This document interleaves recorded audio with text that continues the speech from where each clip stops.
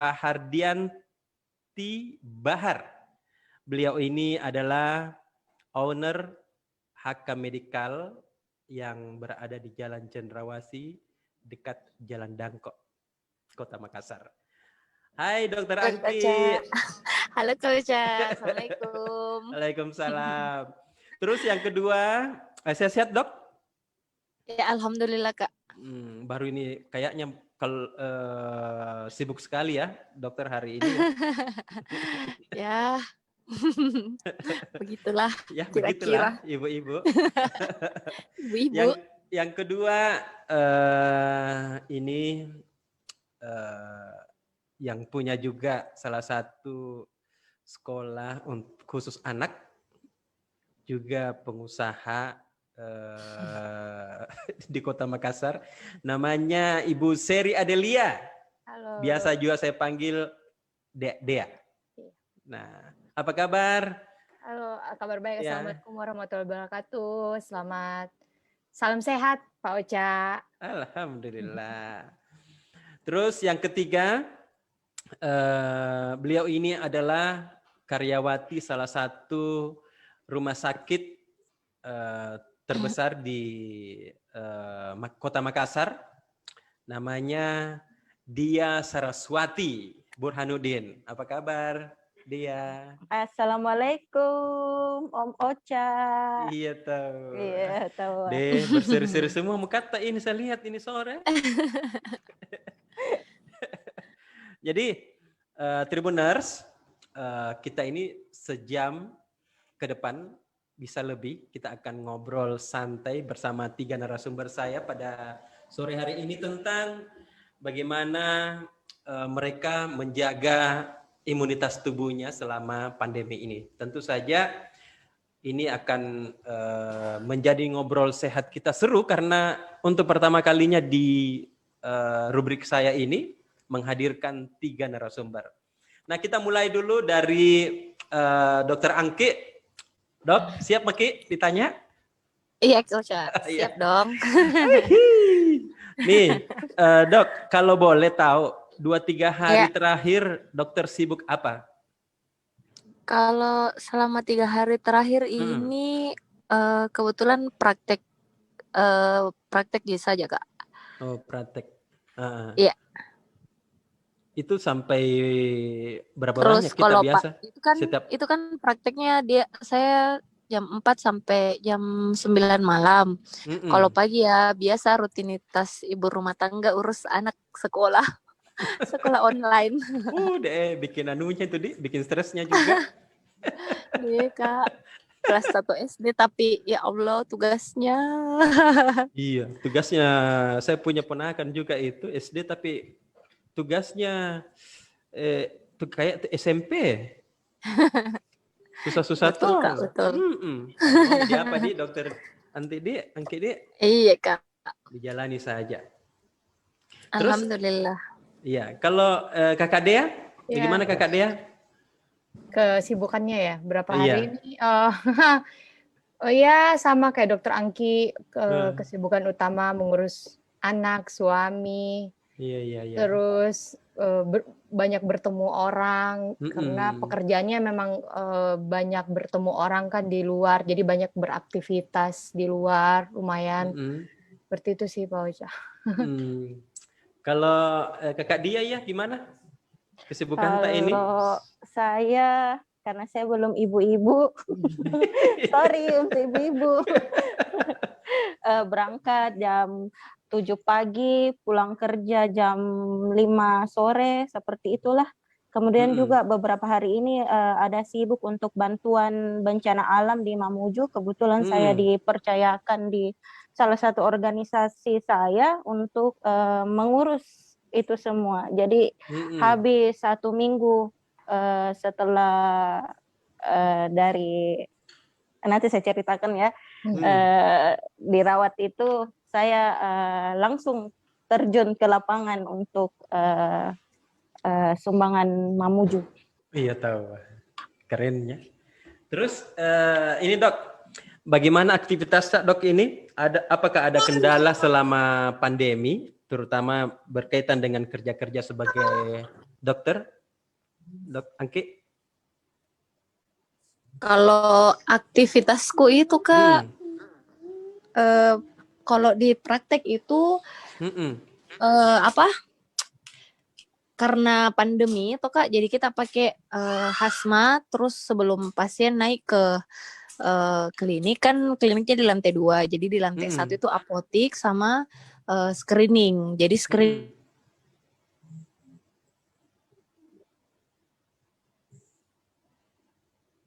Halo?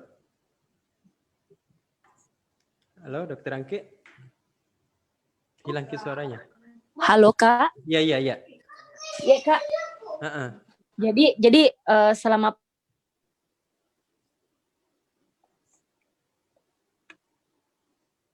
Hilang ke suaranya. Halo. Iya. Lanjut Ki, Dok. Iya Kak. Jadi selama pandemi ini tuh Kak, screening itu memang kita sebelum kegiatan untuk pemeriksaan pasien, kita harus screening dulu. Kita pastikan pasiennya itu dia negatif, baru kita lanjut kerja. Nah kalau misalnya dia pasiennya itu negatif, baru kita siap-siap nih untuk kerja juga pakai hazmat yang lengkap begitu Kak. Kalau Kakak Dea? Iya. Bagaimana aktivitasnya? Kalau aktivitasnya karena mungkin masih banyak keluar ya, terus saya masih punya anak kecil, mungkin biasanya sih kalau kita bertemu orang pilih ruangan yang outdoor, kemudian jaga jarak, sama suplemen buat tubuh sih. Saya menjaga sangat-sangat concern dengan suplemen buat saya dan anak. Dan kebetulan suami saya juga dokter kan, dia juga masih tiap hari praktek, operasi juga masih seperti Dokter Angki di garda depan. Jadi selain menjaga protokoler kesehatan, saya juga sangat concern buat suplemen sehari-hari. Jadi lebih ditingkatkan aja sih untuk menjaga, mudah-mudahan ikhtiarnya dijabah Allah. Betul. Amin ya rabbal alamin. Iya. Iya, karena kan sekarang Betul ini itu Kak, betul Kak. Harus itu Kak. Karena kita masih, soalnya kita sih kalau kita berdua karena ada anak kecil ya, jadi mungkin lebih jadi mikirnya bukan buat sendiri, karena pulang ke rumah kebetulan saya masih tinggal sama orang tua, jadi masih ada orang tua, ada anak kecil juga gitu. Betul. Iya, jadi gimana Dokter Angki pulang takut bawa virus. Betul sekali Kak. Tapi tetap harus keluar jadi jadi harus. Nah, betul. Harus dikali-kalinya lebih pintar. Iya betul ya, harus pandai-pandai memang mengatur karena orang tua dengan anak kecil itu mudah sekali. Iya betul masih terkontaminasi risikonya tinggi. Terus kalau Kakak Dia bagaimana Kakak Dia? Iya kalau sama kayak Dokter Angki ya. Sama-sama di bidang kesehatan. Kalau Dokter Angki memakai APD, saya juga ada protokoler kesehatan seperti menggunakan masker dan face shield. Jadi di rumah sakit itu tiap kali face shield-nya terangkat nanti kita kena SP. Oh begitu. Iya, jadi sangat apa ya? Tapi juga jadi kebiasaan kalau misalnya lagi nggak pakai masker, habis makan buru-buru langsung ditutup. Karena jauh lebih enak sih bernafasnya juga kalau pakai masker. Sekarang terhindar dari betul-betul polusi. Betul itu Kak. Kulit jadi saya halus itu sekarang kalau kerja pasien kayak ya Allah muka lagi pakai hazmat berapa jam ini. Terus kalau misalnya masuk ke maghrib toh Kak, misalnya saya kerja itu dari jam 5 itu kan biasanya masuk ke maghrib. Tapi kan kita terlanjur sudah pakai hazmat level 3 yang lengkap dengan bootnya. Jadi otomatis kita nggak bisa buka dulu. Nanti selesai pasiennya kan sekarang itu kita jadwal pasien per hari 2-3 pasien saja. Jadi nanti selesai semua baru kita sholat. Tapi biasa juga kalau misalnya wudhu duluan bisa kita langsung sholat sambil pakai hazmat Kalau misalnya pasien lumayan. Ribet tak itu dia? Ribet. Apalagi kalau mau buang air ya, masih di ini tuh menunggu pakai hazmat. Mau pipis, susah minum hazmat. Aduh ditahan itu Kak. Nggak ada ini takutnya nanti ini toh lewat ki pandemi, banyak lagi yang sakit anyang-anyangan. Yes, Kak. Iya. Sama Yes. mata minus gara-gara double protek tuh Iya. matanya. Kodongnya. Terus, Dok, apakah pandemi ini berubah juga cara kerja, jam kerja tak?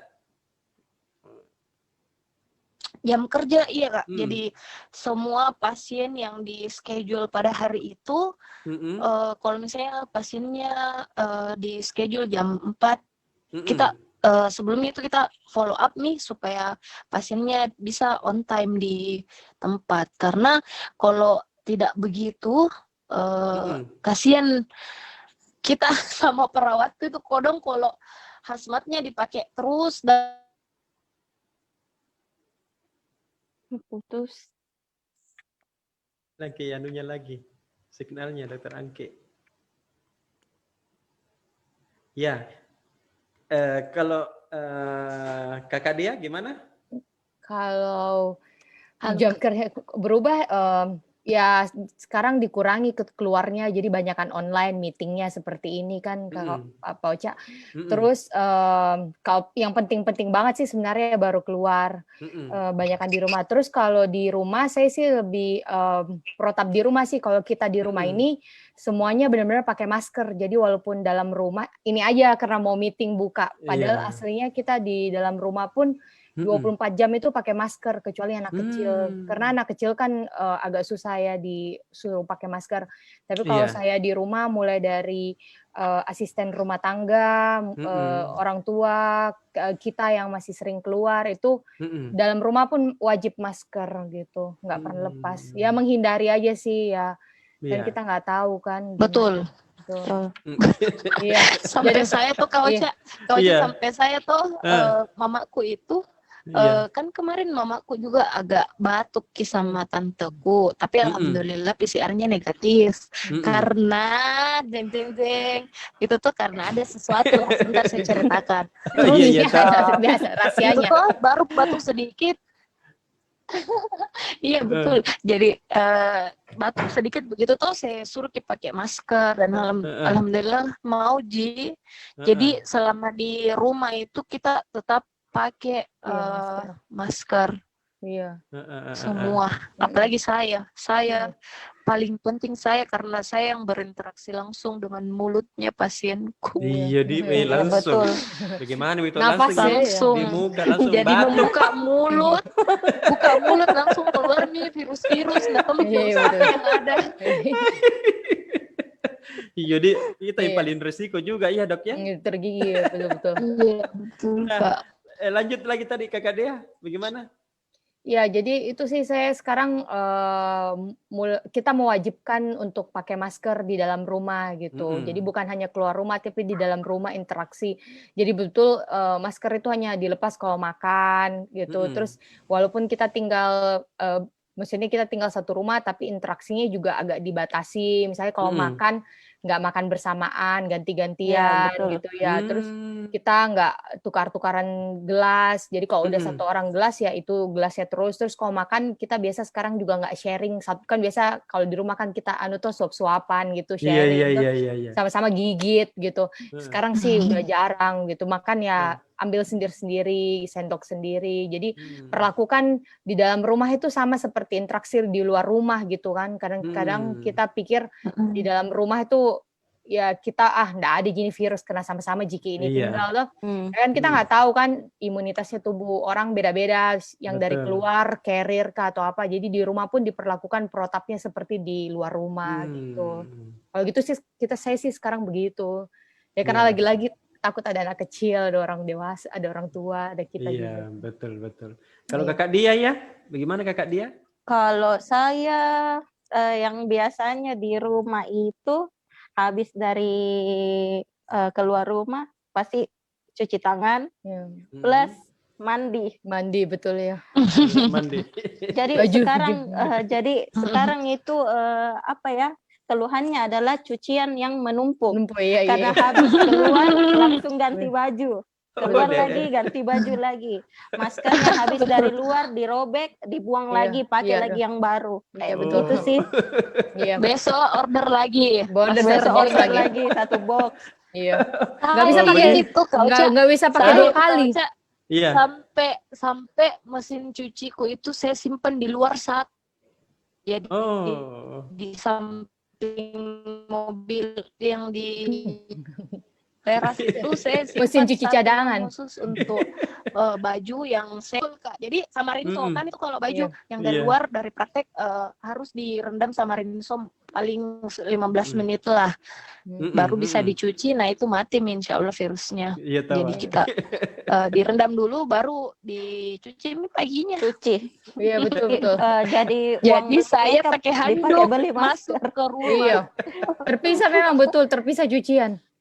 Oh iya. Begitu. Nggak bisa pakai 2 kali itu 1 kali baju ganti.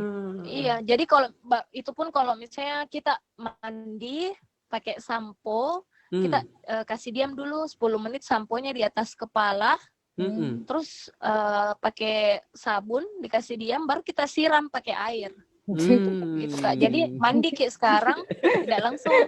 Boleh dinonton di YouTube-nya Dr. Helmi Adi. Iya betul. Suaminya Dr. Angki ini influencer. Iya. Makin tipis nih rambut Kak Ocha sama kulit tipis. Nah begitu deh. Dikikis habis. Iya. Dok, ini pertanyaan lagi. Bagaimana dokter menjaga keluarga dari COVID-19? Bagaimana kita semua menjaga keluarga kita dari COVID-19 ya?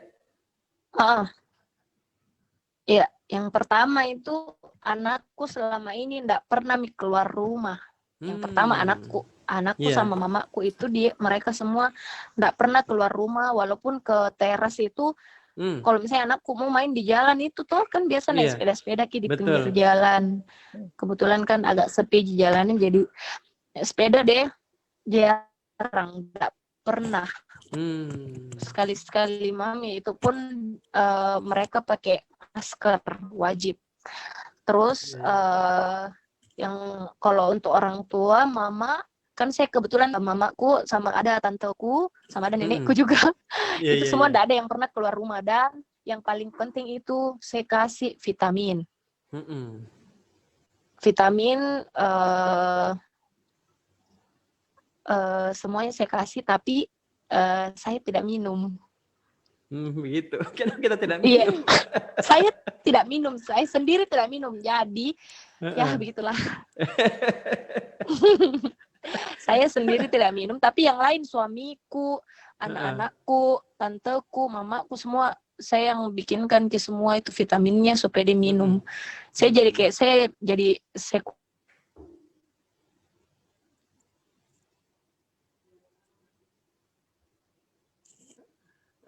kalau misalnya capek sekali nih Kak, baru saya minum vitamin, ada vitaminku 1 bagus sekali. Iya, sebentar itu sesinya di. Nggak sabar nih dokter. Iya. Yang kalau capek 1 kali minum, ya Allah, masya Allah, segarnya tubuhku. Iya, sebentar kita tahu. Sebentar kita beritahukan ke Tribuners semua apa rahasianya semua 3 orang yang kece-kece ini bisa sekarang sampai tuh kita lihat ini muka saya, mukanya Kakak Dea, mukanya Dokter Angki, mukanya dia ini glowing semua di tuh. Kayak ada cahaya di atas. Berarti rahasia awet muda. Iya, rahasia awet muda ya. Ya Tribuners, nanti kalau mau kita dengar bagaimana rahasia awet mudanya kita berempat ini sebentar dijawab oleh mereka semua. Nah, terus kita ke Kakak Dea lagi. Iya. Itu untuk menjaga keluarga dari COVID-19, Kakak Dea bagaimana? Iya, sama Dokter Angki sih. Jadi ada protap di dalam dan di luar rumah kayak tadi yang saya jelaskan. Kita dalam rumah wajib masker, di luar rumah apalagi. Terus interaksinya jaga jarak di luar maupun dalam rumah. Terus sama kayak Mbak Dia gitu, kalau pulang protap-protapnya cuci kebersihan. Sama yaitu makan sehat, jangan terlalu capek, jaga imun, sama kalau saya sih penting minum suplemen sih tambahan. Dulu mungkin sebelum COVID suplemen itu kayak pilihan kedua lah, kalau capek aja baru doping. Kalau sekarang itu tiap hari menurut saya udah wajib lah. Iya. Dulu sih saya jujur aja suplemen kayak obat sih, kalau butuh aja baru saya minum kan, atau lagi traveling. Tapi kalau sekarang sih suplemen itu wajib harus minum, sehat nggak sehat minum gitu. Menurut saya sih pentingnya. Gitu. Iya. Kalau kakak dia ya gimana? Sama seperti kakak Dea dan dokter Angki, pasti makanan-makanan yang mengandung serat juga, yang tadinya itu yang buah-buahan yang disepeleskan, misalnya kayak kalau ada pisang di meja, buah apa itu? Padahal kan buah-buahan juga. Jadi sekarang buah-buahan lebih banyak di rumah, terus juga lebih sering minum air putih. Kemudian vitamin, makanan-makanan pokoknya yang mengandung serat lah. Oke. Nah ini soal makanan ini tadi. Kalau dokter Angki biasanya ada jenis makanan tertentu kah kita konsumsi bersama keluarga kita? Kalau makanan Kak mungkin kayak seperti kayak Kak Dia yang berserat itu banyak, susu. Jadi nggak heran ya kalau sekarang kita mau diet kurus tapi malah tambah tambah berisi susu. Terus pokoknya makanan yang berserat lah Kak, yang tinggi proteinnya juga. Terus ada memang juga vitamin yang tinggi kandungan ininya di dalam vitamin, kayak gabungannya antara vitamin A, D, C, ada semua di situ. Iya. Kalau kakak Dea gimana? Sama sih pola makannya, makanannya ya lebih diperhatikan lagi. Dulu mungkin banyak jajan junk food. Sekarang jadi makan sayur sama buah gitu. Protein yang betul. Iya. Tapi masih diet sih. Iya. Porsinya jendela makan Kak. Iya. Porsinya dibatasi. Iya. Tapi variatif. Porsinya tetap dijaga tapi variatif. Sama olahraga itu jadi olahraga. Iya. Kalau dia? Oh, kalau saya semuanya dimakan sih. Bisa dilihat dari pipiku ini yang sudah mengembang selama pandemi, naik 8 kilo. Bagus itu karena subur, Ji. Naik berapa? 8 kilo. 8 kilo.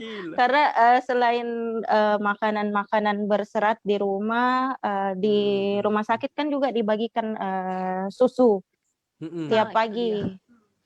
Dan minum juga vitamin-vitamin, jadi makannya sedikit tapi sering, alias ngemil. Betul, penting jangan sampai lapar sih, itu sih yang disarankan dokter, jangan sampai lapar, karena kalau kita lapar otomatis tenaga kita juga terserap, menurun, jadi banyak bakteri atau virus yang bisa masuk ke tubuh ketika kita itu lapar dan lemas. Betul. Imunitas tubuh langsung biasa drop ya. Oke, nah ini Tribuners. Nah sekarang ini kita akan bertanya sama Dokter Angki dengan dia dan Kakak Dea. Dua narasumber saya ini sebenarnya penyintas COVID-19. Nah Dokter Angki ini juga sama dia Saraswati itu penyintas COVID-19. Sementara Seri Adelia banyak temannya yang terpapar COVID. Betul ya Kakak Dia ya? Iya, banyak. Banyak sekali. Jadi terus mungkin mulai dari Dokter Angki dulu. Bisa mungkin Dok kita berbagi pengalaman waktu kena COVID itu bagaimana? Karena gini, masyarakat kita ini kan banyak yang masih biasa orang Makassar bilang talek-talekang, ya. Tidak ada gitu COVID, tidak ada jadi COVID, tidak ada ji. Nanti setelah dikena seperti ceritanya dia Saraswati, baru ternyata pada yang ada itu COVID dan memang menyiksa betul. Nah mungkin Dokter Angki bisa mungkin ceritakan siapa-siapa saja selain kita yang terkena COVID ini dan bagaimana pengalamannya selama terpapar COVID. Panjang sekali nih Kak ceritanya. Iya, dipanjang begitu 3 jam juga tidak apa-apa. Tapi hanya untuk dikenang. Jadi gini, kemarin itu suamiku sudah swab. Tapi hasilnya itu antara positif dan tapi tidak juga negatif. Jadi kayak di tengah-tengah. Jadi sarannya dari rumah sakit di swab ulang. Nah pas mau swab ulang, diajak Mak sama suamiku. Katanya, sayang ayo Mi, kita swab sama-sama karena selama pandemi memang saya Kak, karena saya merasa tidak pernah ada gejala. Iya. Jadi saya enggak mau memang dan kemarin itu diajak Kak, bilang ayo Mi kita swab. Dan akhirnya saya swab. Alhamdulillah suamiku negatif. Dan saya qadarullah saya positif. Jadi hari Jumat waktu itu hasilnya keluar sekitar jam 11. Saya terkonfirmasi positif. Jadi pas sorenya itu habis ba'da asar terpaksa semua satu rumah kami swab semua Kak untuk screening ini tuh. Alhamdulillahnya Kak semuanya itu kecuali anakku yang kedua itu positif juga. Sama kayak saya. Nah,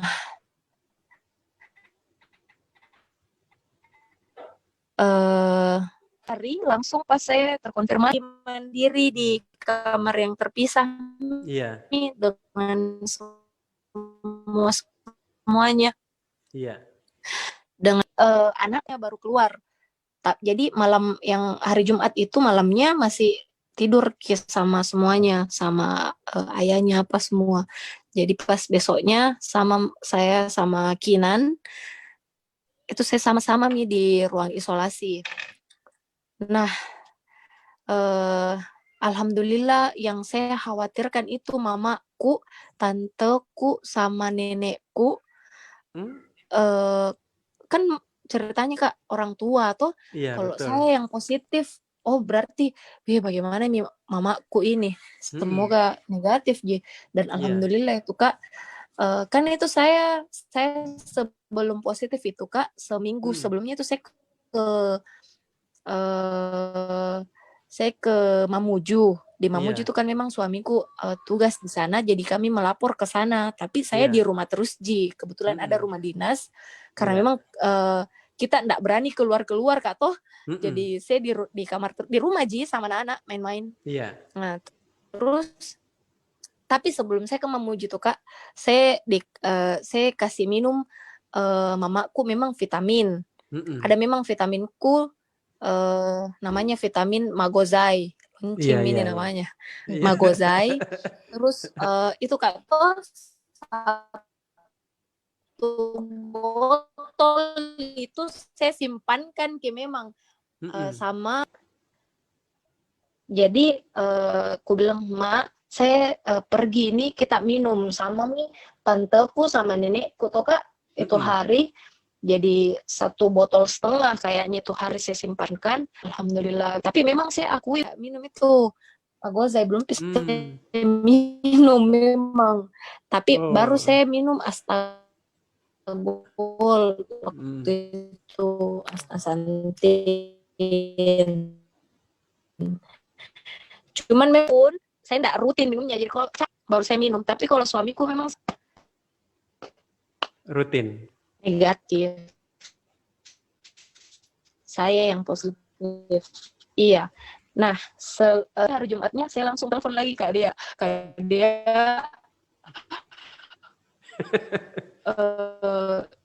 Bisa saya pesan sambil nangis-nangis maka ini. Kak dia terkontak begini. Nah, terus dia bilang, oh ya, tunggu nih, saya kirimkan ini ya. Jadi sudah nih. Saya minum dan bersamaan itu Kak datang obatku dari rumah sakit. macam-macam ya obatku di situ tuh, ada astaxanthin, ada vitamin C, vitamin E, pokoknya semua Mika tuh vitamin, ada antivirusnya juga. Jadi pas ada itu saya baca itunya ada satu vitamin yang mirip dengan Kak Dea kirimkan itu, namanya astaxanthin. Kalau yang dikasih dari rumah sakit itu Kak, dia cuman 4 mili. 4 miligram. 4 miligram, dan yang dari Kak Dea itu lumayan besar lah dosisnya. Jadi dan saya kan orangnya panikan tuh Kak, jadi aku bilang biar deh saya minum saja yang enggak apa-apa aja, mungkin tubuhku menerima aja kalau dosisnya agak tinggi sedikit. Jadi saya minumlah Astagold ini dan sama Magozai Kak, Magozai yang kayak sirup itu toh. Enak aja, segar kayak sirup. Saya minum juga. Jadi saya bilang, begini perasaannya nih orang rumahku, saya paksa minum vitamin. Saya yang kemarin saya enggak mau, begini mini, ya Allah. Karena perasaanku, tapi ternyata Kak tuh unprediksi, maksudnya kayak prediksiku tuh kayak pahit Kak atau bagaimana Kak, atau enggak enak ini turun di leherku, tapi alhamdulillah tubuhku bisa menerima. Jadi jadi pas hari Jumatnya itu Kak, saya langsung konsumsi itu rutin. Nah Kak, enggak pernah bolong, walaupun enggak pernah. Jadi 3 kali sehari Kak saya minum itu. Terus besoknya itu anakku positif. Aduh, gemetaran Mak. Bagaimana anakku? Siapa tahu ada bapaknya. Jadi saya atas inisiatif sendiri sih Kak, aku bilang, saya harus kasih juga ini, kayaknya Magozai. Karena kalau astaxanthin untuk anak-anak kan belum ini toh Kak, jadi saya kasih saja itu dalam bentuk sirup, karena saya mikirnya ini aman lah kandungan yang ada di dalamnya. Jadi betul, saya kasih di itu Kinan 1 sendok makan. Itu pas dia terkonfirmasi 1 kali, terus besok paginya pas sebelum makan saya kasih nih itu hari. Terus pas hari ketiga Kak, kami terkonfirmasi positif. Pas hari ketiga itu kami swab, pertama itu kami swab antigen. Karena suamiku bilang, coba Mi deh, siapa tahu insya Allah negatif Miki. Setelah 3 hari minum itu? Iya, 3 hari. Jadi hari Jumat terkonfirmasi, saya minum memang vitaminnya, termasuk yang dari rumah sakit itu saya minum antivirusnya, terus astaxanthinnya astaxanthinnya saya minum yang Astagold 14 mili, 12 mili. 12. Nah, terus jadi itu saya minum Kak rutin. Terus setelah itu Kak, hari ketiga jadi Jumat, Sabtu, Minggu. Iya, Minggu kayaknya ya. Kalau bukan Minggu, Senin Kak. Pokoknya 3 hari lah setelah saya terkonfirmasi swab antigen Kak kayaknya. Bukan. Waktu hari Senin kayaknya Kak, karena Kinan dia hari Sabtu dia terkonfirmasi. Jadi hari Senin saya bersamaan sama Kinan swab antigen dulu pertamanya, karena suamiku bilang coba saja, siapa tahu kita sudah negatif, karena ini kan saya menyusui kemarin Kak, jadi anakku agak rewel yang Aisyah yang anak ketiga. Maklum kok dong, banyak anakku Kak. Banyak anak pertama, kedua, ketiga. Lagi ditunggu launchingnya sampai 6 ya. Terus Kak banyak rezeki. Kak amin. Terus Kak pas hari ketiga di swab antigen, alhamdulillah negatif. Kak negatif. Jadi wah, senang sekali Kak, ini bayangkan gitu kalau kita baru 3 hari itu kita terkurung di kamar ya, dikasih masukan anak-anak ini Kak umur 5 tahun yang harus diisolasi. Betul. Bagaimana saya orang dewasa kayak bosan sekali, bagaimana mereka dia kok dong. Itu menjadi terpaksa itu hari dibawakan itunya PS-nya masuk ke dalam kamar. Semua supaya dia nyaman di dalam. Ada tantenya kirimkan mainan, banyak sekali gitu Kak. Dan Iya, iya, teman-temanku iya. semua alhamdulillah supportnya itu yang kirimkan makanan tidak Tidak berhenti-berhenti Kak, berhenti. alhamdulillah. Terima kasih semua. Tidak, ya alhamdulillah itu Kak, ada kanji kodong anunya. Nah, terus Rezekinya. toh Kak, Iya. habis itu iya. Nah, pas negatif antigennya hari Seninnya itu besok pagi langsung Kak ke Rumah Sakit Bayangkara PCR untuk PCR. PCR. Jadi hari Senin saya antigen, sehari yang sampelnya Kak di mesin. Iya, betul. Terus alhamdulillah Kak itu 2 hari keluar hasilnya negatif Kak. Alhamdulillah saya sama Kinan. Jadi prosesnya itu kayak gimana saya jalani aja sama anakku, tapi alhamdulillah kalau saya lihat dengan kondisi temanku, beberapa kan banyak sekali temanku juga yang terpapar COVID Kak toh. Yang ada yang 2 minggu, ada yang sampai 1 bulan itu Kak masih positif Kiko dong. Dan saya tuh yang walaupun kemarin antigennya sudah negatif, senangku kayak bagaimana nih? Iya. Apalagi yang PCR-ku negatif nih, ya Allah Kak. Alhamdulillah sekali mah itu. Aduh, tapi walaupun itu hari ke-7 kayaknya ada anunya Kak, apanya tuh hasilnya kalau saya negatif, saya tetap minum Magozai itu Kak 14 hari.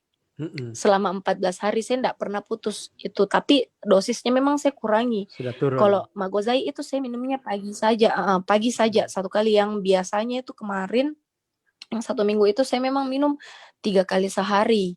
Tapi pas alhamdulillah terkonfirmasi negatif, saya cuman minum pagi hari sama saya minum mie itu yang Astagol.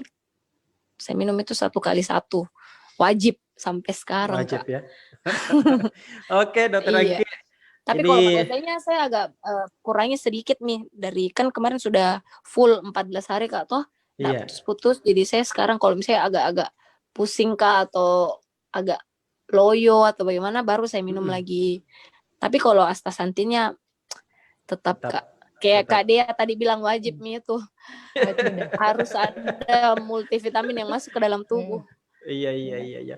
Oke, sampai kita mamaku apa semua tetap itu Kak wajib. Kalau enggak mau gitu, iya Kak wajib. Enggak bisa. Kalau tidak mau Ki cubit Ki. Betul itu Kak. Oke, Dokter Angki, ini kita beralih ke Dia Saraswati lagi. Kakak Dia, ini menarik saya dengar ceritanya. Dokter Angki juga. Nah, tentu dia juga pasti jauh lebih menarik juga karena dia ini sebenarnya salah satu orang juga yang termasuk tidak percaya namanya COVID. Dia bilang apa itu COVID. Ternyata begitu sesak nafas dikasih masuk di ruang ICU baru dia bilang, iya ada betul Pak dengan ini COVID. Ini bisa ceritakan mungkin Kakak Dia? Oke, saya ceritakan panjang ini. Saya rangkum saja poin-poinnya. Jadi mulai merasa bergejala itu di tanggal 29 Desember. Iya. 29 Desember. Tapi sebelumnya di tanggal 12 Desember itu saya ada MCU, medical check up. Kan karena saya pindah dari divisi A ke divisi B. Yang sekarang. Nah, yang awalnya itu saya di pemberkasan rekam medis untuk pasien polieksekutif. Jadi di situ intens bertemu dengan pasien. Iya. Nah, jadi sekarang itu berpindah di divisi lain yang divisi umum, jadi agak kurang itu. Jadi di tanggal 12 Desember itu saya MCU, semuanya baik-baik saja, darah normal segala macam, di ronsen juga. Hasilnya juga bersih paru-parunya. Nah, pas tanggal 29 Desember ini ada gejala kayak pas pulang itu memang cuaca lagi tidak mendukung ya di bulan Desember.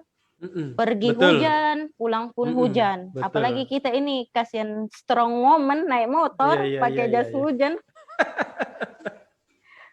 Ya, 29 pulang ke rumah, sempat Kak bilang, "Mami sakitnya belakangku, minta tolong dulu dipijit-pijit." Terus mamiku tegur mi, "Kenapa kayak panas kok?" Dia, "Iyo kayak saya ndak enak sekali badanku dari tadi ini pulang." Makanya saya suruh kakakku juga itu salah satu HRD di tempat saya kerja juga di rumah sakit swasta. Saya telepon, "Ian ke farmasi kok dulu belikan Kak obat demamku yang biasa yang cocok Kak, karena saya kan juga ada riwayat alergi terhadap obat kimia, apalagi dengan antibiotik, karena kalau salah itu langsung bengkak semua muka, habis bengkak pasti sesak napas. Kalau alergi obat." Jadi dia belikan mie obat, pulang saya minum, paginya agak mendingan, reda. Di tanggal 30 itu saya tetap masuk kerja. Saya bilang, baik Mayu itu badanku deh, kasihan juga temanku yang lain, banyak pekerjaan mau tutup tahun. Orang lagi stock up name semuanya. Terus jam 9 pagi di tanggal 30 saya bilang sama kepala unitku, "Kak, kayaknya saya ini mau berobat deh, karena ndak enak sekali nih, bawa badan sudah ndak stabil." Jadi ke IGD sendiri, ditanya, "Ada demam?" "Iya, saya demam." Saya bilang semuanya, karena banyak pasien sekarang yang ditanya begitu bohong-bohong. Ini kan kita mau diobati. Iya tahu. Masa kita ndak sebutkan apa-apa yang kita rasakan? Bagaimana caranya dokter juga mengobati kalau kita ndak kasih tahu apa yang gejala yang kita rasakan? Jadi saya sempat bilang saya demam, sakit kepala, ada diare belum?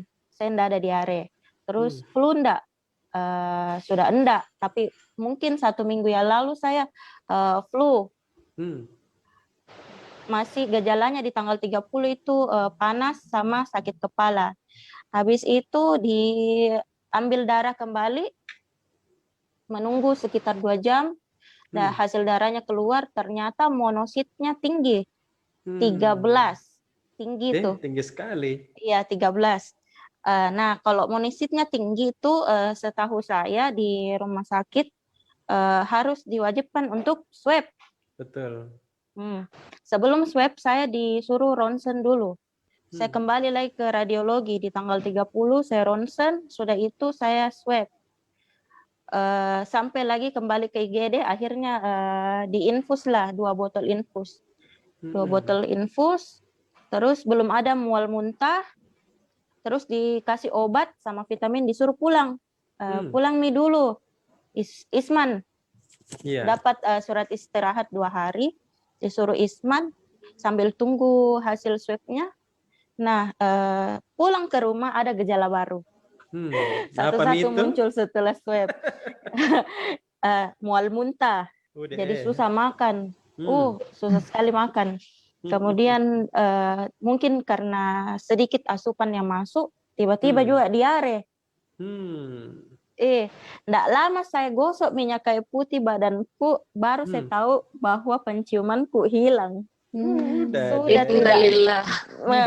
Sudah bisa bilang, positif ini. Karena orang pada bilang bahwa demam, diare, hilang penciuman, batuk sesekali. Semua tanda-tanda. Tanggal 30. Nggak tahu itu sugesti atau apa. Nah, ini yang mendebarkan ini tanggal 31. Makin parah sakit kepalanya, makin nggak bisa makan. Akhirnya saya bilang, mau masuk di rumah sakit deh. Lepas ini tahun baru, tanggal 1 pagi. Tanggal 1 pagi jam 9 hasil swab keluar. Dan hasilnya positif COVID-19. Berarti bersamaan Kika tanggal 1, saya juga tanggal 1. Alumni. Ditambah hasil ronsenku bronkitis. Padahal di tanggal 12 Desember itu paru-paruku masih baik. Masih bersih. Cepatnya deh. masih bersih. Cepat Pas sekali. Itu MCU. cepat ditangani kali. Iya, itu Mi sudah itu ditelepon sama DRD mau di Isman atau di rumah sakit. Jadi saya bilang di rumah sakit misalnya karena mungkin penanganannya juga lebih bagus, obat-obatnya juga dan segala macam. Ada dokter, ada ventilator kalau kita lagi sesak nafas. Iya. Kalau di rumah Andainya mana? pasien semua begitu. Terus saya juga punya orang tua di rumah.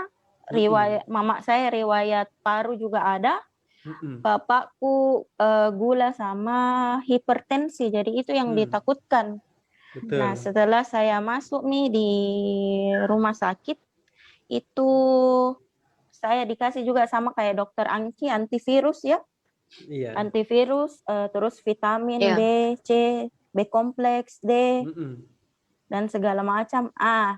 Sebelum saya ke rumah sakit, tetanggaku ini dengar mak bilang mau masuk rumah sakit.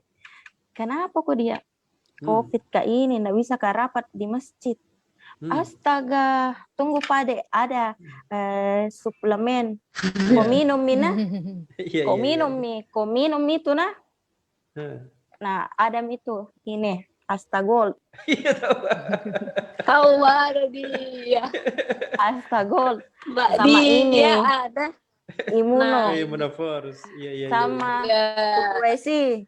Wih, lengkap Ki. Magosenya habis mi. Pokoknya itu yang dibawa ke rumah sakit. Walaupun saya minum obat dari dokter, saya juga tetap minum ini karena saya percaya gini karena ini 100% bahan herbal alami. Karena sudah beberapa kali sebelum COVID juga saya konsumsi ini dan tidak ada reaksi alergi apa-apa. Jadi saya percaya sekali nih bahwa 100% bahan alami. Terus sampai di rumah sakit dikasih itu obatku kalau kita percaya sekitar 14 tablet sama ini semua satu kali minum. Gimana itu dibayangkan di? Iya, karena saya paling banyak gejalanya, jadi saya dikasih obat radang paru-paru, antivirus, vitamin 6-5 macam, ditambah ini 3 biji, 2 biji. Jadi ikhlas saja saya makan. Temanku yang di samping sampai muntah-muntah baru 4 macam obatnya bilang, "Dede capek, Mak." Langsung bilang, "Jangan kok capek, kok enggak lihat ini obatku 14." Langsung saya minum. Bilang, astaga, kuatmu. Karena sampai di rumah sakit juga saya kembali diinfus 3 hari karena dikasih obat lambung. Karena enggak bisa makan. Jadi itu Dede setelan misalnya ini obat semua deh saya percaya Ji. Iya, betul.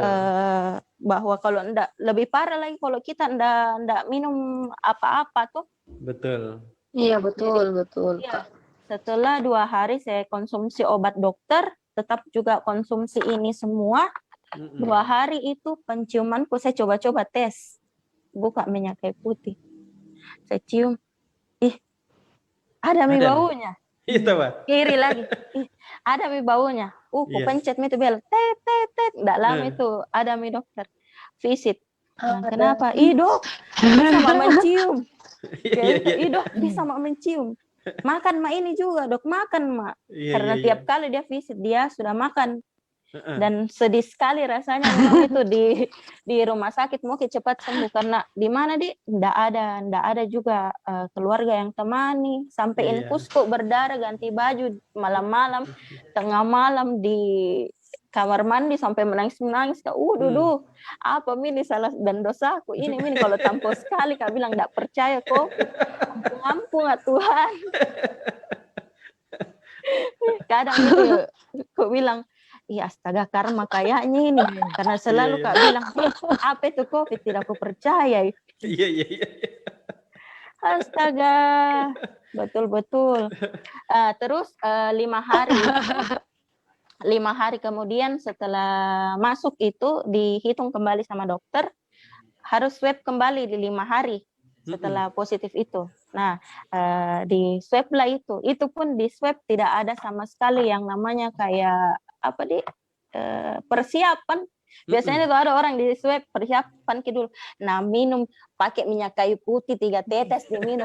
Saya ndak ada, sudah minum Magoses segala macam ini obat-obat yang lain. Pergi tidur. Saya gosok sedikit di sini minyak kayu putih. Sudah nih, tidur, Mak. Pagi-pagi ndak ditanya, bilang mau di swab. 5:30 datang orang labnya. Masih sementara tidur karena efek magosenya di saya itu suka memang kasih lelap tidurku sampai Enak tidur, ditensi, ya? disuntik, tidak terasa tengah malam. Datanglah jam 5:30 yang mau swab. Mau ke apa ini? Swab, Kak. Astaga, belum Pak kumur-kumur, belum Pak. Saya bilang, tidak jika justru itu yang pagi-pagi.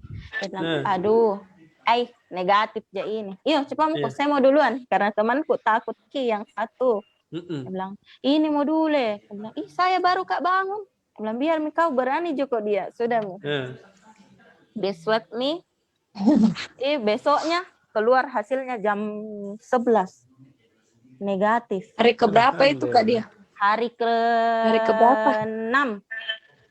Hasilnya keluar tanggal 6 Januari. Tanggal 11. Iya. Itu hasilnya berarti 4 hari kita konsumsi. 2 hari hasilnya. Berarti dalam jangka 4 hari kita 5 lah. 5 hari ya. Okay. Iya. 5. Tapi bersamaan dengan swab saya yang kedua, orang tua satu rumah juga di swab. Baru ada jadwal swabnya dari rumah sakit untuk keluarga karyawan ini yang kena COVID. Di swab lah, saya punya bapak waktu tanggal 5 bersamaan dengan saya. Keluar juga hasilnya tanggal 6. Ternyata innalillahi. Negatif, positif juga. Orang tuaku positif dua-duanya. Astaga.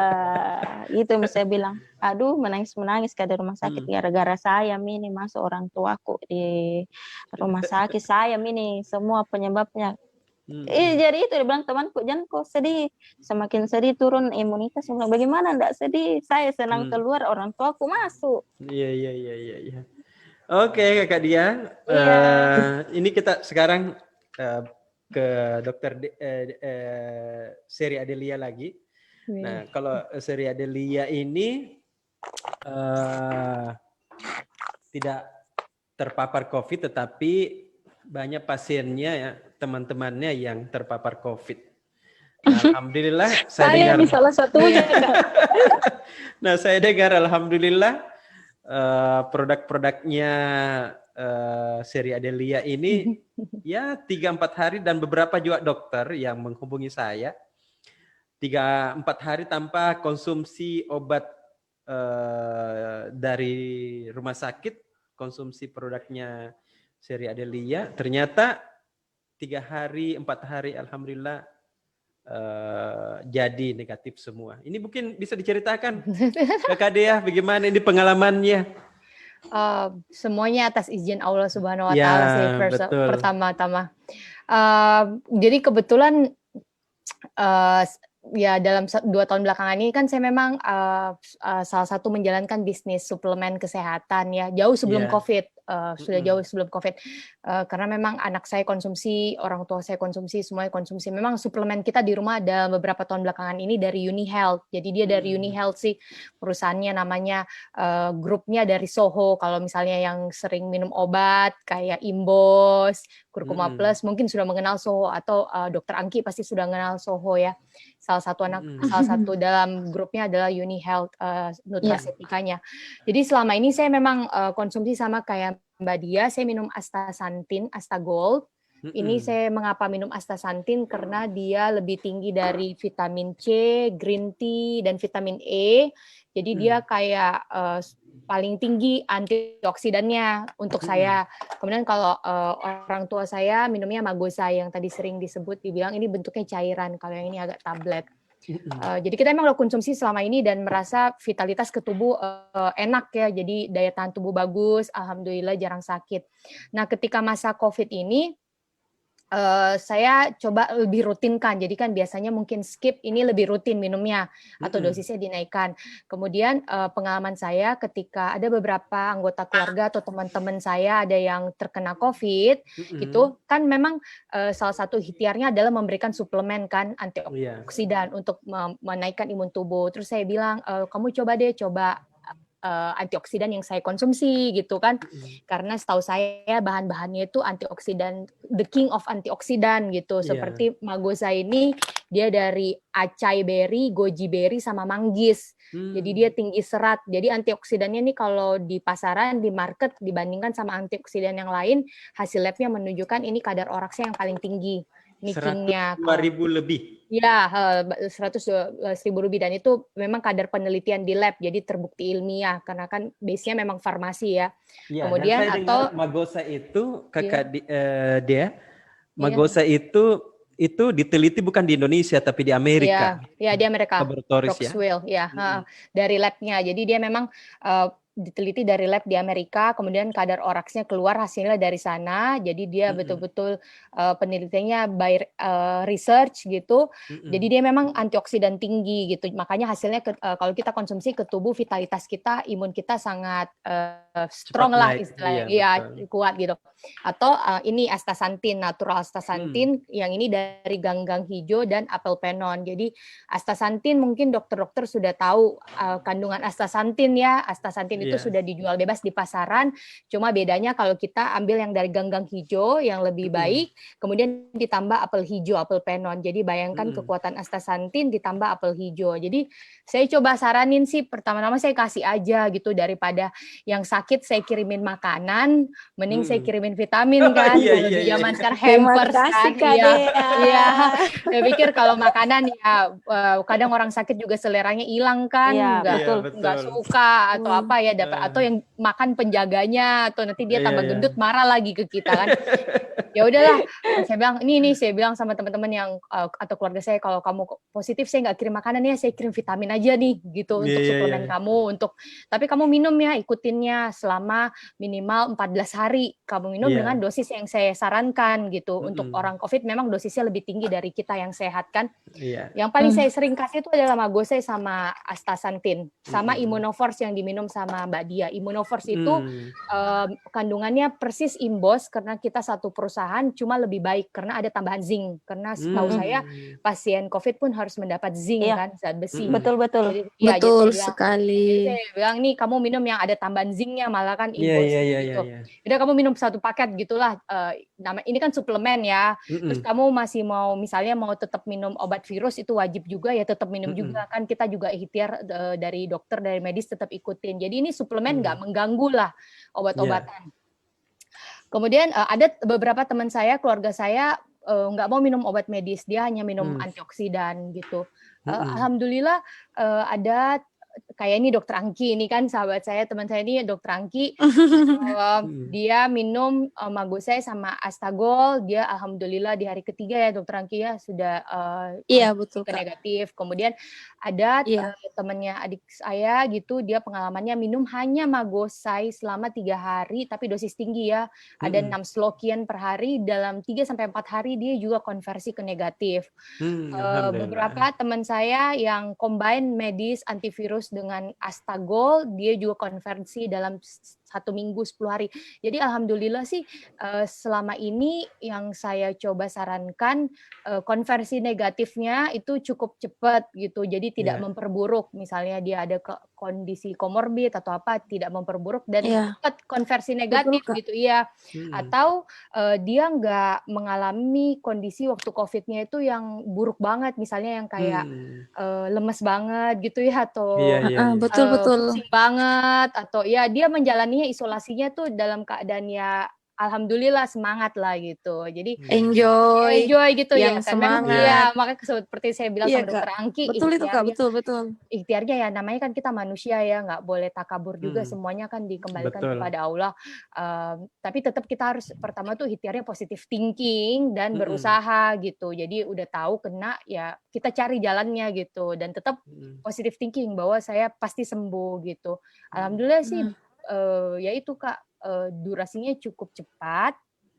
Kemudian kalaupun misalnya tidak cepat, dia tidak buruk, dalam keadaan buruk selama terkena COVID gitu. Alhamdulillah. Jadi termasuk orang yang orang tidak bergejala. Iya, Iya. ada. OTG, Kak. Ya, Begitu. rata-rata seperti OTG lah. Iya. OTG. Kayak saya begitu OTG Iya, jadi juga. alhamdulillah kan walaupun kena COVID, tetapi kan yang kita takutkan itu jangan sampai dia memperburuk keadaan kan ya. Betul. Iya, betul. Ada komorbidnya kah atau kena Betul. apanya lah gitu.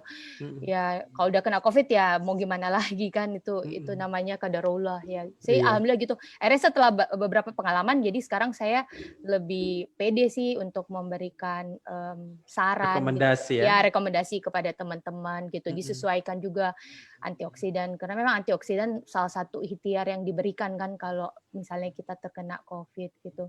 Sama yang sehat juga.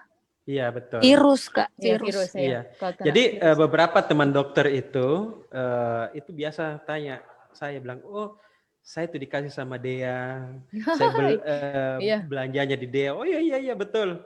Nah ini karena saya juga ini ada di kantor saya ini, Iya. teman-teman di kantor ini pada minum juga. Iya. Nah Curiga Kak itu dari Kak Dia juga. iya dari Dea betul. juga ini, Iya. dari Dea Lebih juga ini. supaya dapat dia ya. Daripada Jadi, Sam kasih kue kan. Iya nanti daripada marah kue, lagi. iya Oh. betul. Ini kan ulang tahunnya Tribun Timur yang ke-17 ini. Iya. Ternyata tadi sudah datang ini dari kakak Dea. Iya. Dan Iya, ini ternyata saya baca di googling Iya. ini, saya ternyata dia antivirusnya ini tinggi sekali. Terus antiinflamasinya tinggi sekali. Antiinflamasi. Nah, ada Nah, antiinflamasi, antiinflamasinya Antiinflamasinya, juga. antibakterinya juga tinggi. Jadi begitu saya lihat memang ini luar biasa ini, karena yang saya tahu dari ini mungkin karena banyak juga membaca bahwa memang tubuh kita ini kan 80% Allah itu memberikan antioksidan murni. Jadi tetapi antioksidan murni itu akan berkurang setiap tahun 1% pada saat usia kita 30 tahun. Jadi begitu usia kita 31 tahun, maka antioksidan 80% itu tadi akan turun 1% setiap tahun dan berlaku buruk. Nah, karena tubuh kita dasarnya antioksidan, maka tubuh kita memang butuhnya ya antioksidan. Nah, Saya nggak usah jelasin. Walaupun kita setiap produk ada jurnal ilmiahnya, jadi kan rata-rata yang konsumsi banyak kan medis dari kalangan. Betul Kak, ada Ya. Orang banyak. Orang yang punya manfaat, orang yang punya manfaat adalah orang yang punya manfaat sebesar-besarnya buat orang lain. Orang yang terbaik ya, orang terbaik adalah orang yang punya manfaat sebesar-besarnya buat orang lain. Demikian pertemuan kita pada sore hari ini. Terima kasih buat 3 narasumber saya yang cantik semua. Assalamualaikum Terima kasih, warahmatullahi Kak Uca. wabarakatuh. Terima kasih Kakak Dia, Terima kasih, Dr. Kak Angki, Uca. Kakak.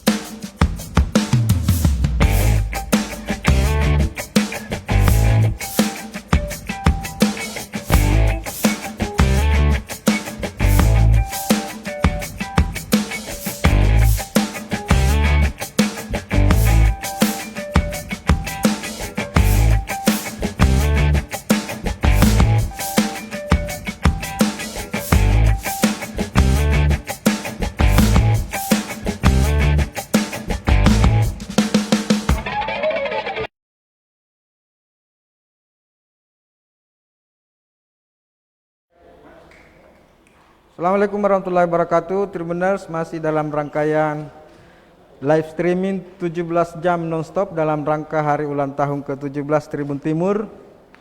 Di studio mini hari ulang tahun Tribun Timur ke-17 saat ini sudah ada Ketua DPRD Makassar, Bapak Rudianto Lalo, Sarjana Hukum. Assalamualaikum Pak Rudi. Salam. Siap. Kambing.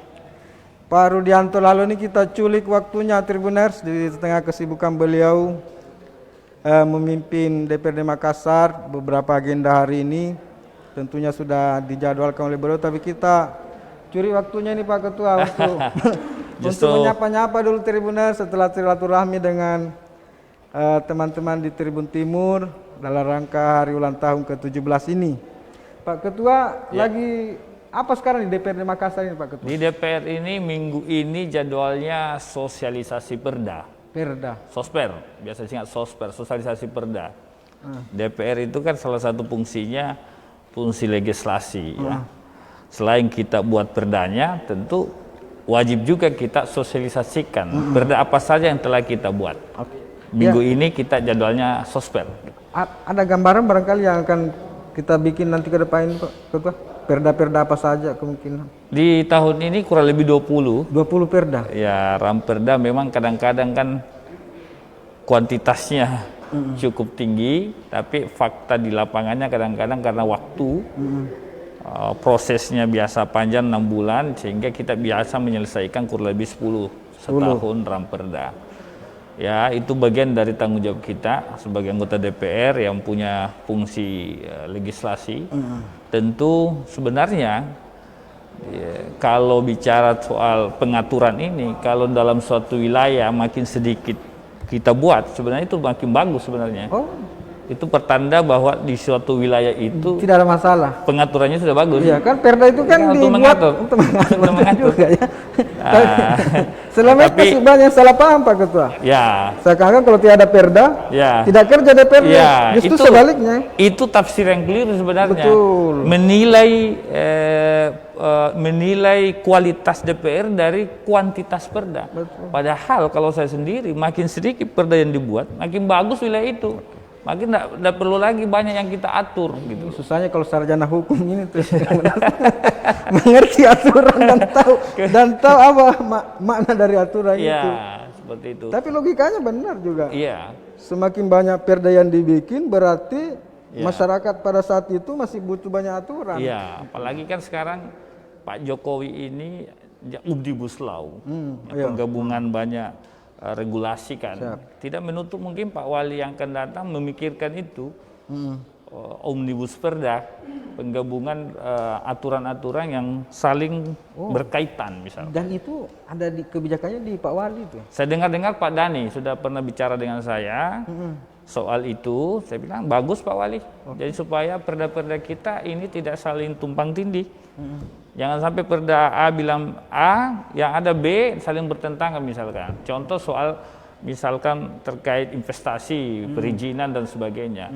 Yang berkaitan dengan perizinan investasi ya digabung saya. Yang mungkin meliputi banyak dinas kan, dinas perizinan, dinas tata ruang dan sebagainya.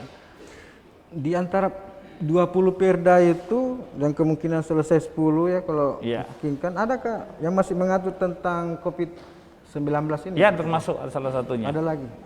Termasuk salah satunya kita memang perlu tingkatkan soal dan itu menjadi inisiasi dari pemerintah kota. Perlu ada antisipasi bila mana kita ada kedaruratan tadi. Itu kan COVID ini kan ada kondisi kedaruratan, tidak disangka-sangka. Akhirnya kita tidak ada aturan kan? Ya, karena tidak mungkin kita bahas melalui perda karena lama prosesnya, makanya yang ada adalah peraturan kepala daerah atau perwali biasa kita dengar. Maka harus lebih dikuatkan lagi dengan perda. Karena ada kesempatan sekarang ya harusnya ini yang kita genjot lah supaya ada persiapan. Perwali itu dinaikkan statusnya menjadi perda. Ya, karena kan nanti kan bicara penganggaran apa segala macam. Kalau mau pakai uang rakyat kan harus lapor ke DPR dulu, kira-kira begitu. Makanya makin kuat legal standingnya. Gitu. Kalau kita belajar di tetangga kita di Kabupaten Goa misalnya Pak Ketua, sana kan saat ini sedang ada pemberlakuan perda yang perda pengetatan masker kalau nggak salah itu. Kalau saya kira kan kita sudah ada perwali. Ya. Rumusan norma yang mau buat aturan saya kira kurang lebih sama saja. Jadi sebenarnya mau belajar juga saya kira kita sudah anulah. Kalau Goa kan sudah bikin itu. Perda pakai masker. Kalau kita kan lebih mungkin tetap sama tapi protokol kesehatan. Dan kita sebenarnya sudah ada 3 perwali malah. Pak Iqbal bikin perwali, Pak Yusran bikin perwali, Pak Rudi bikin perwali. Tapi kan rata-rata perwali itu saling perwali, menegasi apa. Tapi perwali itu sebenarnya substansinya sama saja Tapi tentang kan protokol kesehatan. Perda yang dibikin PJ terakhir ini kan menganulir Perda Sebenarnya sebelumnya. kalau saya kan tidak mau katakan menganulir, lebih kepada aransemen yang lebih cocok kalau musik merubah, tapi substansinya sama. Intinya adalah protokol kesehatan. protokol kesehatan. Cuci tangan, pakai masker kan, lah kira-kira begitu. Kalau saya tidak salah, apakah Perda itu juga harus dilapor ke DPR dulu? Perwali itu dikonsultasikan ke DPR dulu, Pak? Sebenarnya kalau mau bagus, Ya. ideal, harusnya perwali yang mau dibuatkan itu enak kalau dikoordinasikan sebelum menjadi perwali. Sebelum disahkan, supaya ada advice, masukan-masukan yang mungkin saja pemerintah kota atau wali kota ada pandangan lain yang mungkin perlu dimasukkan. Jadi tidak salah juga, tetapi apakah itu wajib? Itu juga tidak wajib. Tidak wajib. Karena namanya peraturan kepala daerah, perwali, ya yang punya kewenangan Gawenya adalah wali kota. Cuma itu. Persoalannya adalah karena tidak ada dasarnya. Dasarnya kan perda harusnya dituangkan dalam perwali. Kenapa tidak ada dasarnya? Kan kondisi kedaruratan. Tidak mungkin kita bikin perda, Pak, karena lama waktu. Makanya wali kota selaku ketua gugus, ketua Porkompinda, ya ambil alih melalui perwali tadi. Begitu alurnya kira-kira. Siap. Jadi Tribuners itu tadi soal perkembangan di DPRD Makassar, tapi sebenarnya ini hanya pengantar saja ini Pak Ketua. Oh, ada yang lebih penting ini. Iya. Ini kan menjelang pelantikan wali kota. Kita kan sudah melaksanakan pemilihan wali kota 2020 pada 9 Desember 2020 yang lalu, dan kita sudah menghasilkan wali kota terpilih dan wakil wali kota terpilih, Bapak Dani Pemanto dan Ibu Fatmawati Rusdi. Dan kayaknya terbalik di Makassar ini Pak Ketua. Kayaknya panasnya itu malah setelah pencoblosan. Gitu ya. Apakah Pak Ketua tidak merasakan itu ya? Ya, mungkin banyak ya. Masing-masing orang punya, masyarakat Makassar punya persepsi terkait itu. Kalau kita lihat memang pemberitaan media-media akhir-akhir ini memang ya itu tadi dinamis lah. Ya, kalau tidak mau dibilang panas ya dinamis. Ya, dinamis saja. Biasa saja sebenarnya adu argumen. Saya kira memang menurut saya sudah waktunya para pemangku ini mensejukkan suasana, mendinginkan. Saya suka sekali itu Kabupaten Maros, seorang Bupati Maros, kemudian mengajak Bupati terpilih keliling kantor Bupati. Oleh Bupati sekarang kan belum pelantikan, mengajak jalan-jalan ke ruangan lokasi kantor Bupati. Itu artinya kan Bupati yang mau meninggalkan jabatannya ini dia tahu bahwa saya kan mau sebentar lagi berakhir. Supaya berkesinambungan, berkelanjutan dengan baik kepemimpinan ini, ya enggak apa-apa saya ajak Bupati terpilih. Tapi kan di sana bukan PJ, Pak. Ya harusnya malah karena PJ Makassar harusnya itu yang dilakukan. Karena dia penjabat, Pak. Penjabat itu ibaratnya kekosongan diusulkan gubernur, di-SK-kan ke Mendagri untuk mengisi kekosongan tadi. Transisi, artinya transisi. Pak Ketua mengatakan bahwa sedangkan wali kota Bupati definitif saja melakukan hal yang sama. Harusnya apalagi dia kalau hanya PJ. Coba lihat Pak PJ Sony Sumarsono kemarin mengantar selaku PJ Gubernur. Bagaimana proses peralihan kekuasaan yang berjalan mulus tanpa ada intrik-intrik, mainan-mainan yang publik curiga kan. Kita kan tidak mau publik curiga. Kalau publik curiga kan itu tadi. Kita tidak mau, akhirnya mungkin balas komentar nggak ada ujungnya. Saya kira selaku pemerintah gubernur selaku wakil pemerintah pusat di daerah, waktunya di sini menyejukkan, khususnya Kota Makassar selaku ibu kota provinsi. Kan enak kalau gerbang Indonesia Timur. Iya, kan enak kalau gubernur dengan wali kotanya mesra terus kan. Seperti itu, harusnya seperti itu. Tapi ini kan mungkin Tribuners saya kilas balik dulu bahwa setelah pencoblosan 9 Desember 2020 sore-sore sekitar mungkin jam-jam seperti ini, itu kandidat wali kota yang lain itu sudah pada menyampaikan selamat kepada, dan sejuk sekali Makassar ini, ada ayam, tidak ada luar biasa, Pak. tidak ada euforia, makanya tidak ada apa-apa. Makassar jadi percontohan demokrasi Tapi setelah itu, untuk 2020 setelah ini. itu karena tiba-tiba ada. Yang panas kan kemarin nomor 1 dengan nomor 2 nih. Betul, ya, begitu quick count diumumkan, pasangan nomor 2 ini mengucapkan selamat kepada Pak Dhani dan Bu Padma yang terpilih, beri mandat rakyat Makassar memimpin Makassar. Ya Dan kan? menyatakan tidak akan ke MK. Tidak akan menggugat hasilnya. Luar biasa, Pak. Artinya betul-betul sesuai kesepakatan, siap menang siap kalah. Biasanya kan siap menang siap kalah, tanda tangan prasasti. Begitu kalah tetap aja gugat, itu kan? Makassar malah tidak. Ya harusnya Pak Wali Kota, Pak PJ ini yang senang menyambut ini prestasinya dia, Pak. Luar biasa Makassar, karena salah satu diktum SK pejabat wali kota itu adalah tugas pertamanya adalah menyelenggarakan, mensukseskan penyelenggaraan Pilkada Makassar 2020. Tapi kan situasi, itu satu, Pak, nomor 1. Mensukseskan penyelenggaraan Pilkada tahun 2020, Pak. Mengawal, Pak, itu. Tugas PJ. Tugas PJ. Diktum kedua baru disebut di situ penyelenggaraan pemerintahan umum. Jadi bukan malah diktum satunya melaksanakan penyelenggaraan pemerintahan umum, tapi yang pertama adalah pemilu. Tangan gubernur. Ya, pemilu sampai kapan itu? Pemilu sampai dilantiknya wali kota terpilih. Harusnya Pak PJ mengantar itu. Tapi kan kalau kita lihat perkembangannya kan tanggal 9 adem. Kan nanti setelah Ketua DPRD Makassar mengeluarkan statement bahwa jangan ditunda pelantikannya kalau sudah sampai pada masanya, waktunya gitu. Ya kan sekarang kan prosesnya ada namanya kemarin adalah penetapan KPU. Kemudian setelah penetapan KPU dibawa ke DPRD. Karena harus ada risalah dan hasil paripurna, kemudian itu yang dibawa ke Kemendagri. Dan itu sudah selesai. Sudah selesai, tanggal 28, 29 dikirim ke provinsi, tanggal 5 kemarin saya dapat informasi sudah dikirim ke 5 Februari. Sudah dikirim ke Kemendagri Jumat itu, tapi belum tembus. Senin kemarin sudah masuk ke Kemendagri. Tunggulah proses SK. Terus kenapa Ketua DPRD Makassar mengingatkan bahwa jangan ada yang coba-coba menghambat?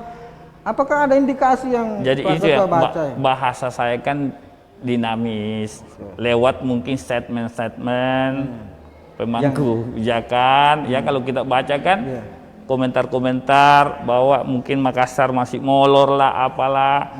Kami pun berkomunikasi dengan Kemendagri sebenarnya bahwa kalau ada pelantikan tahap 1 di Sulsel, maka Makassar itu harus ikut di situ. Itu catatannya itu. Catatannya. Dasarnya apa?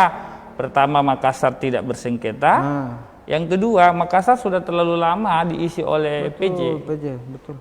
Rakyat Makassar sudah merindukan loh pemimpin yang dipilih. PJ-nya sudah lama, Pak Wakil Wali Kota jadi PJ. Ya. Pak Iqbal. Sudah 3, Pak. Pak Yusran. 4 mana? Sudah 3 PJ kan? PJ Pak Iqbal, Prof Yusran, Pak Rudi. Prof Rudi, Pak. Luar biasa nih, Pak. Ini akan rekor. Cetak rekor ini bahwa Makassar dalam 2 tahun dipimpin oleh 3 wali kota. Makanya, sampai kami Porkompinda kadang-kadang mudah-mudahan pelantikan terakhir ini, capek juga kita hadiri pelantikan wali kota berkali-kali. Makanya Ketua DPD mengingatkan kalau bisa tidak ditunda, kenapa harus ditunda lagi? Memang kita kan tidak mau berpikir negatif ya. Kita tetap positive thinking. Saya kira Pak Gubernur ini kan orang luar biasa, Pak. Seorang profesor, saya kira beliau orang cerdas, paham lah, Pak. Yang namanya PJ itu pasti mengisi kekosongan, karena belum ada pemimpin definitif. Sudah ada pemimpin definitif yang ditetapkan KPU, berarti secara de facto kita sudah punya wali kota. Secara de facto. Secara de jure aja, karena sisa menunggu pelantikan. Kalau saya jadi gubernur, saya akan percepat, Pak. Kenapa percepat? Supaya beban saya hilang satu di situ. Karena supaya Pak Rudi ini bisa konsen di provinsi, ngurus pembangunan Selatan. Jadi energinya tidak habis lagi di Makassar. Saya bicara ini kemarin di DPR, kalau di berbagai media itu dalam kapasitas sebagai ketua parlemen, ketua perwakilan rakyat lah.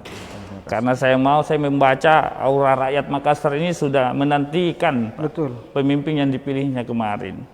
Kalau ini lama-lama misalkan ini juga bukan kita kirim pesan ke gubernur, kita kirim ke pesan ke Kemendagri bahwa lebih cepat lebih baik lah jargon Pak JK. Ya kan? Seperti itu. Saya dapat informasi kalau misalkan tidak ada halangan tanggal 17, pelantikan serentak tahap pertama. Ada tahap kedua. Yang bersengketa itu tahap kedua. Kenapa? Malah saya dengar Mendagri akan banyak melantik juga kepala daerah. Di beberapa daerah yang tidak ada gubernurnya mungkin masih bersengketa PJ-nya, maka diambil alih Mendagri. Seperti itu. Karena akan dilakukan secara virtual. Gitu. Sayang sekali Pak Ketua kita sudah dikode-kode ini. Oh iya. Kayaknya sudah banyak yang menunggu Pak Ketua di kantor. Closing statement barangkali Pak Ketua, kita mau kasih selamat kepada Tribun. Dalam momen kesempatan yang luar biasa ini saya didampingi oleh bosnya Tribun, Pak Kambi di redaksi, ingin mengucapkan selamat ulang tahun yang ke-17 Tribun Timur.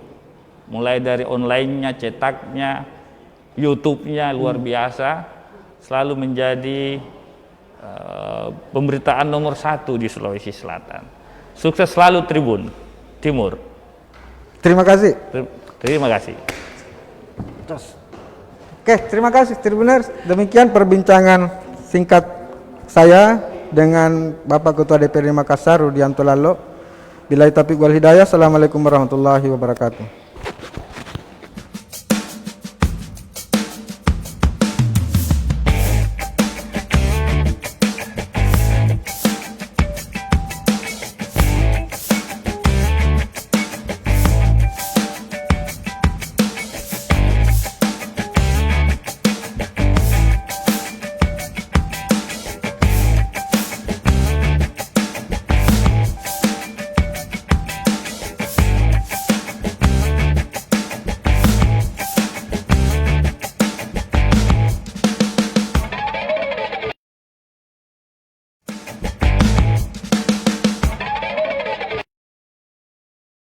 Assalamualaikum warahmatullahi wabarakatuh.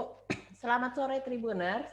Kali ini kita kembali bertemu dalam acara tentang anak yang akan membahas mengenai masalah anak-anak, diskusi virtual yang akan membahas masalah anak-anak. Tapi kali ini kita hadir dalam edisi spesial live 17 jam 17 tahun Tribun Timur yang jatuh pada tanggal 9 Februari 2021 dengan tema Mata Lokal Menjangkau Indonesia. Nah, masih bersama saya redaktur Tribun Timur Ina Maharani. Saya bersama 5 narasumber saya. Kita akan membahas mengenai anak-anak, permasalahan anak-anak yang dihadapi saat ini, bagaimana mengatasinya bersama orang tua dan guru di masa pandemi sekarang ini. Untuk sore kali ini, tema yang saya ambil adalah tema yang akan kita bahas mengenai belajar sendiri, membaca, menulis, dan berhitung di rumah atau calistung. Seperti yang kita tahu ya, Tribuners ya, sekarang ini masih pandemi, jadi anak-anak sekolah masih belajar di rumah bersama orang tua dengan bimbingan berupa tugas-tugas dari guru yang dikirim melalui media elektronik. Nah, tantangan terberat itu sebetulnya kalau menurut saya ada di anak-anak kelas 1 SD bersama orang tuanya. Kenapa? Karena di kelas 1 SD ini anak-anak belajar dasar dari semua pelajaran yang akan dipelajari sampai besar, yaitu membaca, menulis, dan berhitung. Ini adalah 3 hal yang harus dikuasai pada saat anak-anak duduk di kelas 1 SD. Nah, masalahnya ya itu tadi, tidak ada guru yang mendampingi anak-anak. Mungkin kalau zaman sebelum pandemi dulu, orang tua menyerahkan pengajaran baca, menulis, dan berhitung itu kepada guru. Orang tua ceritanya tinggal ya tahu beres dan mengulang di rumah sedikit-sedikit apa yang sudah diajarkan guru di sekolah. Tapi tidak sekarang. Sekarang ini nggak seperti itu. Orang tua dari anak kelas 1 SD itu harus wajib bisa mengajarkan anaknya sendiri di rumah. Ya, ada beberapa yang memilih kursus ya, calistung. Tapi ada juga yang ya karena masih pandemi harus mengajarkan anaknya sendiri di rumah. Nah, tema itulah yang akan kita bahas sore ini. Mungkin Tribuners di rumah ada yang senasib ya dengan para orang tua kelas 1 SD ini yang harus mengajar di rumah membaca. Itu bukan hal yang mudah ya. Mengajar kita, apalagi orang tua yang tidak punya basic mengajar. Bagaimana ya cara mengajar membaca ke anak-anak itu supaya dia mau, supaya dia bisa. Kan nggak mungkin misalnya kayak sudah naik kelas 2 SD itu terus masih belum bisa membaca. Aduh, itu ya bagaimana ya. Dan ya itulah tantangan bagi orang tua anak kelas 1 SD sekarang ini. Nah, bersama saya ada 2 orang tua dan anak yang menjalani tantangan seperti itu ya, belajar di rumah dan belajar membaca, menulis dan berhitung sendiri di rumah tanpa menggunakan guru tambahan, tanpa juga guru dari sekolah ya. Guru dari sekolah bimbingan berupa WhatsApp, Zoom dan seperti, tapi yang turun langsung itu ya orang tuanya. Nah, pertama ada Mansa dan papanya. Kali ini Mansa hadir sama papanya, Papa Nur Hidayat. Mansa. Halo. Bapak Nur Hidayat. Hari ini hari Minggu ya, enggak sekolah ya? Ya, enak. Enak enggak sekolah? Libur? Emang kalau hari biasa kenapa? Kalau hari sekolah enak juga kan sekolah belajar. Nah, bersama saya juga ada adik cantik Hanum. Halo Hanum. Assalamualaikum. Hai. Waalaikumsalam. Bersama mamanya, Mama Farah. Halo Mama Farah. Halo, Assalamualaikum. Waalaikumsalam. Lagi libur ya hari ini, hari Minggu. Libur mengajar anak. Liburan. Lagi liburan, lagi di mana ini? Lagi di Pangkep Tante Iku. Oh, lagi di Pangkep, lagi liburan ya. Wah, di liburan lah diajak ngobrol soal belajar. Nanti kita cerita-cerita ya soal bagaimana susahnya, bagaimana tantangannya, dan bagaimana serunya. Seru ya, seru marah-marahnya di rumah mengajar anak membaca dan menulis. Nah, bersama saya juga ini hadir guru dari SD Telkom Makassar, Miss Irna. Halo Miss Irna. Mbak. Nanti bersama Miss Irna kita akan membahas Iya, Mbak. kita bisa dapat tips-tips menarik nih dari Miss Irna. Bagaimana sih ngajarin anak baca di rumah? Saling sharing ya, Ya, kita bisa sharing-sharing. Miss Iya, Irna ini boleh. dulu katanya tahun lalu ya, 2 tahun sebelumnya ini mengajar kelas 1. Jadi sempat mendapat tahun lalu yang masih mengajar dari rumah juga ya, bagaimana mengajar anak-anak di rumah. Kan separuh dari tahun pelajaran lalu. Mbak. Mengajar di rumah kan ya, anak-anak belajar di rumah. Iya, betul. Ya, kita akan sharing deh tipsnya bagaimana sih mengajar membaca, menulis dan berhitung anak-anak di rumah. Kenapa bukunya Mansa? Nggak tahu Mansa membaca Papa. bukunya? Nggak tahu Papa. Ya tahu Papa, nggak apa-apa. Ya nanti kita akan ngobrol bersama Miss Irna tentang bagaimana tuh nanti belajar, Mansa sama Hanum bisa belajar dari Miss Irna bagaimana sih membaca di rumah. Iya, Oke, pertama kita akan ngobrol sama Mansa dan Papa Dayat. Mansa, Ya, Mansa sudah bisa membaca atau belum? Sudah lancar atau belum? Ngomongnya nggak bisa. sudah. Sudah bisa membaca? Benar. Coba dites. Mana tadi kan ada bukunya. Coba tes. Kasih lihat dulu ke kamera bukunya judulnya apa terus Mansa baca. Ya, apa bacanya itu judul bukunya? Coba Mansa baca.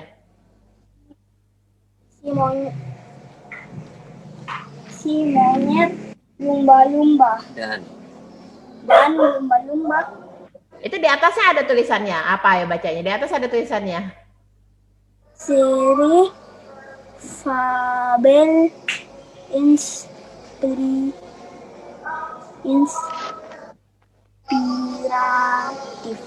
Oh, itu suaranya. lumayan. Coba kalau sebelum kita lanjut, Mansa belum memperkenalkan diri nih. Kenalin diri dulu Mansa. Namanya siapa? Sekolahnya di mana? Umurnya berapa? Umur 6. Udah, halo, nama saya. Perkenalan dulu. Halo, assalamualaikum. Assalamualaikum. Suaranya kasih keras. Assalamualaikum, nama saya Mansa Kayani Nursilan dan Waalaikumsalam. Kelas berapa? umur saya 6 tahun, Keras. kelas 1 sekolah di SD Malingkiri bertingkat. Oh iya, kelas 1. Bertingkat. Bertingkat. Ya, Mansa. Mansa sudah bisa membaca dari kapan? Waktu masuk SD sudah bisa membaca belum? Pas pertama kali diajar sih udah langsung tahu. Langsung tahu. Masuk kan belum bisa. Nanti ada tugas baru belajar. Awalnya mungkin waktu masuk SD tahu huruf, tapi yang sudah tahu huruf waktu masuk SD. Dikit. Dikit. Yang ngajarin siapa Mansa kalau di rumah? Papa. Gigit lagi. Parah. Tunjuk-tunjuk. Yang ngajarin papa. Papa kalau ngajarin bagaimana Mansa? Ya bagus. Bagus. Kalau mama gimana mama? Kenapa kalau mama yang ngajar? Kenapa nggak sama mama? Nah. Dimarahin. Hah? Dimarahin pokoknya. Emang kalau sama papa tidak dimarahi? Kalau sama mama? Iya, dimarahin. Jadi Masa selama ini belajar membaca sama bapaknya ya? Ya. Belajarnya bagaimana? Tahu nggak, Mas? Tahu. Bagaimana Cerita belajar? belajar waktu belajar membaca pertama.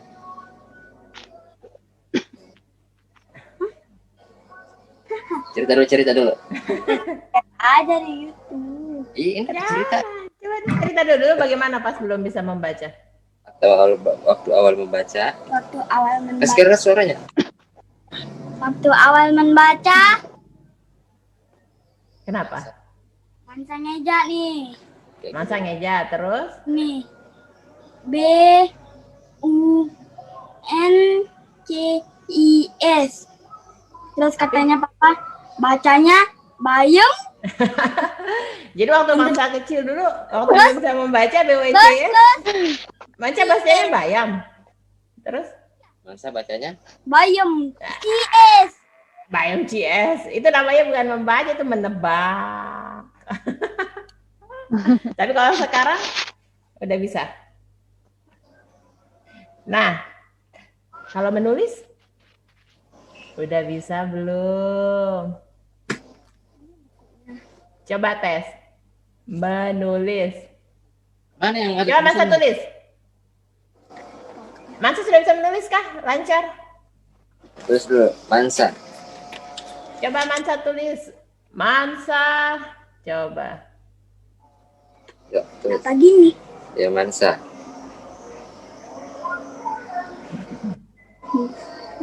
Huruf besar. Gak usah di galak juga.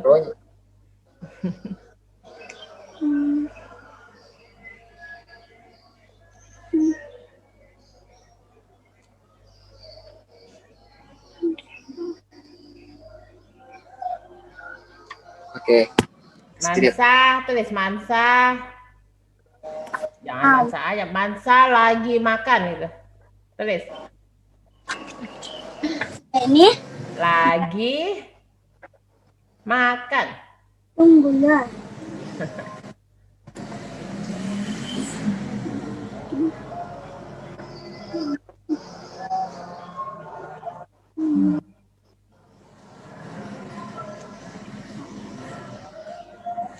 Wow, tulisannya. Pasti berantakan. Mana tulis aja, makasih lihat ke kamera. Udah kelihatan. Wah, betul. Mansa lagi makan ya. Kalau yang menulis yang ngajar siapa, Mansa? Yang menulis yang ngajar Mama dan Papa. Hampir aja digigit lagi. Mansa lebih suka membaca atau menulis? Dua-duanya. Dua-duanya lah. Dua-duanya suka apa dua-duanya? Itu yang paling suka itu kurang-kurangan. Berhitung. Oh ya, nanti kita bahas berhitung. Sekarang membaca dulu dengan menulis. Oke. Suka menulis? Capek nggak kalau nulis? Capek. Suka. Bisa sampai 2 jam. 2 jam. Pakai nangis dulu ndak? Enggak lah, pintar.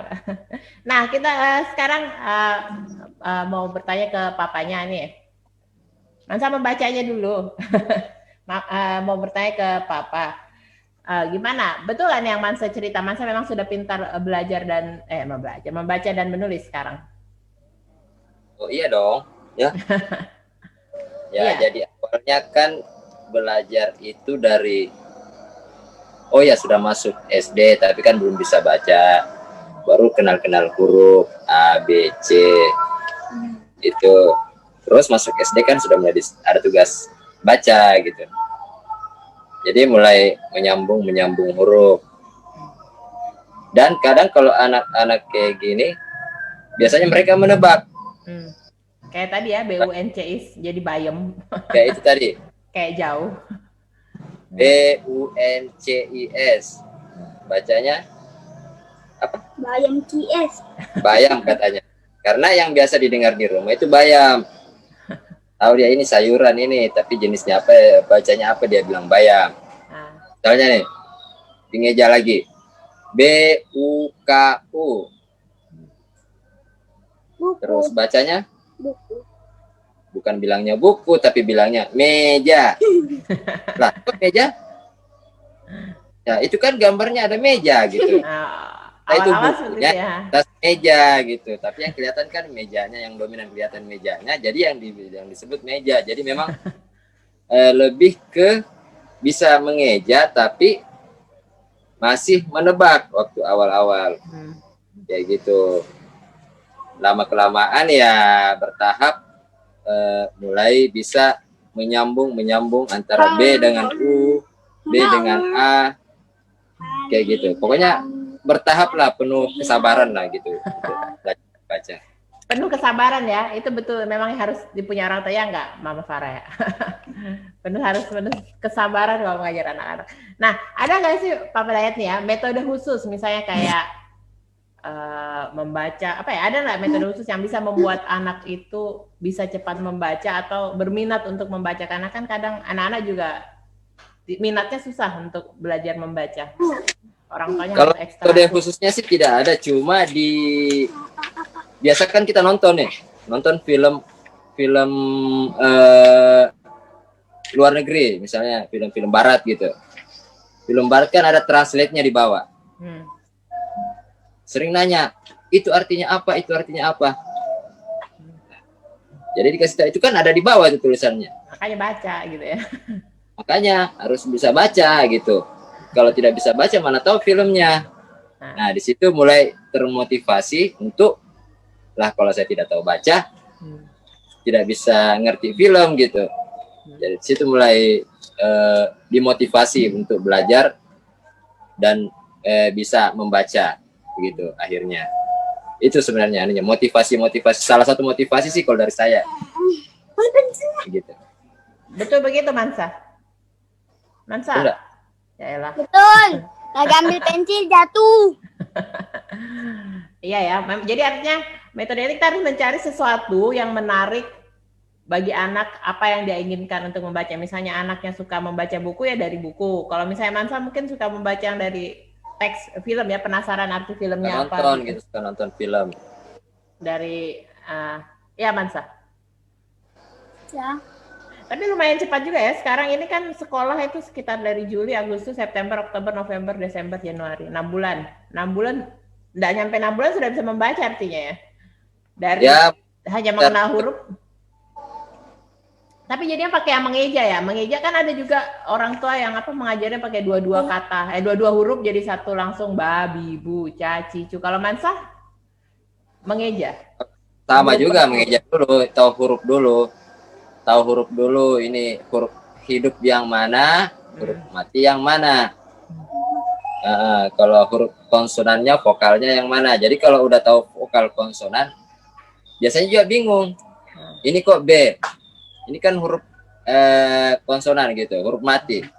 Harusnya kan kalau huruf mati tidak bisa disebut. Kalau B itu kan B dengan E gitu. Kalau B saja kan tidak bisa disebut. Ya, kayak K. K itu K dengan A. Jadi ya di situ biasanya yang bikin Dan itu yang biasa bikin bingung anak-anak karena huruf-huruf yang seperti itu kadang tidak mengerti kok ini K. Akhiran K. C. Iya, C itu kan C dengan E, padahal sebenarnya kan dia kalau huruf C iya, tidak yang itu yang bingung. Itu yang antara B sendiri dengan B dengan E. B itu kan B dengan E. Iya, kok bisa begitu? Ya. Ya.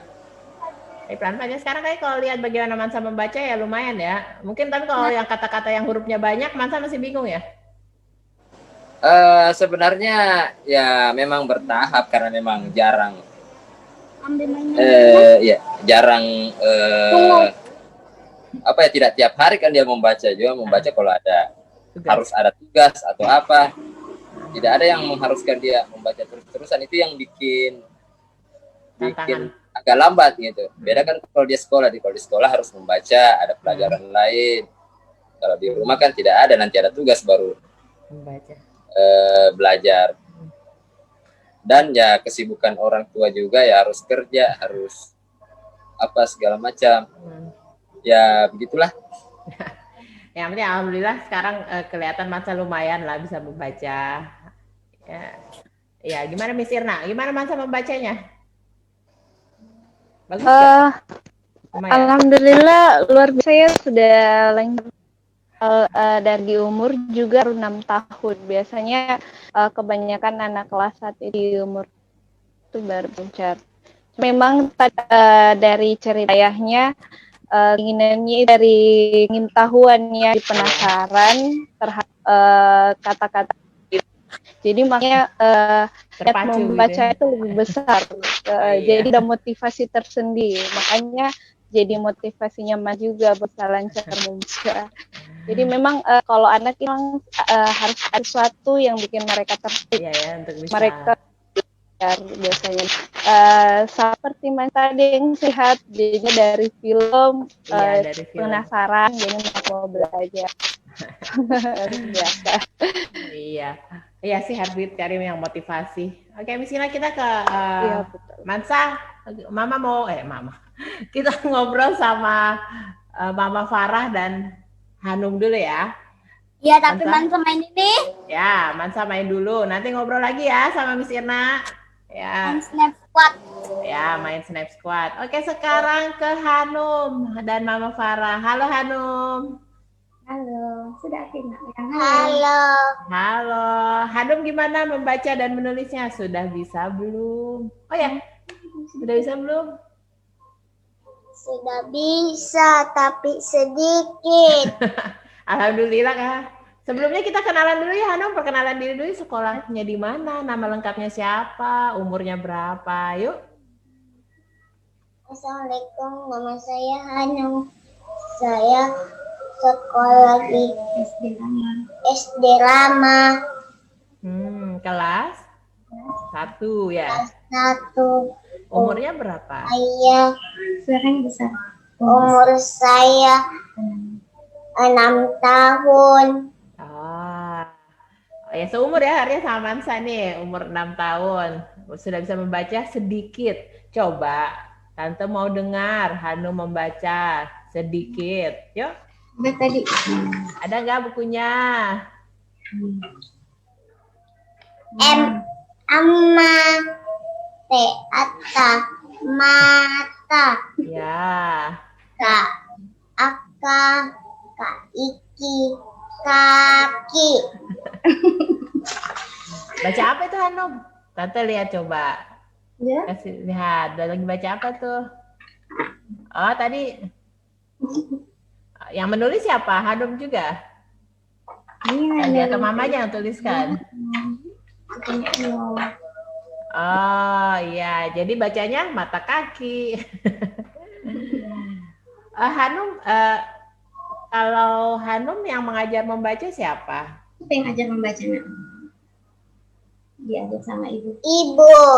Sama ibu atau sama bapak? Ibu. Ibu di rumah ya, pulang kerja mungkin ya, Mama Farah yang sempatkan mengajar. Oh, work from home mungkin ya, jadi bisa mendampingi anak.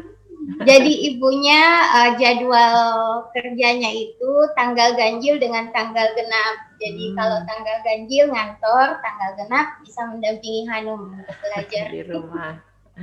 Baik. Hanum mulai belajar membaca masuk SD apa TK dulu sudah bisa membaca? Sejak SD, di SD baru. Sejak SD baru belajar. Waktu TK masih belum belajar membaca ya? Iya. Tapi kalau tahu huruf, sudah tahu huruf dari TK? SD? Mengenal huruf di TK. Di TK, nanti SD baru belajar ya. Hanum, mama, ibu kalau mengajar galak enggak? Ibunya galak enggak kalau ngajar? Enggak. Baik. Beda ya sama mamanya Mansa. Yang katanya tadi galak, padahal enggak lah pastinya. Iya.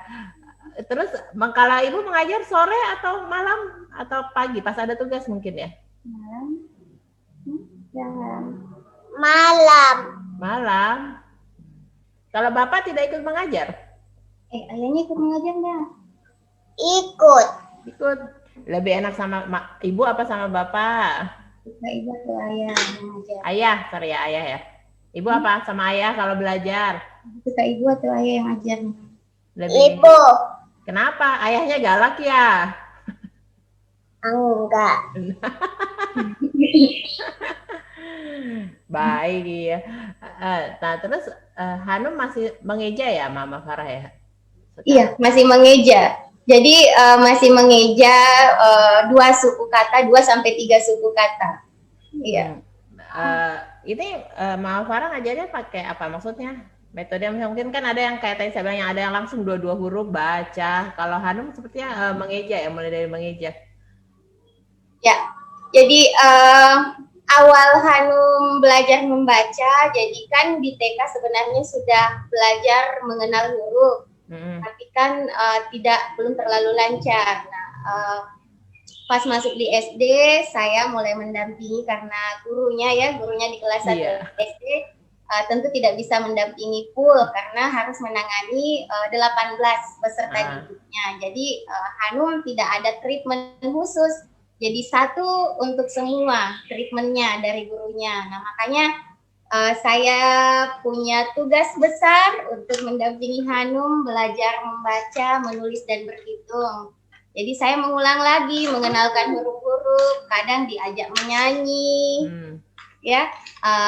Paling sering menggunakan flashcard. Oh flashcard. Ya, menurut saya kalau flashcard itu paling efektif karena kan flashcardnya colorful, kemudian ada kata-katanya dipisah per suku kata, jadi itu lebih memudahkan Hanum untuk belajar membaca.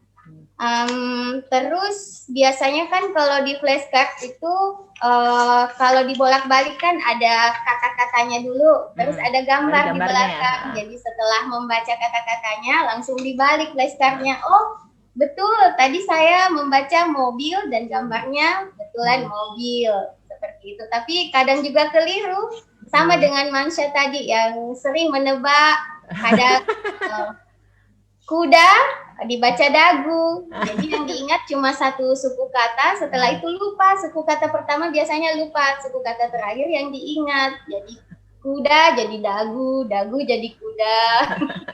Seperti itu. Nah, karena ya kalau anak kecil kan sukanya main gadget, ya.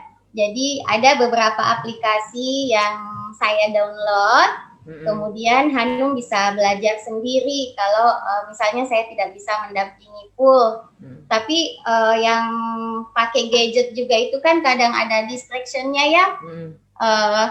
Diminta untuk belajar membaca di aplikasinya, kalau tidak dikontrol, tidak didampingi, buka aplikasi lain. Akhirnya membacanya tidak full, cuma separuh, nonton banyak.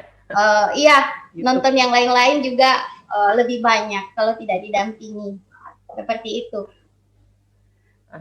Nah, tadi kan Hanum mengeja ya, tapi sebetulnya saya sudah bisa baca ya, MATAKAKI. Dia bisa baca mata, kaki, betul ya? Sudah. Nah, tantangan terberatnya apa ini mengajar anak membaca, Mama? Tantangan terberatnya kalau saya itu biasanya itu moodnya, Tante Iku. Jadi Hanum ini tipenya moody. Jadi kalau diminta belajar, kebetulan moodnya lagi tidak bagus, lagi kurang bersemangat untuk belajar ya, susah untuk dikendalikan. Jadi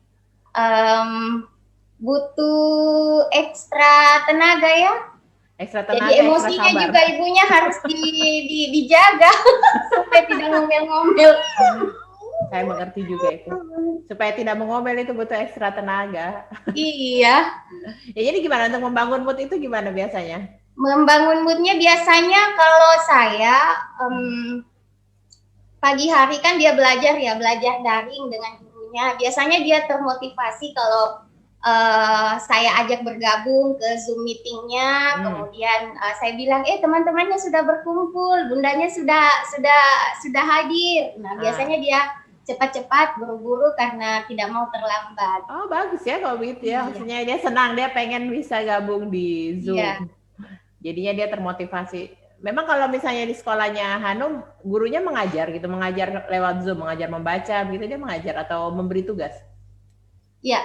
Jadi kalau di sekolahnya Hanum, sehari itu rata-rata 2 mata pelajaran dari Senin sampai Jumat itu nyaris full Zoom meeting. Iya, Zoom meeting. Nah, biasanya selain belajar ya secara reguler via daring itu, Hanum juga diberi tugas. Nah, tugas-tugasnya itu paling patokannya dari buku pegangan siswa, tapi kadang juga tugasnya terlalu banyak untuk ukuran Hanum, ya. Ukuran Hanum. Nah, biasanya kan kalau anak kelas 1 SD ada yang belum terlalu lancar menulis. Kalau misalnya yang diminta tugasnya terlalu banyak, menulisnya itu Hanumnya kadang bosan. Apalagi kalau ditulis soalnya, Mam ya. Iya. Kalau ditulis langsung jawabannya sih, nah masa kalau harus ditulis juga soalnya. Iya. Oh ya, Hanum sudah bisa menulis belum? Nah, Hanum sudah bisa menulis belum, saya? Ayo. Sudah bisa. Coba ada nggak pulpennya di situ? Tante mau lihat. Coba Hanum tulis. Hanum lapar. Hanum lapar. Tulis. Wah, tidak bisa kelihatan ini ditulis sama Hanum ini. Tidak apa-apa, nanti tinggal dikasih lihat aja. Hanum lapar. Ya, di bawah. Bukan.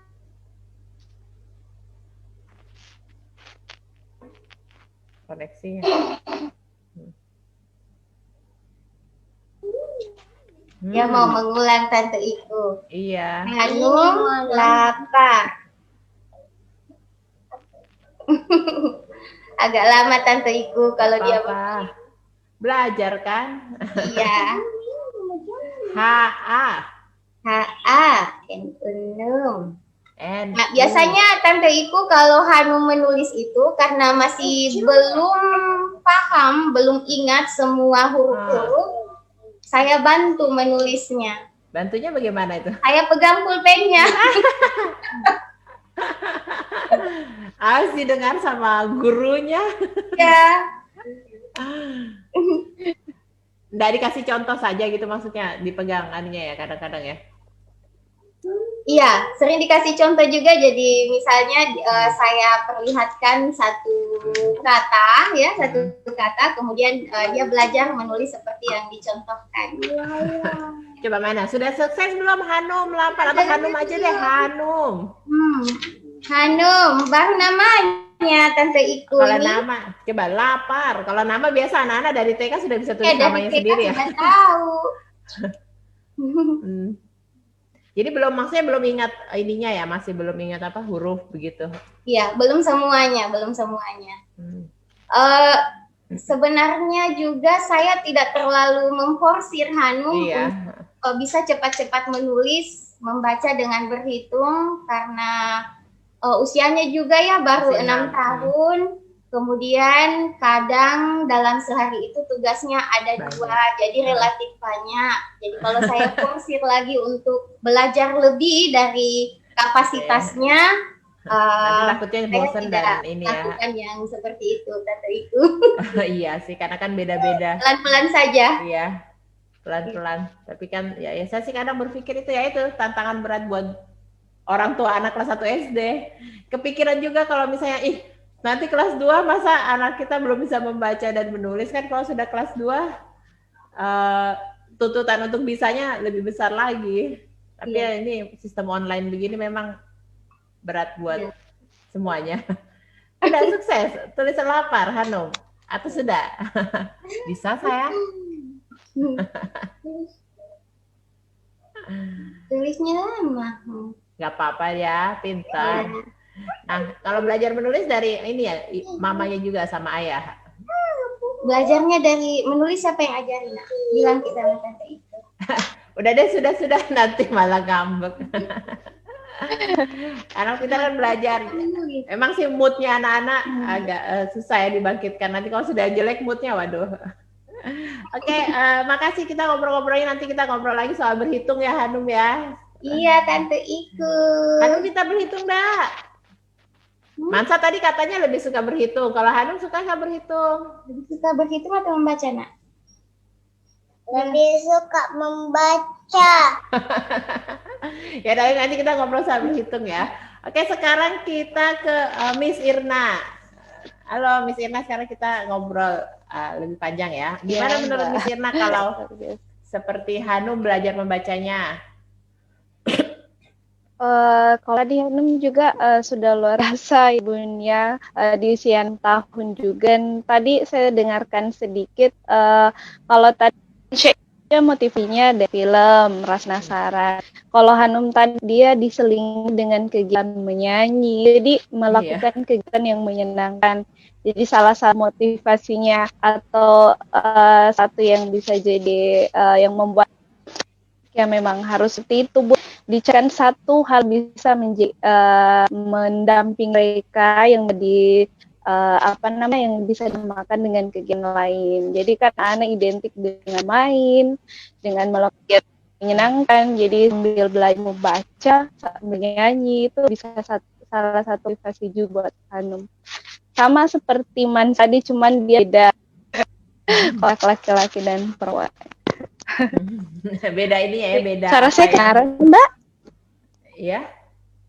Ya, beda kesukaan, beda motivasi. Jadi sebagai orang tua kita harus lihat ya sukanya anaknya kemana supaya bisa didorong ke belajar tadi, supaya didorong. Iya, betul. Dan tadi juga saya dengar kalau kadang anaknya moody. Jadi memang Bun dan saya itu kalau anak-anak apalagi selama di rumah, kalau di sekolah kan ada teman, jadi pasti mereka lebih semangat, lebih ada temannya lagi. Kalau di rumah tidak ada temannya misalnya, jadi memang tidak bisa di-force, harus waktunya itu singkat tapi sering. Maksimal 5 menit terus berhenti, biarkan mereka melakukan kegiatan yang lain seperti itu. Karena memang kalau di rumah kan seperti kita tahu mereka tidak punya teman, mereka yang sebaya. Kalau di sekolah mereka semangat, bisa mau belajar bersama, hitung bersama. Jadi mungkin itu bedanya sih kalau di rumah dengan yang di sekolah, Bu. Makanya kan mungkin Miss Ira setuju ya dengan pernyataan awal tadi bahwa memang tantangan berat untuk anak kelas 1 SD. Untuk orang tua betul. 1 SD dengan betul sekali. Untuk orang tuanya, iya. Ada ini Mansa lagi berhitung. Iya, betul. Tantangannya itu bukan cuma bagi anak, bagi orangnya juga. Iya. Justru bagi orang tua kita kayak maksudnya apa ya yang tadi kita ada tekanan tersendiri bahwa anak nih harus bisa membaca nih kelas 1, dan tidak ada guru, tidak ada yang membantu. Itu banyak terjadi nggak di orang tua? Iya, betul. Jadi komunikasi antar guru biasanya lebih intinya ke orang kelas 1, orang tuanya siswa 1, karena bang dasarnya anak kelas kan di situ. Kalau misalnya di rumah ya otomatis dikit tugasnya guru berpihak orang tua. Memang komunikasi itu yang paling penting sih antara guru dan orang. biar sambil didampingi sama di Alvin juga. Tapi kan tidak bisa, maksudnya kita berharap, maksudnya pas ini ya Mas saya berharap didampingi sama guru kan itu kemungkinan kecil sekali kemungkinan ya seperti yang Mama Farah bilang tadi, susah untuk meminta pendampingan guru bagaimana caranya mengajar. Jadi memang harus dari orang tua, ya. Kira-kira bagaimana dong kalau misalnya, ya menurut pengalaman ya, kalau misalnya kelas 1 SD tapi akhirnya karena orang tuanya mungkin sulit mengajarnya, bukan karena anaknya tidak bisa, tapi tidak tahu bagaimana cara mengajarnya atau tidak ada waktu, dan akhirnya sebentar lagi sudah mau kelas 2 dan belum bisa membaca, bagaimana dong Bu Irna? Miss Irna, sorry. Nah, juga sih yang ditantangan ya sama di sekolah juga dan di hampir semua sekolah. Jadi memang yang paling penting itu komunikasi di awal sih Mbak ya.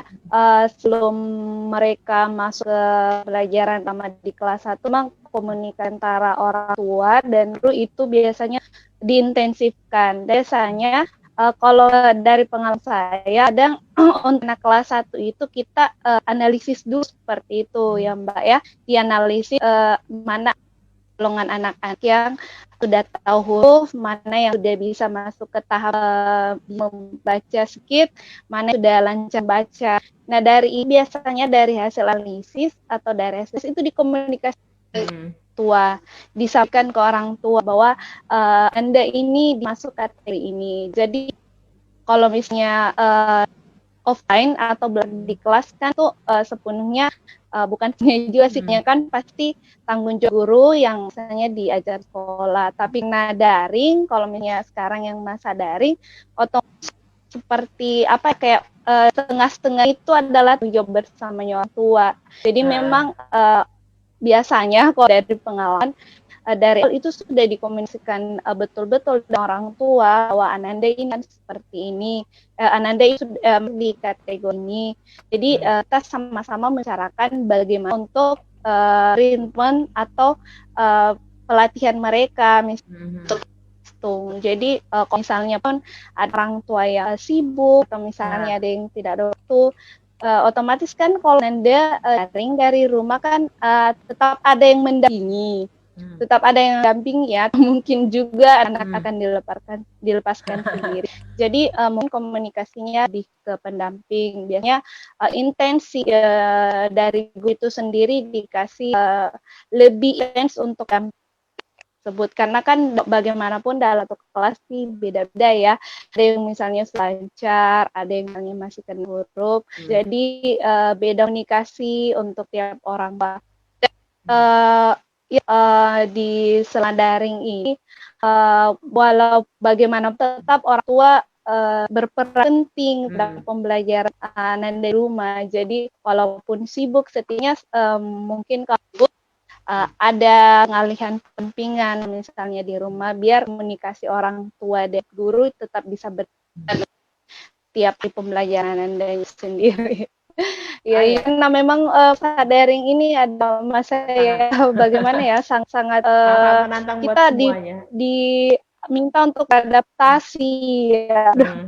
Ya betul, beradaptasi untuk sesuatu hal yang baru yang memang tidak pernah kita lakukan sebelumnya. Jadi yang paling penting Mbak. Nah, jadi ceritanya ini saya pernah ketemu sama anak seusia Mansa dan Hanum, 6 atau 7 tahun lah. Pokoknya saya ingatnya saya tanya ke dia itu dia kelas 1 SD. Saya bertanya, "Adik sudah bisa membaca?" Dia bilang sudah, tapi dia tidak bisa mengeja. Saya bertanya, "Kursus ya kemarin ya?" Nah, iya, kursus. Nah, berdasarkan saya biasa bertanya ke orang-orang, kalau misalnya kursus itu dia sistem mengajarnya kan dua-dua huruf seperti yang saya tanyakan ke Mas tadi, baca, dan tidak mengeja. Jadi anak ini bisa membaca, tapi dia kalau ditanya dalam kalimat itu ada huruf apa aja dia nggak tahu, dia cuma taunya per dua huruf. Nah, menurut Miss Irna sendiri lebih efektif mana sih mengajar membaca dengan mengenal huruf dan mengeja seperti Mansa dan Hanum caranya itu, atau yang dua huruf seperti itu membaca dan menulis? Kalau menurut saya sih kenalan huruf itu pasti penting ya, dan tahap pertama anak untuk belajar membaca pasti harus mengenal huruf dulu. Sama dengan tahap pertama anak berhitung pasti harus tahu angkanya dulu ya. Jadi pada umumnya memang sama seperti yang kami lakukan, Ananda itu harus kenal huruf dulu dari A sampai itu. Karena dari membaca akan berlanjut kegiatan menulis, jadi mereka harus ke hurufnya supaya mereka menulis seperti itu. Jadi berkelanjutan kegiatannya nanti. Jadi itu yang paling pertama ya tahu huruf dulu ya, dibiasakan, dikenalkan di sekelilingnya. Kalau misalnya di kelas ini contohnya di ruang itu di setting sedemikian rupa agar ada anak-anak dah biasakan oleh tiap hari. Jadi tapi kalau saya yang paling pasti harus mengenal huruf itu. Cuman memang kalau dulu misalnya kita mulai mengajarkan Anda membaca itu dari meja B, A begitu ya.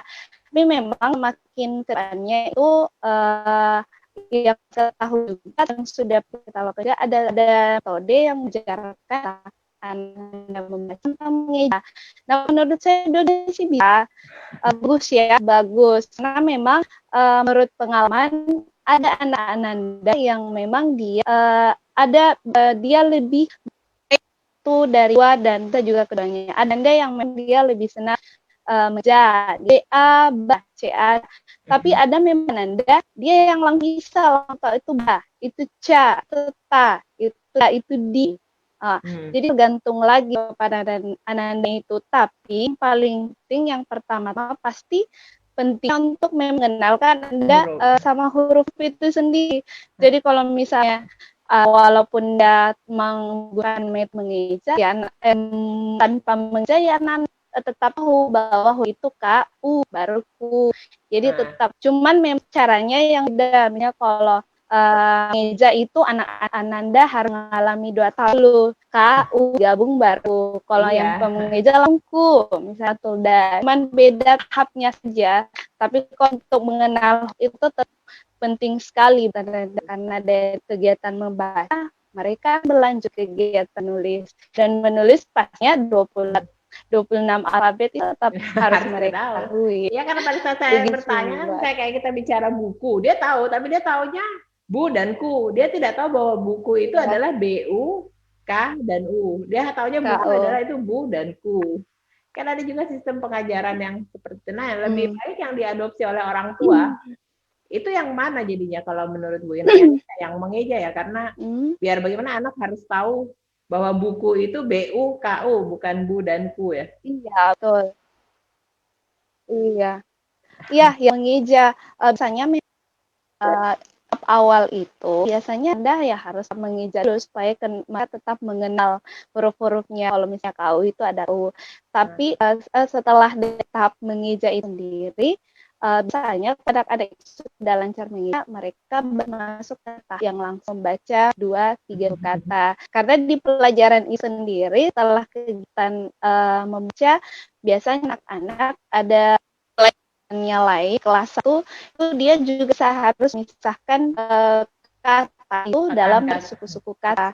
Tujuannya itu karena materi yang lain ya, materi yang ada materinya yang lain juga mereka harus tetap. Harusnya tidak dibalik ya, huruf dulu, meja dulu baru suku kata.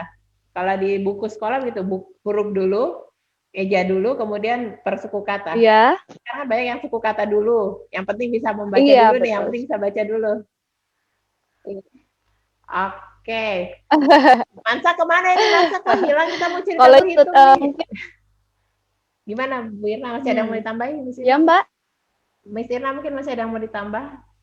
Iya, kalau yang tadi sih yang nanya kalau ada terus dia kenal huruf. Mungkin mungkin ini untuk anak-anak yang tertentu ya. Tapi tetap kalau menurut saya tetap harus anak-anak tetap harus tahu hurufnya juga.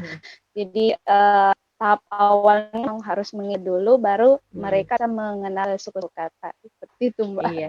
Mungkin bukan tidak mengenal A sampai Z, tapi mungkin dia tidak tahu bahwa buku itu adalah BU, K, dan U. Dia tahu secara mandiri huruf B, huruf U, huruf K, tapi dia tidak tahu bahwa B dan U jadi Bu. Dia cuma taunya Bu, mungkin ya. Mansa mana? Kita mau cerita soal berhitung nih, lanjut. Lagi ke belakang dulu sebentar. Kalau gitu kita ngobrol berhitungnya sama Hanum dulu ya, sama Mama Farah. Nanti habis itu baru Mansa. Oke, Hanum. Ayo, Hanum kita cerita berhitung yuk sekarang. Hanum, sudah bisa berhitung belum? Sudah bisa. Sudah bisa tambah-tambah dan kurang-kurang? Sudah bisa sedikit. Ya. Tambah sudah bisa? Coba Tante tanya. 5 tambah 3 berapa? 5 tambah 3. 5 tambah 3. Coba dihitung, Nak. 1, 2, 3, 4, 5, 6, 7, 8. Kasih tahu Tante. 8. Berapa? 8. Kalau angka besar bisa dah. Belum ya? Masih sampai situ belum? Belum. Belum bisa Tante ikut. Iya, belajarnya kan pelan-pelan ya, apalagi sama di rumah. Nah, kalau 3 tambah, kok 3 lagi ya? 2 tambah 6 berapa? 2 tambah 6. Lewat. 6. Jadi berapa, Nak? 1, 2, 3, 4, 5, 6, 7, 8. Oh iya, pintar. Kalau pelajaran di sekolahnya udah sampai mana, Mam, nih soal berhitung? Kalau berhitungnya, kalau saya lihat itu sudah sampai di puluhan. Puluhan, iya. Ya, relatif sekarang berat buat Hanum, masih berat buat Hanum. ini tantangan besar buat mama dan ayah ya, buat ibu dan ayah di rumah. Nah, kalau kurang sudah bisa belum? Kurang. Coba Hanum punya daun-daun Tante Ibu. Oh, pakai daun-daun ya belajarnya ya, pintarnya. Coba Hanum, daunnya ada berapa itu? Coba dihitung, ada daunnya ada berapa, Nak? 1, 2, 3, 4, 5. Nah, daunnya Hanum ada 5. Kalau Tante ambil 2, 5 kurang 2, daunnya ambil 2 daunnya. Tante ambil 2 daunnya. Jadi tinggal 3. Tapi Tante tidak mau daun. Permennya mau Hanum deh. Tante ambil. Ada permen kah? Aduh. Nah, jadi Mama Farah mengajarnya pakai seperti itu ya kalau berhitung. Kalau berhitung awalnya kan mengenal angka dulu ya. Iya. Mengenal angka dulu. Kemudian biasanya saya ajak menghitung benda-benda yang ada di sekitar saja dulu. Jadi kalau di rumah benda-benda yang ada di dalam ruang tamu, paling dia menunjuk, oh kursinya ada 2, mejanya ada 2. Jadi benda-benda yang ada di ruang tamu misalnya. Nah setelah itu kan Hanum biasanya ada tugas dari gurunya, jadi menghitung benda-benda yang ada di buku siswa. Iya. Hanum juga suka kalau dikasih tugas sama gurunya, karena kan buku pegangan siswanya itu kan bergambar, habis itu berwarna-warni, jadi sepertinya Hanum ini cenderung ke visual ya, jadi senang kalau melihat gambar-gambar dengan warna-warninya. Jadi kalau dikasih tugas sama gurunya, Hanum senang. Nah, senang kalau tugas berhitung, Hanum. Senang kerja tugas Hanum? Senang. Iya. Tapi sekarang tugasnya susah ya. Iya. Jadi makan. Itu bukan makanan. Nah, yang banyak mengajar Hanum berhitung siapa kalau di rumah? Ayah apa ibu? Ibu. Wah. Sama ibu guru juga. Ibu guru lewat ini ya, lewat Zoom. Iya. Gurunya juga ikut mengajar berhitung ya kalau di sekolahnya Hanum. Iya kan kalau di kelas 1 SD kan tematik ya. Iya, tematik. Jadi guru kelasnya itu mengajarkan berhitung juga, dan saya lihat kalau dikasih tugas sama guru-gurunya dia lebih termotivasi untuk belajar. Karena kayaknya nih Hanum kalau ada tugasnya dia berpikir kalau itu kewajiban. Jadi kalau tugasnya tidak selesai, tidak segera diselesaikan, biasanya dia kayak mendesak, ibu tugasku belum selesai, selesai nanya. Jadi tugasnya bagus juga dikasih tugas sama gurunya. Kayaknya bagus, kayaknya ini tipenya Hanum lebih suka kalau gurunya kasih tugas, jadi minta saya tugas banyak. Termotivasi. Iya, jadi motivasinya kalau dari gurunya ya ada tugas dari sekolah. Iya. Ya sih, rata-rata juga anak-anak kalau dari orang tua nggak mau dia kerja harus dari sekolah. Nah, metode apa nih kalau yang mengajar berhitung di anak? Kalau mamanya biasa pakai apa? Masuk TK, kan TK ya dulu ya Hanum, sempat TK. Waktu masuk ke SD sudah mengenal angka dan berhitung. Sudah mengenal angka dari TK. Tapi berhitungnya juga yang dari TK itu kan angka-angka dasar ya. Angka dasar 1 sampai 10. Kemudian masuk di SD diulang lagi sama gurunya. Nah, sampai sekarang itu sudah sampai puluhan, menghitung puluhan. Nah, di sini Hanum masih kewalahan karena dia kalau Hanum ini masih di belasan, sampai di belasan. Jadi 1 sampai 19, kalau penjumlahan 20 ke atas itu masih belum bisa Tante itu. Jadi kalau menjumlahnya pakai, kalau misalnya 11 tambah 13 gitu, ayo bagaimana? Saya Hanum. Ayo. Yang sedikitnya 11 tambah 11. Pakai ini ya. Ditulis ya kalau Hanum biasa ya belajar. Ya, ditulis. Coba. Ayo. 11 tambah 11 berapa? Dia lagi main daun. Ya. 11. Anggap saja Tante ini ibu guru Hanum. Ibu guru suruh 11 tambah 11. 11 tambah 11. Enggak mau? Lagi main-main Tante. Oh, ya udah jangan nih. Enggak apa-apa. Tapi sudah pintar ya.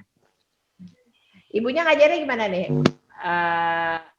Ada nggak metode khusus mengajar membacanya, Hanum? Metode khusus dengan berhitung dengan membacanya, yaitu tadi ya yang sudah dijelaskan oleh Miss Irma tadi, itu ada yang menyanyi pakai flashcard, kalau menulis menebalkan huruf-hurufnya, kemudian setelah ditebalkan diulang lagi, dibaca-baca, seperti itu. Woi, lari nih. Mana Hanum? Mau kemana? Ya ampun, sudah lari. Tapi kalau saya lihat gurunya itu lumayan, guru kelasnya. Jadi yang saya rasa ya, saya amati guru kelasnya itu terutama pada saat mengajar itu sudah sangat menguasai metode-metode pembelajaran buat siswa kelas 1. Ya. Jadi caranya mengarahkan anak-anaknya itu sudah bagus, kemudian kadang diajak bernyanyi, kemudian yang saya suka itu, Hanum juga suka itu kalau dikasih kuis. Jadi kuis online pakai. Bagaimana? Weh, hilang nih Hanum. Iya. Misalnya kuis online bagaimana? Quizizz, pakai Quizizz. Oh, Quizizz. Jadi Hanum pintar pakainya Quizizz. Sudah bisa, tapi dibantu membaca sama mamanya. Iya. Oke deh, nanti kita Hanumnya sudah hilang, Hanum. Dia sudah hilang ya. Sudah, nanti kita ngobrol-ngobrol lagi ya, Mama Farah. Terima kasih sharingnya. Nah, sekarang Miss Irna gimana menghitungnya Hanum? Itu sudah datang lagi. Menurut Miss Irna tadi gimana? Kalau boleh diulang? Enggak, tadi sempat ngelihat Hanum berhitung, enggak sempat terdengar pas Hanum berhitung. Bagaimana menurut Miss Irna? Ada gangguan ya? Boleh ulang, Mbak? Tadi saya itu ya. Coba, ini udah kedengaran? Udah kedengaran? Ya. Udah kedengaran maksudnya, suara saya sudah terdengar? Masih ini ya, ada gangguan? Halo? Halo? Saya kedengaran? Kedengaran? Meski agak putus. Ya, coba deh dulu Pak. Tadi sempat dengar nggak pas Hanum berhitung, Miss Irna? Iya, sempat dikit. Menurut Miss Irna gimana? yang sih sama di kayaknya budaya memang solo untuk hitungnya anak yang sama kayak baca, yang penting itu harus tahu angka. Dan biasanya kalau di kelas 1 itu ada tahapnya. Kalau misalnya awal-awal itu dikenalkan 1 sampai 10, terus nanti setelah itu baru ke puluhan. Tahu saya kalau tidak di kelas 1 itu akan sampai di angka 10 dan seterusnya sampai di kelas 2. Nah, yang awalnya itu memang penting ya, sama Bunda bilang dikenalkan angkanya dulu, dan memang dia harus tahu itu urutan angkanya itu dari 1 sampai 20. Jadi mereka harus mengulang angka itu cara berurutan tuh kalau anak kelas 1. Kenapa? Karena ini akan hubungan dengan kegiatan berikutnya, yaitu berhitung baik menjumlah mengurang. Jadi betul sekali Anda pas harus tahu dulu dari angka 1 sampai 20 cara berurutan. Supaya nanti gampang masuk ke tahap selanjutnya, yaitu dia berhitung menjumlah atau mengurang. Tadi alhamdulillah sudah lumayan kalau. Dan memang untuk anak-anak itu evaluasinya itu mereka lebih tertarik kalau lagi sekarang daring ya, kenalkan bentuk aplikasi yang menarik, kayak tadi kuisis, ada juga Kahoot. Jadi supaya anak-anak dia bisa bermain tapi sebenarnya belajar. Jadi seperti itu ya. Oke, sekarang kita ke Mansa ya. Mansa, itu papanya diapain sih dari tadi? Dicabut rambutnya. Dari suaranya Mansa. Ya, oke. Apa diapain Mansa? Rambut putihnya. Dicabut rambut putihnya, ya ampun. Ntar papanya habis rambutnya Mansa. Mansa, kita berhitung yuk. Katanya tadi Mansa suka berhitung. Ya. Lebih suka berhitung atau menulis? Berhitung. Kenapa bisa suka berhitung? Karena kurang-kurangan tambah-tambahan udah tahu. Coba ya, dites dulu tambah-tambahan. Tambah-tambahannya 9 tambah 8. 9 tambah 8, 1, 2, 3. 9 diulang. 9 tambah 8, 1, 2, 3, 4, 5, 6, 7. Berapa itu? 17. 17. Coba hitung dulu. Ya, betul 17. Kalau kurang-kurang? Oke. Coba dikasihnya angkanya yang kecil apa yang besar? Yang besar udah bisa belum? Angka agak besar sedikit. Bisa tapi ditulis. Bisa tapi ditulis. Coba yang tidak ditulis. 14 kurang 8. Enggak usah ditulis. Kalau itu nggak usah ditulis kayaknya. 14 kurang 8 berapa? Coba pakai jari. 14 kurang 8. Kalau 14 kurang 8. 14 kurang 8. Kurang 8. 1, 2, 3, 4, 5, 6, 7, 8. 7. Bener nggak sih 14 kurang 8, 7? Salah. Coba ulang 14 kurang 8. Ulang. Saya ulang dulu, salah tadi caranya. Nggak pakai ditulis kalau 14 kurang 8. Kalau ditulis itu kalau angkanya besar. 14 kurang 8. Tadi kurang 1 tadi sih. Nggak bisa ini jadi ini pakai tangan. Emang kalau menulis itu berapa? Yang angka besar ya? Berapa itu? Kurang 8. Sama aja, harus ini langsung nggak bisa. Harus langsung kalau belasan langsung. Coba. Kalau belasan langsung pakai jari coba. 14 kurang 8. 8. 1, 2, 3, 4, 4, 5, 9, 6, 7, 8. 6. Berapa? 6. Kalau 6 betul. Tapi masa itu hitungnya pakai apa? Masa jarinya namanya apa? Kayaknya bukan jari biasa. Pakai apa? Jari matika. Oh, jari matika. Belajar di mana? Di TK. Oh, waktu TK belajar jari matika. Makanya jarinya tadi dilihat nggak biasa itu angkanya.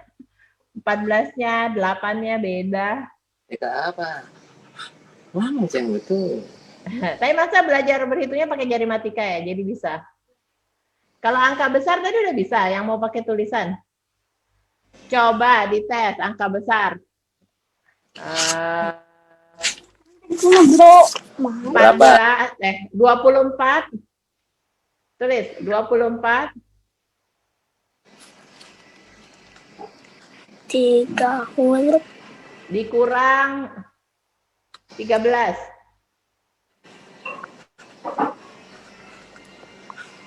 Coba Mansa. Satuannya dulu. Satuannya dulu. Yang dikasih goyang. Ya. Ya, satuannya dulu coba. Emang satuannya 24 berapa? 4 kurang 3. 1, 2, 3. 4 kurang 3.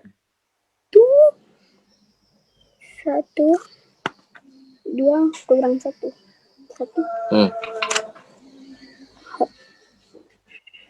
11. 11. Betul. Lagi ya, satu kali lagi ya. Satu kali lagi ya. Tulis. 36.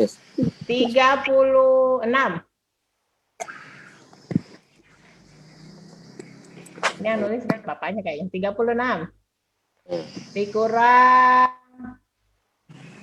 24.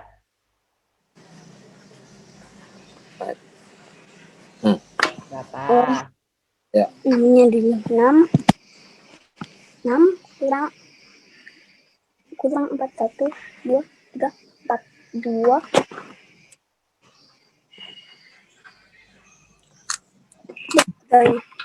3 kurang 2. 1, 2, 1. 12. Betul. 12. Benar nggak sih? Ya betul, 12. Mansa yang ngajar berhitung siapa? Gurunya? Papanya lagi? Kok bukan mama sih dari tadi? Papa melulu. Mana Mansa? Yang ngajar ngurang-ngurang satuan sama puluhan gitu sama papa ya di rumah ya? Dapat tugas dari sekolah? Emang tugas sekolahnya Mansa sekarang apa? Kalau berhitung sampai di mana? Puluhan. Ratusan? Belum. Terus dikasih tugas sama bu guru ya, jadi bisa di rumah ya? Tugas sekolahnya banyak gak Mansa? Bisa sampai 24 jam. Mana ada 24 jam kerja tugas? Soalnya lama banget. Kenapa bisa lama banget? Nggak tahu ini mama. Emang kalau tugas berhitungnya angkanya banyak? Tugas berhitung. Yang bagus. Bukan. Ya. Mansa. Kenapa Mansa lebih suka berhitung daripada menulis? Membaca menulis. Karena sudah tahu kalau kurang, tambah, udah tahu. Ya. Emang sekarang sekolahnya sampai mengurang juga ya tugasnya ya?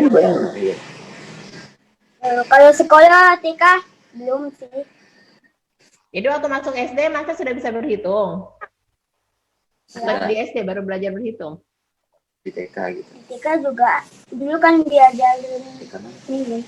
Dari TK mana? Di TK belajar jari matika. Makanya di SD berhitungnya agak lebih cepat. Karena di TK udah bisa berhitung ya, pakai jari matika. Ya. Ya, jadi terima kasih guru TK-nya Mansa. Yang ajar jari matika. Siapa Mansa, masih ingat gak?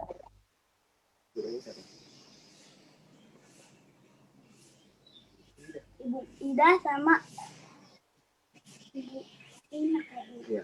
Ibu Ina. Bu Ida sama Bu Ina ya. Kelas yang ngajarin Mansa pertama jari matika ya, masih ingat. Nah, untuk Mansa sering nggak kalau belajar berhitung di rumah setiap hari nggak? Enggak juga sih. Enggak juga. Kalau ada tugas aja ya? Apa? Iya. Jadi Mansa. Kalau tugasnya biasa ada angka, Ya, biasa tulis. Itu. Kalau tidak ada, tidak. Ya, kalau huruf ditulis. Kalau huruf ditulis. Enggak ditulis. Begitu. Tapi enak ya, kalau tugasnya berhitung, nulisnya cuma sedikit. Tidak banyak, cepat selesai. Gimana papanya ini? Benar nggak sih? Masa memang lebih suka kalau tugasnya berhitung daripada menulis atau membaca? Maksudnya dia minatnya lebih ke berhitung. Belajar berhitung itu sebenarnya memang bagusnya dari masih kecil ya, masih balita, misalnya dari 3 tahun. Maksudnya sudah mulai ngerti tentang sesuatu. Misalnya kan Mansa itu sering belajar berhitung memang waktu umur 3 tahun dari bermain. Misalnya, tolong ambilkan mainannya, mobil-mobilannya ambil 5 gitu. Dia udah ngerti 5, jadi mulai dia ngambil itu 5 yang mana ya? Nah, dia mulai ngambil satu-satu, dibantu hitung. Ya, itu 1, terus 2, 3, 4, 5. Ya, cukup, 5, bawa ke sini. Ya. Udah tahu kan dia 5, oh kalau 5 segini. Terus mulai beranjak gitu, mulai dia sadar. Misalnya, dia bawa mainannya 5. Terus kita sembunyiin 2. Terus selesai main nih. Dia cari mainannya. Kok mainannya kurang berapa? Ini tadi 5, sekarang tinggal 3. Kurang berapa? Kurang 2 mainannya. Nah, itu kan secara tidak langsung dia berhitung gitu. Nah, awal-awalnya seperti itu. Kalau saya sih metodenya yang belajar bagaimana memberikan pelajaran berhitung tanpa belajar langsung gitu. Belajar berhitung secara tidak langsung seperti itu. Jadi sudah dari kecil, jadi maksudnya jadi sistemnya itu sudah dari kecil ditanamkan soal berhitung ya, bahkan dari sebelum sekolah. Umur 3 sudah sekolah? Mungkin belum ya, baru? Belum. Umur 3 ini ya, playgroup kali ya? Playgroup kayaknya, mulai playgroup. Tapi sudah mulai ditanamkan dari kecil. Ya, ditanamkan. Harus memang ada stimulasi gitu dari kecil supaya lebih besarnya nanti lebih mudah untuk pembelajaran selanjutnya kayak gitu. Nah, sekarang kalau misalnya di saat dia masih sudah kelas 1 SD ini, susah nggak dia ngajarnya Mansa berhitung? Sebenarnya kalau berhitung lebih mudah dan lebih gampang diajar berhitung daripada diajar membaca. Anaknya lebih kooperatif mungkin ya kalau tanya sampai ngambek-ngambekan, bapaknya ngambek, mamanya anaknya ngambek. Memang susah belajar itu. Lebih gampang belajar berhitung. Tadi malam sampai berkurang-kurangnya sampai jutaan dikurangin juga. Jutaan? Iya. Besar banget sekolah aja belum. Iya kan dikurangi. Ya, tinggal dibulat-bulatin dengan caranya memang dia dapat ilmu jari matika itu sangat membantu sekali dari TK. Sangat membantu sekali ilmu jari. Karena jadi untuk selanjutnya jadi lebih mudah karena ilmu jari matematikanya itu. Jadi ini ada ya, mungkin bisa jari matematika kan bukan ilmu yang normal sebetulnya kalau berhitung, karena beda ya jarinya. Saya lihat Mansa jarinya itu berbeda dari cara menghitung biasa ya, itu mungkin jari matematika, tapi sangat membantu ya di belajar berhitung selanjutnya untuk Mansa. Sangat membantu itu belajar berhitung selanjutnya. Kayak gitu. Nah, metodenya itu tadi ya, metodenya pengenalan dari sudah pengenalan. Mansa. Ya, kayak kata Papa ya, memang lebih suka berhitung, lebih gampang belajar berhitung daripada membaca dan menulis ya. Lebih suka berhitung. Kita berhitung aja terus ya, belajarnya. Maunya berhitung aja. Ya, dari sekarang kita ke Miss Irna lagi. Gimana kalau Miss Irna, menurut Miss Irna, Mansa tadi berhitungnya bagaimana? Oh iya, luar biasa ya. Ada cara metode digunakan. Jadi memang kalau misalnya di beberapa KI itu mereka sudah mengajarkan itu betul dengan Jermika. Jadi kayak itu biasanya belasan sampai mencapai belasan itu gunakan matematika. Terus setelah itu di atas 20-an sama seperti yang digunakan kita sudah pakai metode Besun. Jadi saya setuju sekali dengan yang dikatakan oleh Papanya Masa bahwa memang anak itu dan anak laki-laki terutama itu lebih bisa berhitung daripada membaca. Ini juga berdasarkan pengalaman. Memang anak-anak sebenarnya di mereka dari 3-4 mereka secara tidak langsung sudah dikalkan angka itu sendiri. Misalnya kadang kita temui anak-anak main, terus di sekelilingnya banyak mainan. Nah, orang secara tidak langsung itu sudah mengajarkan ini coba hitung mainnya berapa, kayak ini 1, 2, 3, 4 itu secara tidak langsung sebenarnya kita sudah mengajarkan anak untuk mulai berhitung. Memangnya betul sekali sebenarnya anak-anak itu lebih suka dan lebih mudah untuk berhitung dibandingkan baca, karena memang dari kecil sebelum mereka sekolah pun mereka sudah belajar itu sendiri, dan itu dimulai dari benda di sekitar mereka. Nah, pada sudah masuk sekolah itu lebih dikuat lagi, misalnya seperti tadi mana dia menggunakan meter jari matematika. Nah, jari matematika itu kelasan. Kemudian setelah di kelas 1, di semester 2 misalnya, atau sebenarnya kelas 2 mereka sudah dilakukan nilai. Jadi untuk untuk kegiatan berhitung tadi itu sudah biasa sekali menurut saya. Dan ada 2 metode yang diterapkan oleh media permen itu biasa sekali. Nah, kalau misalnya ini kan Mansa tadi belajar pakai jari matika ya, Mansa ya. Tapi kalau Hanum metodenya metode biasa berhitung pakai daun, pakai alat permainan. Nah, kalau misalnya menurut Miss Irna sebagai orang tua nih, bagusnya gimana sih supaya bisa mengajar anak menggunakan benda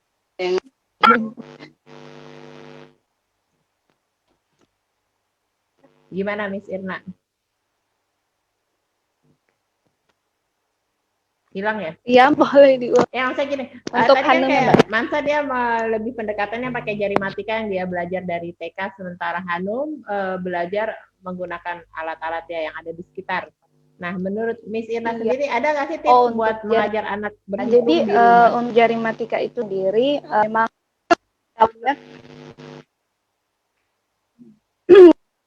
dari pelajaran matematika itu adalah konsep sebenarnya. Jadi kadang anak kan dia sudah mulai ajarkan untuk bisa. Kadang kalau jari matik itu sendiri dia menyimpan puluhan kan dia menyimpan kuantitas diri, dan itu bisa digunakan. Jadi kadang untuk anak-anak itu sudah bisa bermain-main. Nah, memang kalau untuk hitung anak-anak itu dia biasanya jadi sistem mereka diajar metode sama seperti jari matika itu diajarkan dengan jari, cuma tadinya kan dia kanan menggunakan puluhan, kiri menggunakan satuan, sama seperti hitung tanpa jari matika itu sama sih konsepnya, dia juga menggunakan jari. Dan anak memang disukanya itu main di seperti itu, lebih mudah bagi anak. Ada tips nggak sih buat ngajar anak berhitung di rumah supaya cepat itu bagaimana?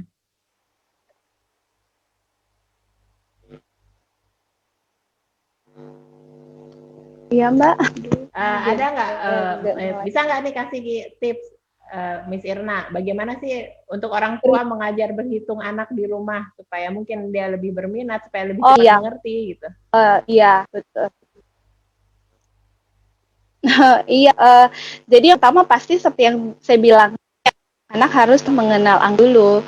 Biasanya memang di metode sekolah atau di kelas, anak dibiasakan untuk mengenal angka secara berurut.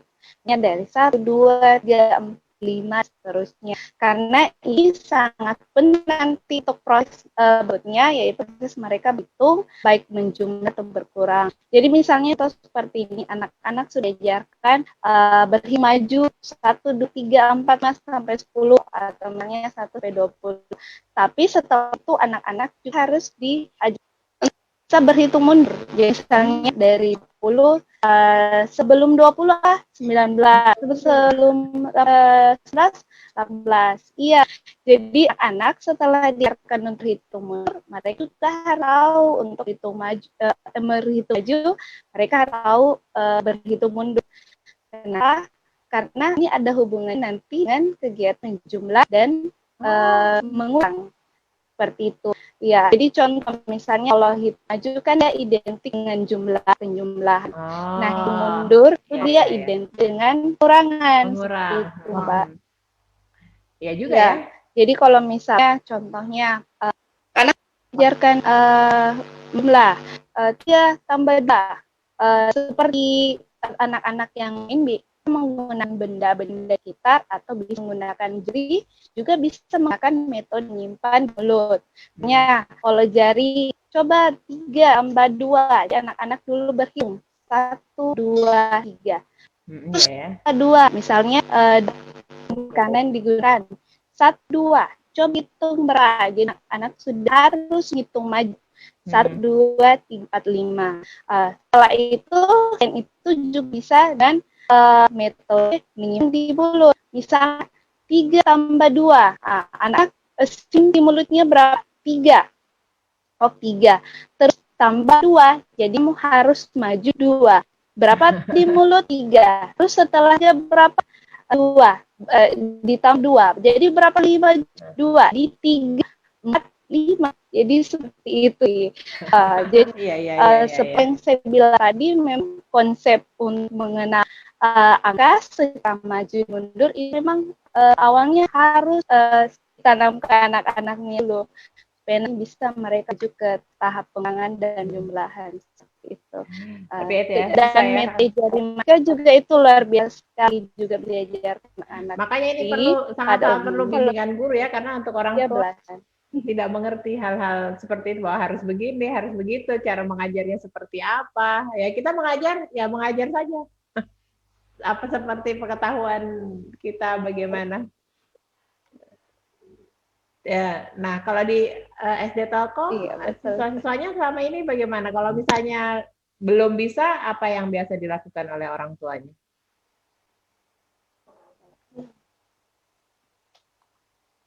Gimana, Miss Irna? Wah, hilang-hilang. Boleh dong, Mbak. Kayaknya jangan. Ya, wah putus. Miss Irna. Putus Kika. Putus. Mama Farah, gimana kira-kira penjelasannya tadi, apa tips dari Miss Irna? Kira-kira susah nggak sih mengajar berhitung gitu? Yang harus mengajar mundur dulu, belajar mundur. Hanum bisa nggak menghitung mundur? Mundur. 9, 10, 9 gitu mundur gitu. Kan begini Bang, 10 kurang 1 kurang 1. Maaf. Iya. Udah ada tuh Miss Irna ya. Pindah tempat nih kayaknya nih. Miss Irna. Sudah kedengaran? Iya, kayaknya dengan di rumah orang. Ya, jadi selain itu ada lagi nggak nih tipsnya untuk anak bisa belajar menghitung tuh? Hanum lagi mempraktekkan menghitung mundur. Kalau Mansa sudah hilang. Iya. Biasa sih kita begitu ya, setelah kenalkan bisa menghitung mundur, itu anak juga harus menghitung maju. Makanya dan kita dengar coba hitung maju. Sampai coba mundur lagi 10 sampai 1.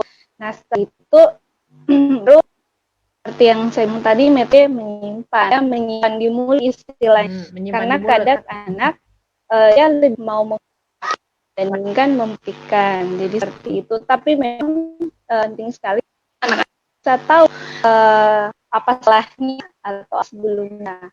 Kalau misalnya dia ada pengurangan dan pengurangan atau penjumlahan pengurangan itu ada dua, misalnya perangan yang tanpa meminjam seperti yang tadi terus ada juga yang pengurangan meminjam. Nah, ini juga prosesnya ada yang bersusun, ada juga yang dengan cakaran langsung. Jadi seperti itu. Tapi untuk kelas 1 itu sendiri pada umumnya itu dia pakai itu dulu karena dia harus dibiasakan dulu untuk bisa menghitung maju dan mundur dan kadang dengan metode itu. Nanti kalau nanya di kelas itu beda gitu. Pas anak sudah lancar lah seperti itu. Gitu. Coba kita cek, coba tadi Hanum lagi dicek nih, menghitung mundur bisa nggak? Dari 5 aja deh. Hanum, suaranya. Anunya Hanum. Ya, coba Hanum tes menghitung mundur. 5.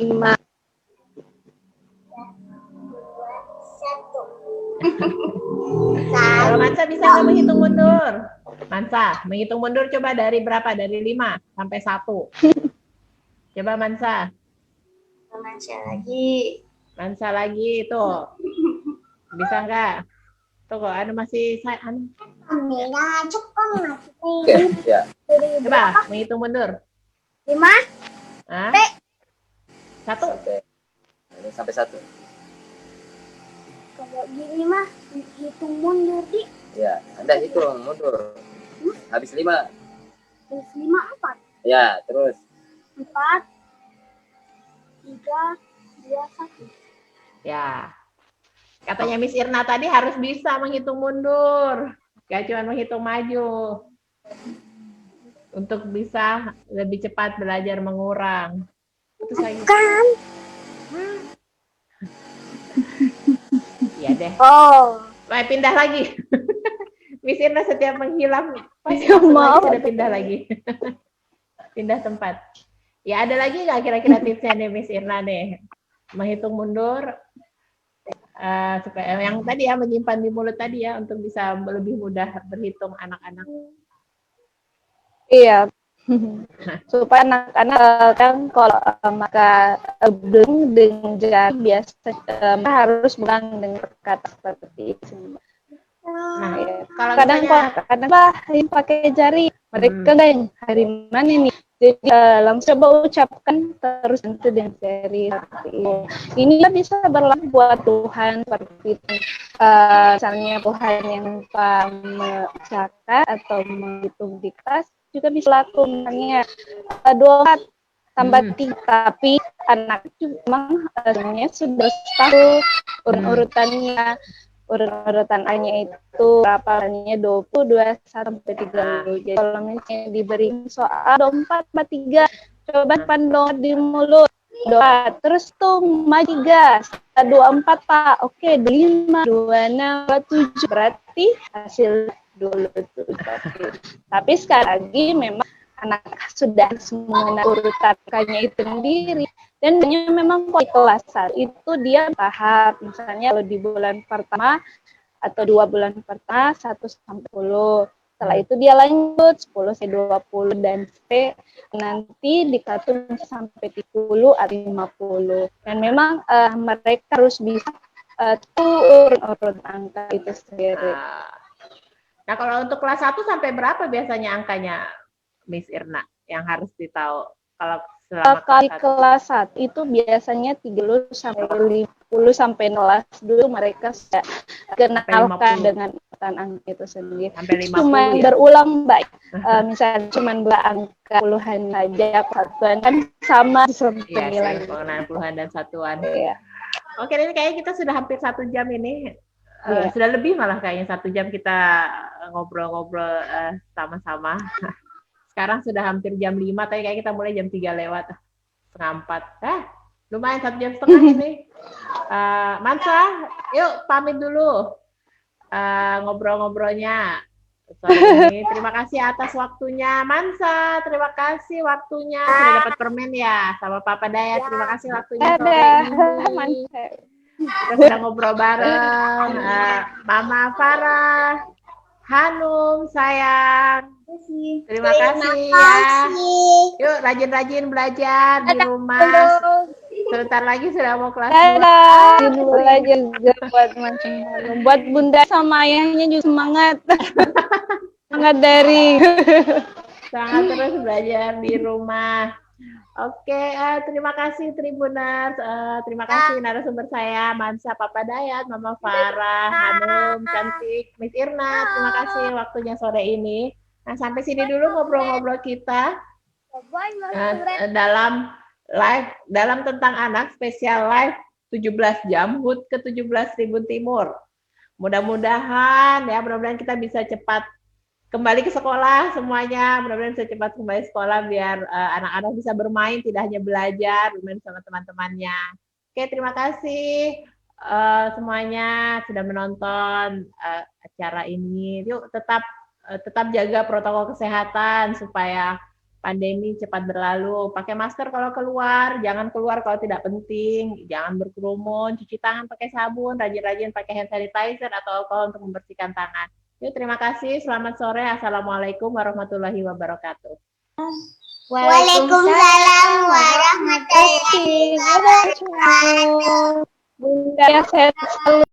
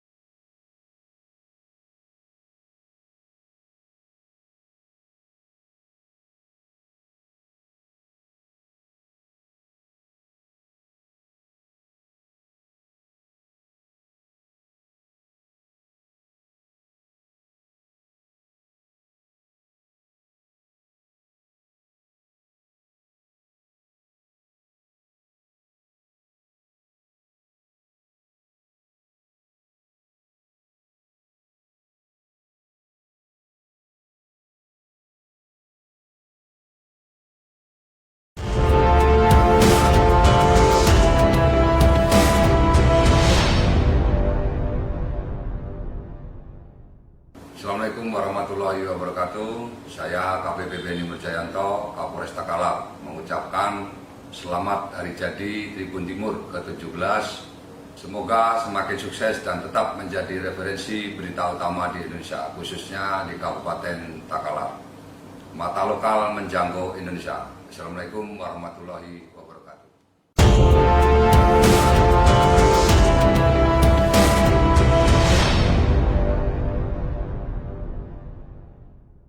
Assalamualaikum warahmatullahi wabarakatuh. Saya Sofian SPDI, Ketua Bawaslu Kabupaten Majene, mengucapkan selamat ulang tahun yang ke-17 untuk Tribun Timur. Semoga tetap menjadi media yang informatif dan kredibel dalam menyajikan berita ke masyarakat, khususnya di Kabupaten Majene. Salam awas.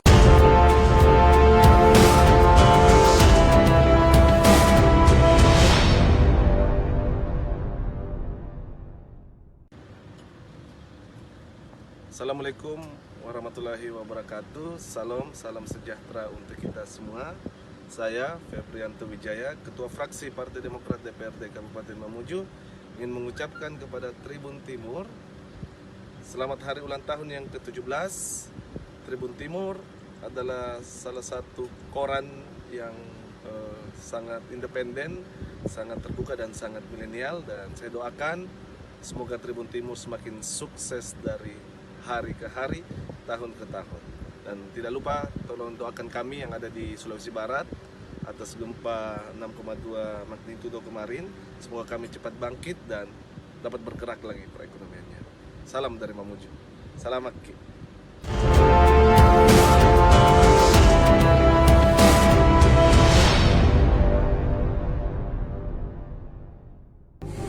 Bismillahirrahmanirrahim. Assalamualaikum warahmatullahi wabarakatuh. Saya Umar, Ketua KMPI Kota Palopo, mengucapkan selamat ulang tahun yang ke-17 kepada Tribun Timur. Semoga Tribun Timur semakin menjadi media tercepat, terdepan, dan kredibel dalam menyajikan berbagai pemberitaan. Selain itu, kami juga berharap bahwa keberadaan Tribun Timur mampu memberikan edukasi kepada masyarakat terkait penanganan pencegahan corona. Tribun Timur, mata lokal menjangkau dunia. Wassalamualaikum warahmatullahi wabarakatuh.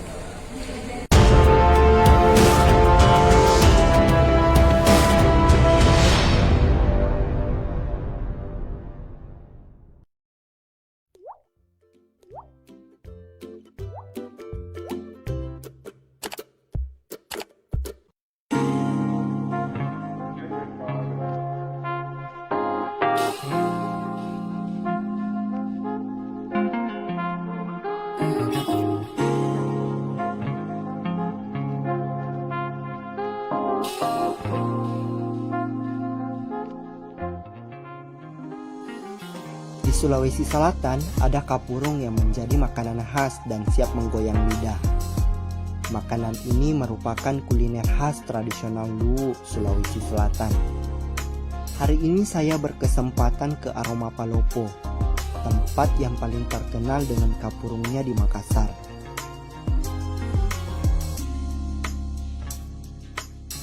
Aroma Palopo beralamat di Jalan Pengayoman, Ruko Mirah, Blok D2.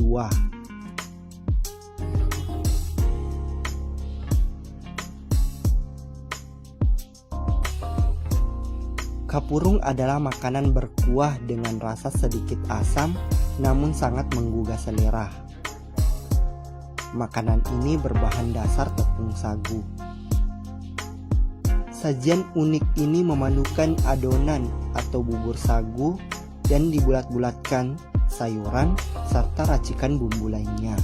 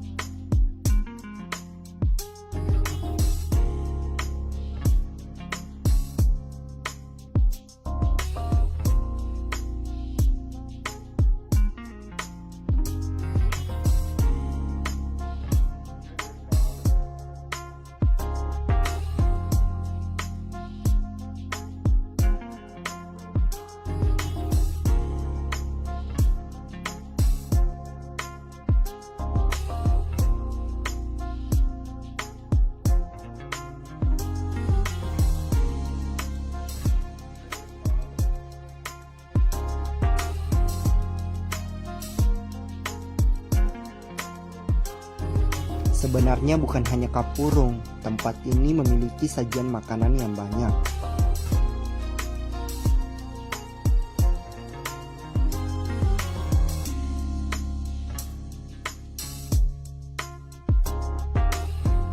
Ada barobo, palu mara, ikan goreng, parede, dan ikan rica-rica. Ada juga aneka ayam seperti paleko, ayam goreng, dan ayam bakar. Selain itu, ada juga pisang hijau dan menu-menu lainnya.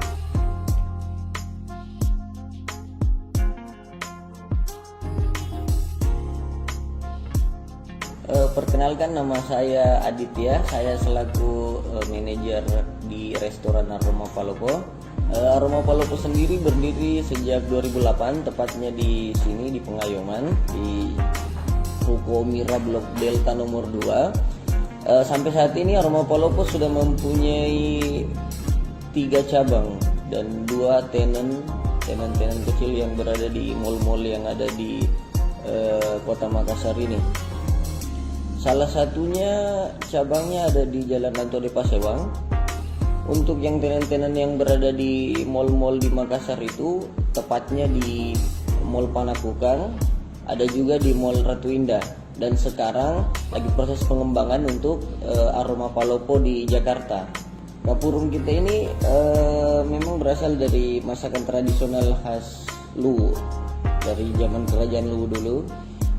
Sampai saat ini kapurung ini bahan bakunya kita masih terus ambil dari daerah Luwu sana. Jadi semua rata-rata bahan baku untuk kapurung ini, kecuali mungkin sayuran ya, karena sayuran ada juga di Makassar.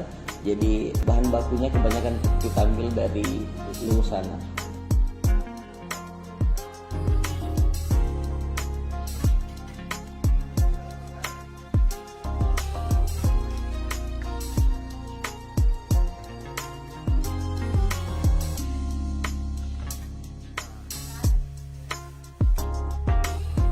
Rata-rata customer kami yang datang ke sini itu mulai dari pejabat, pernah juga artis-artis, ya beberapa kalangan lah, mulai dari kalangan bawah sampai kalangan atas. Itu rata-rata yang memang betul-betul suka makanan sehat, enak dan bergizi itu kesini untuk mencari kapurung tanpa harus jauh-jauh untuk ke Luwu atau ke Palopo sana.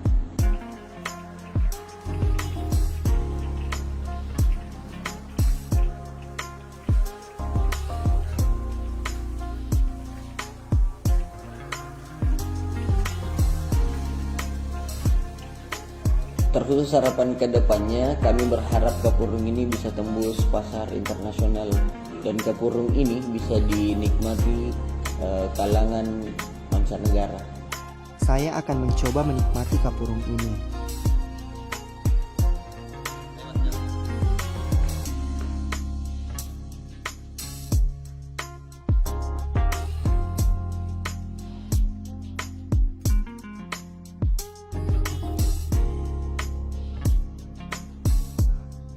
Pertama, saya beri jeruk nipis. Biar lebih mantap, saya kasih lombok tumis. Nah, kita coba.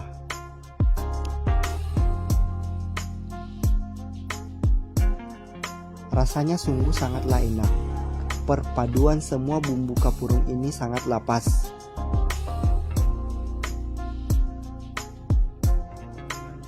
Karena terdiri dari berbagai macam sayuran dan daging, kapurung memiliki nilai gizi, sehingga tentunya akan menjadi sumber protein yang baik bagi tubuh.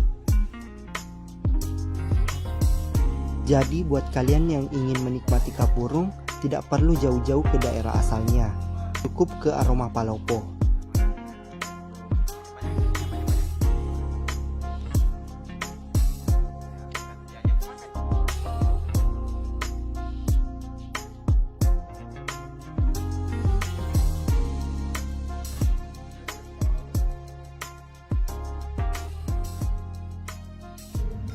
Mantap guys.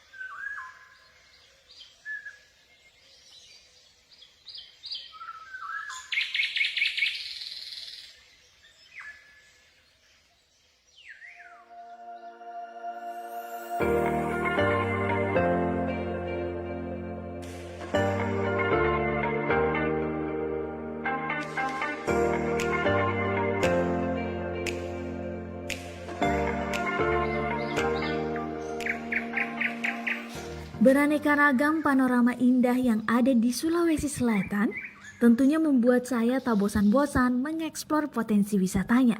Kali ini, saya menyambangi satu destinasi wisata yang ada di Kampung Bonto Parang, Kecamatan Parangloe, Kabupaten Goa.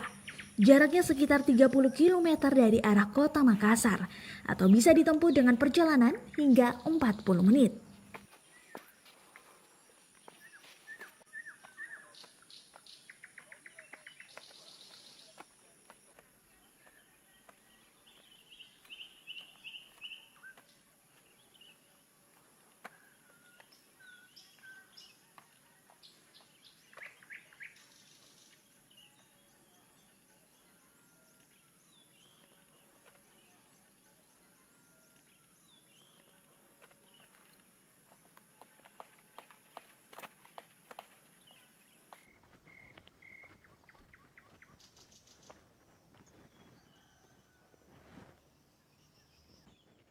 Coba tebak, saat ini saya sedang berada di mana? Raja Ampat? Salah. Saat ini saya sedang berada di Kabupaten Goa, Sulawesi Selatan, tepatnya di Bukit Indah Beroangi. Seperti apa sih indahnya dari bukit ini? Penasaran? Jangan pernah skip tayangan ini. Ikuti saya.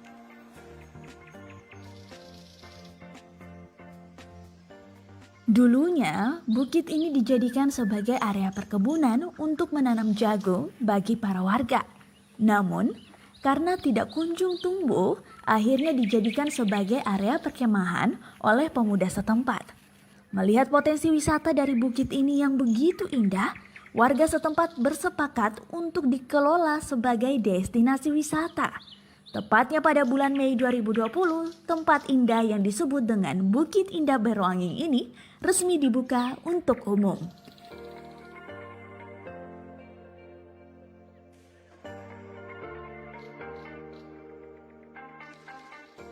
Beroangin yang berarti angin baru untuk para penikmat wisata, seperti itu warga memaknainya.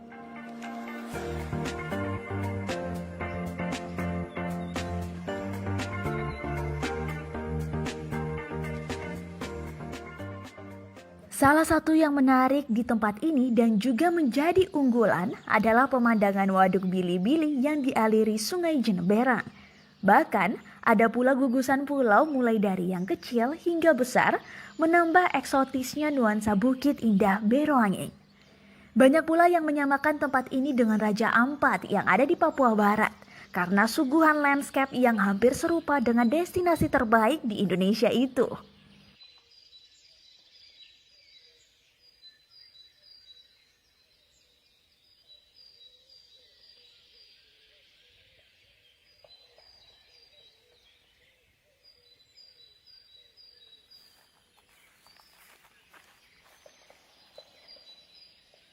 Tak hanya menghabiskan waktu untuk menikmati seluruh suguhan pemandangan alamnya.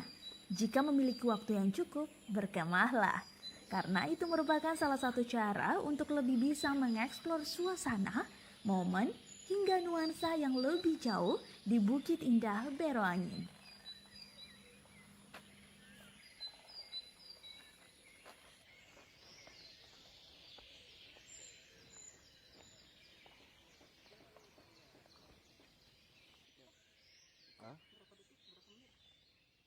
Sebenarnya 1 menit sekian. Kalau untuk bikinnya, saya biasa bikin itu di menit sampai 2.40. Desi! Weh, Pape ada kok. Ajak dulu ngopi ya. Single ngopi ya? Kebetulan sekali saya bertemu dengan 2 orang teman saya yang sedang ngopi di sini. Luar biasa kalian ini ya. Boleh ya, kita bersantai di sini sambil ngopi, kayaknya asik banget nih. Yuk, bersantai sama kami, ayo. Kebetulan saya bertemu dengan teman lama saya Vape yang ternyata sudah berkemping sedari malamnya. Saya pun diajak minum kopi buatannya. Kebetulan juga dia adalah seorang barista andalan saya. Dia pun membagikan momen campingnya di Bukit Indah Beroangi ini. Kabarnya, momen yang tepat saat berkemping adalah menantikan matahari pagi yang timbul dari arah barat Waduk Bili-Bili. Sayangnya, saya tak sempat menyaksikan momen itu karena cuaca yang begitu mendung. Usai menikmati kopi, saya kembali ingin merasakan nuansa sejuk dari Bukit Indah Berongeng ini.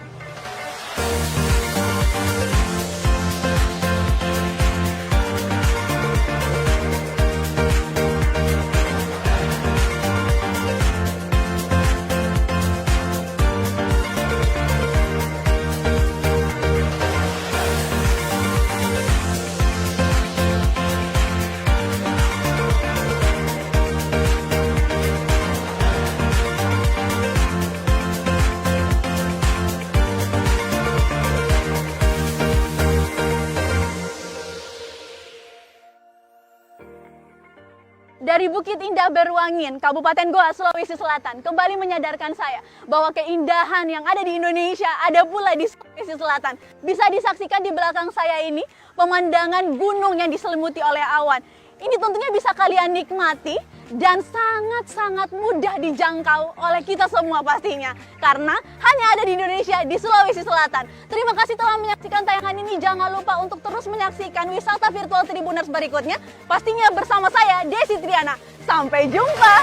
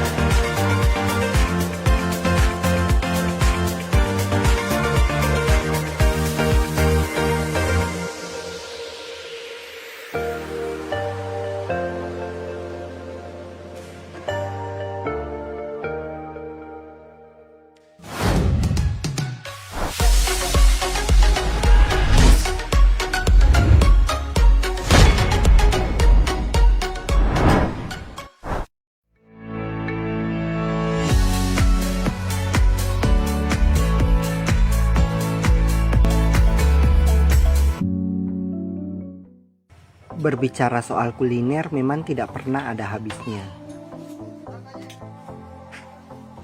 Sebab selain menjadi kebutuhan sehari-hari, kuliner juga selalu mengalami perkembangan dan semakin banyak inovasi. Makassar adalah daerah pesisir yang sangat terkenal dengan olahan seafood dan ikannya. Salah satunya adalah paluk kalwa. Paluk kalwa adalah sajian ikan berkuah. Kuliner ini merupakan olahan ikan dan buah kalwa atau keluak sebagai bahan utamanya.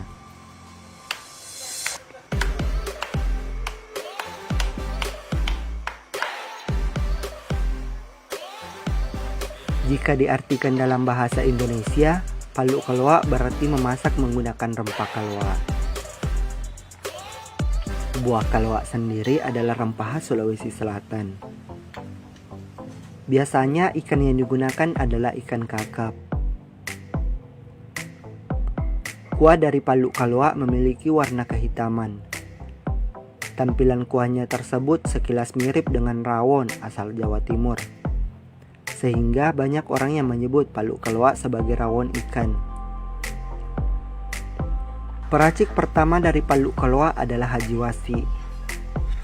Ia adalah pemilik atau generasi pertama dari rumah makan Paluk Kalwa 66. Nama saya Irma.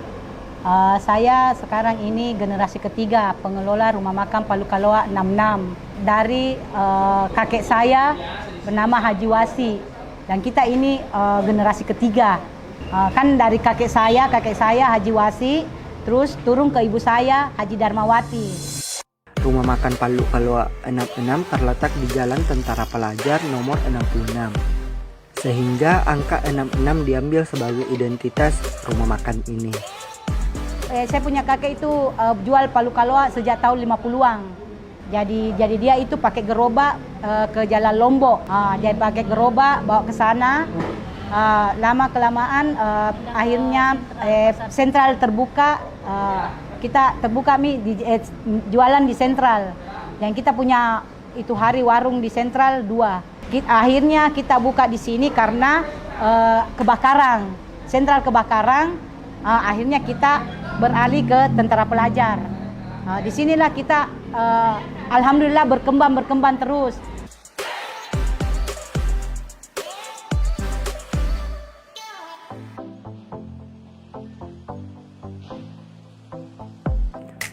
Sesuai namanya, menu yang menjadi andalan di rumah makan ini adalah palu kaloa.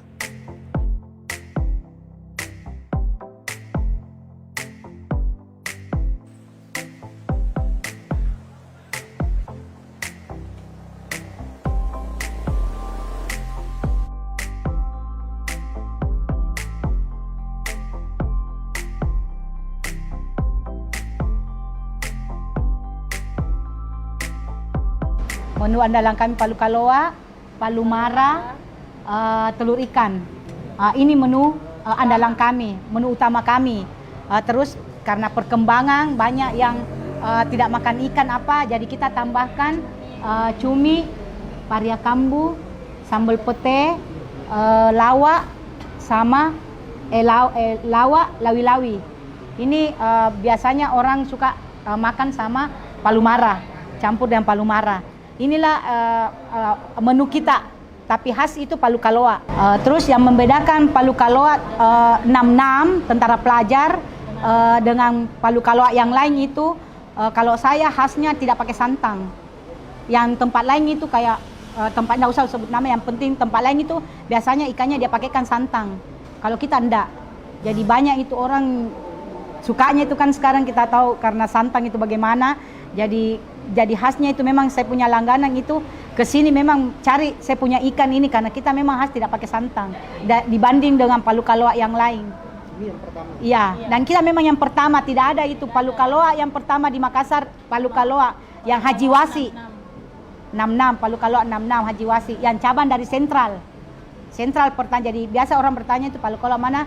Biasa bilang dari sentral cocok, tapi Haji Wasi. Aroma dari palu kaloa serta menu-menu lainnya di sini sangatlah menggoda. Rasanya sangat pas di lidah.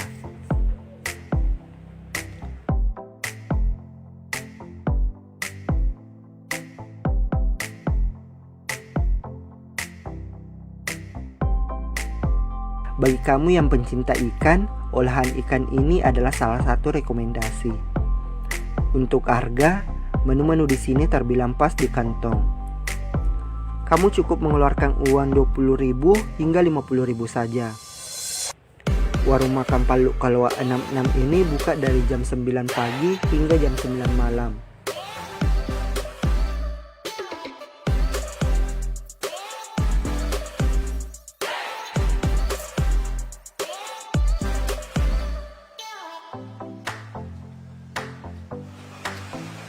Mantap, guys.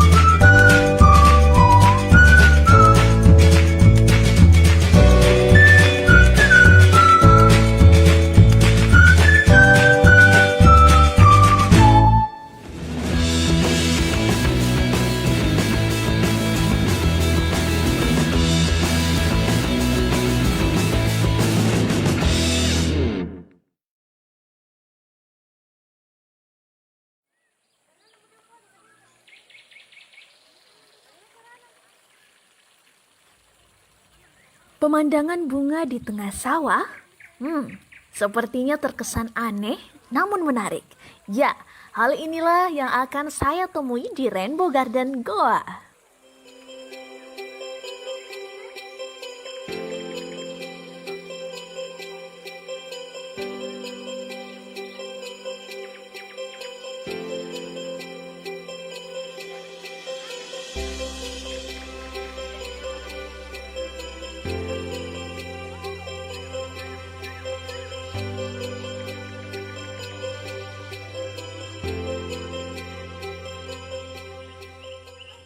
Lokasinya terletak di Jalan Dato Ripanggetungang, Tamarunang, Kecamatan Sombaupu, Kabupaten Goa, Sulawesi Selatan.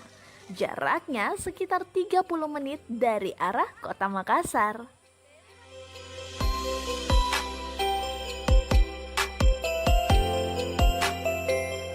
Awal saya menapakkan kaki di destinasi wisata ini, mata saya sudah disajikan dengan hamparan bunga berwarna-warni yang begitu menarik. Sungguh menawan hati.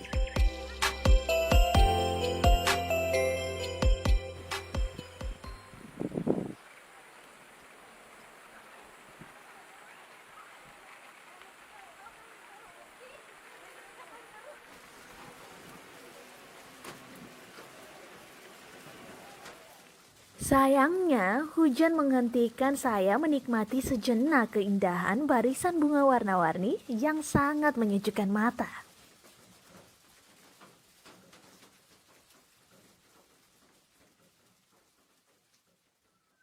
Perpaduan hijau sawah dan warna merona pada bunga yang tentunya begitu sangat indah. Setelah menunggu beberapa saat hingga hujan reda, akhirnya saya bisa langsung menyapa berbagai jenis bunga ini.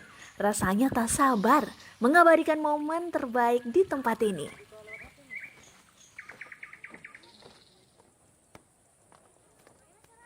Pemandangan indah yang tersaji di samping kanan dan kiri saya ini adalah pemandangan yang ada di Rainbow Garden, Goa, Sulawesi Selatan. Seperti apa perjalanan saya menikmati indahnya bunga-bunga yang ada di sini? Ayo ikuti saya di Wisata Virtual Tribuners seri ke-7 bersama saya, Desi Triana.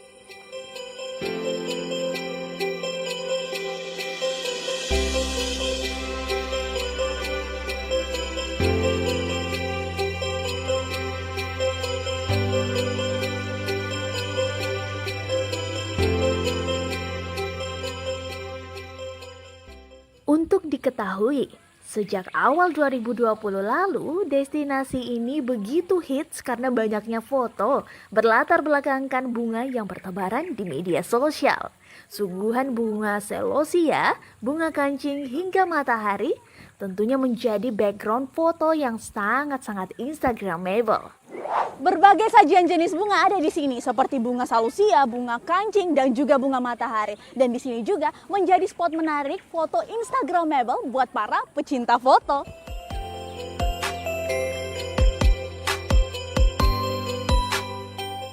Dengan adanya pemandangan ini, tentunya pengunjung pun seakan dipaksa untuk bisa bersuah foto, mengambil angle terbaik berlatar belakangkan sawah yang berbunga.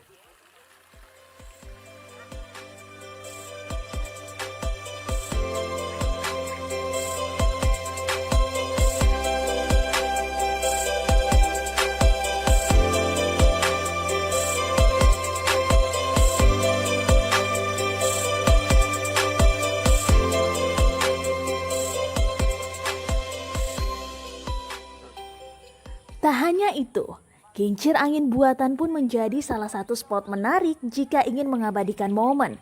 Terlebih, ratusan kincir angin ini berbaris sesuai warna. Jika angin berhembus, perlahan kincir angin pun ikut berputar. Pemandangan yang luar biasa ciamiknya.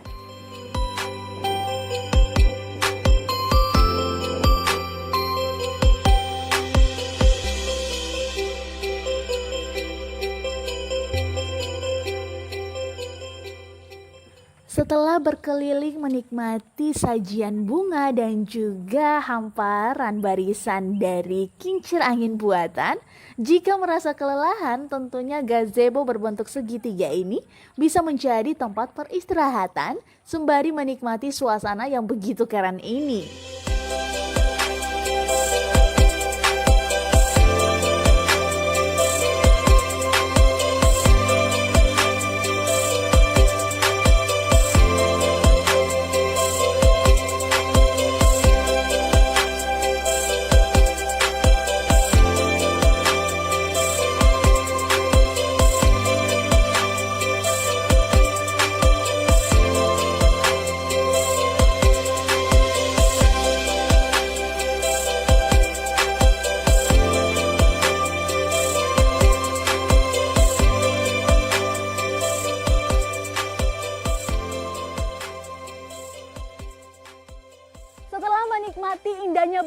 di pertengahan sawah ini dan juga saya sudah sempat untuk berfoto di berbagai spot menariknya.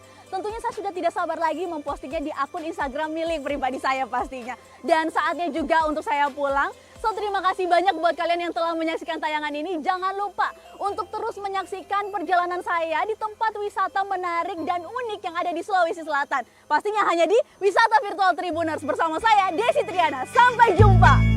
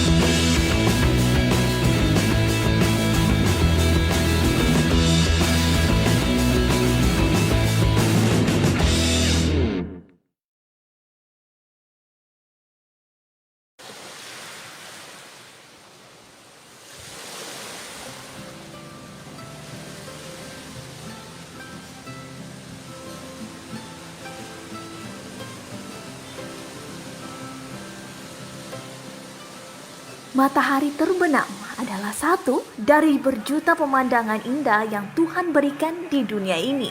Berangkat dari arah kota Makassar, saya menyambangi salah satu destinasi melihat sunset terbaik.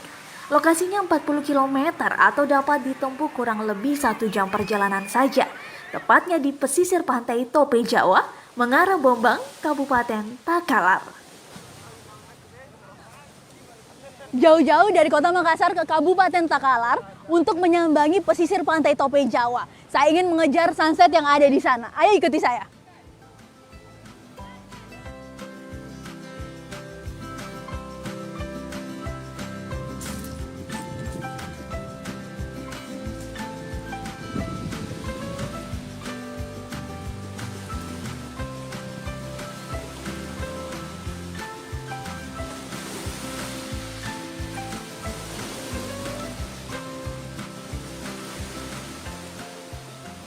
Sepanjang pesisir pantai Tope Jawa ini, banyak spot foto unik dan menarik yang bisa dijajal sambil menunggu waktu matahari terbenam. Beruntung sekali, saya mendapatkan cuaca yang cerah, tak sabar melihat indahnya sunset dari pesisir pantai Tope Jawa.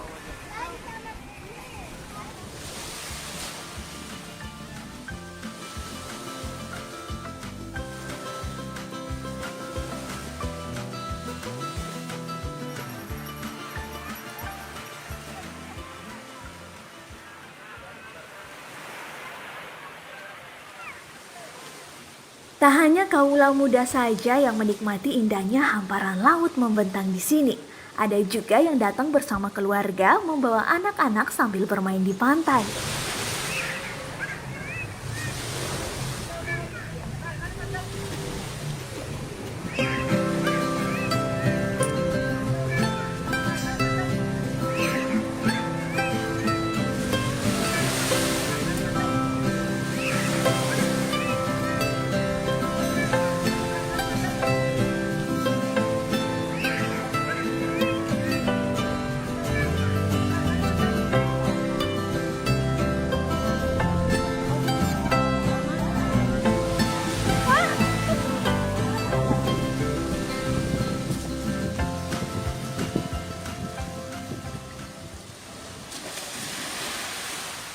Hembusan angin yang sepoi-sepoi memanjakan saya yang asik bersantai. Ditambah lagi iring-iringan musik pantai yang menyenangkan hati.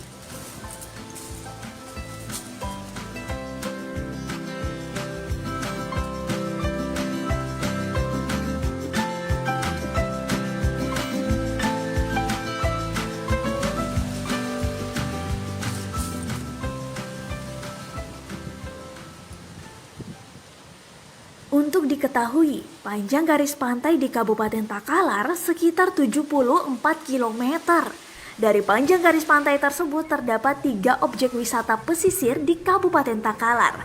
Pantai Tope Jawa yang saat ini saya sambangi, Pantai Galumbaya, dan Pantai Ujung Kasih.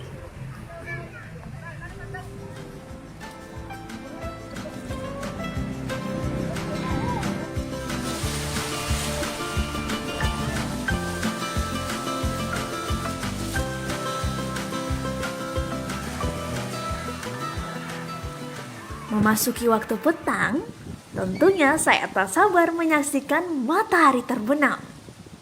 Wah, tak sia-sia menantikan senja di pesisir Pantai Tope Jawa ini. Jika biasanya bias senja selalu berwarna jingga menyilaukan, namun hari ini saya begitu beruntung. Karena di pesisir Pantai Tope Jawa ini saya melihat warna pink dari biasan senja tersebut. Ada-ada saja keindahan yang ada di Sulawesi Selatan. Salah satunya yang ada di pesisir Pantai Tope Jawa ini di Kabupaten Takalar. Dan terima kasih juga buat kalian yang telah menyaksikan tayangan ini. Jangan lupa untuk terus menyaksikan seri-seri selanjutnya dari Wisata Virtual Tribuners. Pastinya bersama saya, Desi Triana. Sampai jumpa.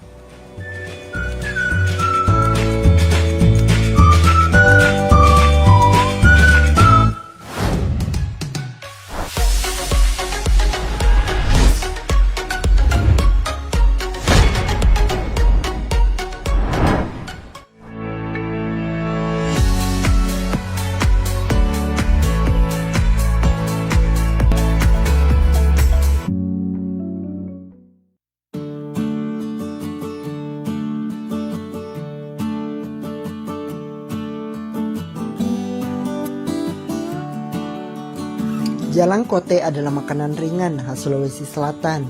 Kue ini sekilas mirip dengan pastel. Tak jarang orang menyebutnya dengan pastel Makassar. Perbedaan keduanya terletak pada kulit. Pastel memiliki kulit yang lebih tebal daripada jalang kote. Selain itu, perbedaan lainnya adalah pastel dimakan bersama dengan cabai rawit, sedangkan jalang kote dimakan bersama dengan sambal cair.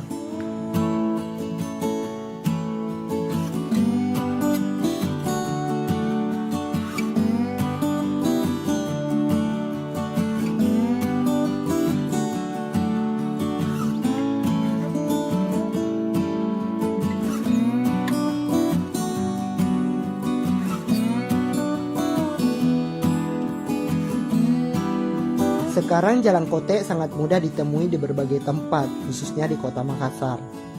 Salah satunya yang paling terkenal adalah The Jalkots. The Jalkots berdiri pada tahun 2017 di Jalan Abdullah Den Surwa, kota Makassar. Hari ini saya bertemu dengan sang owner, namanya Andi Arfiana. Perkenalkan, nama saya Via, saya di sini sebagai pemilik The Jalkots. Jadi kenapa kita memilih nama The Jalkots itu sebenarnya supaya lebih mudah diingat saja sama masyarakat Makassar. Kemudian kenapa kita memilih jalang kote itu karena kita mau memberikan rasa yang berbeda terhadap masyarakat mengenai jalang kote. Tapi dengan tetap tidak menghilangkan cita rasa jalang kote itu sendiri. Jadi dari segi bentuk tetap.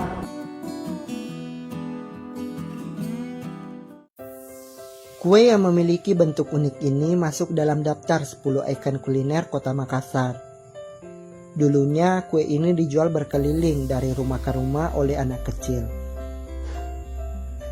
Hal ini sama dengan arti dari jalang kote, di mana berasal dari kata jalang yang berarti jalan dan kote yang berarti berkote-kote atau teriak. Untuk menu jalang kote tersedia berbagai banyak varian, seperti Black Jalkots atau biasa juga disebut dengan jalang kote manyu.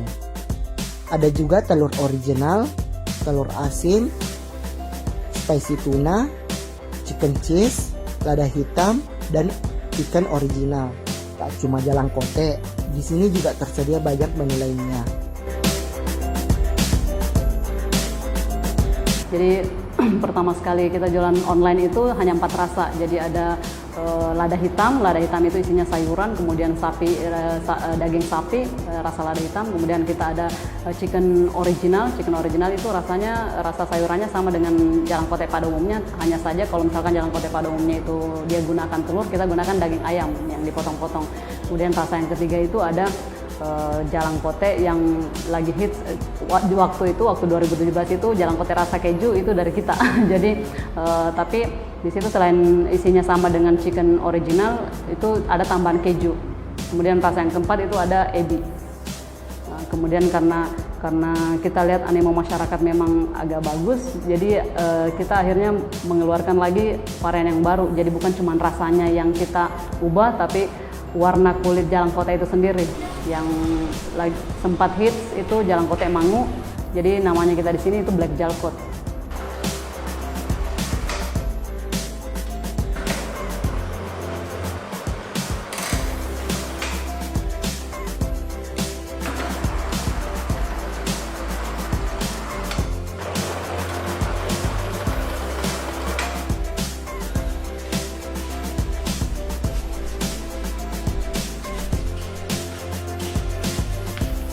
Black Jalkot menjadi menu andalan di tempat ini.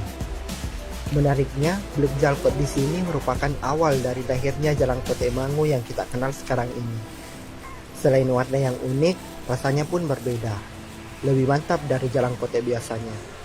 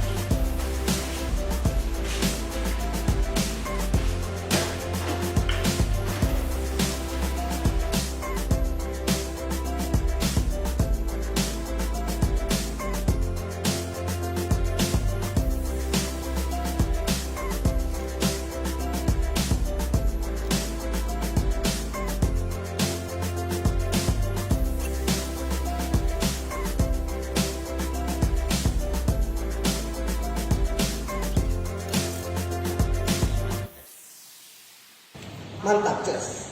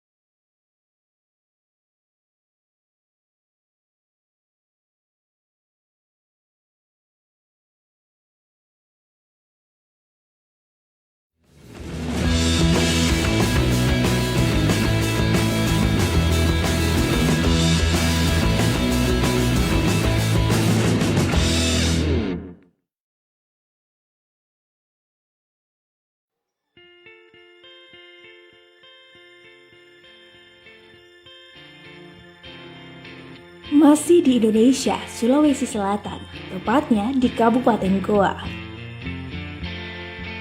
Saya sedikit melangkah ke destinasi unggulan yang disebut dengan Hutan Pinus Malino.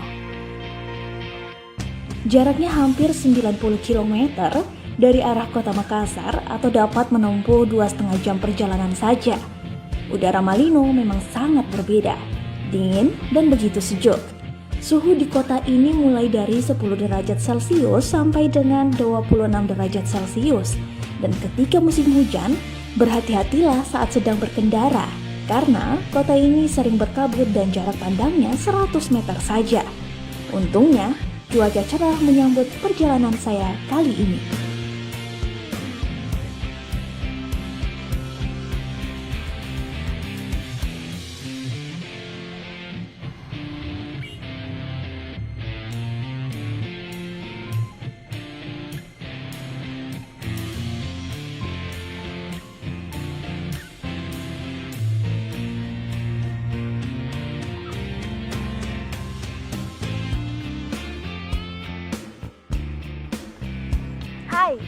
Menikmati kesejukan yang ada di hutan pinus Malino merupakan salah satu kegembiraan tersendiri bagi para pengunjung.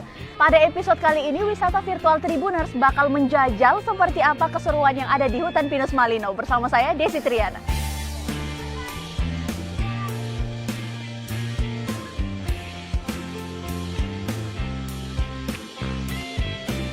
Banyak yang berubah dari hutan pinus Malino beberapa tahun terakhir ini. Tidak sekedar menyuguhkan pemandangan pinus yang begitu rapi, namun juga berbagai fasilitas menarik. Mulai dari area panggung untuk berbagai perhelatan, baik musik ataupun teater disertai dengan tribun penonton. Bahkan ada juga spot foto menarik. Saya begitu tersanjung karena dengan adanya fasilitas ini, membuat siapapun yang menyambangi hutan pinus Malino akan semakin betah dan rasanya ingin berlama-lama. Tentunya, saya harus mencoba seluruh spot yang sudah diberikan dari hutan pinus Malino.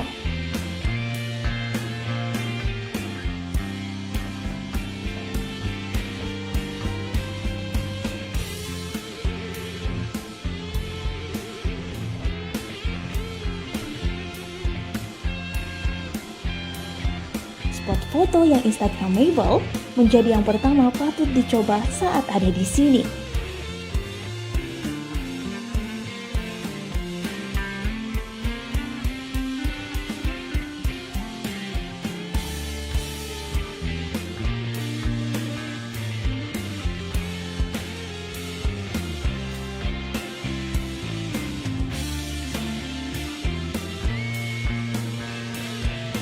Semua backgroundnya pun unik-unik dan menjadi spot foto andalan para pengunjung.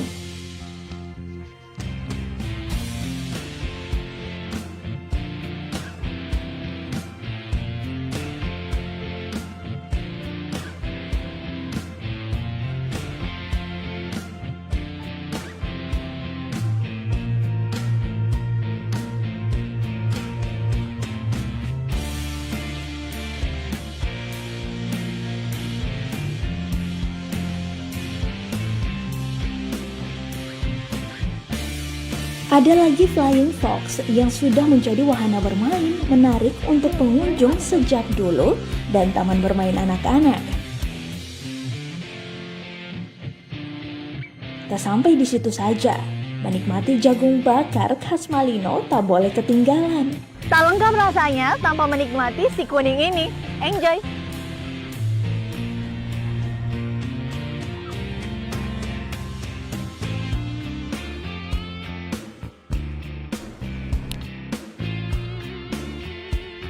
Belum puas rasanya jika tak mencoba menaiki kuda. Selain dijadikan sebagai alat transportasi oleh warga sekitar, kuda ini juga biasa disewakan untuk para pengunjung dan mengelilingi seluruh area hutan pinus Malino. Menjadi ciri khas saat bertandang ke hutan pinus Malino menaiki kuda ini. Biasanya para pengunjung akan diajak berkeliling mengitari hutan pinus Malino untuk bisa merasakan sensasi yang berbeda di hutan pinus Malino pastinya. Terima kasih telah menyaksikan tayangan ini. Jangan lupa untuk terus menyaksikan seri-seri selanjutnya dari Wisata Virtual Tribuners, pastinya bersama saya Desi Triana. Sampai jumpa.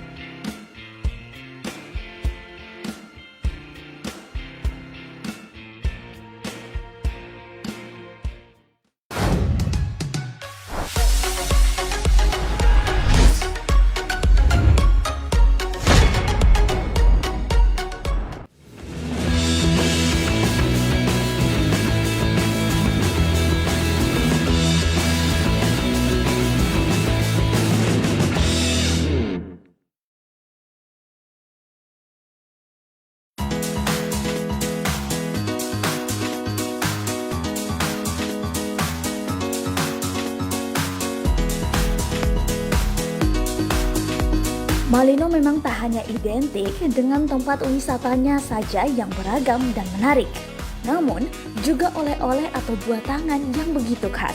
Sebut saja tenteng kacang yang bisa didapatkan di pasar tradisional Malino. Lokasinya berjarak tak jauh dari area kota dan bisa ditempuh dengan menggunakan angkutan umum ataupun pribadi.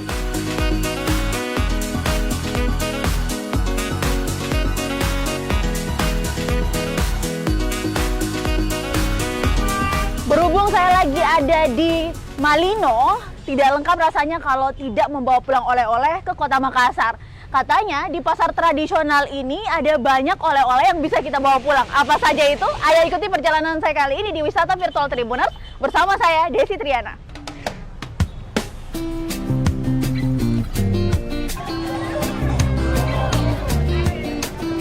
Sebelum pulang ke Kota Makassar, rasanya tak afdol jika tak membawa pulang oleh-oleh. Ikuti perjalanan saya kali ini berburu oleh-oleh di pasar tradisional Malino.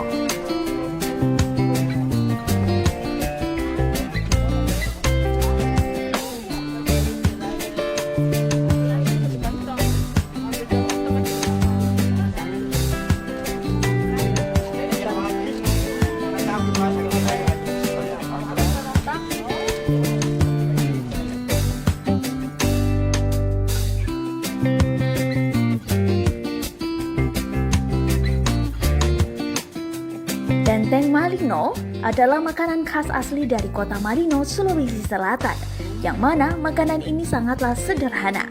Bahan dasar dari makanan ini adalah gula merah dan kacang tanah. Aslinya, bentuk kemasan makanan ini berbentuk seperti permen dengan pembungkus dari kulit jagung. Tapi seiring perkembangan, kemasannya diganti menjadi plastik.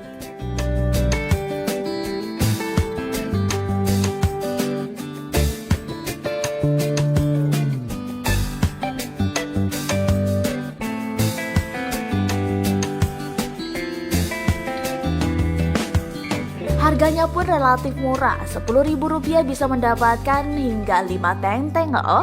Selain itu juga ada pula dodol yang empuk dan nikmat. Di pasar tradisional ini bukan hanya memasarkan banyaknya oleh-oleh tenteng saja, ada pula sirup markisa yang begitu khas dengan Sulawesi Selatan.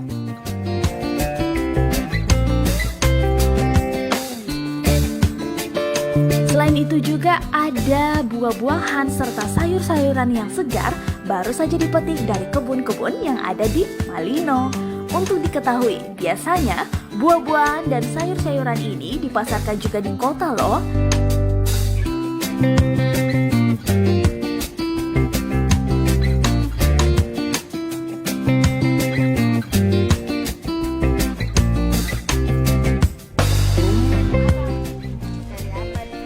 Oh iya Bu, ini oleh-oleh khas Malino. Ini oleh-oleh khas Malino, ini ada tenteng, ada dodol, ada Oh, strawberry. ya ini khas ini dari kebun Malino juga nih. Kalau tentengnya ini paling dengar-dengar paling khas di sini ya, Ya Bu. tenteng. Apa yang beda? Karena di sini kayak ada 3 jenis. Ada gula yang basah, ada kering, ada kacang tumbuh. Oh, dia seperti ini kacang tumbuh. Ini kacang tumbuh. Nah, Tribuners, di sini saya sudah melihat oleh-oleh tenteng khas dari Malino. Ada 3 jenis ternyata Bu ya. Ada 3. Kalau dilihat sekilas seperti ini, gulanya memang agak kering, berbeda dengan gula yang ini agak kehitaman karena gula basah. Ya, ini juga ada dari Malino kacang tumbuh. Oh, jadi ini bedanya dia ditumbuk ya? Itu kacangnya ditumbuk. Tumbuk. Oh Digoreng iya dulu ya. baru ditumbuk. Terus ada lagi yang wijen. Oh, ada yang bijen, tapi ini namanya apa, Bu? Namanya itu wijen, lenga. Berarti beda ya sama tenteng. Oh ya, boleh deh Bu, ini 10, ini 10. Yang gula merah kayaknya enggak, Bu. Ya, yang ini 10. Iya. Ya.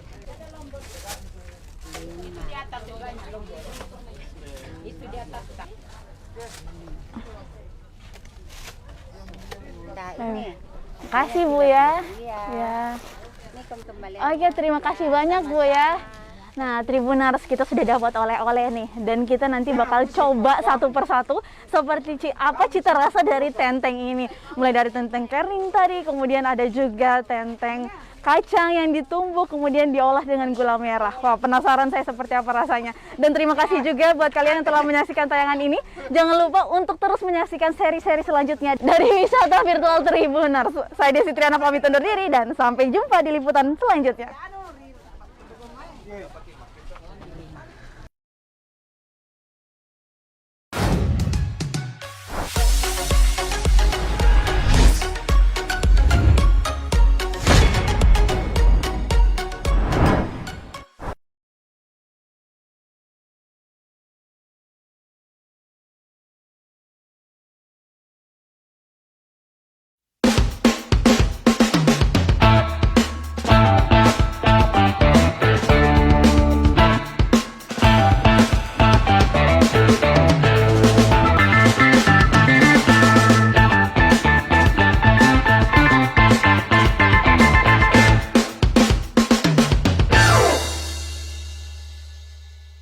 Assalamualaikum warahmatullahi wabarakatuh. Selamat malam, salam sejahtera bagi kita semua. Om Swastiastu, Namo Buddhaya, salam Indonesia Raya. Malam hari ini spesial, kata None hadir bertepatan dengan ulang tahun Tribun Timur yang ke-17. Program ini hadir karena Tribun Timur punya komitmen membantu UMKM dan konsisten. Akhirnya kita dan Tribun Timur, program ini dan Tribun Timur memberi fasilitasi kepada UMKM. Nggak perlu wow, tetapi dia konsisten lama. Itulah yang dimaksud terhadap konsistensi kita mendukung sebuah impian besar di mana kehidupan ekonomi akan lebih kuat apabila para pelakunya lebih banyak menguatkan hal-hal yang bersifat mikro menengah. Yang besar pasti dia kuat sendiri karena dia besar. Tetapi pengusaha kecil, pengusaha menengah butuh kita semua. Bukan hanya pemerintah, bukan hanya perbankan, tetapi kita semua. Dan Tribun Timur telah hadir memberikan komitmen itu dengan konsistensi. Tidak perlu dengan jargon dan sebagainya. Karena ini spesial malam hari ini, kita coba flashback terhadap apa yang sudah hadir, apa yang sudah kita lakukan selama ini, dengan menghadirkan tetap UMKM untuk memberikan edukasi kepada yang lain, sekaligus mengevaluasi kita sendiri melalui interaksi kembali dengan pelaku-pelaku usaha kecil, mikro, dan kreatif. Gitu. Sekarang menurut saya label tentang usaha kecil, mikro, dan sebagainya nggak perlu lagi dengan sebuah nama, tetapi kita harus lakukan dengan sebuah kemampuan bahwa kita hadir bisa berkontribusi kepada sekitar kita. Malam hari ini kita akan hadir dengan 3 usaha mikro, kecil, dan menengah kita, dan salah satu yang pertama kita akan bicarakan, mungkin yang selalu ikut pada acara Kata None akan ingat dengan lulusan Australia, suka jogging, glowing, kulit yang seperti kulit saya yang mulus, ya, itu sehat, dan macam-macam lagi Anda pasti kenal. Dan saya coba memberi clue smoothie teori ya. Iya. Smoothie teori. Saya manggil siapa nih? Benita. Benita ya. Iya. Benita. Gimana kabar Ben? Baik, sekarang sehat. Nah, gitu. Iya. Terus sehat ya. Sehat terus, diusahakan sehat terus, apalagi masa pandemi seperti ini ya. Meskipun ya mungkin banyak orang-orang di sekitar dan juga sempat terkena COVID juga waktu itu, iya. Tapi udah sembuh sekarang. Kalau Benita sempat positif juga? Iya, sempat positif kemarin bulan Desember, jadi akhir tahun 2020 itu sempat positif. Itu juga ya nggak tahu dari mana karena memang banyak aktivitas ya Pak. Iya. Tapi ya semuanya masih tetap berjalan seperti normal, dan kan mungkin juga karena dibantu dengan saya yang kebetulan memang sering hidup sehat, makan sehat, olahraga, jadi proses penyembuhannya juga cukup cepat sih. Cepat. Itu gunanya kalau kita pakai standar kehidupan yang sehat ya. Betul. Kemarin juga sempat ketemu sama dokter, dokter paru pas udah COVID, dibilang paru-parunya bersih seperti nggak ada COVID, mungkin. Dan kita nggak perlu obat lagi, yang penting sarannya tuh cuman rajin-rajin olahraga aja gitu ya? Intinya yang penting hidup sehat lah pokoknya. Hidup sehat. Hidup sehat. Dan makan sehat. Hidup sehat, makan sehat, olahraga, kayak gitu, pilihan yang sehat-sehat. Gitu ya? Iya. Sekarang dulu kita ketemu ya, waktu pertama ya. Iya, bulan September kayaknya Pak. Iya. Masih sering jogging? Masih, tadi baru jogging 15 kilo ini. Rekor baru. 15 kilo ya? Iya. Kehausan nggak? Haus. Itu biasanya kalau saya habis jogging biasa aja, tapi tadi hausnya tidak tertahankan sih. Lu haus banget ya? Haus banget ya. Nah sekarang setelah itu, kira-kira apa yang dirasakan setelah ikut program Katanone kemarin? Setelah ikut program Katanone yang paling membantu itu karena kita sebagai UMKM itu sangat terbantu dengan adanya liputan-liputan media. Jadi kayak orang-orang saat mencari atau membaca tentang kayak smoothie teori, mereka lihat liputan Tribun dan pernah diliput sama Katanone juga di YouTube. Itu berasa seperti bisnisnya itu semakin legit gitu. Jadi kayak orang percaya, apalagi kayak dari yang kita bicarakan waktu itu kan smoothie teori dapat meningkatkan imun, dapat membuat glowing. Jadi orang-orang kayak setelah kita diliput seperti itu, orang-orang jadi kayak lebih ada kepercayaan dengan merek ini gitu. Lebih ada trust ya? Lebih ada trust. Jadi kayak kita kan brandnya semakin kuat karena kita pernah diliput sama Tribun dan Katanone. Iya gitu ya. Anda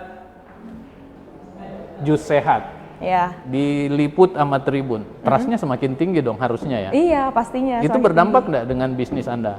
Tentunya peningkatan berdampak. Omset atau produk gitu ya? Yang pasti saya lebih berdampak dari segi branding sih Pak. Jadi kayak kan saya bukan cuman sekedar ya yang pernah saya ceritakan yang lalu, memang bukan sekedar cuman mengejar omset yang sebesar-besarnya, tapi juga kita mau mengedukasi masyarakat dan kita juga mau mengedukasi kalau kita tuh perlu yang kayak seperti ini gitu. Dan karena hadir di Katanone jadi orang-orang itu lebih percaya dengan apa yang kita sampaikan juga. Jadi kalau dari omset tentunya ya bagus-bagus aja, syukurnya lancar. Cuman lebih bersyukur karena punya impact lebih besar dari segi edukasi sih. Edukasi ya, dan trust ya. Iya. Nah, kan kalau soal peningkatan omset pasti butuh proses. Kan? Iya betul. Nah, itu tapi minimal langkah-langkah yang kita dapatkan trust dan itu kan agak sulit. Betul, karena yang paling susah kan sebenarnya untuk membangun brand itu ya orang sekarang apa-apa kalau mereka sudah percaya dengan smoothie teori, mereka apapun yang kita buat mereka akan suka gitu loh karena mereka udah percaya sama brandnya. Nah gitu. Gitu. Nah sekarang varian tetap ya? Berapa? Variannya ada tambahan, tapi kita juga bukan sekedar tambah varian rasa, kita juga sekarang buat ada yang 1 liter, karena kan lebih menyesuaikan dengan masa-masa pandemi yang ternyata orang lebih suka di rumah sharing-sharing. Jadi ada sekarang kemasan 1 liter dan ternyata orang suka memberikan smoothies kayak begini tuh sebagai hadiah. Jadi kemarin pas waktu pertama kali kita buat bingkisan smoothies untuk Natal yang kemarin pertama kali dan itu cukup sukses sih. Ternyata orang sekarang karena nggak bisa ketemu, orang saling mengirimkan hadiah kan. Jadi kirim hampers gitu. Jadi varian itu lebih banyak sekarang, bukan cuma sekedar kayak dari cup untuk minum sendiri, tapi cocok untuk jadikan hadiah. Dan kemarin masa-masa pandemi pas waktu kita lagi parah-parahnya, banyak banget orang yang cari smoothies untuk dikasih ke temannya yang sakit atau keluarga yang sakit. Dan itu di situ kita juga cukup kayak oh ternyata ini bisa jadi apa ya kayak peluang baru gitu. Sekarang saya mau lebih mendalam nih. Kira-kira pada saat memulai aktivitas ini, proses apa yang paling membahagiakan Anda gitu, paling Anda rasakan nyaman gitu? Proses dalam berbisnis seperti ini. Oh, ada enggak kejadian yang spesifik yang Anda bisa ceritakan yang benar-benar membuat wow gitu, membuat lebih gimana gitu? Sebenarnya mungkin ya kalau kita menjalani sehari-hari, kejadian-kejadian kecil pun bisa jadi hal yang wow ya untuk kita. Misalnya orang-orang kayak suka dengan produk kita, apalagi kalau misalnya kayak yang lagi sakit terus dikirimkan kayak yang ini dan dia bilang sampai ketagihan. Kayak gitu-gitu itu kan menurutnya mungkin orang lain tuh hal-hal kecil ya, tapi kayak untuk kita cukup ini. Tapi ada nggak momentum yang satu aja yang paling bahagia? Anda bahagia banget pada berkaitan dengan ini. Semuanya yang pesan siapa gitu? Orang yang nggak nyangka, si ini nih yang pesan, ataukah proses-proses lain, kegiatan-kegiatan lain, kejadian-kejadian? Kejadian-kejadian ya. sebenarnya kalau dipikir kayak gitu langsung tidak bisa terpikirkan satu momen sih, Iya, Pak. harus Satu momen. Ya, karena menurut saya banyak momen-momen yang membahagiakan. Satu aja, momen yang paling membahagiakan apa? Coba, momen yang paling Anda senang sekali pada saat memulai menekuni bisnis ini. Saat menekuni bisnis ini. Iya. Atau pada saat Anda tiba-tiba untung atau paling banyak ya? Oh, mungkin ya kalau akhir-akhir ini tiba-tiba ada yang misalnya mau pesan, besok saya mau pesan 100 gitu. Tiba-tiba secara tiba-tiba aja itu saya ya itu senang ya karena kan kita kayak tiba-tiba kenapa mau tiba-tiba pesan 100 katanya cuma buat dibagi-bagiin kayak gitu. Itu sebenarnya itu momen membahagiakan sih. Jadi kayak ternyata dan yang pesan 100 ini adalah orang yang kayak sering beli. Jadi artinya saya repeat order. Iya, repeat order dan saya merasa kayak oh ternyata orang-orang itu memang suka dengan produknya dan sampai dia mau beli banyak untuk dibagi-bagikan ke orang-orang di sekitar. Gitu ya? Iya, jadi itu kayak cukup momen yang, dan itu yang beli bukan perusahaan ya Pak, maksudnya perusahaan untuk acara atau apa, bukan. Orang aja mau bagi-bagi mungkin ke teman-teman atau orang yang kerja. Ada yang, kayaknya Bapak juga nggak kenal sih, cuman maksudnya dari orang-orang yang, dari customer kita aja. Iya, siapa? Siapa? Iya. Masa sebut nama sih Pak? Inisial aja. Inisial? Iya. Waduh. Gender laki atau? Perempuan. Oh, gitu. Teman aja Pak dari ini. Iya. Saya nggak tanya teman, dari saya cuma customer tanya kita. Jadi kayak saya juga kalau sebutkan orangnya kayaknya tidak terlalu relevan lah dengan konteksnya. Cuman maksudnya karena kepercayaan yang dia kasih itu, jadi saya merasa ya sangat bahagia lah. Ternyata di sini ada prospek yang jauh ke depan gitu loh. Gitu. Itu sih. Kalau momentum yang paling menyedihkan? Momentum yang paling menyedihkan, paling menjengkelkan gitu. Nah itu cukup bisa saya ingat sih karena itu masa-masa pandemi. Awal di mana kita harus tutup. Jadi memang pas waktu pandemi kita itu kan awal tahun 2020 itu memang mallnya tuh mulai sepi, kita ada outlet di Mall Trans Studio. Di saat itu sangat-sangat sepi mallnya dan habis itu mallnya tutup karena pandemi dan di situ kita juga tutup selama 4 bulan. Jadi benar-benar Smoothie Theory waktu itu nggak ada pada masa itu. Ditutup ya? Ditutup dan waktu itu sebenarnya saya jujur nggak tahu mau lanjutin atau enggak gitu. Anda kecewa benar teman? Sebenarnya waktu itu nggak gitu kecewa, cuman memang waktu itu masa-masa untuk saya ya namanya juga kita usaha sendiri tuh selalu ada up and down ya. Up and down, jadi kayak awal-awal usaha itu sering sekali downnya sering. Senang dan sedih itu menjadi edukasi nggak buat Anda? Jadi dalam edukasi. Proses bisnis itu? Jadi edukasi, cuman ya banyak maksudnya semua yang kita lewati ya akan jadi edukasi gitu kan Pak. Cuman memang pas waktu masa-masa awal-awal itu lebih banyak down-nya daripada up-nya ya mungkin. Minimal untuk kelanjutannya Anda menjadikan sumber planning Anda ya, bahwa Anda nggak nyangka dia tutup mall itu. Itu Anda masukkan dalam planning berikutnya di dalam menjual produk ini. Maksudnya waktu masa itu? Sekarang. Maksudnya kalau misalnya tiba-tiba kita harus tutup. Untuk sekarang ya nggak ada pemikiran seperti itu, malah kita pemikirannya akan buka lebih banyak cabang lagi, apalagi di 2021 ini di mana orang semakin aware, semakin sadar akan kesehatan. Jadi dulu ya sebelum pandemi, market Smoothie Theory ini cuma orang-orang tertentu, orang-orang yang pergi ke gym, orang-orang yang mau hidup sehat. Tapi setelah pandemi semua orang sadar akan hidup sehat dan kita tidak perlu edukasi lagi.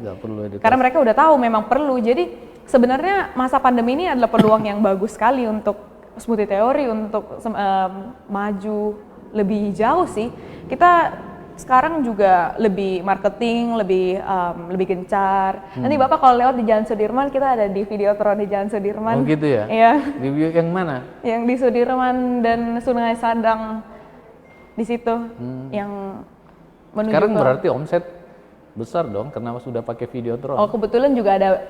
Ya di sini bukan cuma dari segi kan pentingnya dalam bisnis bukan hanya uang ya tapi network koneksi juga koneksi. Jadi ya ada juga dari koneksi. Jadi makanya bisa ya kalau ikut nggak pasang muka saya karena koneksi? Nanti mungkin ya mungkin bisa ditanyakan ya Pak. Terus Anda punya keyakinan nggak ini konsistensi Smoothie Theory? Biasanya kan kalau UMKM Iya. ada masa kan. Betul. Malah awalnya saya tuh waktu awal mulai yang seperti saya bilang, saya kan lebih banyak down-nya daripada up-nya ya. Lebih banyak di bawah. Di situ keyakinan saya tuh betul-betul rendah sekali. Tapi setelah masa pandemi begini dan respon orang-orang yang sangat positif, karena mereka memang sadar kesehatan sekarang, jadi saya sebenarnya semakin optimis ya. Terutama di Makassar juga belum banyak brand yang betul-betul kayak sehat aja gitu, sehat. Ya mungkin kita ada restoran atau apa yang jual makanan sehat, tapi kalau benar-benar brand yang mau mengedukasi masyarakat untuk hidup sehat ataupun yang memang betul-betul kayak ya ini kita kan pokoknya tanpa gula, tanpa pengawet, semuanya 100% alami. Dan ya sekarang kita juga mau fokus ke produk-produk lokal kan yang saya juga pernah bilang. Jadi kita dengan konsep-konsep seperti ini saya rasa juga belum ada brand di Makassar yang sekuat itu gitu. Jadi saya juga mau jadi brand yang itu gitu ya, yang memimpin di sini. Pandemik orang susah gitu ya. Iya. Berarti Anda belajar enggak bahwa situasi itu melahirkan kebutuhan. Kita belajar tentang kebutuhan masyarakat. Anda hadir dengan kebutuhan orang mau sehat. Iya. Peluang itu semakin ke depan Anda optimis nggak? Peluang apa nih tentang bisnis kesehatan bisnis atau Anda? Oh, tentang bisnis saya, peluang saya, iya saya sangat optimis kalau kalau soal bisnis ini karena awalnya sebelum pandemi lebih pesimis kan Pak. Iya. Tapi gara-gara orang lebih fokus, sekarang semua orang sadar kesehatan. Mungkin orang-orang yang dulu yang saya pikir nggak mungkin beli ini karena nggak peduli sama kesehatan. Sekarang siapa yang nggak peduli kesehatan gitu loh. Jadi sekarang dulu mungkin market saya cuma 10% orang Makassar, tapi sekarang berasa jadi 100% orang Makassar bisa jadi target. Sekarang Anda mengembangkan nggak? Dari sekarang kan lebih banyak digital marketnya. Iya.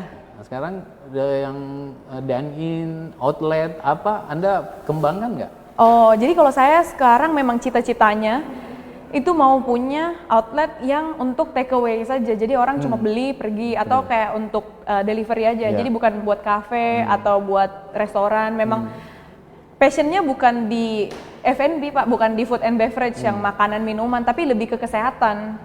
Jadi memang cita-cita bisnis saya tuh bukan punya restoran atau kafe sih, tapi kita kan punya outlet sebanyak-banyaknya. Dari segi wilayah, kalau cuma satu, kita tidak bisa mengandalkan. Dia akan high cost. Anda tinggal di sini, orang Sudian mau pesan. Oh betul. Itu kan ada gap cost di situ. Anda nggak mau tambah satu lagi? Oh mau tambah memang Pak. Gitu. Target 2021 sih mau tambah outlet. Oh gitu ya? Iya, doakan. Sekarang udah berapa? Sekarang satu outlet. Soalnya outlet yang satu ini kita baru perbaiki, bikin konsep yang betul-betul rapi. Jadi konsep ini tinggal kita copy, terus kita bikin di outlet selanjutnya gitu. Yang penting sistemnya sudah berjalan, tinggal bikin lagi gitu. Karena orang makin sadar akan sehat kan, tiba-tiba di Sungguh Minasa butuh, di Maros butuh. Iya, kita rencananya sih mau memang cari titik yang berjauhan ya dari outlet kita yang sekarang. Membuka ruang kerja sama nggak? Dengan orang lain? Membuka, terutama orang-orang yang punya lokasi yang strategis. Iya. Jadi kita maunya ke depannya kan bagaimanapun juga lebih bagus lagi kalau orang juga merasa ada kepemilikan ya. Misalnya kita buka, kita kerjasama. Bukan dengan sistem franchise sih di sini, tapi lebih kayak mungkin orang itu punya tempat, kita akan menjalankan operasionalnya, dan ya udah nanti pembagiannya belum saya rencanakan sih Pak. Tapi konsep itu Anda membuka diri ya untuk saling bekerja sama dengan orang lain. Kalau ada yang mau bekerja sama dengan membagi produk yang sama, tetapi varian yang berbeda, gimana? Mungkin kolaborasi, misalnya saya juga pernah terpikir mau bikin kolaborasi, misalnya smoothies dan kayak jamu, kayak gitu. Itu saya sangat terbuka. Jadi siapa tahu ada di luar sana yang mau kolaborasi boleh, bisa menghubungi Smoothie Theory. Kita selalu terbuka sih untuk peluang-peluang kolaborasi. Reseller juga? Reseller kita sudah sempat jalan, cuman reseller untuk saat ini juga belum terlalu banyak, tapi udah kita buka program reseller. Kalau dengan klinik kecantikan? Kira-kira kan ini kan kalau saya sih pemirsa melihat Smoothie Theory ini lebih selain sehat, dia agak up sedikit ke bagaimana orang berpenampilan lebih bukan cuma kesehatan dalam tapi kesehatan luar juga. Jadi kayak luar dalam gitu. Pemirsa, kalau itu bisa tentunya ini suatu peluang yang bagus untuk kerjasama, terutama di klinik kecantikan. Orang habis perawatan gitu, ya Benar, minum Pak. ini Benar. gimana? Anda punya kerjasama dengan Kalau untuk klinik kecantikan saya pernah kepikiran, tapi lebih kepikirannya mungkin promosi kayak misalnya sambil mereka treatment atau Iya. apa, mereka bisa pesan smoothie Iya. kayak gitu. Cuman mungkin bukan buka outlet di sana ya. Kalau buka outlet saya lebih terpikir sebenarnya di tempat-tempat gym. Karena orang habis olahraga sukanya pasti minum yang sehat. Oh, minuman sehat ya? Iya, Nah. itu. Tapi kalau untuk dari segi titik ya memang itu ide-ide yang cukup menarik sih untuk dikembangkan lagi kayak di Mengcover wilayah pemasaran ya, yang Iya. tidak tersentralis pada satu titik, tetapi Iya membagi. betul. Dulunya sebenarnya punya satu titik aja nih, bukan saya nggak pernah nyangka. Saya dulu cuma mau jualan dari rumah aja.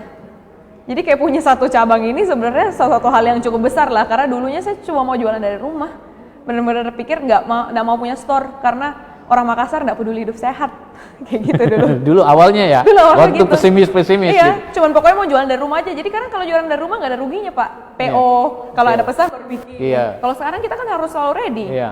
Tapi ternyata meskipun harus selalu ready ya bagus juga. Sekarang udah optimisnya lebih tinggi ya, karena udah sisa mengembangkan kepada outlet yang lebih banyak ya. Iya.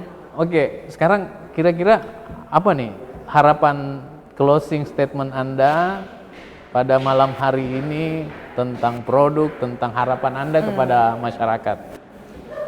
Jadi kalau closing statement tentang produk ya, Smoothie Theory itu akan terus menjaga untuk kita memberikan produk terbaik yang selalu sehat, alami, tanpa gula, tanpa pengawet untuk masyarakat Makassar, agar bisa membantu masyarakat Makassar lebih sehat lagi setiap harinya, terutama melewati masa pandemi seperti ini. Ya. Kalau harapan untuk bisnis seperti ini, seperti smoothies ini yang sehat, ini akan saya perjuangkan mati-matian agar bisa punya outlet yang jauh lebih banyak, supaya kita juga bisa membantu lebih banyak orang untuk hidup lebih sehat. Jadi kita sangat membuka diri dengan partnership atau kolaborasi atau apapun, siapa tahu ada yang nonton dan berminat, bisa langsung kontak ke Smoothie Theory atau ya berbagi ide dengan kita lah. Oke pemirsa, saya nggak bisa bayangkan kalau kita minum semua ini, kita akan tampil sehat dan juga lebih percaya diri, karena selain sehat, kita punya penampilan juga mungkin akan lebih baik di mata sesama kita. Dan hal-hal seperti ini harus didukung, dan kita berharap ini menjadi bagian yang tidak terpisahkan dari proses-proses yang kita lakukan ke depan. Dan saya yakin Smooth Theory ini akan berkembang lebih baik sesuai dengan kebutuhan yang memberi pembelajaran kepada kita selama pandemik ini, bahwa sehat itu nomor satu di antara semua hal. Itu terima kasih atas kehadirannya. Semoga semakin sukses ya. Amin. Nah, gitu. Terima kasih pemirsa, kita break dulu dan kita lanjutkan setelah yang satu ini.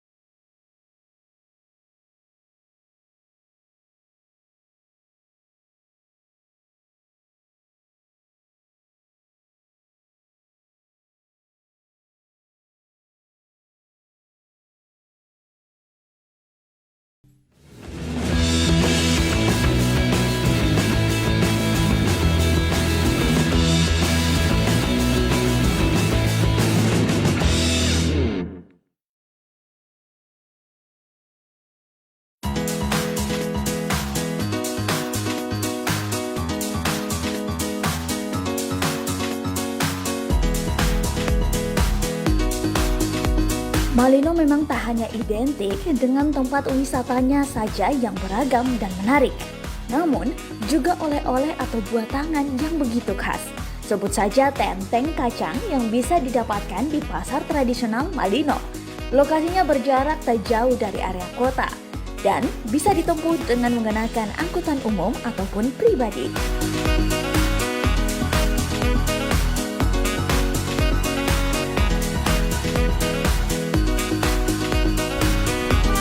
Berhubung saya lagi ada di Malino, tidak lengkap rasanya kalau tidak membawa pulang oleh-oleh ke Kota Makassar. Katanya di pasar tradisional ini ada banyak oleh-oleh yang bisa kita bawa pulang. Apa saja itu? Ayo ikuti perjalanan saya kali ini di Wisata Virtual Tribuners bersama saya, Desi Triana.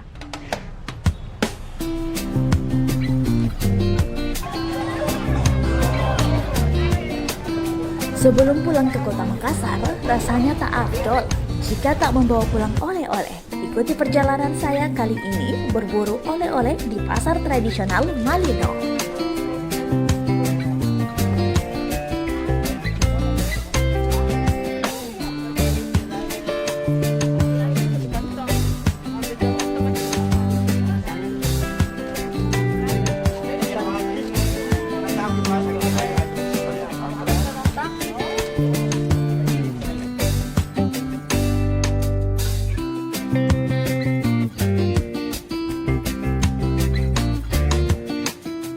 Tenteng Malino adalah makanan khas asli dari kota Malino, Sulawesi Selatan, yang mana makanan ini sangatlah sederhana.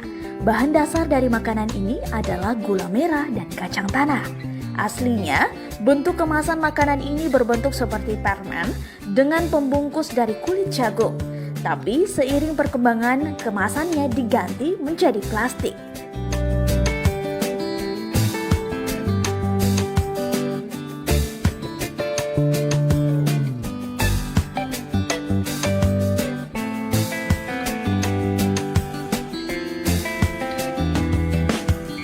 Harganya pun relatif murah, Rp10.000 bisa mendapatkan hingga 5 tenteng loh. Selain itu juga ada pula dodol yang empuk dan nikmat. Di pasar tradisional ini bukan hanya memasarkan banyaknya oleh-oleh tenteng saja, ada pula sirup markisa yang begitu khas dengan Sulawesi Selatan.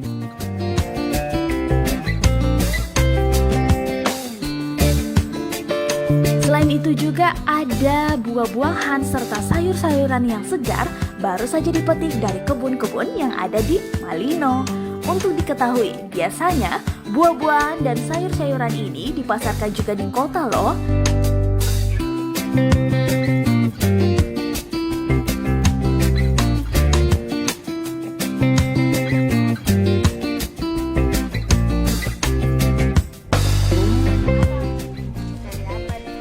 Oh iya Bu, ini oleh-oleh khas Malino. Ini oleh-oleh khas Malino, ini ada tenteng, ada dodol, ada Oh, ya ini khas ini dari kebun Malino juga nih.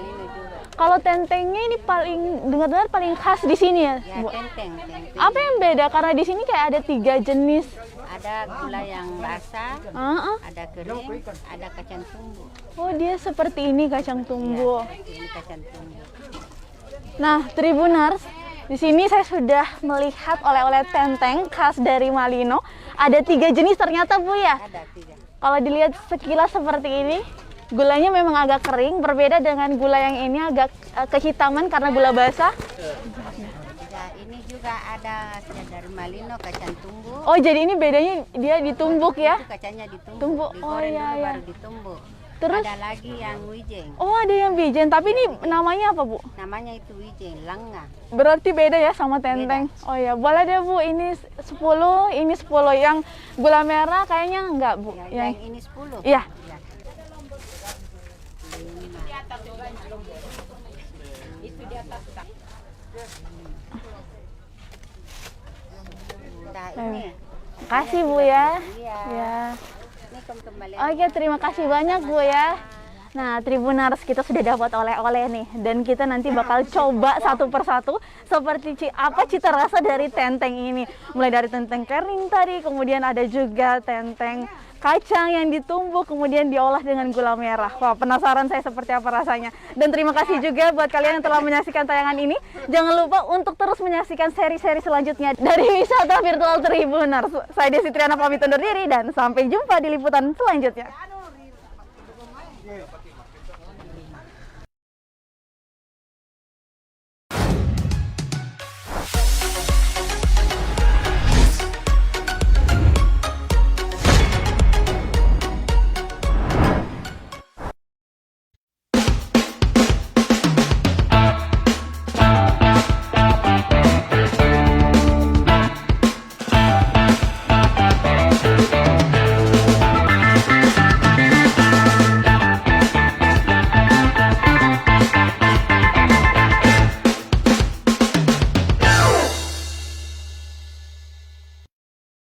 Oke, kita lanjutkan bincang kita.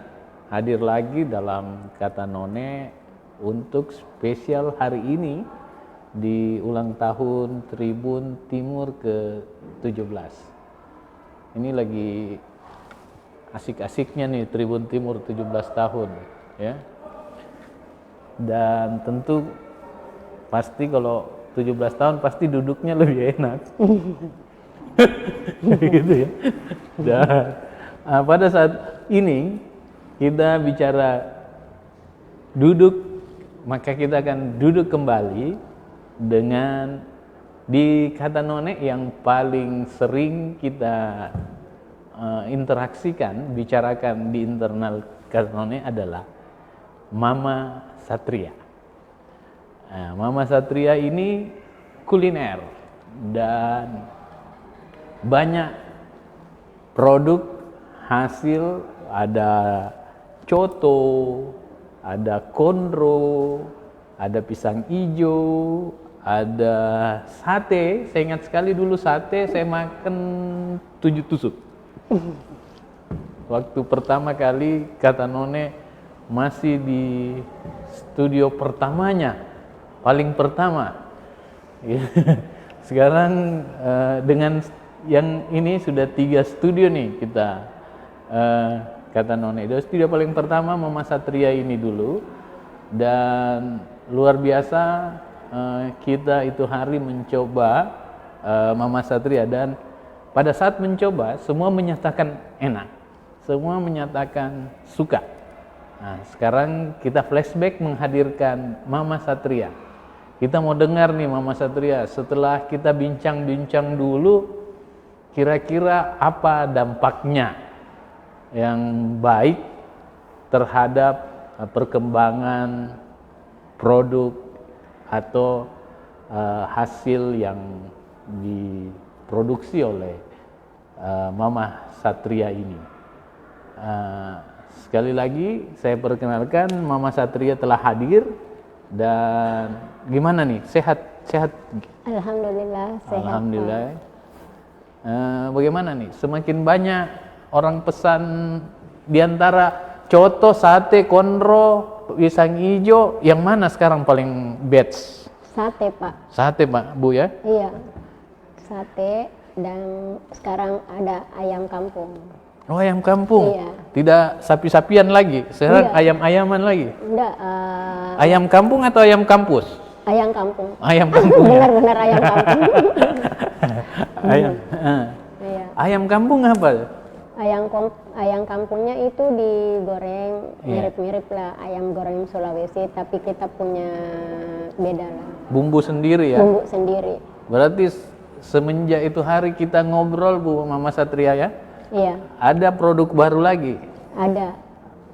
Produk baru kita buat karena kita ada bikin kedai itu hari kan Pak None datang. Iya. Iya.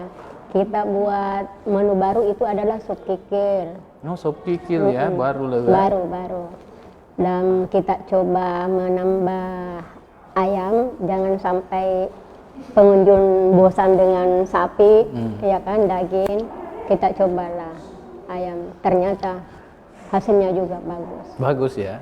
Berarti daging laku, ayam juga produk baru laku, punya resto sendiri ya, resto Coto yang kita hadir itu hari. Iya, alhamdulillah. Itu makanannya yang bikin orang tertarik atau ibu yang disukai oleh orang banyak?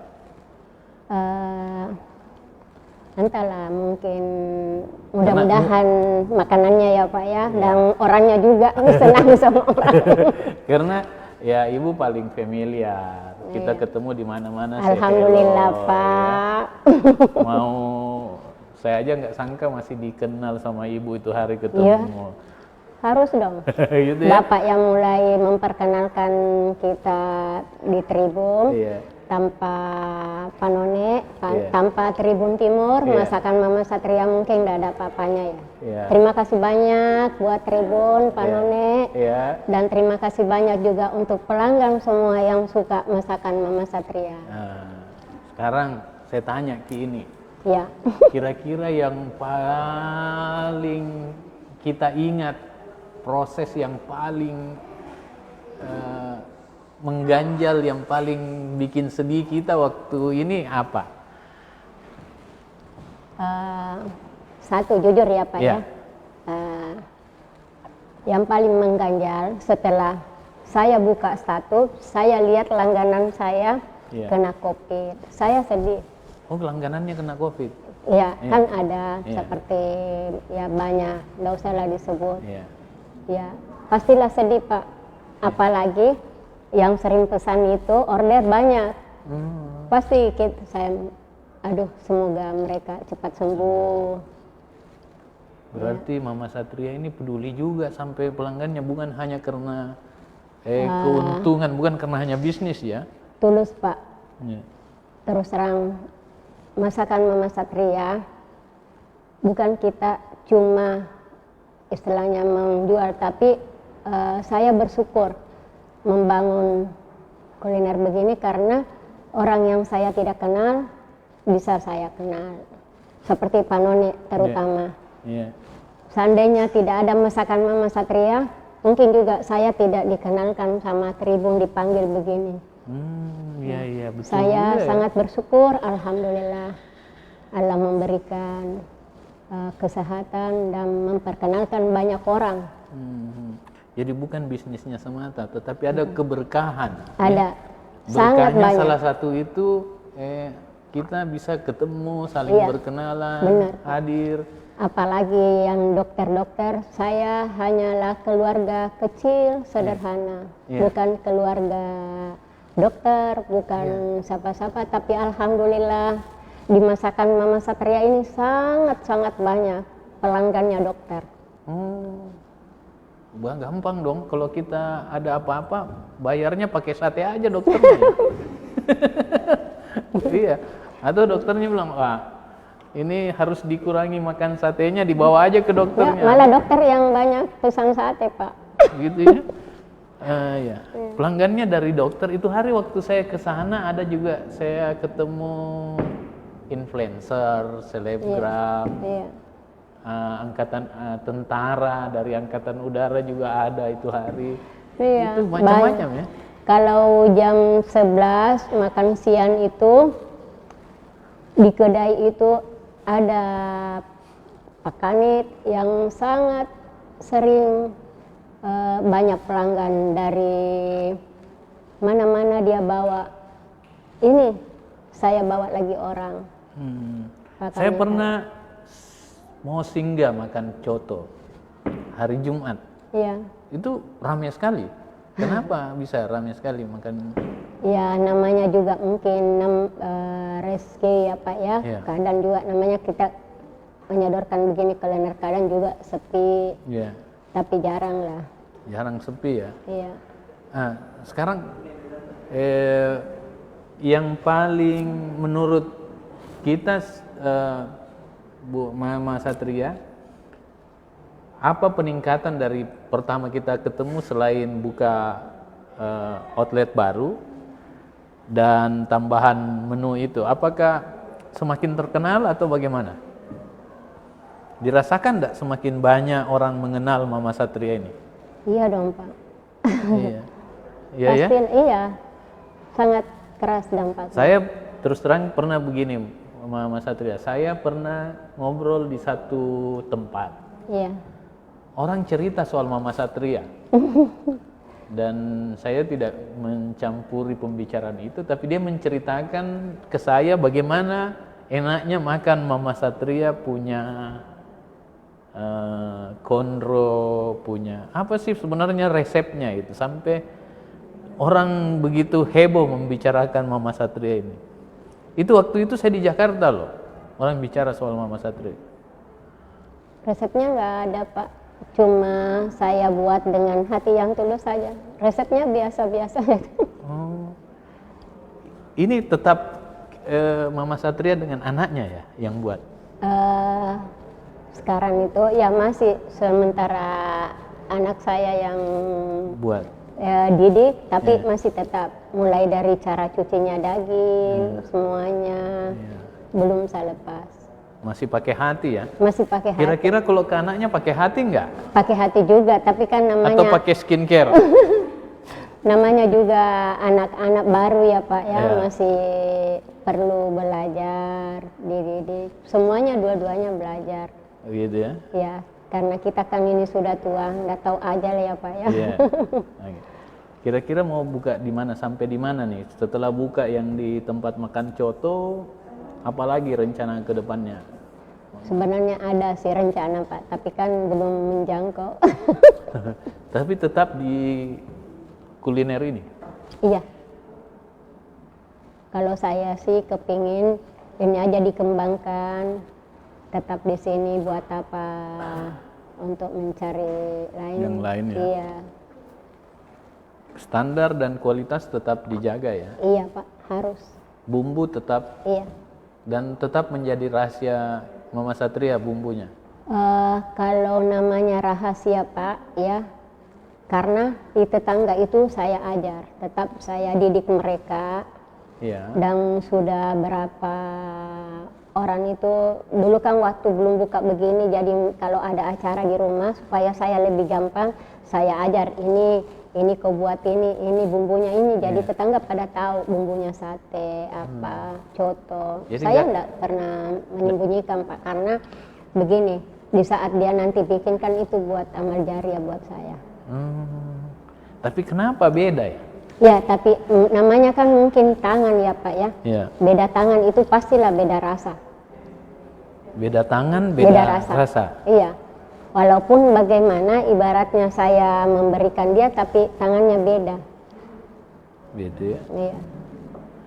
Momentum apa ya, kejadian apa nih Mama Satria paling ingat, paling senang selama buka Mama Satria ini? Kejadiannya apa? Paling membahagiakan? Iya.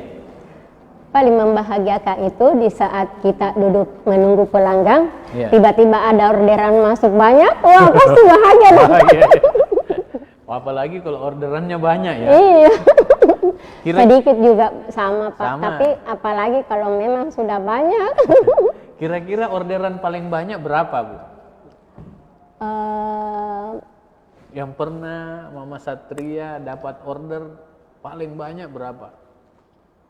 Dan itu membuat Mama Satria capek membuat memasaknya.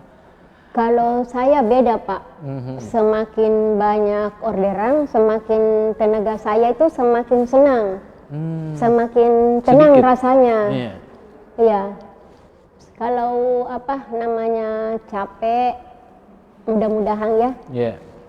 Seterusnya begitu, karena semakin banyak orderan, semakin apa? Saya itu terasa gimana, senang rasanya untuk melakukan dengan hati yang tenang. Jadi tidak pernah ada keluh. Intinya pakai hati ya? Iya. Melakukan ini? Iya, karena apabila kita tidak mencintai suatu pekerjaan Pak, makanya hasilnya kan beda. Hasilnya akan beda, dan itu prinsip Mama Satria. Iya, itulah yang membedakan Mama Satria dengan yang lain, padahal sama semua bumbunya ya. Sama. Contoh kan di mana-mana banyak, konro juga di mana-mana banyak, tapi mungkin Allah memberikan rezeki bahwa kamu di masakan Mama Satria beli. Alhamdulillah. Oke, itu ya. Dan saya yakin Mama Satria ini akan lebih Amin, Pak. banyak, lebih berproduksi ke depannya ya. Amin. Kira-kira sekarang nih, kata-kata penutup Mama Satria untuk pemirsa semuanya, apa harapannya? Terutama terhadap Tribun nih yang sudah akil balik 17 tahun. Tahun siapa tahu udah mau menikah nih sama Angkatan Udara. Bismillahirrahmanirrahim. Ya. Assalamualaikum warahmatullahi wabarakatuh. Ya. Pertama saya ucapkan selamat dan tambah sukses Ya. Tribun Timur. Ya. Semoga memberikan pencapaian yang lebih baik lagi Ya. ke depannya, memberikan apa ya? Supaya Tribun Timur juga. Berita yang paling akurat. Ya. Paling penting kalau makan pesan di Mama Ya. Satria juga ya. Ya, terima kasih banyak juga atas rezeki kemarin yang dikasih ke masakan Mama Satria, nasi bungkusnya. Panti Al Khair sangat senang Ya. makan ayam kampung, katanya enak sekali. Ya, kedepannya mudah-mudahan di luar sana berani untuk mencoba ya Pak ya, Ya. untuk menjalankan, memulai bisnis yang kecil seperti saya ini. Semoga mereka mau buka usaha dan dibantu juga dengan kata nenek. Ya. Oke, terima kasih Mama Satria telah hadir ya. Ada promo nggak kita untuk malam hari ini? Promo Ya khusus untuk Tribun Timur, bagi yang mau silahkan ya hubungi di WhatsApp atau IG, akun IG Mama Satria. Terima kasih Mama Satria Ya. telah hadir, semoga sukses selalu. Amin Pak, dan memberikan layanan yang tetap pakai hati, produk yang pakai hati. Amin. Itu dari Mama Satria, dan kita akan lanjutkan setelah yang satu ini.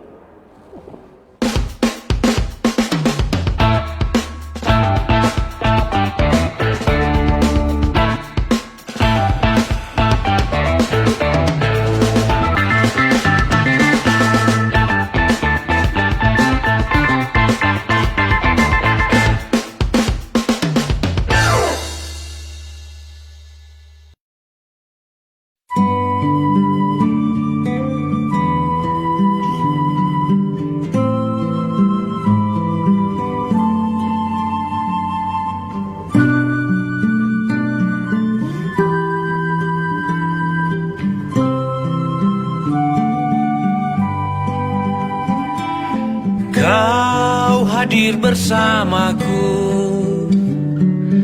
kau teman di hatiku, di redup indahnya matamu, pancarkan rindu bahagiaku. Sunyi hampa tanpamu, sepi rasa hidupku. Ku rindukan hadirmu selalu, berbagi hati, jiwa menyatu. Anakku, tumbuhlah, ku ajarkan selalu kesederhanaan dalam hidupmu. Yakinku esok kau kan mengerti caraku mencintaimu.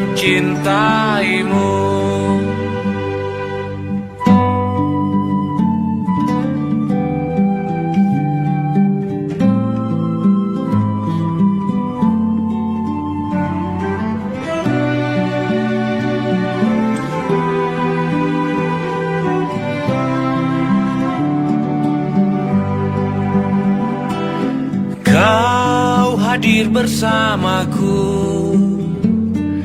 Kau teman di hatiku, semoga kan abadi selalu, jalinan utuh jiwa bersatu. Anakku, tumbuhlah, ku ajarkan selalu kesederhanaan dalam hidupmu. Yakinku esok kau kan mengerti caraku mencintaimu. Anakku, tumbuhlah, ku ajarkan selalu kesederhanaan dalam hidupmu. Yakinku esok kau kan mengerti caraku mencintaimu. Yakinku esok kau kan mengerti caraku mencintaimu.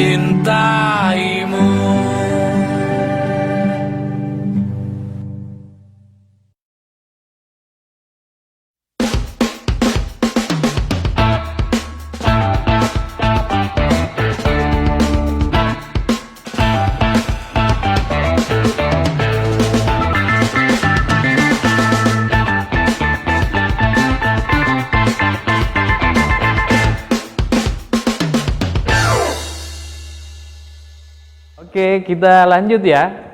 Kita lanjut, kita ketemu lagi dengan anak kos nih.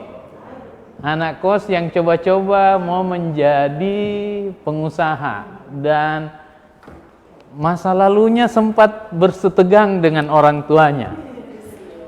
Dia ada kontradiksi antara orang tua dan dia supaya gimana mau maju.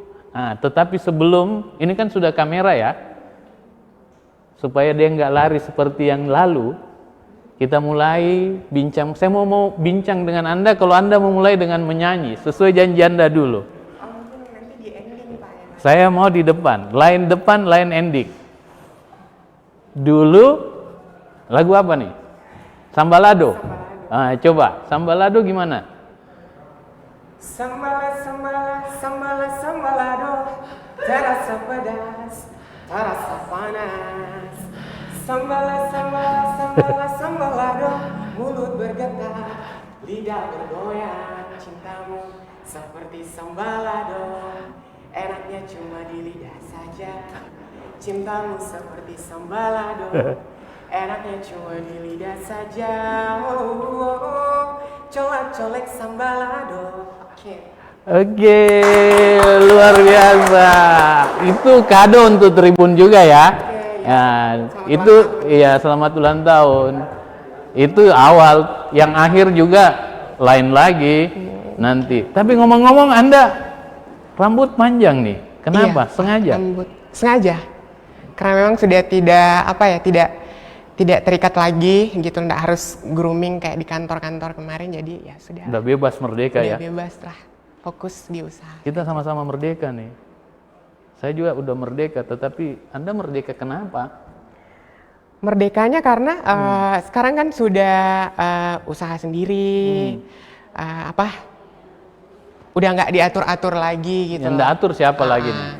Kan kemarin kan kerjanya di kantor, diatur-atur, harus kerjanya dari pagi sampai malam, terus pulang besok kerja lagi. Kan kalau usaha sendiri, saya sendiri yang memanage waktu, saya kapannya buka, saya kapannya mau libur, gitu loh. Jadi ya senangnya karena ya kerjanya udah ini, saya yang mengatur manajemen waktunya, keuangannya, promosinya apa segala macam. Dan yang paling penting saya dapat banyak pengalaman baru mengenai bisnis, terutama bisnis mengenai makanan.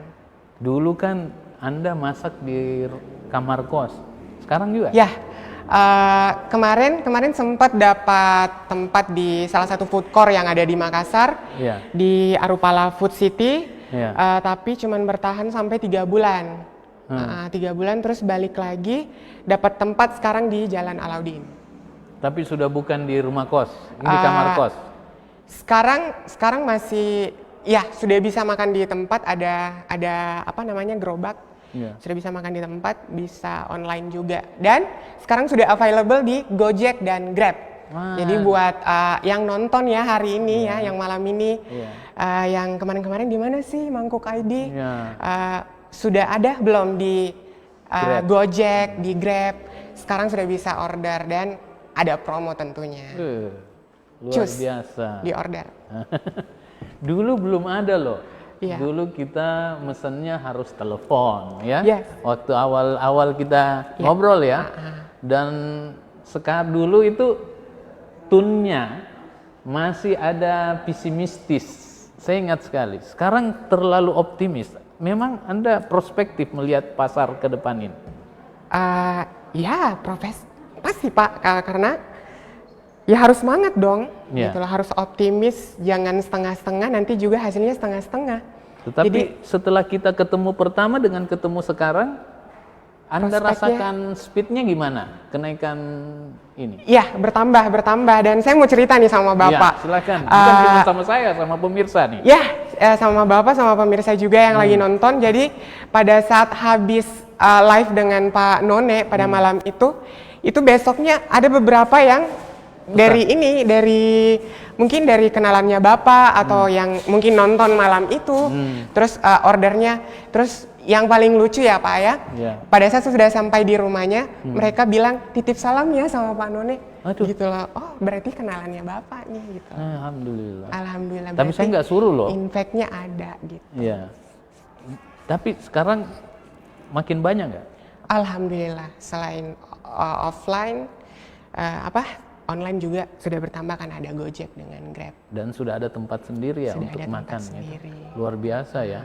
Ya buat teman-teman yang mau ya, ada di Jalan Alauddin. Jalan Alauddin deket-deket Wong Solo.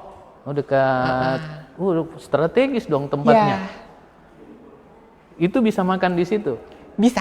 Sampai berapa banyak orang kita bisa untuk makan? Sementara karena tempatnya juga masih mungkin sekitar 10 sampai 15 orang lah. 10 sampai 15 orang. Tapi kebanyakan sih kalau historinya yang pesan itu kebanyakan yang take away aja, bungkus langsung pulang. Iya, tapi kalau kita mau ngumpul boleh. Untuk itu 15-10 orang standar protokol kesehatan juga ya berarti. Iya, betul sekali. Apa yang Anda standarkan tetap tidak berubah dari dulu? Tetap sama, packagingnya tetap sama, terus yang pastinya porsinya juga tidak bakal berubah. Yang pastinya banyak tambahan, pasti tambahan promo sangat banyak. Jadi apa promonya sangat? Promonya sekarang itu ada promo paket di Gojek sama Grab. Jadi teman-teman yang mau order itu paketnya paket dengan es teh. Jadi udah dapat rice ball, dapat es teh dan harganya sangat terjangkau. Jadi semua kalangan pasti bisa makan. Ada tambahannya itu es teh ya? Es teh. Gitu ya. Harganya lagi promo juga Pak. Berapa persen promonya? Promonya sampai 20%. Contoh kayak misalnya rice ball-nya nih, contohnya rice ball harganya 18.000. Ini turun sampai 20% plus dapat ST juga. Jadi menyesal deh yang nonton yang nggak coba ya. Ordernya sisa dapat potongan ongkir juga di Grab sama Gojek ya. Jadi harus order Mangkuk ID. Enjoy your best meal.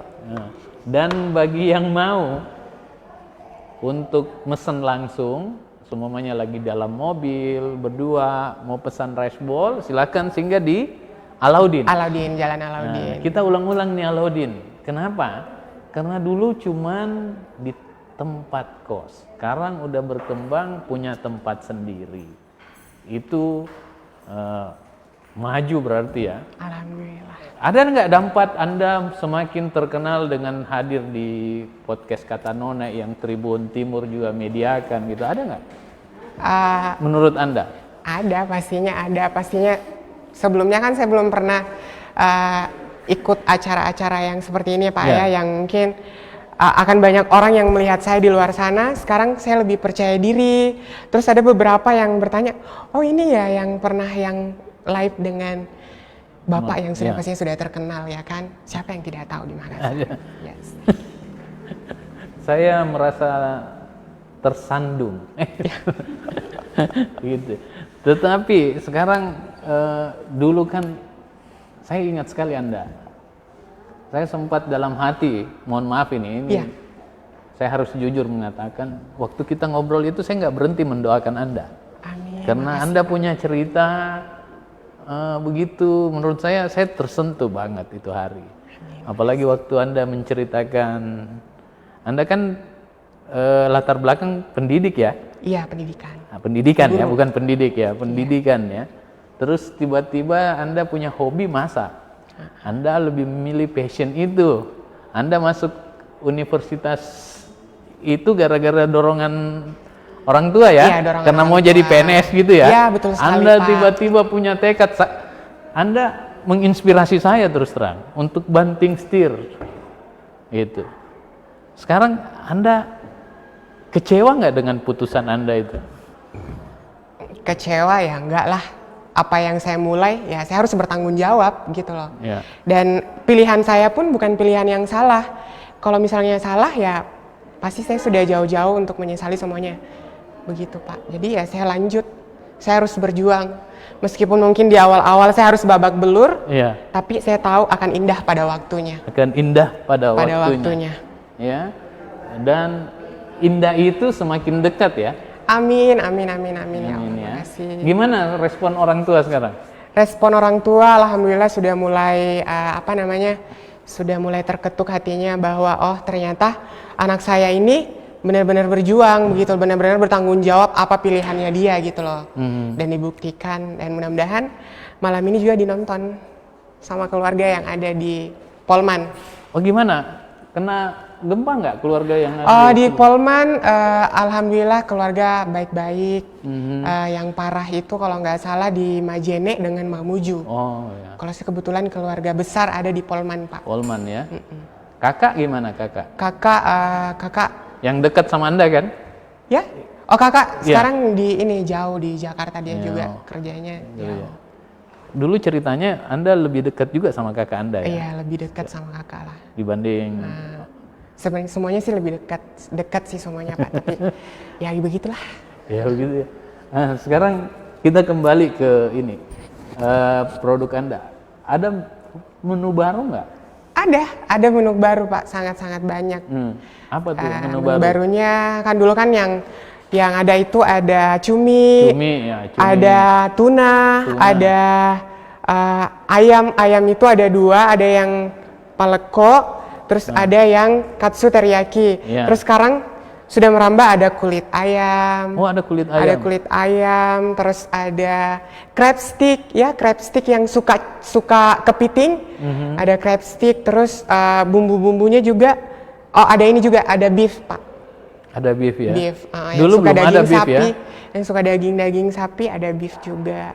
Terus sausnya sekarang sudah bertambah, ada yang rica-rica, ada sambal mata.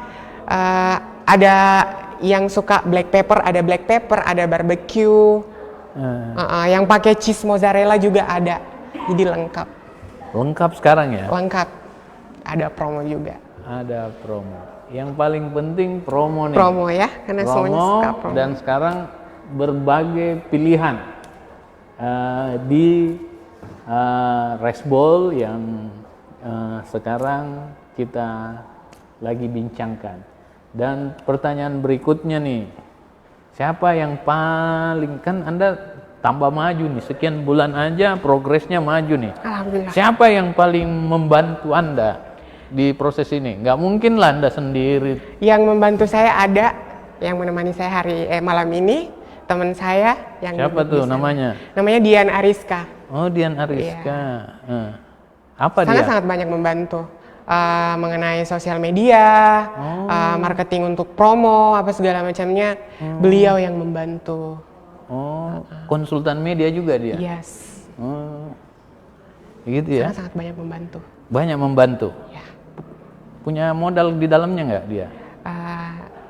Modal tenaga. Modal tenaga ya? Apa nggak jadi beban? Ya? Kalau cuma tenaga aja? Yang paling saya buat bangga ya sama Dian. Awal-awal saya sempat, waduh, jangan sampai nanti apa ya? Ya, kalau misalnya kita merasa dibantu Pak ya, pasti ada rasa tidak enak gitu. Utang budi. Terus saya bertanya, Dian, terus bagaimana nih? Saya kan mulainya dari nol, saya belum apa-apa sekarang. Kamu maunya dibayar berapa begitu? Terus yang paling sampai sekarang terngiang di telinga saya, tidak usah mau kau bayar Kak dulu. Nanti kalau kau sudah sukses, baru kau bayar saya. Itu katanya Dian. Itu kata Dian. Kenal di mana ini Dian? Sangat bersyukur. Kenal di mana ini Dian? Kenalnya teman kuliah. Oh, guru juga? Iya. Terus bisa akrab kenapa? Akrabnya pada saat program mata kuliah KKN di Parepare, saya satu posko dengan beliau. Satu posko? Kenalnya di situ. Akhir tahun 2016. Terus dekat. Dia memberi mentor bisnis Anda? Untuk hobi promosi, masak gak dia? Hobi masak, jago buat minuman. Karena beliau kerjanya di barista kopi. Oh, Anda nggak punya niat untuk mengkolaborasi? Punya niat. Semuanya saham Anda perbesar supaya semakin banyak modal dong? Pasti. Gitu ya? Tapi perlahan-lahan. Saya nikmatin dulu prosesnya yang ini dulu Pak. Kalau Anda proses yang sekarang, Anda punya kendala apa yang paling besar? Kendala sekarang yang pastilah ya, semua pebisnis di luar sana pasti sangat-sangat dengan adanya COVID pastinya ya, sampai hari ini kebanyakan orang masih tidak berani untuk datang langsung gitu loh, untuk keramaian. Jadi masih apa ya, masih kurang lah gitu loh. Jadi yang harus jadi PR saya ke depan, bagaimana marketing saya biar banyak ditahu sama orang. Bagaimana yang awalnya dulu orang-orang pada tahu makanan saya, ngerasain makanan saya. Kalau sudah dari mulut ke mulut, orang sudah pada tahu, saya yakin pasti bakal besar. Gitu loh. Marketing aja deh dulu di awal-awal Pak. Marketing ya? Anda strategi Anda marketing dulu ya? Iya. Makanya Anda merasa Indah ini punya peran yang sangat besar. Dian ya, punya peran yang sangat besar. Iya. Itu. Kalau tiba-tiba Dian tidak sama Anda lagi? Ya nggak apa-apa. Karena pada prinsipnya kita tidak boleh bergantung sama orang lain. Yang ujung-ujungnya yang bakal nolong kita ya diri saya sendiri. Iya. Gitu. Gak ada orang lain ya? Gak ada orang lain. Yang paling membantu diri Anda dan diri Anda sendiri. Tapi ya balik lagi, kita makhluk sosial. Jadi saya tidak menutup kemungkinan saya butuh bantuan orang lain. Gitu. Iya. Tetapi yang paling penting inspirasi itu dari Anda ya? Inspirasi dari saya dan dibantu sama teman saya. Kalau Anda gambarkan Dian dalam sebuah lagu apa kira-kira ini? Aduh, tidak tahu Pak. Lagu apa? Lagu apa kira-kira? Genre dia dangdut, pop atau rock, jazz? Dia genrenya ini apa? Barat. Barat saya ya? tidak tahu bahasa Inggris. Kira-kira kalau dalam lagu apa nih dia? Lagu terpesona kah? Blank Kak. Tidak tahu, saya tidak tahu lagu apa. Lagu apa yang Anda paling suka? Lagu paling suka apa ya?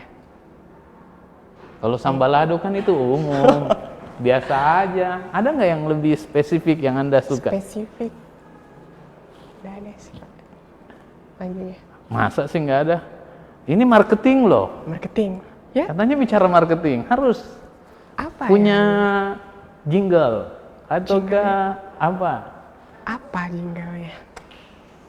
Ada nggak? Anda harus mencari nih inspirasi, sama dengan mencari pelanggan Harus juga. Kira-kira apa? Harus nih, saya butuh sekali Anda menyanyi malam ini. Lagu baik di depan maupun di belakang. Oke, lagu untuk penyemangat deh. Iya. Hari-hari Asik. terus berlalu, tiada pernah berhenti. 1000 rintang jalan berliku. Na na na na na na na na. Hadapilah segala tantangan, mohon petunjuk yang kuasa. Aduh, saya lupa. Lupa ya. Segitu aja, Pak. Oke, closing statement terakhir. Oke. Closing statement. Oke. Buat teman-teman di luar sana yang masih takut untuk berbisnis, jangan pernah takut. Ayo maju sambil belajar, nikmati prosesnya, karena di proses disitulah kita banyak belajar. Jadi kalau sekarang masih banyak takutnya, langsung ayo action langsung. Nanti pada saat action akan banyak masalah-masalah yang membuat kita belajar bakal improve dan bakal sukses nantinya. Itu saja. Jadi jangan banyak takut-takutnya, jangan pikirkan orang lain, fokus, yakin, bangun bisnismu dari muda. Semangat. Ya, terima kasih ya. Terima atas kasih, Pak. kehadirannya dan semoga bertambah sukses selalu. Amin. Dan tetap semangat di jalan yang tentunya Anda tentukan sendiri kemana kesuksesan Anda. Itulah tadi bincang kita dengan 3 UMKM yang dipilih untuk hadir di dalam program Kata None edisi Tribun Timur yang ulang tahun yang ke-17. Semoga ini bermanfaat bagi kita semua dan kita tetap semangat, jaga kesehatan, dan kita saling membagi kontribusi yang baik terhadap sesama kita di kehidupan ini. Terima kasih. Wassalamualaikum warahmatullahi wabarakatuh.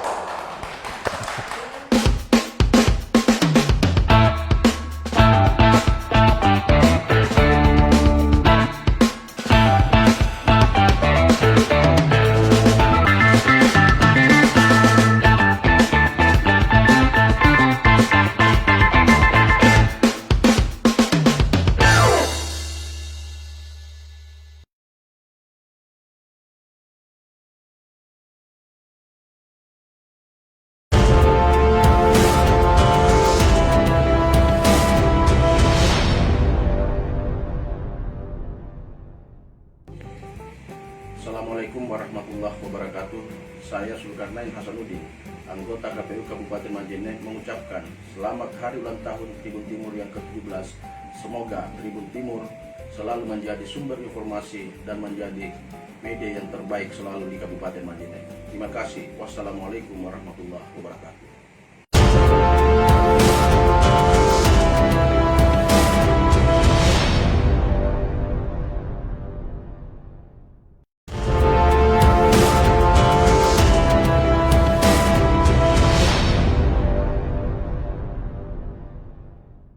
Nama pemerintah Provinsi Sulawesi Selatan mengucapkan selamat ulang tahun Tribun yang ke-17.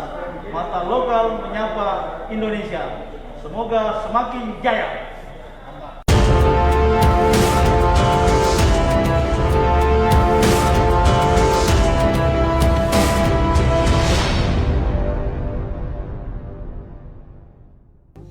Kami dari komunitas sepanjang perjalanan Dusun Kalupang, Desa Maskewai, Kecamatan Duang Banua, Kabupaten Pindrang, mengucapkan Selamat ulang tahun untuk Tribun Timur yang ke-17. Tetaplah menjadi media yang kreatif, inovatif, dan inspiratif dalam menyuguhkan literasi, informasi dalam masyarakat. Jaya dan sukseslah selalu.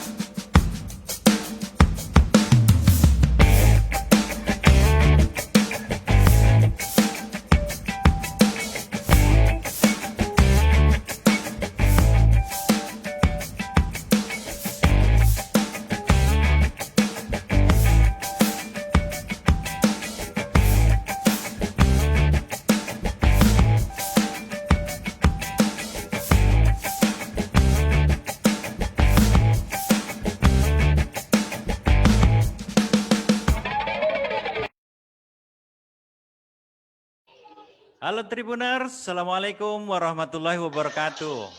Waalaikumsalam warahmatullahi wabarakatuh. Selamat sore, salam sejahtera untuk kita semua. Waalaikumsalam. Oke, kita berjumpa kembali pada event Bincang Bola Virtual Tribun Timur. Dan pada edisi kali ini, edisi 32 ini adalah edisi spesial karena bertepatan dengan hari ulang tahun Tribun Timur yang ke-17, 9 Februari 2021. Terima kasih.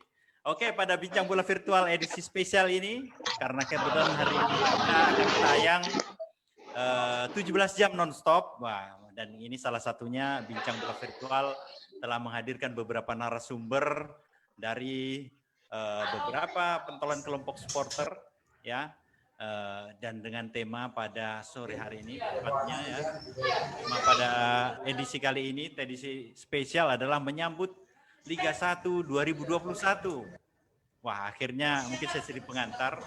Jadi kompetisi Liga 1 2020 resmi dihentikan, tidak dilanjutkan, dan kemudian PT Liga Indonesia Baru memberikan alternatif untuk kemudian membuka kompetisi Liga 1 2021.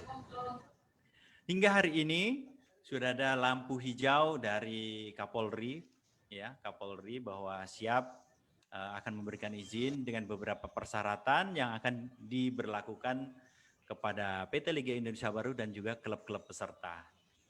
Nah, untuk membincang terkait event spektakuler tentunya kompetisi Liga 1 2021, Tribun Timur menghadirkan beberapa narasumber dari pentolan kelompok supporter PSM Makassar. Telah hadir bersama kami ada Pak Sekjen Maxman. Halo Pak Mustafa. Halo, Assalamualaikum. Assalamualaikum warahmatullahi wabarakatuh. Alhamdulillah hadir Pak Mustafa mewakili Maxman Makassar Mania. Dan hadir pula seorang pentolan kelompok supporter juga, yaitu entahlah, kita menganggap komandan ini juga ya, dari Laskar Ayam Jantan. Telah hadir Uki Nugraha atau kita sering sapa sebagai Deng Uki. Assalamualaikum Deng Uki. Waalaikumsalam warahmatullahi wabarakatuh. Apa kabar tak ini? Alhamdulillah, alhamdulillah, mudah-mudahan kabar kita semua sama-sama hari ini sehat semua. Amin, amin ya rabbal alamin. Dan seorang narasumber kita yang lain adalah Bapak Sekjen juga dari kelompok supporter Red Gang, dengan bersama dengan Deng Sadat. Halo Deng Sadat. Halo, Assalamualaikum. Kita belum on kan mic tak? Ya, okay. Waalaikumsalam. Selamat sore, Ewako. Apa kabar tak ini Deng Sadat? Baik, Mas Arif. Oke, siap. Alhamdulillah. Hari ini 3 narasumber kita, mungkin kita akan membincang terkait dengan kompetisi Liga 1 2021. Mungkin saya ke Pak Mustafa dulu ini, Pak Mus. Ini artinya kan kabar gembira ini kalau kompetisi Liga 1 betul-betul jadi digulirkan. Bagaimana tanggapan dari Pak Mus dengan kompetisi ini Liga 1 2021? Ada sinyal lampu hijau dari pihak Kapolri. Oke, silakan Pak Mus. Terima kasih. Sebelum masuk ke pertanyaan, izinkan saya untuk saat ini mengucapkan selamat ulang tahun yang ke-17 buat terima kasih Pak Tribun Timur. Usia ini adalah usia manis-manisnya, andai perempuan caleg dan lelaknya. Usia sweet 17. Betul. Semoga dari usia ini ke depan Tribun makin berjaya. Amin. Terima kasih Pak Mus. Lanjut menjawab pertanyaan tersebut. Saya sudah berharap semoga lampu hijau itu tidak kelap-kelip, baru berganti menjadi lampu merah kembali. Betul. Karena mendengar berita saja, kita dengar berita saja bahwa ada lampu hijau, itu senangnya minta ampun. Begitu hausnya kita terhadap hiburan masyarakat banyak yang namanya sepak bola ini. Anda bisa dikatakan bahwa ini adalah sebuah oase. Kalau kita di padang pasir menemukan setitik air, lampu hijau itulah yang memberi kabar sangat gembira bagi kita semua. Nah, menghadapi itu semua, saya berharap dan kita berharap semua, semoga semua pihak yang berkaitan stakeholder dengan sepak bola ini betul-betul tidak mencampur adukan lagi dengan hal-hal lain manapun, sehingga lampu hijau tersebut semakin terang, tidak akan kelap-kelip berganti menjadi merah lagi, sehingga dengan demikian kita akan menikmati hiburan kita akan melihat sepak bola kita lagi yang selama 1 tahun kita dipensiunkan di rumah karena COVID ini. Saya rasa untuk sementara itu. Oke, siap Pak Mus, terima kasih. Artinya Pak Mus berharap kelap-kelipnya ini lampu hijau menyala terus tidak berganti menjadi kuning, menjadi merah apalagi. Merah, betul. Oke, bagaimana tanggapan tak dengan Deng Uki? Nah, ini terkait dengan sinyal, ya ini kan harapan di sini Deng Uki ketika sudah ada sinyal dari Kapolri bahwa akan digelar kompetisi 2021. Tanggapan tak? Jangan lupa kita on-kan dulu mikrofon tak? Baik, Assalamualaikum warahmatullahi wabarakatuh. Waalaikumsalam warahmatullahi wabarakatuh. Selamat Dirgahayu buat Tribun Timur yang ke-17. Siap. Luar biasa, tidak terasa 17 tahun sudah kita bersama Tribun Timur. Yang mulai dari awal ada Tribun Timur sampai sekarang, dan ya, kita berharap Tribun Timur tetap eksis untuk tetap terus memberikan berita-berita, khususnya bagi teman-teman supporter, memberikan berita-berita yang hangat tentang persepak bolaan Indonesia, khususnya berita-berita tentang PSM Makassar. Sekali lagi selamat buat Tribun Timur. Terima kasih.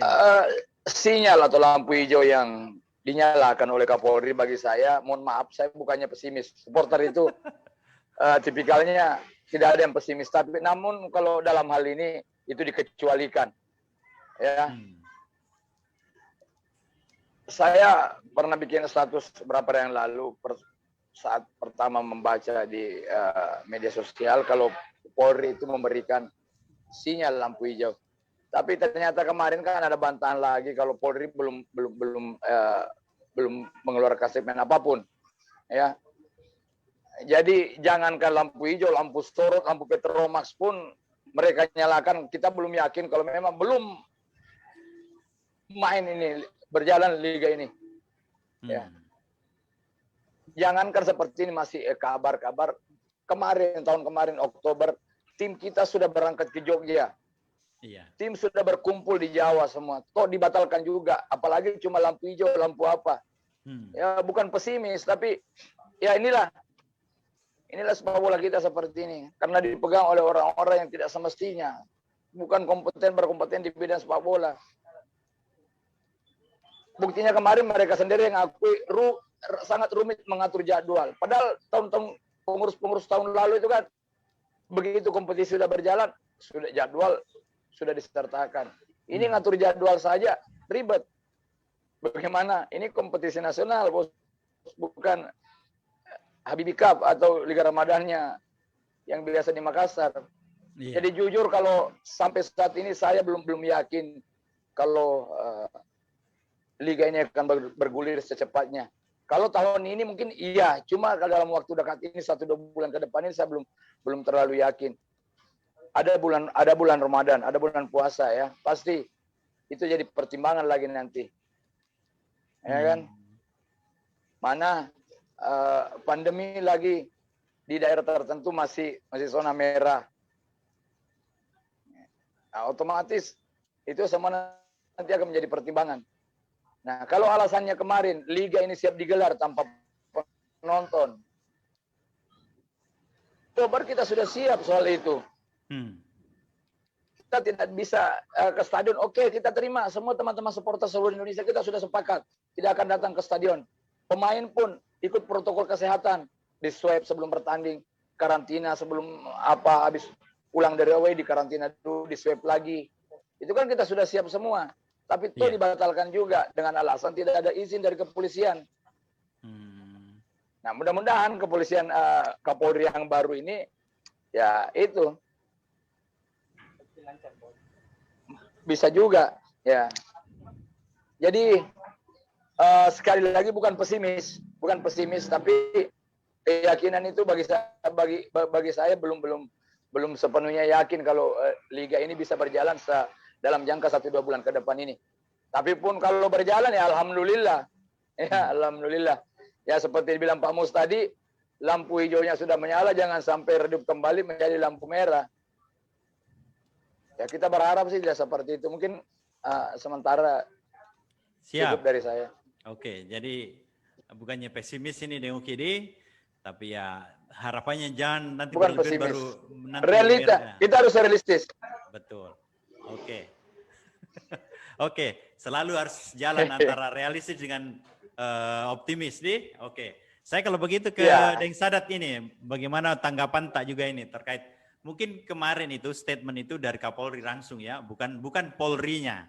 Jadi beda antara sosok Kapolri-nya dengan Polri-nya. Jadi institusinya belum, tapi dari Kapolri-nya menjanjikan. Nah, seperti itu. Bagaimana tanggapan tak Deng Sadat dengan kondisi itu? Liga 1 2021 yang akan digulirkan. Oke, seperti itu. Saya persilakan, Ki. Deng Sadat, silakan. Kita on-kan dulu mikrofon tak? Oke. Gimana Mas Arif, audio saya? Oke, sip. Bagus. Oke, terdengar baik, Ki. Silakan. Halo, kedengaran, Ki? Silakan. Bagus, Deng Sadat. Iya. Oke, silakan. Ya, terkait dengan tema pada hari ini saya mungkin tidak terlalu berbeda dengan apa yang dikatakan oleh Om Mus sama Deng Uki, bahwasanya berkaca dari pengalaman sebelumnya di kompetisi 2020 kemarin yang 2-3 kali tertunda, saya juga agak pesimis dengan rencana mulainya kompetisi 2021. Kenapa? Dengan kasus yang sama terkait dengan pandemi COVID-19, jangankan untuk memulai sebuah kompetisi, melanjutkan saja kompetisi yang tertunda itu tidak ada kejelasan seperti yang dikatakan Deng Uki dari bulan Oktober, kemudian diundur ke Januari kemudian tidak bisa dilanjutkan, kemudian dinyatakan dihentikan, dan ada wacana untuk memulai kembali kompetisi 2021. Karena dari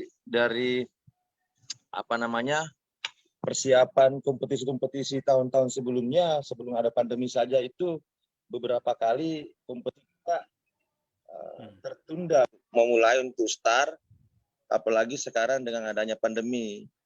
Jadi saya dengan dikatakan bahwa sudah ada lampu hijau, saya belum yakin bahwa lampu hijau itu akan bertahan.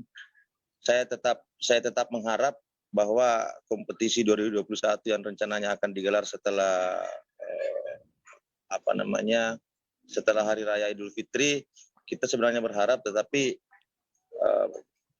sekali lagi kalau kita berkaca dari pengalaman sebelumnya, saya masih pesimis dengan situasi seperti itu. Apalagi kita tahu sebagian besar tim yang ada sekarang itu sudah dibubarkan. Beberapa tim-tim yang ada di Liga 1 itu sudah membubarkan tim, dan kalau kita wacanakan di bulan April atau Maret dengan persiapan di 2-3 bulan, itu saya masih pesimis Liga 1 ini akan dimulai sesuai dengan jadwal yang telah ditentukan oleh LIB. Saya kira untuk sementara begitu, Mas Arif.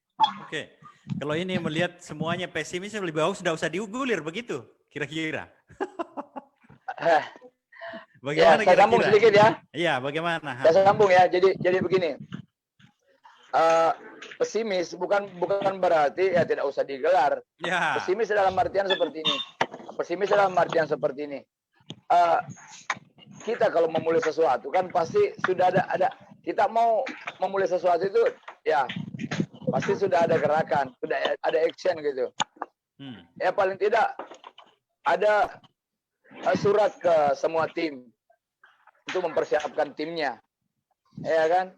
Apalagi kalau umpamanya bulan 4 mau dilaksanakan liga ini, terkendala lagi nanti dengan jadwalnya akan kacau lagi dengan berbenturannya bulan suci Ramadan, ya kan? Nah, kalaupun seandainya seperti yang berita beredar akan ada liga pramusim, ya sekitar selepas Idul Fitri itu pramusim itu sebagai ajang untuk seleksi pemain sekalian begitu ya. Nah itu bisa dengan catatan liganya digelar di Agustus. Jadi ada durasi waktu yang cukup ya, saya kira cukup untuk semua tim bisa membentuk atau menyiapkan kerangka timnya, sehingga kita bisa menyaksikan kompetisi yang betul-betul berkualitas. Seperti kita ketahui, seperti yang dibilang Pak Sada tadi, sudah berapa tim yang membuarkan timnya. Pemain-pemain asing banyak yang keluar pulang ke negaranya atau bagaimana. Nah, bagaimana kita bisa melihat prestasi atau sebuah liga yang berkualitas kalau seperti dipaksakan. Nah, sementara kita tahu pengurusan kita segala pemain-pemain yang baru masuk ke Indonesia itu sangat rumit. Belum lagi pemain-pemain lokal yang lokal nasional yang harus ditransfer ke tim sana, ke tim sini. Itu kan butuh waktu juga. Nah, kalau bulan 4 langsung masuk kompetisi atau masuk liga, saya rasa liganya nanti pasti tidak berkualitas lagi. Nah, kalau ada pramusim sebelum Lebaran atau setelah Lebaran, pramusimnya Agustus baru ada liga, itu saya yakin lebih bagus lagi. Walaupun kita sebenarnya semua rindu dengan sepak bola, ya, tapi kita juga harus dewasa. Kita harus sebagai supporter kita harus dewasa di sini. Jangan karena keinginan kita mau nonton bola, keinginan kita mau dukung PSM, akhirnya kita harus ada liga, harus ada liga. Tidak juga seperti itu. Kita mau ada liga di Indonesia, tapi liganya yang berkualitas. Tontonan yang betul-betul memberikan tontonan yang berkualitas. Hiburan yang berkualitas. Sehingga akan muncul pemain-pemain kita yang bisa memperkuat timnas. Ya bisa dikontrak ke luar negeri seperti Asnawi sekarang umpamanya. Nah, tapi kalau dipaksakan, jangankan lolos AFC jadi bulan-bulanan kita di AFC-nya, nanti Liga Indonesia saja kita, ya lihatlah, kita bisa lihat hasilnya. Iya. Karena untuk menghasilkan pemain timnas yang berprestasi, tentu dimulai dari liga kita yang harus berkualitas. Outputnya kan ke situ, ke timnas pastinya. Nah, kalau liga kita seperti dipaksakan, ya jangan berharap timnas bisa berjaya. Seperti itu. Oke, kita tahan dulu komentarnya semua. Kita jeda setelah pariwara yang melintas berikut ini.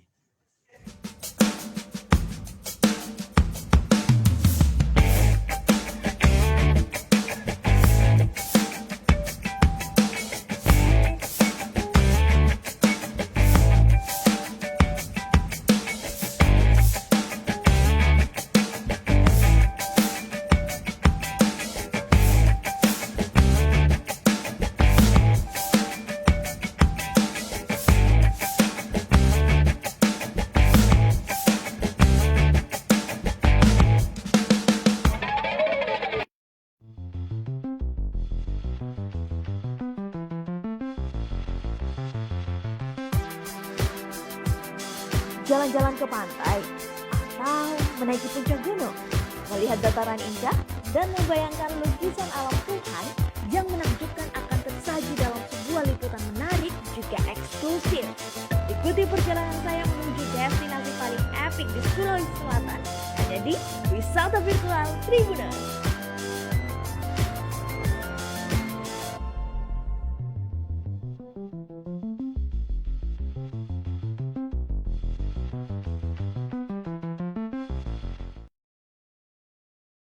Halo Tribuners, masih kembali lagi dengan Bincang Bola Virtual. Ya, pada hari ini adalah hari spesial dan kebetulan juga edisi spesial ulang tahun Tribun Timur yang ke-17.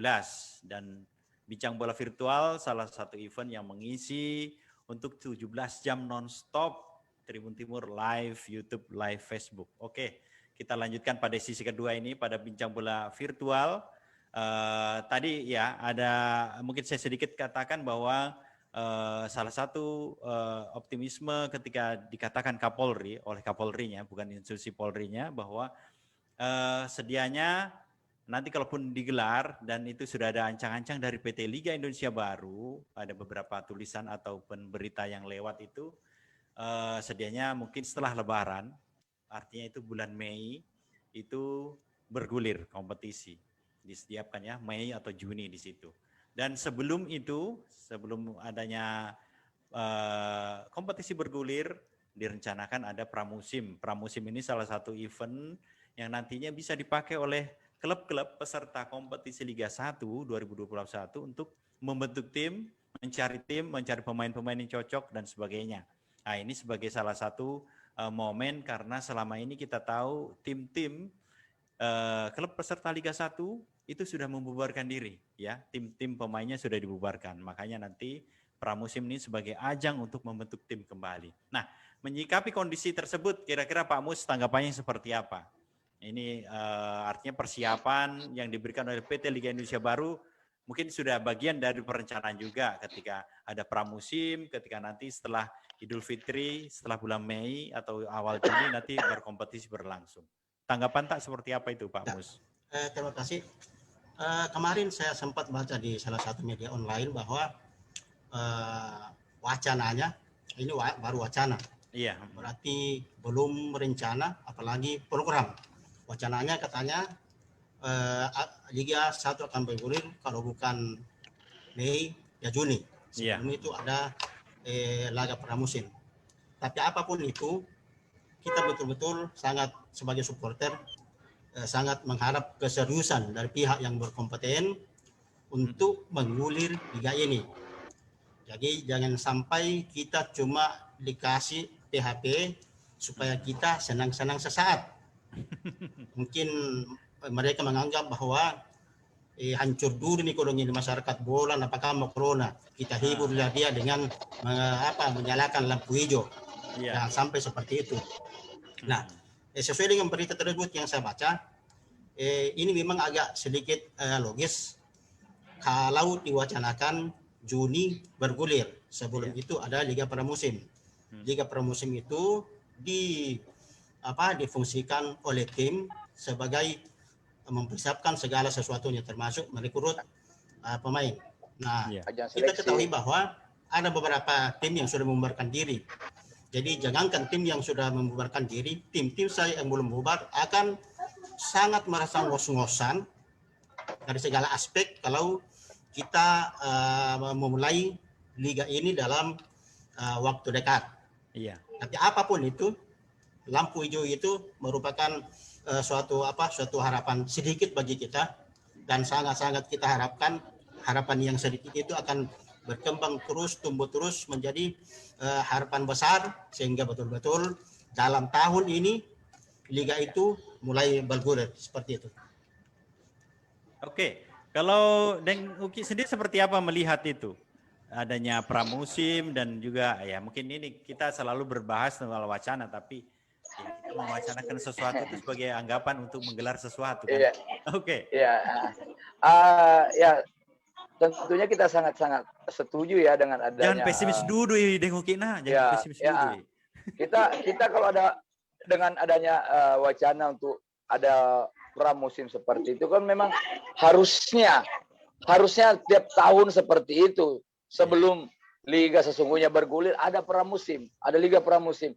Pertama sebagai ajang seleksi buat pemain-pemain yang akan kita rekrut. Ya. Kedua, ajang buat pelatih meramu timnya, formasi yang akan diterapkan. Ya. Bayangan tim seperti itu. Oh, nanti kalau ketemu tim ini kemarin seperti ini mainnya kita harus kantor pakai ini. Jadi pokoknya sebagai ajang seleksi buat tim kalau ada pramusim. Dan seperti yang bilang Pak Mus tadi, memang kalau dipaksakan bulan 4 ini langsung liga sesungguhnya berat ya. Ini berapa bulan ini pemain tidak ada program. Walaupun kita tahu pemain-pemain ada yang latihan sendiri, ada yang ikut main tarkam. Itu kan di luar program dari pelatih. Berat badan pemain tidak ideal lagi, ada yang kegemukan, ada yang apa, ya. Pasti. Sehebat apapun mereka main bola pada saat liga-liga kemarin, saya yakin sentuhan mereka akan berubah drastis kalau di liga ini nanti. Bisa kita buktikan nantinya. Ya karena apa? Karena mereka hanya latihan. Yang penting mereka katanya ya buat keluar-keluar keringat. Peregangan otot apa semua. Jadi tidak ada program.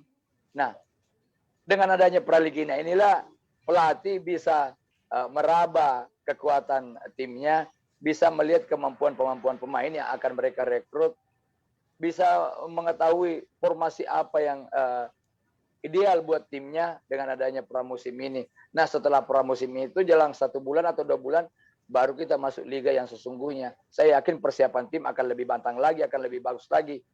Nah, akhirnya kita bisa menyaksikan pertandingan sebuah kompetisi yang betul-betul berkualitas seperti harapan semua orang. Seperti itu. Oke, dari Deng Uki demikian. Mungkin Deng Sadat seperti apa pandangan tak dengan hadirnya pramusim ataupun nanti kompetisi nanti bulan Juni atau Mei seperti itu? Iya, saya lanjutkan tadi, Bung Arief, tentang pesimis atau optimis. Bukan berarti kita pesimisnya itu sudah pesimis, tidak ada liga. Sama yang dikatakan oleh Deng Uki bahwa sikap pesimis kita itu kan sebenarnya berangkat dari apa yang telah terjadi sebelum-sebelumnya. Artinya, Liga Indonesia kemarin dihentikan hanya karena adanya pandemi COVID. Kemudian kita kan membandingkan dengan negara-negara lain, kalau memang dihentikan itu hanya untuk menghindari penyebaran, saya kira secara protokol kesehatan, kalau hanya 2 tim yang bertanding ditambah perangkat ditambah yang lain, saya kira sangat-sangat safety untuk penyebaran, apalagi mereka yang akan berada di lapangan itu kan diwajibkan untuk melakukan rapid test atau antigen dan segalanya. Jadi dengan berdasar itu, justru saya ini secara pribadi melihat ada sebuah keganjalan di sini, di mana kompetisi kita yang kemarin ditunda kemudian dinyatakan dihentikan total kemudian akan diganti dengan kompetisi, itu justru bukan hanya karena satu faktor, bukan hanya karena faktor pandeminya. Saya mungkin sangat secara pribadi wajar kalau saya merasakan hal demikian, karena di negara-negara lain bukan hanya di Eropa, di Asia Tenggara sendiri sudah melakukan kompetisi dengan protokol kesehatan. Kenapa kalau hanya masalah itu di Indonesia masih tidak bisa dilakukan? Nah, itu tadi sekali lagi saya mungkin merasakan ada sebuah sisi lain di luar dari COVID ini.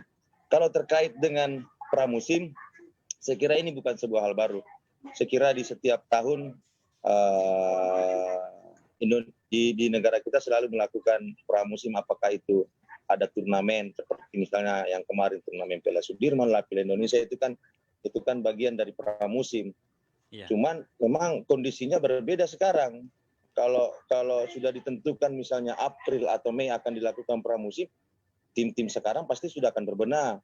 Pasti mereka sudah akan menentukan siapa yang menjadi pelatih dan siapa pemain-pemain yang akan direkrut di situ. Saya kira kalau pramusim dijadikan ajang untuk seleksi, saya kira itu hanya sekian persen karena pengalaman bahwa mereka hanya mencoba beberapa pemain asing, sementara sekarang kita tahu pemain-pemain asing yang berlaga kemarin di musim 2020 kan sudah 90% bermain di luar Indonesia. Mungkin begitu, Mas Tarif. Terima kasih. Oke, siap. Mungkin ini selain kita selalu ingin berharap kita harus menumbuhkan harapan. Oke, terkait dengan kemungkinan juga ini, kalaupun ini selalu kita bicara wacana, karena harapan kemudian dengan harapan muncullah wacana.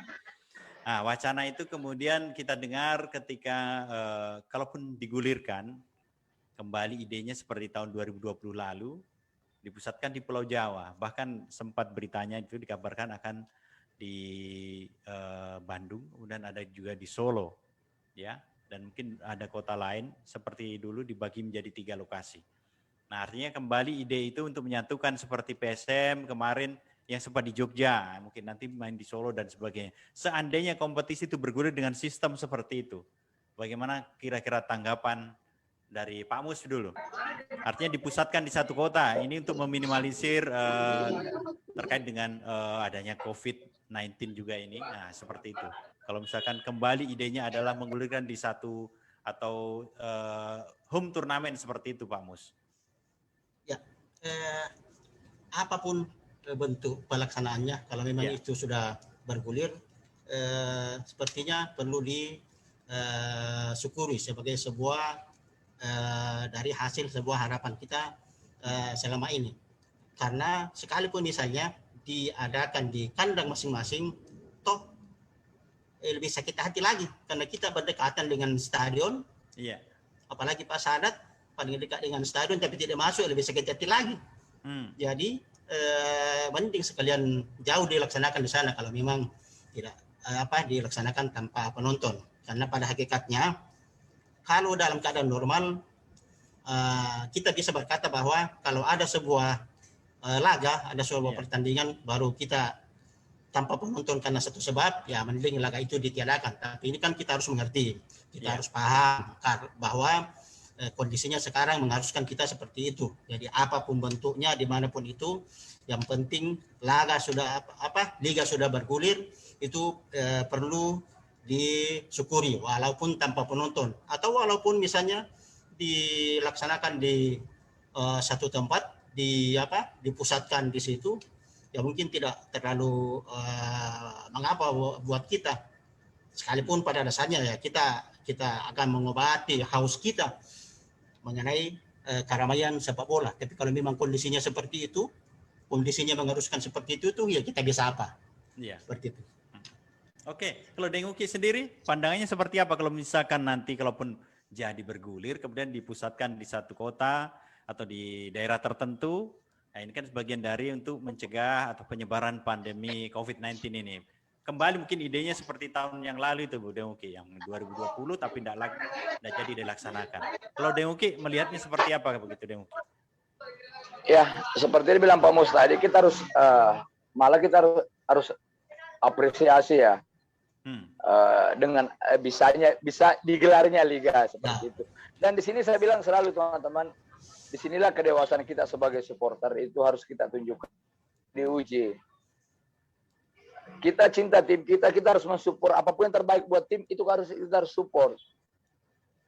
Ya, bahkan tahun kemarin kan kita sudah sepakat semua, bahkan kita karena kita ada grup juga dengan teman-teman supporter di seluruh Indonesia peserta Liga 1 dan Liga 2, kita itu sudah berkomitmen untuk ikut dan taat aturan yang ada tanpa harus datang ke stadion. Ya kan?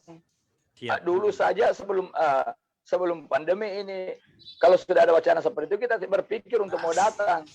Apalagi sekarang ada pandemi dengan ribetnya, kalau kita mau berangkat, mulai dari antigen, apa segala, otomatis biayanya lebih. Sementara sekarang, kita konyol gitu. Pertama merugikan tim, kedua merugikan diri sendiri. Ya kan? Kita tidak pernah berpikir masalah materi untuk tim. Tetapi kalau dalam keadaan seperti ini, kita saya bilang kembali kedewasaan kita sebagai supporter itu diuji.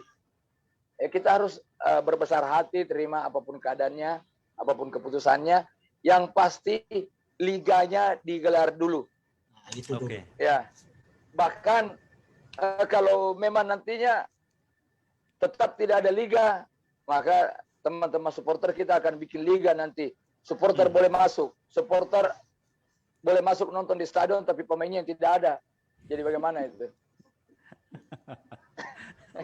Nah, boleh dengan penonton tapi tanpa pemain. Jadi apa yang dinonton kira-kira tadi? Itu dia, jadi bingung kita di sepak bola kita sekarang. Ya, sementara di luar negeri kan tingkat coronanya lebih besar daripada kita. Tapi toh mereka bisa gulirkan liga.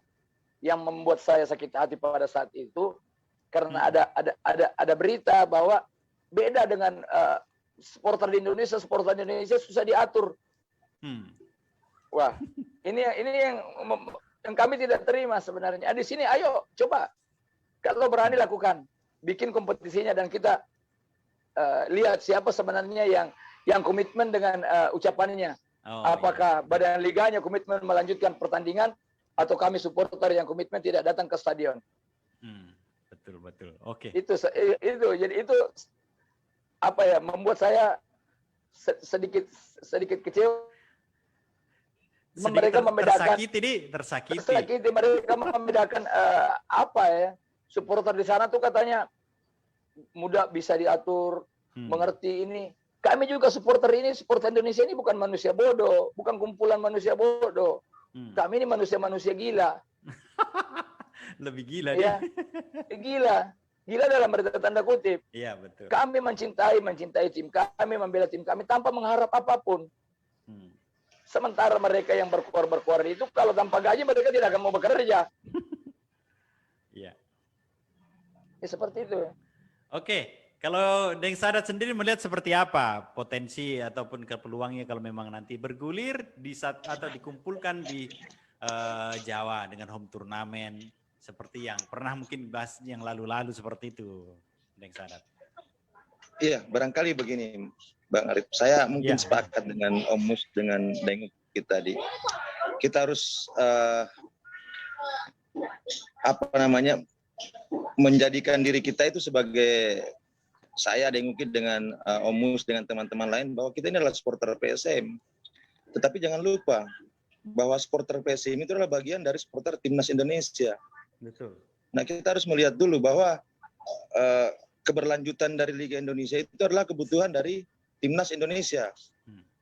Ada beberapa faktor yang bisa dijadikan alasan untuk melanjutkan liga untuk kepentingan Timnas, termasuk bagaimana mencari pemain-pemain untuk mengisi slot pemain Timnas, kemudian regulasi-regulasi yang memang sudah menjadi ketetapan dari FC dan FIFA bahwasanya anggota dari FIFA dan FC itu harus melakukan kompetisi resmi. Nah, itu mungkin yang harus kita pahami. Saya sepakat dengan Deng Uki bahwa sebagai supporter bukan hanya mau melihat timnya itu hanya bermain bola, hanya melakukan pertandingan, tapi di luar itu banyak yang harus sebenarnya bisa kita lakukan untuk hal-hal positif, termasuk tadi bagaimana kita mensupport klub kita sekaligus menjadi bagian dari supporter Timnas Indonesia. Iya. Itu mungkin terkait dengan yang dikatakan Deng Uki bahwa di luar negeri sudah banyak dilakukan, tapi alasannya petinggi-petinggi yang terlibat di kompetisi Indonesia, dalam hal ini LIB mengatakan bahwa supporter Indonesia beda dengan supporter luar negeri. Saya kira saya sepakat dengan itu, Deng Uki. Memang kita berbeda dengan di luar, karena supporter Indonesia terlalu banyak mencampuri hal-hal teknisnya, sehingga mereka terlalu banyak mencampuri teknis mereka. Kita memang susah diatur dalam hal melakukan ketika kita melakukan dalam hal konteks kita melawan kebijakan-kebijakan yang dilakukan oleh penentu kebijakan di atas yang memang itu bisa merugikan keberadaan supporter, bisa merugikan keberadaan tim kita. Nah, itu maksud mereka mungkin yang susah diatur. Itu mungkin Deng Uki, karena kita berbeda dengan tim luar. Padahal sebenarnya kita susah diatur karena kita sebenarnya menginginkan sebuah perubahan, sebuah revolusi di sepak bola seperti yang dikatakan Deng Uki di awalnya. Bahwa kompetisi Indonesia itu harusnya sudah melahirkan kompetisi yang memang kompetisi yang betul-betul bermuara kepada kepentingan tim nasional, bukan hanya mengutamakan kepentingan pribadi yang seperti dibilang Deng Uki bahwa mereka berkuar-kuar karena memang dibayar. Nah, itu mungkin kita sebagai supporter pada umumnya teman-teman supporter PSM memang selama ini aktif menyuarakan suara sepak bola Indonesia yang lebih profesional, yang lebih berprestasi. Nah, mungkin seperti itu, Bung Arif. Kalau masalah itu tadi saya sepakat bahwa dimanapun, mau dilakukan di mana, mau digelar di mana, mau sistemnya bagaimana, yang jelas adakan dulu ini liganya, karena kita bukan kali ini kalau memang PSM harus berlaga di luar, kalau memang PSM harus berlaga tanpa penonton, kita sudah Siap, sudah jadi apa namanya, iya sudah bersaudara dengan hal seperti itu, sudah bersahabat nih. Sudah terbiasa nih. Oke, narasumber hebat saya, kita tahan dulu komentarnya, kita lanjutkan pada sesi ketiga setelah pariwara berikut ini.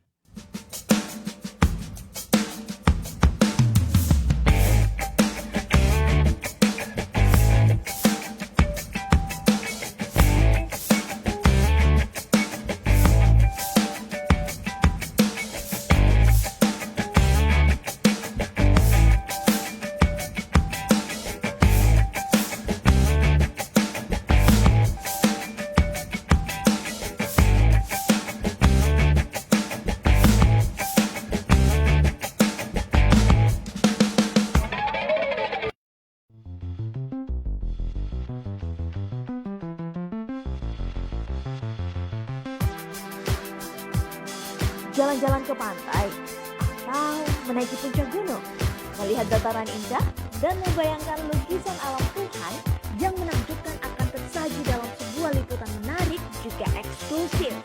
Ikuti perjalanan saya menuju destinasi paling epik di Sulawesi Selatan, hanya di Wisata Virtual Tribuners.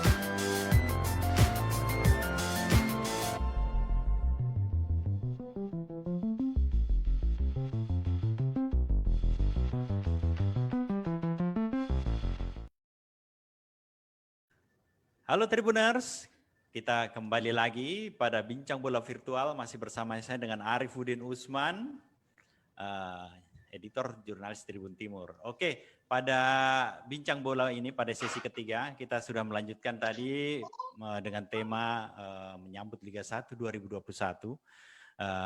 Ini mungkin pada sesi ketiga berharap mendapatkan komentar atau harapan-harapan dari pentolan-pentolan supporter PSM ini.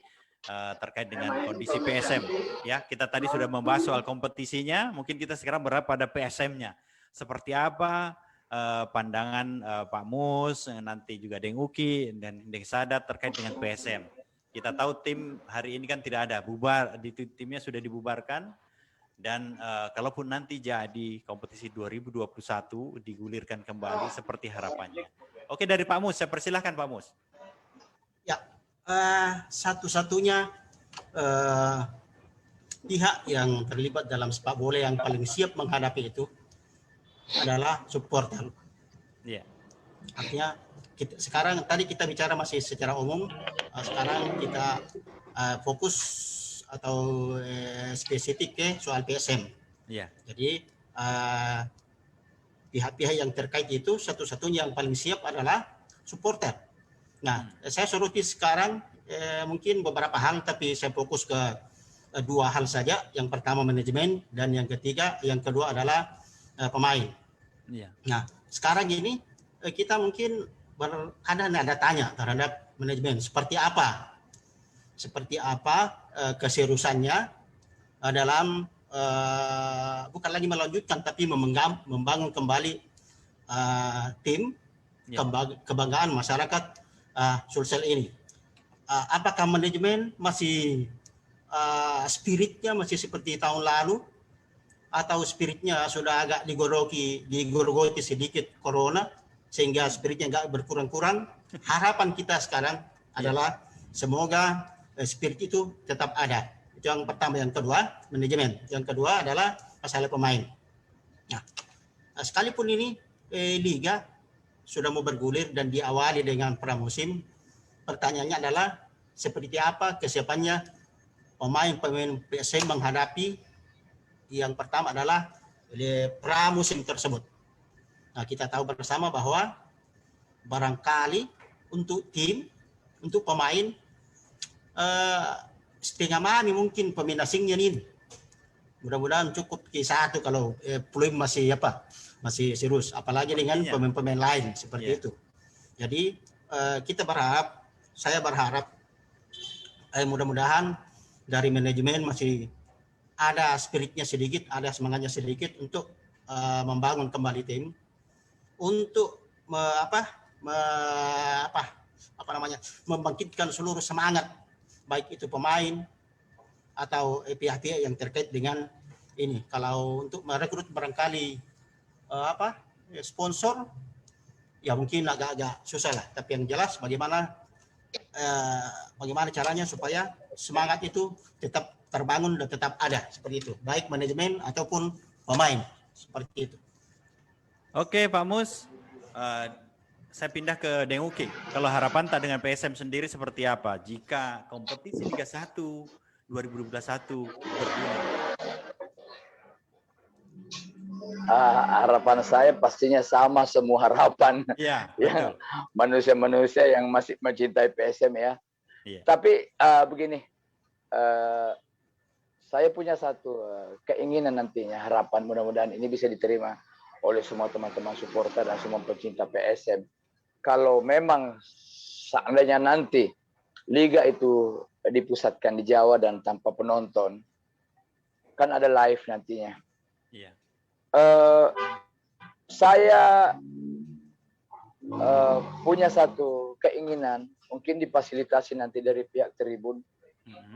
Setiap pertandingan nantinya itu kita minimal kita berdonasi satu orang minimal taruhlah Rp5.000 per orang. Dari dana terkumpul nanti itu kita bisa jadikan sebagai bonus buat pemain-pemain kita pada saat bertanding, setelah mereka bertanding, dengan catatan dapat poin. Tentu ini bisa menjadi motivasi, walaupun mungkin mohon maaf, mungkin ini sedikit sensitif karena ini masalah uang atau apa, mohon maaf. Tapi mungkin jumlahnya sedikit, tapi inilah bukti cinta, bukti kepedulian teman-teman supporter terhadap timnya. Kasihan juga kan kalau mereka bertanding di sana nantinya tanpa penonton. Yang sama juga dibilang Pak Mus tadi. Saya yakin manajemen pasti akan kesulitan mendapatkan sponsor. Pasti akan kesulitan mendapatkan sponsor. Karena sponsor tidak bisa terlalu berharap banyak, hanya berharap dari siaran-siaran langsung seperti itu. Nah, saya punya keinginan mudah-mudahan nanti Tribun bisa memfasilitasi setiap pertandingan nantinya kita ada iuran 5.000 per orang. Kita kan ada nobar. Mungkin di sini dibutuhkan kesadaran, kedewasaan kita semua pencinta sepak bola, pencinta PSM dimanapun berada. Kalau nantinya berlaga dan itu donasinya nanti itu harus dipegang sama yang independen, taruhlah Tribun umpamanya. Jadi jelas arahnya kemana. Ya, jadi begitu setiap selesai pertandingan track kita kumpulkan semuanya, Tribun serahkan langsung. Saya yakin ini bisa sedikit buat pemain-pemain kita yang kita ketahui semua menjerit pada saat ini. Ya, dan memang itu manusiawi dan wajar. Mereka tidak ada turnamen, mereka tidak ada kompetisi. Sementara mereka punya banyak tanggungan, ada keluarga yang mereka harus hidupi. Sementara mereka cuma punya satu sumber penghasilan dari sepak bola ini. Nah, sudah berapa bulan mereka tidak mendapatkan gaji umpamanya. Ya, banyak teman-teman pemain, mohon maaf, banyak teman-teman pemain curhat-curhatan, aduh Deng, seperti ini kita sekarang. Ya, saya bilang kamu saja pemain mengeluh, apalagi kami supporter. Ya, pertama kami supporter seperti kami penjualan merchandise itu bukan bilang jatuh berapa persen, turun berapa persen, jatuh sama sekali tanpa persen lagi. Ambruk. Ya tanpa persen lagi, tidak ada ekonomi mati kita, teman-teman supporter mati. Nah, pemain saja dulu apalagi kami supporter. Nah, mungkin nantinya saya bilang tadi kedewasaan kita sebagai bentuk kepedulian kita, kecintaan kita. Mudah-mudahan teman-teman semua komunitas supporter, keluarga besar supporter yang ada di Makassar ini setuju. Oke, kita bisa duduk sama-sama dan bentuk satu badan independen dan mungkin itu bisa dari Tribun umpamanya. Oke. Ya. Oke, Deng Uki. Salah satu masukannya yang mungkin bisa dilakukan itu. Oke, mungkin saya pindah ke Deng Sadat. Dan mohon maaf saya langsung pamit dulu soalnya ada kegiatan selanjutnya. Oke, kita sekaligus akan closing Deng Uki. Bisa ditahan dulu. Ya. Kita mau closing, siap, kita siap. sudah mau Jadi closing. harus go. Kita tahan dulu sedikit, mungkin 2-3 menit, Oke, 2 menit siap, lagi. siap. Oke, saya ke Deng Sadat, coba silahkan Ki Deng Sadat. Siap. Ya, Mas Arif, sebelumnya tadi saya lupa, saya ingin mengucapkan selamat anniversary yang ke-17 tahun buat Siap, terima kasih. Tribun Timur. Semoga tetap Terlambat, semoga tetap menjadi penyedia informasi buat teman-teman, khususnya para supporter PSM Makassar. Jadi terkait dengan harapan, saya mungkin tidak terlalu panjang. Saya hanya 3 kalimat dari 9 kata. Semoga ini bisa menjadi inspirasi buat manajemen, buat pemain, dan buat seluruh supporter PSM Makassar dan pecinta PSM Makassar, bahwasanya PSM itu adalah Makassar, PSM itu adalah Siri, dan PSM itu adalah juara. Mungkin hanya seperti itu, Mas Arif. Amin, amin ya rabbal alamin. Mantap. Jadi ini tadi harapan-harapan dari para supporter, mewakili dari komunitas Maxman, mewakili dari komunitas Laskar Ayam Jantan, dan juga dari Red Gang. Oke, Tribun Timur. Oke, Tribuners, tidak terasa waktu kita sudah 60 menit. Ini gara-gara ulang tahun Tribun Timur, saya jadi keceplosan bilang Tribun Timur. Semangat. Oke, Tribuners, kita tidak terasa sudah 60 menit, durasi kita sudah cukup dan melewati porsinya. Dan saya mewakili Tribun Timur mengucapkan terima kasih sebesar-besarnya kepada Pak Mus, mewakili The Maxman, kepada Deng Uki, mewakili Laskar Ayam Jantan, dan juga Deng Sadat dari The Red Gang. Oke, kami mewakili redaksi mengucapkan kembali terima kasih kepada seluruh Tribuners yang sudah memberikan atensinya pada bincang bola virtual kepada sore hari ini. Sebelum saya closing, tidak lupa saya ucapkan, jangan lupa untuk menerapkan 3M, mencuci tangan, memakai masker, dan juga menjaga jarak. Karena pandemi ini kita tidak pernah tahu sampai kapan berakhirnya. Saya, Arifin Usman, menutup pada bincang bola virtual sore hari ini. Sekian, Assalamualaikum warahmatullahi wabarakatuh. Terima kasih banyak. Waalaikumsalam warahmatullahi wabarakatuh. Siap.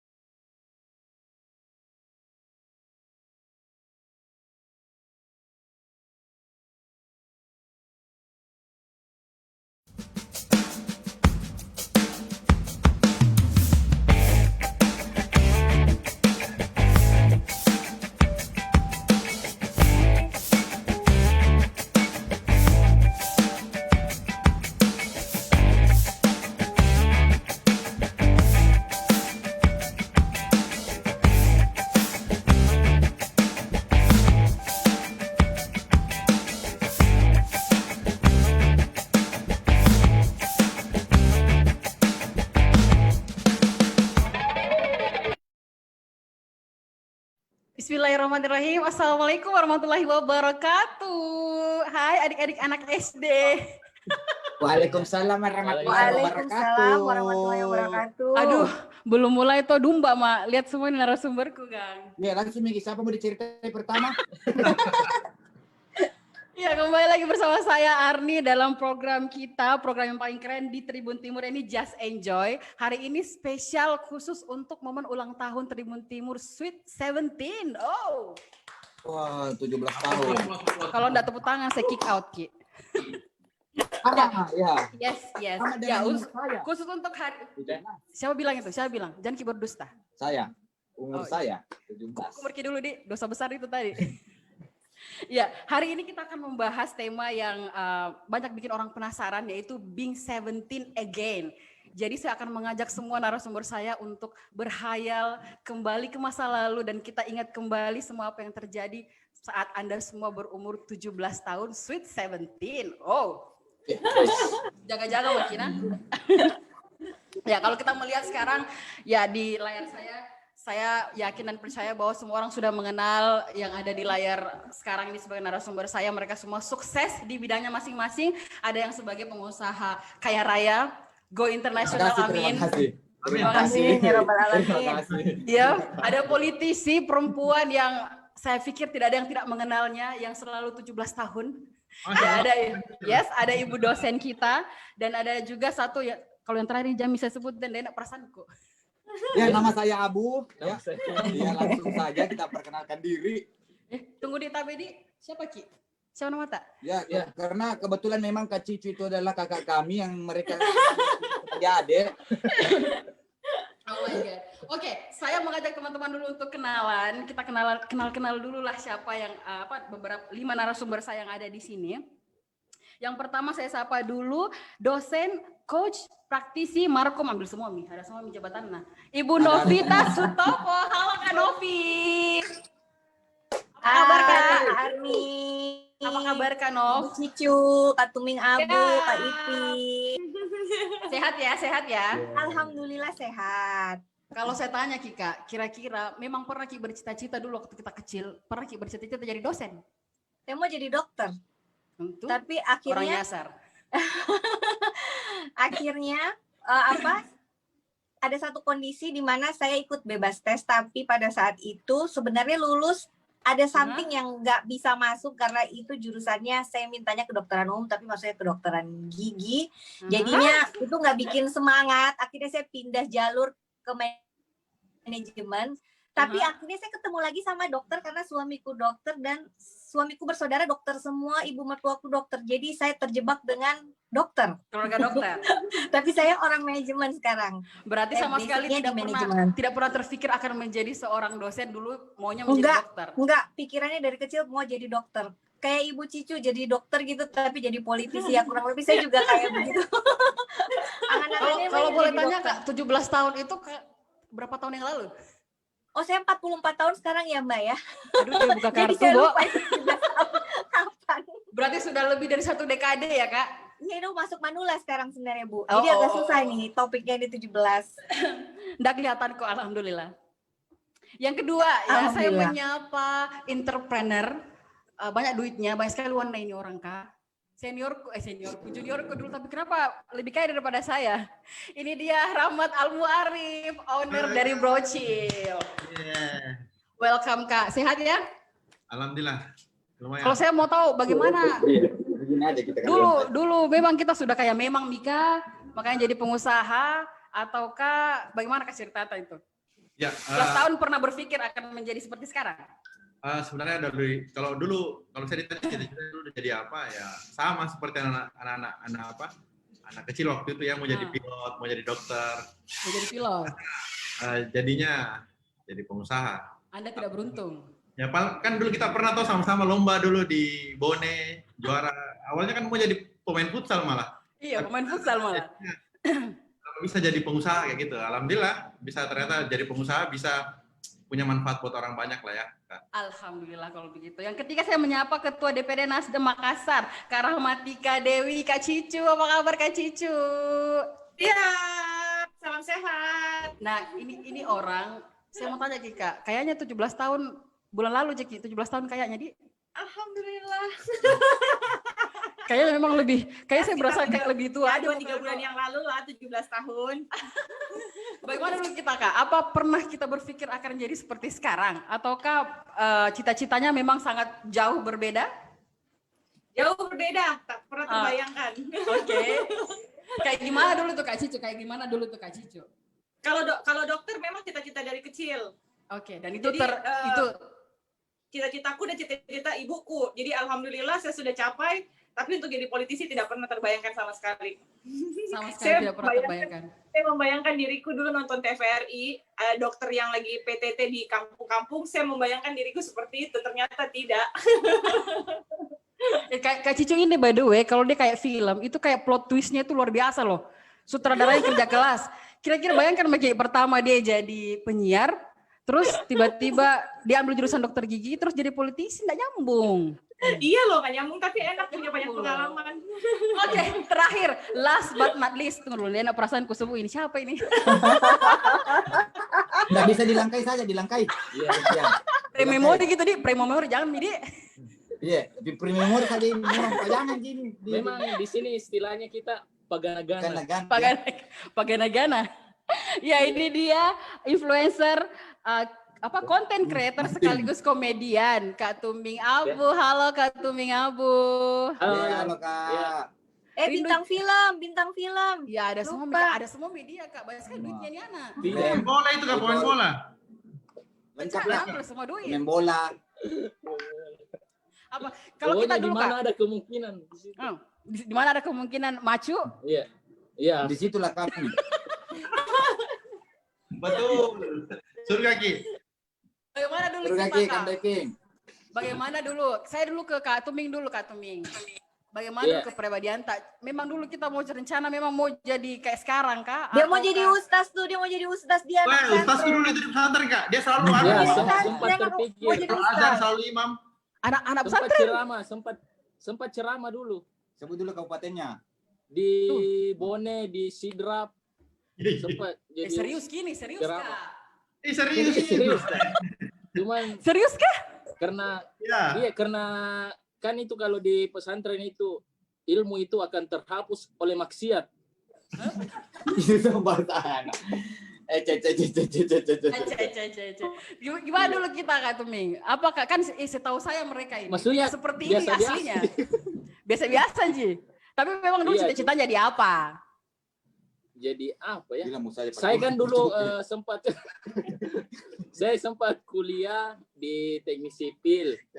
Oke. Tapi di DO juga, Alhamdulillahnya. Di DO. Tapi jadi menangis semua ini. Masih bingung lah. Bagaimana sebenarnya masa laluku ini? Dia masih plot twist terus ini. Pokoknya saya mengalir saja mengalir. Seperti air. Gimana keadaan membawa. Kalau Kak Abu, bagaimana kita dulu Kak Abu? Nah kalau Abu ini dia zaman Yunani kuno kan dia waktu umur 17 tahun dia seangkatan Fir'aun. Tunggu dulu, sekalian bisa tebak tidak? Kira-kira 17 tahunnya Kak Abu berapa puluh tahun yang lalu? Ada yang bisa tebak tidak? Saya 17 tahun, baru tahun lalu lah, karena umur ke-18 ini. Iya. Jadi kalau untuk pengalaman ada aja lah. Pak, mandi junub pikir dulu deh, berdosa kita nih. Berapa? Passionnya dulu apa yang jelas Kak? Dia, apa? Saya satu sebenarnya sampai sekarang. Karena dikasih jadi manusia, syukur Mak. Awalnya dia dulu kepala cas.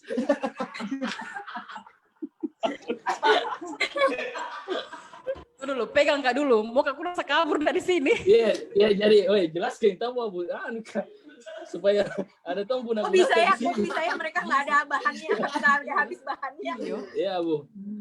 Jadi begitulah. Jadi kesimpulannya bahwa tidak ada satupun dari orang yang ada di sini pernah mencita-citakan akan menjadi seperti jadi ini sekarang. Bukan gimmick ini, memang tidak ada.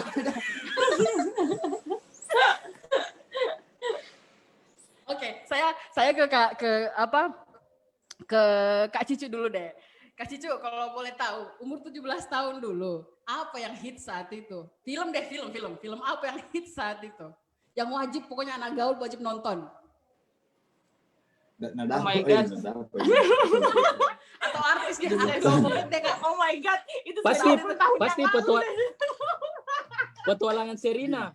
Petualangan Serina pasti Kak Cicu dapat. Udah diam, yang bukan anak gaul Makassar, Tuming Abu ya pada zaman itu. Iya, kalau Ibu Cicu itu yang megang Makassar pada era itu ya umur 17-an. Oke, saya percaya pasti. Artis apa yang maksud saat itu lagi ngetren banget gitu loh Kak? Apa ya, Dawson Creek ya? Oh, Dawson Creek. Lupa. Pertanyaannya ke Tumi Abu. Tumi tahu nggak? Oh, kutami saya film nak kecil di umur 17, lupus. Lupus 90-an. Lupus itu eraku 90-an. Iya, era Kanopi itu. Iya. Masih 2000-an lah, 2000-an. Bu Cicu itu Dawson Creek. Kalian nggak tahu, Tumi 2000-an. sama Abu nggak tahu Dawson Creek. Kalau bukan memang anak gak, tahun berapa beda? Tahun berapa itu? Oh. Iya, pura-pura lagi bertanya. Kayak riwayat berapa tahun gitu. Tahun berapa tahu nggak? Tahun berapa sih itu? Tahun berapa? Film nak Kanopi saya tahu, di 17 tahun. Apa? Judul anak Betawi.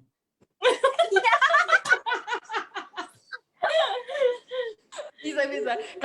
Kalau fashion Kak Cicu, saat kakak umur 17 tahun, apa yang paling ngetren begitu? Kayak gimana tuh gaya orang gaul gitu? Gaul Makassar. Ya ada teman gue jepus. Zaman 17 tahun yang ngetren dulu ya, saya ingatnya tuh rambutku tuh masih sama kayak hari ini namanya ombre ya. Kalau kita dulu tuh ada highlight sedikit. Terus bajunya tuh harus yang ketat, yang kecil, terus celana jeans yang yang agak cutai bawah dikit. Gitu. Soalnya itu sudah 20 tahun yang lalu, jadi agak lupa nih. Oh, berarti yang belang-belang itu nih kayak blaster gitu, Kak. Jadi ala-ala kayak kuda Nil gitu. Ya. Tapi cut break kan laku lagi kembali ya, yang besar di bawah itu kan? Iya. Kembali. Kalau Kak Iping saat itu dulu, Kak Iping. Anu deh, tempat nongkrongnya Kak Iping nanti kita. Jangan bilang di Sarabana, enggak terima. Ya. Kita jadi pesantren, mau kemana? Cocok di pesantren kita ngapain? Tabrak. Pasti selalu nongkrong di pinggir-pinggirnya masjid tuh, baru kode-kode cewek. Kita di WSAB minum sarabak dong. Itu sudah aku bilang. Mami dikerja. Nggak kemana-mana. 17 tahun yakin kalau ya? malam. Ya, manjai pagar Dunhas mungkin karena pergi main PS di WSAB itu Mami korong Kak. Ini dengar. Ini buat semua penggemarnya Brocil. Jadi kalau mau sukses kayak ownernya Brocil. Manja pagar lah. Harus 1 bulan. Aduh, kalau ibu dosen kita, apa yang lagi ngetren dulu Kakak? Waktu kita lagi hits-hitsnya 17 tahun ini, lagi cantik-cantiknya. 17 ke 18 itu saya masuk Madama. Oh, oke. Ya, temanku itu Pak Munafri Arifudin, terus Ibu Imelda yang dulu GM-nya Trans, itu teman-teman siaran semua. Waktu itu yang paling ngetren meluruskan rambut ya. Keriting papan, jadi hampir semua cewek cowok, apalagi kalau kayak rambutnya Abu tuh udah pasti dilurusin kayak kalau pergi kuliah kayak tikus habis disiram. Rambutnya maksudnya dikasih gel dikasih papan, dilurusin begini. Jangan masih dikasih begitu juga. Iya, terus karena waktu itu kan tokoh yang lagi ngetren juga, ini agak memalukan ya untuk generasi 90-an, pasti udah tahu, pergi cari cakar. Pergi apa? Cari cakar? Iya, utamanya kalau kita yang anak-anak anak radio, karena kita sering tampil. MC apa gitu. Salah satu yang menyelamatkan fashion kita adalah ke cakar yang dekat M Club situ. Oh, berarti nggak harus ke mall ya? Gak ada mall baru satu. Oh iya, astaga lupa Kak, beberapa tahun lah. Sentral. Oh, ada mall di Makassar waktu itu, baru di Sentral sama di Maricaya. Oh, luar biasa. Matahari doang. Sama Harapan Baru. Itu korong kali tahun berapa itu Kak? Aduh. 95. Tapi di Kaiping, ku tuh aja bilang seumur Jeki. Oh, sama ini istilahnya leparoke. Leparoke itu apa ya? Lewat pantai. Apa ya? Tanjung Bayam Kak ya? Tanjung Bayam. Bayang. Pantai Losari. Oh, nongkrong-nongkrongnya di sana-sana saja ya, Kak? Ya, pokoknya sederhana lah, nggak seperti anak-anak sekarang. Ya, kalau sekarang mah hedon. Sama jam tangan segede rumah. Jam tangan yang gede banget. Kayak gimana tuh? Dengan jam dinding di tas. Jam ada di tas. Iya, serius. Tanya deh Bu Cicu, pasti pernah punya tas yang ada jamnya. Benar, yang di depannya ada jamnya. Iya, yang ada di on the block-nya. Gimana ceritanya? Kayak gimana? Pengen punya nggak kesampean. Tuming pasti pernah punya. Kak Abu pasti pernah punya. Ya. Pernah punya nggak tas yang ada jamnya? Abu. Kenapa ya? Ambil. Coba kita tanya Bu Cicu punya nggak itu tas yang ada jamnya segede gaban? Punya. Dan itu saya juga bingung kenapa zaman itu kita punya tas yang ada jam tangan di dalam di tasnya gitu. Maksudku ada jam di situ kayaknya jam dinding Bu, bukan jam tangan, jam dinding yang kok gitu? Jamnya yang di depan tas tuh Kak toh? Iya. Berarti bisa dibilang dulu ini orang tidak tepat waktu. Kenapa? Kenapa pengen tahu? Dipasangin jam tasnya. Cocok, betul. Nggak bisa Kak bayangkan, maksudnya dia melengket di belakang Kak. Serius, jadi kalau ada backpack, bayangkan ada ransel, terus ditempel jam dinding di tengahnya, dan itu semua anak yang mengaku anak gaul itu pakai ke sekolah. Betul. Kalau zamannya Abu, ya zamannya Abu ya. Kasih zamannya Abu dulu, zamannya Abu gimana? Kalau zamannya Abu, dia jam dinding yang ada tasnya. Jadi jam dindingnya itu ada tasnya ikut. Mana yang besar ini jam dinding atau tasnya? Tapi serius ada ya? Iya ada. Ada. Nanti browsing deh. Terus di dalamnya ada gambar artis favorit kita, New Kid on the Block, terus siapa lagi tuh?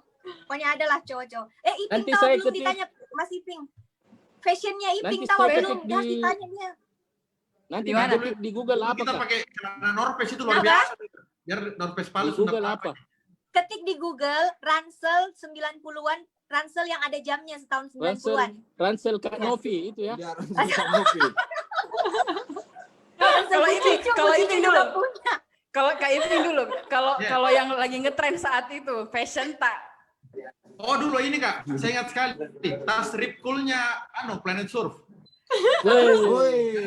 Jadi dulu jadi kita bilang-bilangan itu dari pesantren itu 25.000. Karena brochure belum datang.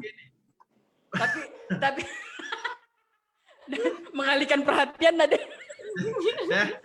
Ini memang Abu KW gitu Kak.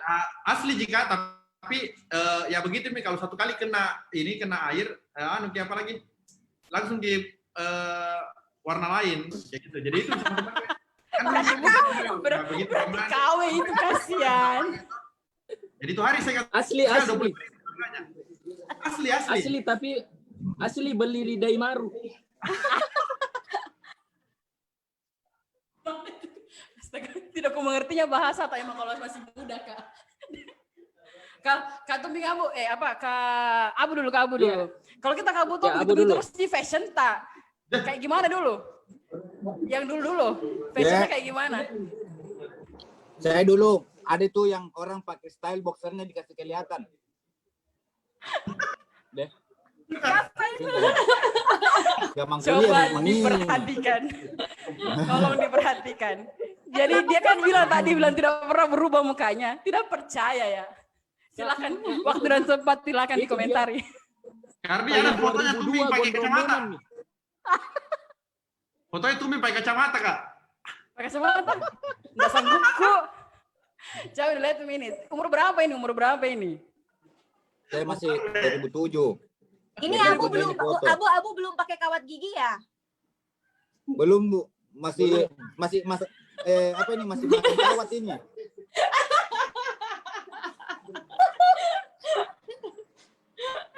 Coba lihat ini, berasa ST12. Bruce Lee. Inspirasinya Bruce Lee itu. Ami search. Ini Tuming waktu SD. Memang Tuming tahu dari SD sudah merokok memang ini. Sudah. Tuming saya tahu SD-nya di SD Bulan Todopuli. Panakukang. Iya Bu. Pak Ceko ketua BP3. Ampun Kak. Masih mau buka aib dulu nah. Bentar ya, sabar ya. Karena fotonya Tuming yang pakai kacamata Karni. Jangan fotonya Tuming, ini ada foto bagus ini. Waktu dan tempat saya persilahkan. Silahkan Anda dikomentari. Ini Om Iping. Waktu masih jual-jual apa lagi namanya? Minuman sama kopi di kapal. Bijan. Silahkan tahu dulu Kak Iping. Ini apa background kejadiannya ini? Apa yang terjadi saat ini? Waktu pergi Titanic. Waktu pergi Takabonerate, pulang-pulang kayak Dana Unhas. Dan hasilnya? Enggak, pokoknya sama orang. Om Iping, ini sudah minum Kombatrin atau belum waktu era ini? Belum. 45 kilo ini. Oh, langsing banget. Iya, harusnya begini maunya sih. 45 kilo juga. Kayak Abu. Oh, iya. Kalau Abu lebih ke cacingan. ini sebelum negara api menyerang ini. Kalau saat ini sudah jualan apa, Kak? Kalau ini waktu itu jual ayam goreng, Kak. Jadi dulu pagi-pagi pergi beli ayam di Abla, siang goreng, malam jualan. Ini waktu ini. Oh, oke. Jadi masih di Keren. Masih berdaging. Yang terakhir, saya mau buka aib satu lagi. Waktu dan tempat saya persilahkan. Nah ini, Kak Novi. Kecil itu sembarang. Ini. Kok ketemu lagi berkelahi ki? Untung berko. Salah picek ini. Berkelahi. Kalau ada yang tebak tahu dikasih hadiah ini. Kak Novi yang pakai topi di depan. Iya, saya pikir ini bening loh, bening. Mana foto Ibu Cicu? Kenapa fotoku, Ji? Adil. Mana fotonya? Sudah. Iya. Sudah Kak mencari tahu toh, tidak mau sekali kasih lihat Kak. Entah apa yang terjadi. Sebenarnya kalau minta di Prambors banyak, kalau minta di Prambors bisa. Itu Mila salah alamat Kak. Besok saya turunkan masa ke tribun. Oh. Ya Allah, ini Luar grup biasa. bening ya Kak Novia. Itulah masa lalu dari teman-teman yang ada di screen saya saat ini. Saya tidak dapat fotonya Kak Cicu. Setengah mati Kak cari. Paling banyak kok. Stalking tidak aku dapat Kika. Orang paling gaul, MC paling beken di eranya, masa nggak bisa dapat? Ampun. Itulah Kak. Kalau Kak Cicu Coba kayaknya minta sama saya bisa carikan. Jangan. Kayaknya aibnya terlalu besar.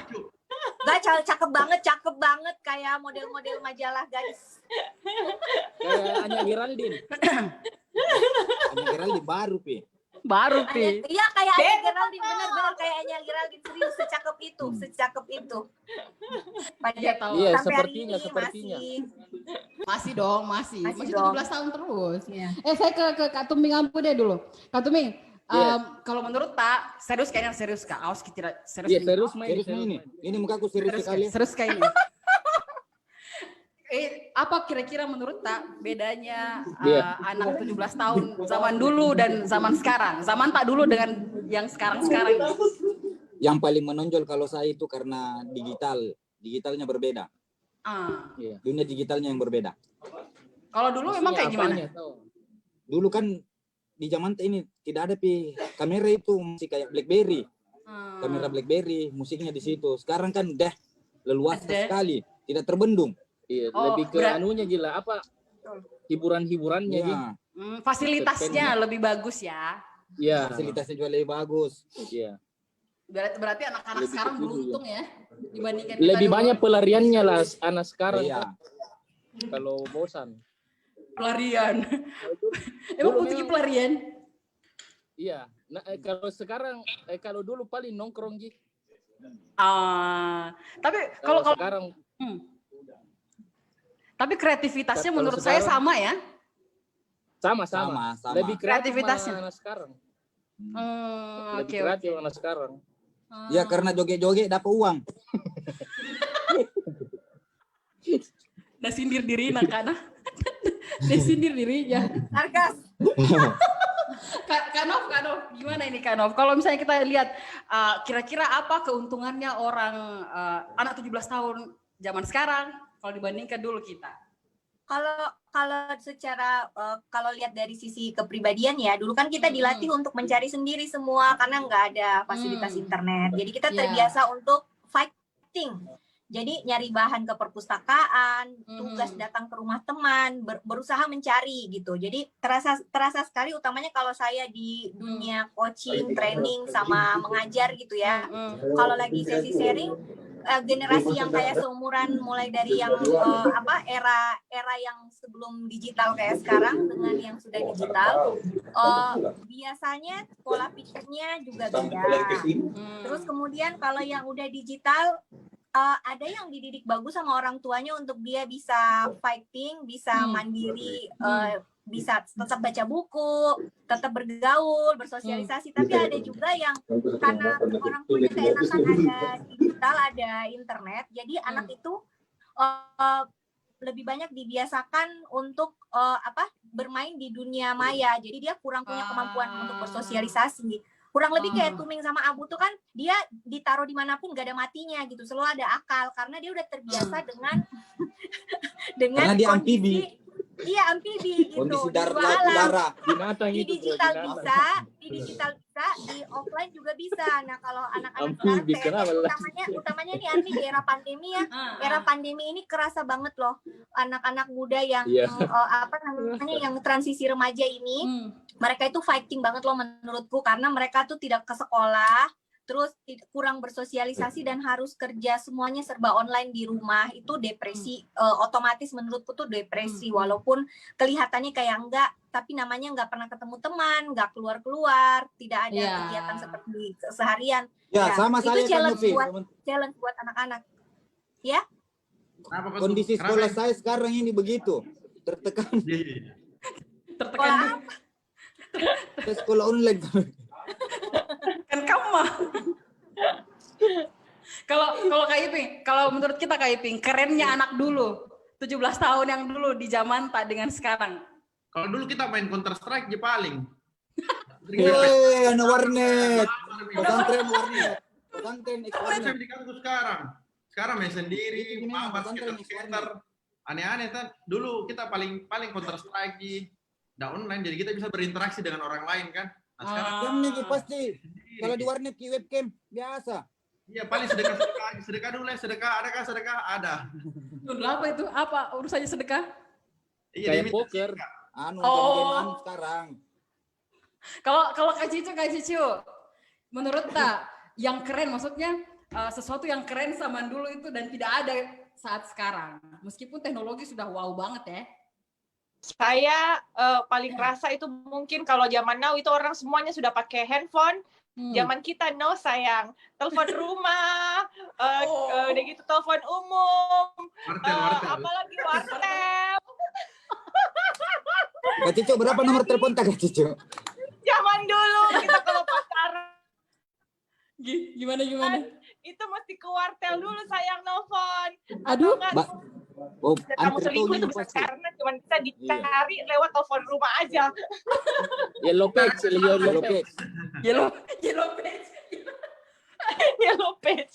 Harus tahu namanya bapaknya teman tak. Iya. Nomornya. Terus lagu pergi telepon di wartel. Di wartel antri. Pager. Kita pakai pager. Jadi kalaupun mau hubungin pacar, harus telepon dulu di telepon umum untuk bikin pesan di pager kan. Itu nggak ada duanya lah menurut saya, itu nggak akan bisa dirasakan kembali zaman now, semua udah ada handphone kan. Ada serunya kan jadi ada ada harus laki juga, jangan sampai tiba-tiba di chat dia tidak ada di sana. Ya. Dan bayangkan ya kalau umpamanya dalam satu rumah kita bersaudara banyak, udah gitu malam minggu, coba pasti ngantri telepon rumahnya antri, itu karena mau landing di telepon. Weh cepat kok dulu buka lagi menelpon. Dan tidak bisa bicara sembarang karena didengar satu rumah. Betul. Karena teleponnya bukan telepon wireless ya, telepon. Nggak pakai sandi-sandi Jeki. Sandi-sandi khusus. Kak Novi ingat nggak? Ada telepon yang dikunci sama mama kata itu yang ada kuncinya. Ibu Cicu saya ahlinya, saya bisa congkel segala nomor. Pakai itu loh yang alat untuk merajut. Pokoknya pencuri telepon rumah. Bahaya deh. Luar biasa. Iya, keterbatasan itu membuat kita semakin kreatif. Betul. Iya. Nggak mengerti ku pembahasan. Bagaimana? Karena tunggu dulu, Karena nggak ada telepon rumah tak dulu. Kita nggak punya telepon rumah mengaku. Teleponnya Kita coba berapa tetanggaku nomor ada. telepon rumah tak itu? 30 tahun yang lalu kali ya yang dibicarakan ini. Iya, makanya dia tidak connect sama Nah, kita. nah, Ada kasih kurang, pasang ada telepon kurang, di Kak. rumahnya mamanya, nggak ada. Kak, ada kurang, Kak. Apa kurang? Ada kurang. Hmm. Itu tetangga tak, kalau ndak ada teleponnya kodong, nomor telepon tak nak kasih. Jadi kalau ada teleponnya keluarganya pergi dipanggil. Atau? Iya. Iya. Praktekkan dulu kalau dipanggil ki namanya. Atamu kodong. Praktekkan dulu kalau dipanggil ki namanya. Misalnya di teleponmu. Ada teleponnya Omno. Sebelah itu sebentar kodong.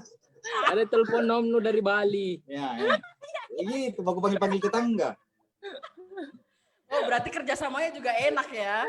Oh iya, sama ini. Dulu. Sama saya masih dapat yang orang suka numpang nonton video di rumah kita. Sampai manjat-manjat di jendela kalau kita sewa film. Kan Novi, parabola Pak Novi. Iya, parabola. Dan dulu langsung diminding asing. Udah dulu nase, Abu, sorry nase aja masih muda aku dapat tuh parabola. Jadi sok muda. Kita nonton RCTI di parabola. Iya, sudah keren Masih banget hitam putih itu. kayak? Iya. Masih hitam putih. Masih dalam kota, televisi kita tuh masih dalam kota. Mahabharata pulang sekolah TPI. Yang ada remote-nya toh Kak. Nggak ada remote, Kalau- jadi pakai kaki dikasih pindah itu channelnya. Kalau iklan. Kalau saya Maria Mercedes. Tunggu dulu. Tumin kasihan sama Abu, nggak ada telepon rumahnya, nggak ada parabolanya. Nggak ada parabola. Kalau dia Kak, telepon kaleng-kaleng. Kaleng-kaleng. Masih pakai pos. Kalau Abu dulu dia dengar musik pakai piringan hitam. Seperti mahal dong. Masih Iya, masih mahal, laku sekarang, barang antik kan dibeli. Barang antik. Dia Ya, dulu Kak. Dulu kalau orang pakai parabola kalangan high di. Iya. Iya. Iya. Karena sih, saya iya. masih nebeng di tetanggaku nonton parabola. Iya. Satu parabola tuh bisa buat kayak 20 rumah gitu loh. Iya, Pokoknya kayak rame-rame. keren sekali nih kalau ada wajan di atas rumah atau kayak orang kaya. Oh, layar tancap. Ya, layar tancap. Kalau ada parabola tak, hari Minggu kita jadi raja. Iya, siapa artis favorit? Kalau saya Sarah Sechan, saya suka banget sama Sarah Sechan. Sarah Sechan, satu. Iya. Iya Kak, zaman MTV toh, zaman dulu. Iya, kita anak radio pasti suka Sarah Sechan. Kalau Tuming Abu pasti suka Lia Jenaka ya. Kalau Tuming Abu dulu apa artis siapa yang paling kita suka dulu? Unyil. 08. Kalau Betul tontonannya. kalau sekarang Bayul. Dengar Kak Ipik. Orang tuh Sarah setuju tuh. Saras. Tuyul dan Mbak Yul. Setiap hari Gini. tapi nonton jadi sinetron tersanjung. Sinetron tersanjung. Wah, 7 generasi tuh nonton gini. Tersanjung. Kalau Tuming pasti nonton karena mamanya nonton dia ikut, dia wajib ikutan. Iya, betul Kak. Anak banget. Sudahnya tersanjung main Kerasakti di TPI. Udah Hafal. Dede hafal. Karena mamanya pegang remote, dia tuh tidak ada kuasa di rumah. Wah, kita lanjut dulu ke kuis nah. Jadi kita saya mau bikin kuis, kita tebak. Tunggu dulu, ada hadiahnya nggak Arni? Kalau nggak nanti brochure sponsor yes dah. Tadi baru kau bilang naik haji bagi yang mampu. Ya. Kenapa saya berangkat nih brocilku? OTW nih, ada pengiriman. Kita ini ya, saya share screen. Semua bisa menebak, langsung saja sebut kira-kira ini benda apa ya. Yang paling duluan dapat hadiah brocil. Oke, siap. Pager. Saya juara karena berdua. Saya sama Cucu duluan, yang lain semuanya ikutan. Tunggu dulu. Dengar dulu. Nah, sebenarnya ini adalah Ini mau saja ya? apa? Tidak ikut Tuming Abu karena mengalah sama yang tua. Nggak sopan. Tidak. Sebenarnya ini adalah pertanyaan jebakan. Karena barang siapa yang menjawabnya berarti tua Maki. Saya tidak tahu bilang pager. Makanya Nana diam-diam Karena tadi. kita punya dulu, sorry ya, karena kita punya dulu. Ada pagernya, ada. Tunggu dulu, saya tanya Kak Iping pager tak kayak Memang kita pernah punya pager, kayak gimana penggunaannya itu Kak? Pernah Kak, saya tahu ada itu namanya pager. Pager itu bagi orang-orang yang punya duit waktu itu ya. Oh ya? Ya. Oh Gimana begitu kita ya? penjual penjual roti goreng, gimana saya punya pager? Mahal pager ya Kak Nov, mahal ya? Pager itu kalau setara dengan handphone ya kayak iPhone lah kalau era sekarang gitu. Mahal. Ya. Sebelum era handphone itu pager, sebelum era handphone. Kalau ada kemudian Kak. muncul. Kenapa? Kalau tersangkut di pinggan bapak berarti pager itu tahun dulu. Ya, betul. Oh iya, begitu Kak? Begitu bentuknya? Enggak, Kak masih berapa? Segini. Kecil banget. Masih berapa dulu harganya palu basah yang rumah sakit Dadi waktu masih muda Ki? Kacicu tahu tuh Kacicu? Ada nih saya datang, Percilku juara Mak. Kalau pertanyaannya nggak usah aneh-aneh ya, Bu Tuming biasa aja. Karena bilang bapakku. Saya juga penasaran tahun itu berapa harganya palu basah. Iya. Kalau Paceku dapat Ki 500 rupiah. Sebelum Masehi banget itu. Ayam goreng Sulawesi. Iya Kak? Coba tanya, berapa uang jajan kita zaman dulu? Iya, coba. Saya cek dulu, Kak Cicu, berapa dulu jajan dulu Kak? Tunggu dulu, ada perasaanku. Kan umur 17 kan ini, umur 17 kan? Umur 17 kan? Saat kita 17 tahun itu 5.000. Ya, banyak. Hari. Tahun berapa itu Kak? Tahun 90-an itu kan? 99 2000. Oh, Cik Mika, banyak itu. Saya masih pinjam teman 17 tahun.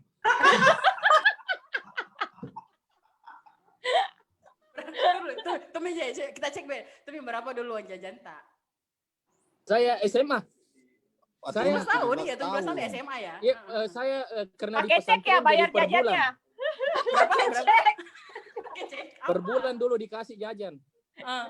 Ya sebut nih angkanya, nggak usah lama-lama. 500.000. Ya, 500.000 lah. Ini bohong karena matanya terputar-putar. Kak, ada kuliah nyamuk. Orang bohong psikologi ini. lawan nih. Lihat dia punya arah mata, dia bohong. Dia di atas. Berapa uang jajan dulu atau tidak dikasih ki jajan? Nabi bilang mata. Nggak dikasih pasti. Range-nya itu 500 sampai 700. Iya itu 17 tahun tuh. SMA mau konjo. Jadi saya waktu jadi setan. 500 ya, 500 berarti masih dipegang sama Kak Cicu ini. Kalau kita ke Abu, berapa uang jajan tak dulu? Kan 17 tahun SMA orang itu tuh. Iya SMA. Iya SMA. Kelas 3. Kadang dikasih 2.000, kadang 1.000. Iya kan? Tergantung mood. Bisa beli apa itu? Apa biasa jajanannya kalau anak-anak? Banyak Mika. Karena dia kan SMA di Baru Kak, di Baru. Iya, di daerah kemarin Kak, sekolahnya. Apa hubungannya? Dapat rokok per batang satu Kak. Iya, enggak ada juga pengurusannya. Iya. Enggak ada Ji memang. Tidak, maksudnya kan yang dibeli paling taripang. Rokok-rokok untung. Marah loh. Emangnya di Baru enggak ada jajanan pada era itu ya? Emang tapi KFC kan apa tadi Abu selain apa lagi tadi taripang apa lagi dulu kalau dikasih mikom begitu SMA bisa dapat rokok 2 batang juga. Aduh. Kasih per batang. Dia jajan dia merokok. Oh iya bapak satu luar biasa. Saya kira dulu orang tidak terlalu ngetren itu merokok zaman dahulu kala. Iya. Ngetren kayak tengah tapi belinya. Iya. Satu batang nih. Iya. Coba kita dengar dulu. Sebelum masuk setengah pulang setengah. Kalau kita mengirit. Hemat. Oh cuma supaya dilihat sama cewek-cewek di. Betul. Itu pun sembunyi. Itu kalau KIP gimana deh? Kalau dulu 20.000 Kak, per minggu 20.000 per minggu. 20.000. Kalau dibagi coba bagi deh. Kalau sehari 7 berarti kena 3. Kan di pesantren dulu jadi banyak sih. Kan di pesantren. Jadi paling kita makan itu kalau kayak makan nasi kuning, habis mie pasti uang. Kalau makan lalapan. Dulu ini kan itu Kak Iping itu terlalu biasa jawabannya tuh dulu enggak percaya Kak. Emang 20.000 tadi itu Bing. Anak pesantren itu nakal sekali. Saya anak pesantren jadi kuto sekali.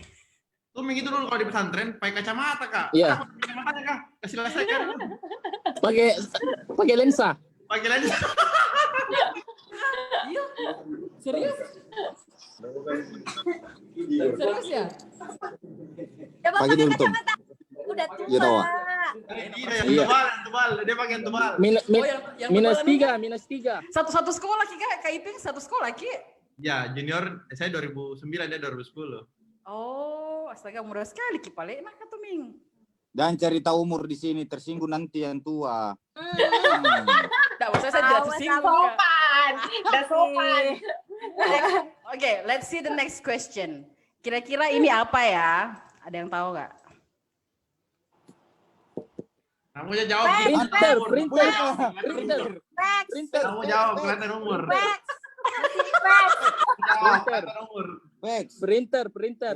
Nggak mau jawab. Apa? Berkelahi. Kak Nov, jawabannya Kak Nov yang benar. Apa tadi jawabannya Kak Nov? Ya itu orang kantoran juga sampai hari ini masih pakai mesin fax. Tapi sudah nggak sering Kak. Sekarang sudah by Iya, email. tapi nggak boleh berbohong. Nanti dicatat sama malaikat, masuk neraka lo semuanya. Ya Allah. Pura-pura nggak tahu Kak Novi, biar nggak kelihatan Lagi Ibu tua. Cicu di ruangan yang pasti Ibu Cicu ada itu mesin fax. Next yang merasa dirinya gaul pasti tahu ini apa? Nggak mau aja jawab, Ki. Gaul. Noah, Dewa. PUBG Jinjo. Apa ya itu? PUBG Kak, games yang lagi ini, yang lagi ngetren. Game hits, Kak, game hits. PUBG, logonya PUBG. Tunggu dulu, ada tadi menjawab Ariel Noah. Apa urusannya? Berapa dulu kita? Ariel Noah kan main PUBG, Ariel Noah. Oh, Aresto. Nah ini yang terakhir ini. Begini mah, Kak Novi sama Kak Cico. Waktu 17 tahun ada pacar tak? Weh, nalampui Kak.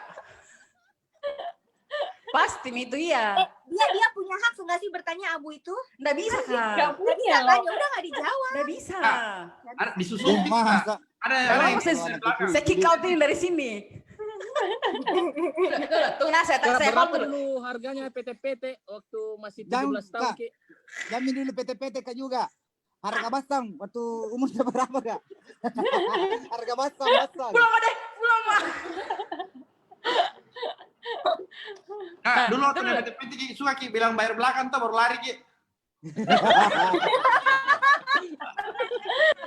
Siapa yang naik beca baru sirkus? Mampusnya itu yang paling jauh rumahnya kok dong.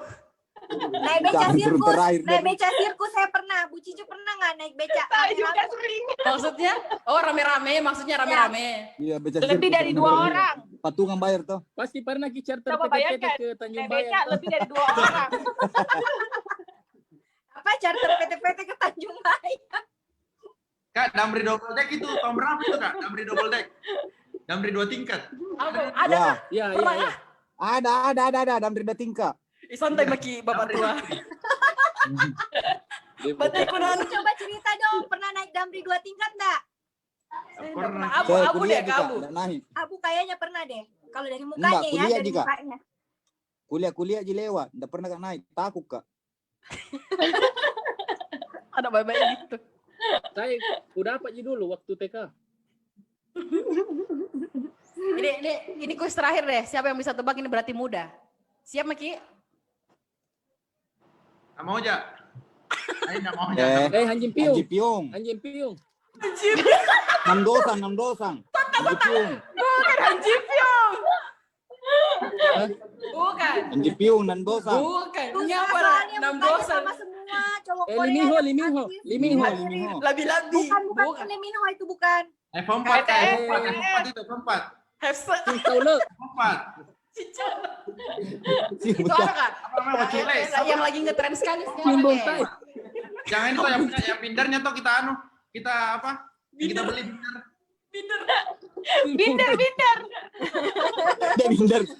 Bisa tukeran kertas. Iya. Ada yang gambarnya Hello Kitty. Udah masuk ke saya pembahasan Bella. Gardennya Kak, Meteor Garden. Alasan Garden.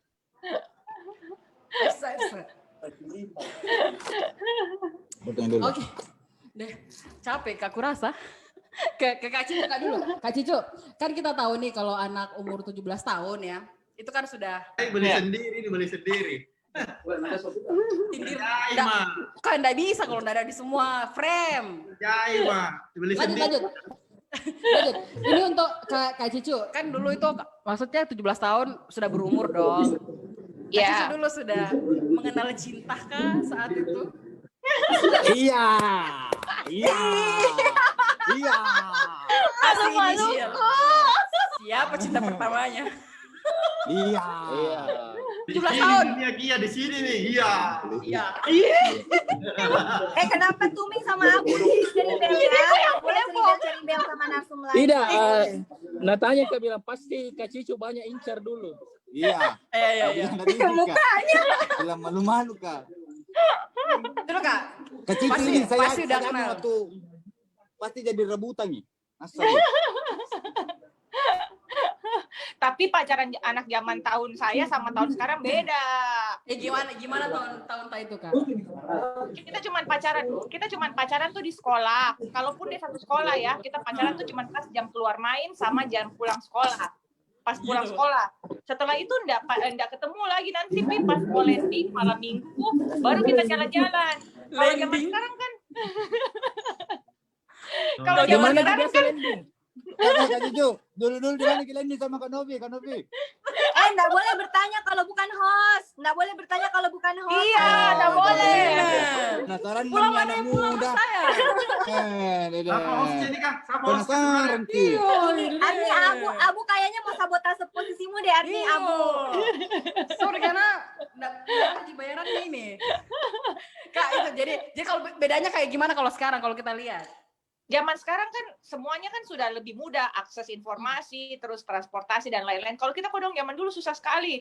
Jadi pacarannya itu cuman ya benar-benar di sekolah. Kalau satu sekolah, kalau beda sekolah lebih apes nih lagi sedeng. Ketemunya tuh jarang banget. Bisa cuman apa panggilan sayangnya dulu Kak? Panggilan sayangnya. Arni ada lagi host yang ada lagi host bayangan Arni. Tolong ya. Ampun Kak. 2 orang. Kalau Kanovi pasti. Kanovi dulu. Kalau Kanovi pasti udah kenal cinta-cinta dong, umur 17 tahun. Oh, kebetulan karena saya ngegeng dan gengnya itu agak-agak keras gitu. Jadi kita tuh janjiannya nggak boleh pacaran. Jadi sampai tamat SMA saya tuh benar-benar nggak punya mantan. SMP SMA nggak punya mantan. Odo-odo ada tapi tidak punya mantan. Awas Cina, jangan sampai ada yang DM ke Tribun Timur bilang bohong Cina. Enggak, itu gengku tadi yang berlima itu tuh aduh bahaya banget. Gak bisa kita deket sama cowok posesif. Tapi odo-odo banyak. Iya, cuman mamaku tuh saklek, jadi nggak ada yang lolos, telepon rumah apa segala macam. Pokoknya tidak ada cinta-cintaan lah masa-masa SMP dan SMA aku itu. Jadi Abu nggak usah penasaran ya, Abu, please. Cuman ketemu di lapangan kan ya Kak Novi. Kalau anak pesantren bagaimana cinta-cintaannya? Cerita dulu bagaimana cinta anak cinta. Kalau ada. Kaiping dulu. Kita itu kalau lagi main bola toh, terus ada perempuan misalnya ada jenguk adeknya perempuan. Berhenti orang langsung main bola, berhenti. Jangan cantik mau enggak? Ya betul itu betul. Segitunya. Masa? Main bola gara-gara begitu. Yang penting perempuan. Yang penting perempuan nggak pakai jilbab, masuk pasti berhenti orang main bola. Semua masuk. Biar kambing pakai jilbab langsung berhenti juga. Sampai segitunya. Tapi kalau begitu orang pesantren kayak haus banget lihat cowok begitu. Lihat cowok atau cewek ya. Kayak hiburan ya. Jadi Itu memang das popon ini lah. Mengunyah Miki Bari Miki. Asli ini orang. Arni pacarnya juga Tuming sama Abu. Tunggu dulu, Tuming sama Abu Kodong. Mau sekali ditanya dari tadi, please. Makanya dia tanya terus. Tanya ke Kodong. Eka dulu. Kalau masalah cewek Tuming ketawa Tunggu dulu. Siapa namanya pacar pertama tak? Ada dulu cewek di pesantren Bibi satu namanya. Bibi satu. Tuming Odo itu. Itu cewek jadi jarang lah ketemu cewek. Jadi cewek sejuta umat begitu. Iya. Kan dulu kabu. Bukan lu tahu siapa Kalau pacar saya pertama 17. tak? Ya, Saya enggak ada pacar pertama karena umur Bisa 17 itu sudah playboy. Sudah playboy. Alay banget. Ada kata-katanya ke cewek, Kak. Apa, Bu? Apa, Bu? Ada. Dari dulu memang bahasaku sama cewek Kak, ada satu. Nah, Apa-apa? Jami mau sama saya karena saya tahu tujuanmu pasti kau hanya menginginkan tubuhku. Apa? Menjijikan. Bahasanya. Sudah yang mau diinginkan dari kita ini. Itu bahasa sekarang atau bahasa dulu itu, Abu? Enggak, bahasa anak alay banget dulu. Begitu. Udah cocok gua Abu bilang begitu saya.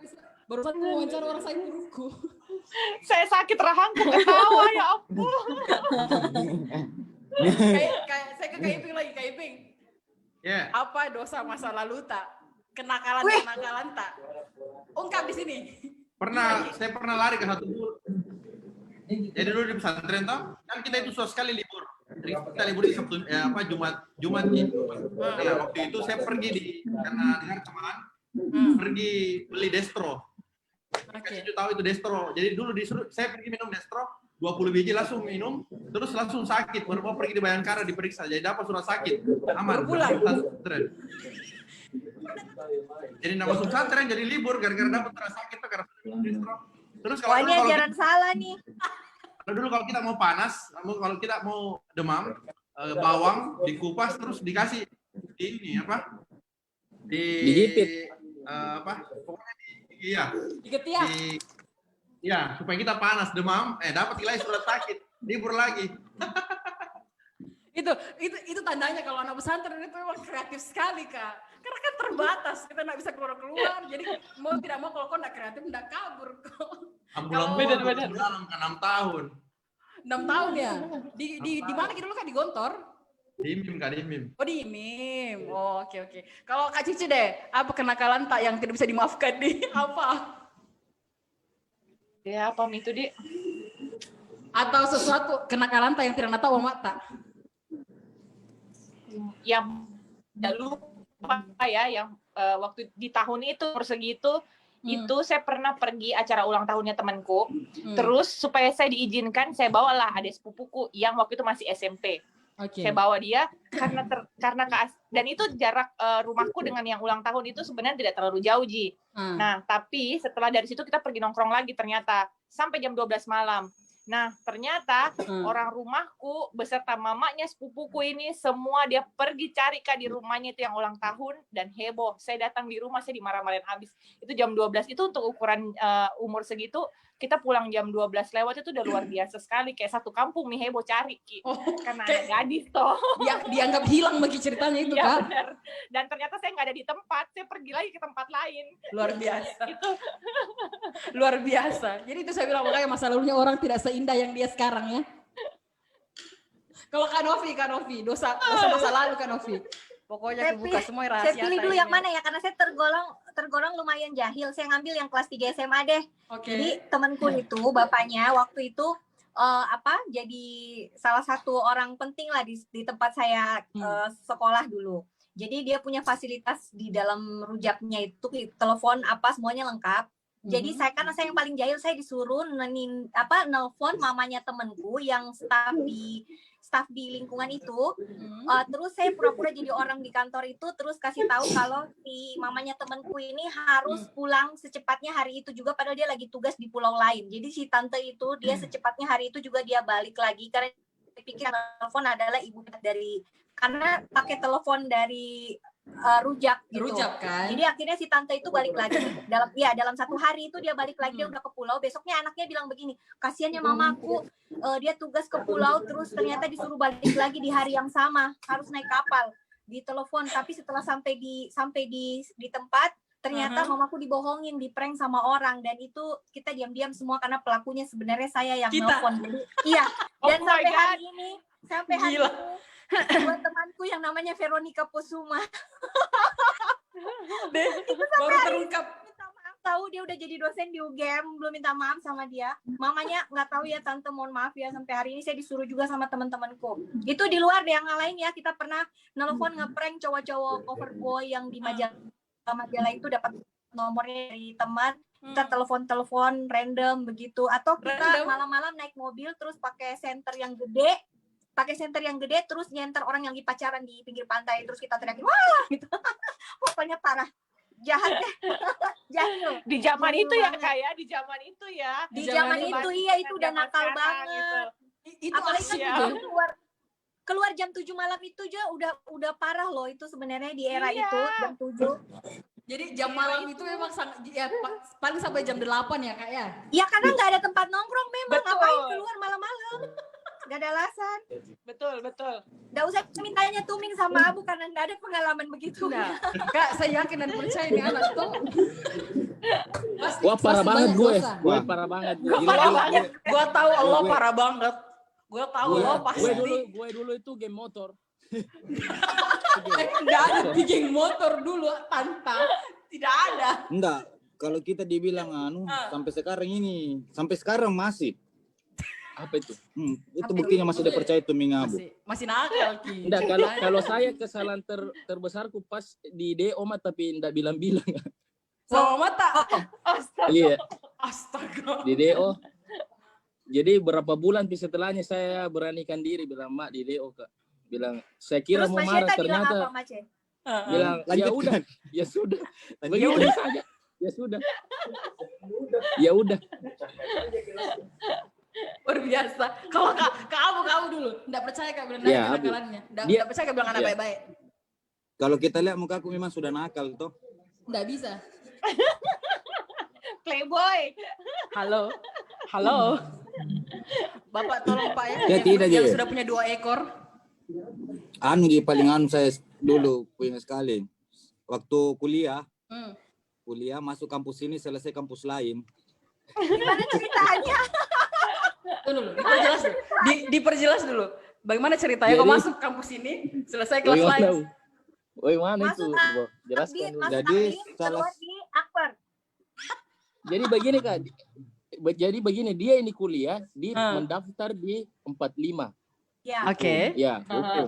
Terus tiba-tiba pas wisuda, mamanya ini kaget bilang, karena dia wisuda di Bung, ada kampus di Bung. Di STIM LPI.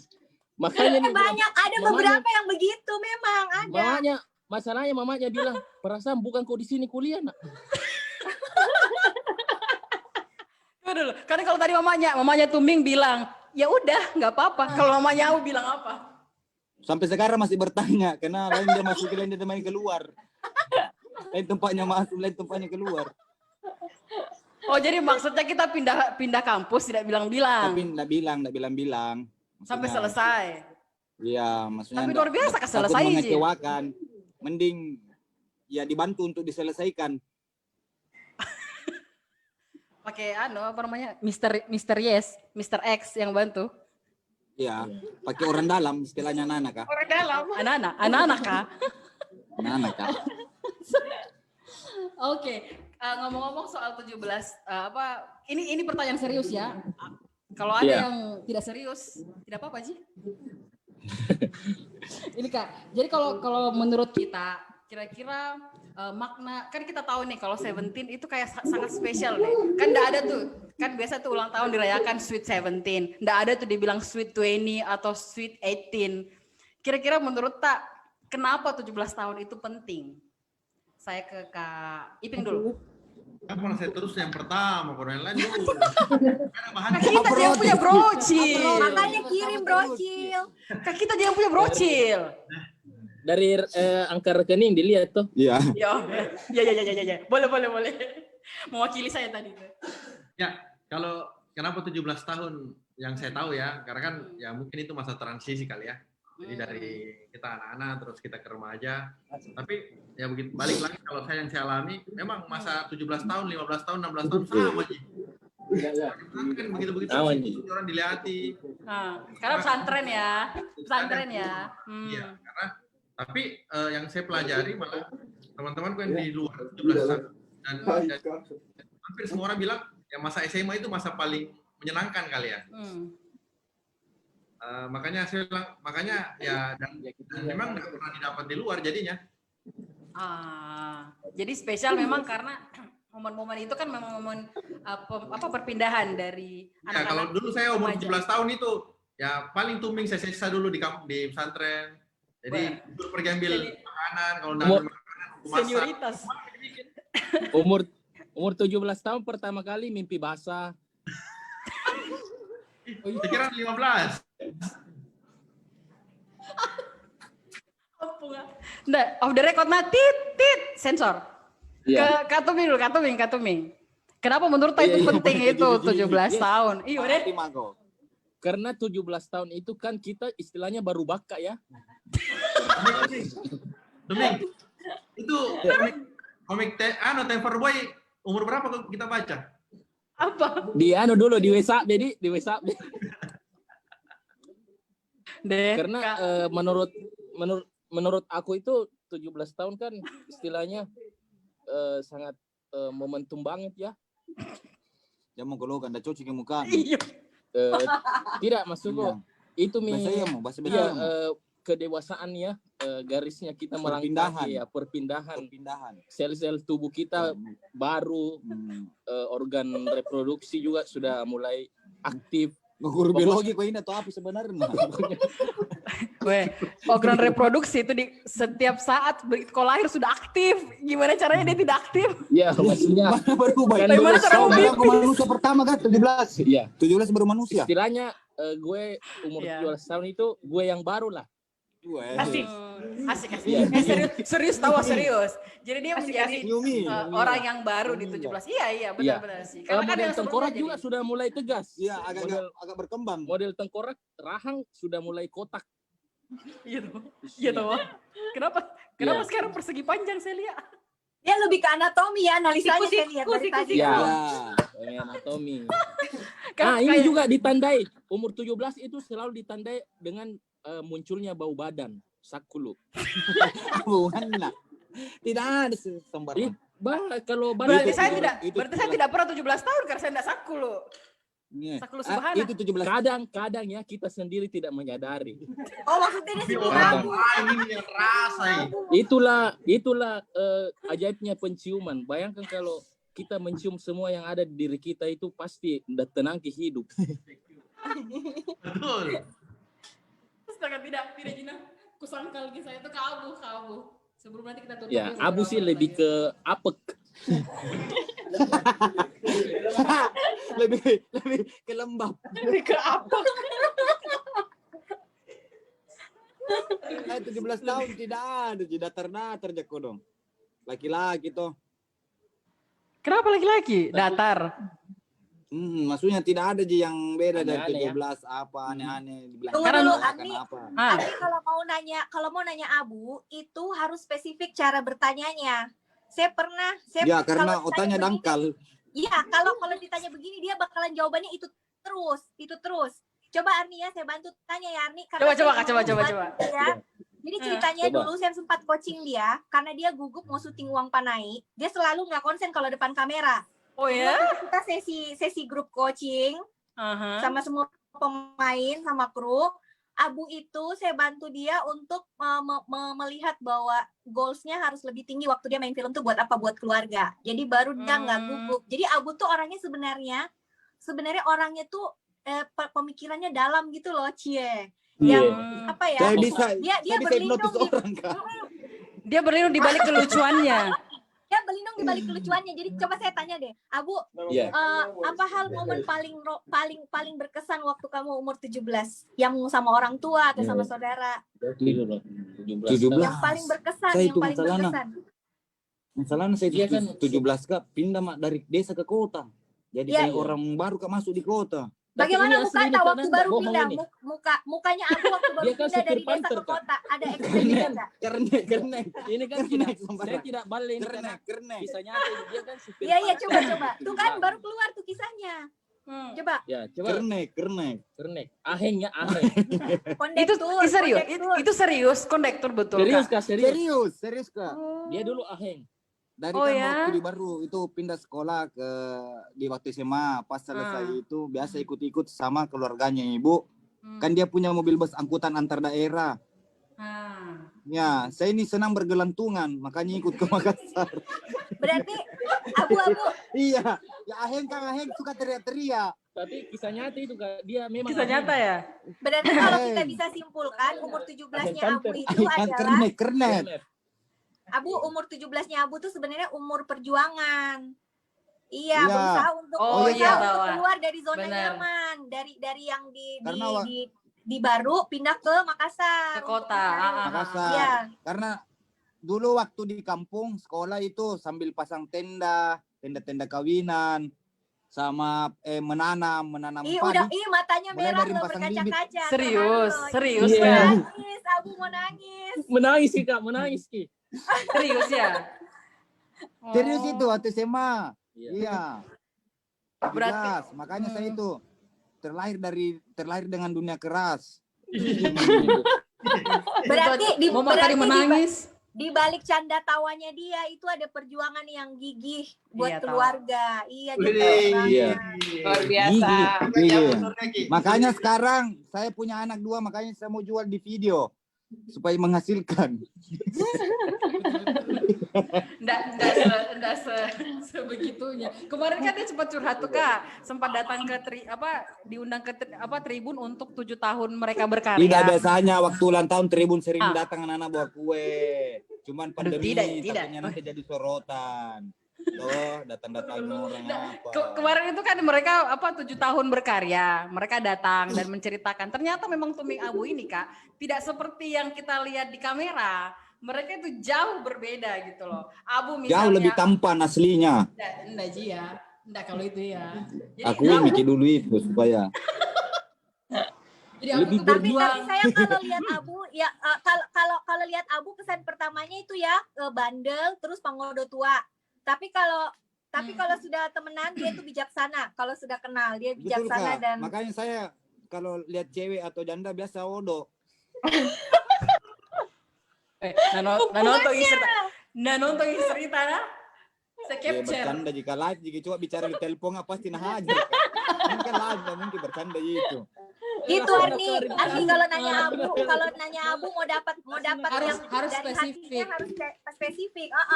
Iya. Kalau Kak Cicu 17 tahun pergolakan. Kalau saya bilang di situ kan kita sudah mulai mikir tuh, kita udah mulai dewasa, kita udah mulai mikir. Mungkin hubungan dengan keluarga ke mama, papa. Kira-kira ada yang berkesan tidak pada saat kita umur 17 tahun? Karena saya itu orang tuaku kan pindah-pindah tugas. Jadi pada saat umur 17 itu saya lagi di Makassar. Kebetulan kan saya orang tuaku pindah-pindah. Saya akhirnya SMA itu dulu saya di Jakarta. Tapi pas umur 17 saya kebetulan di SMA 2 di Makassar. Jadi sebenarnya di usia SMA itu saya sudah mulai belajar mandiri karena saya tidak tinggal sama orang tua, saya tinggal sama nenekku di sini.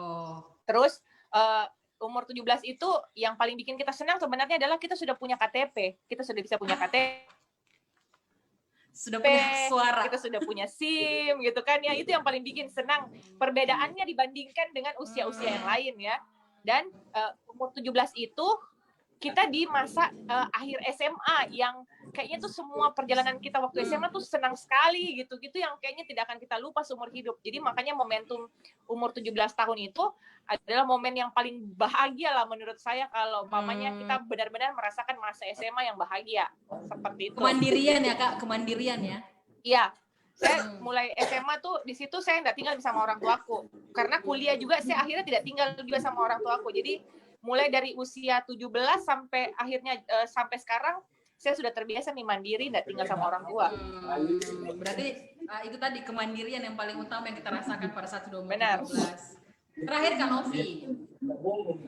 Iya, kalau umur 17 saya kurang lebih agak mirip sama Bu Cicu karena bapakku juga pindah-pindah tugas. Jadi akhirnya saya disuruh milih satu kota untuk stay sekolah.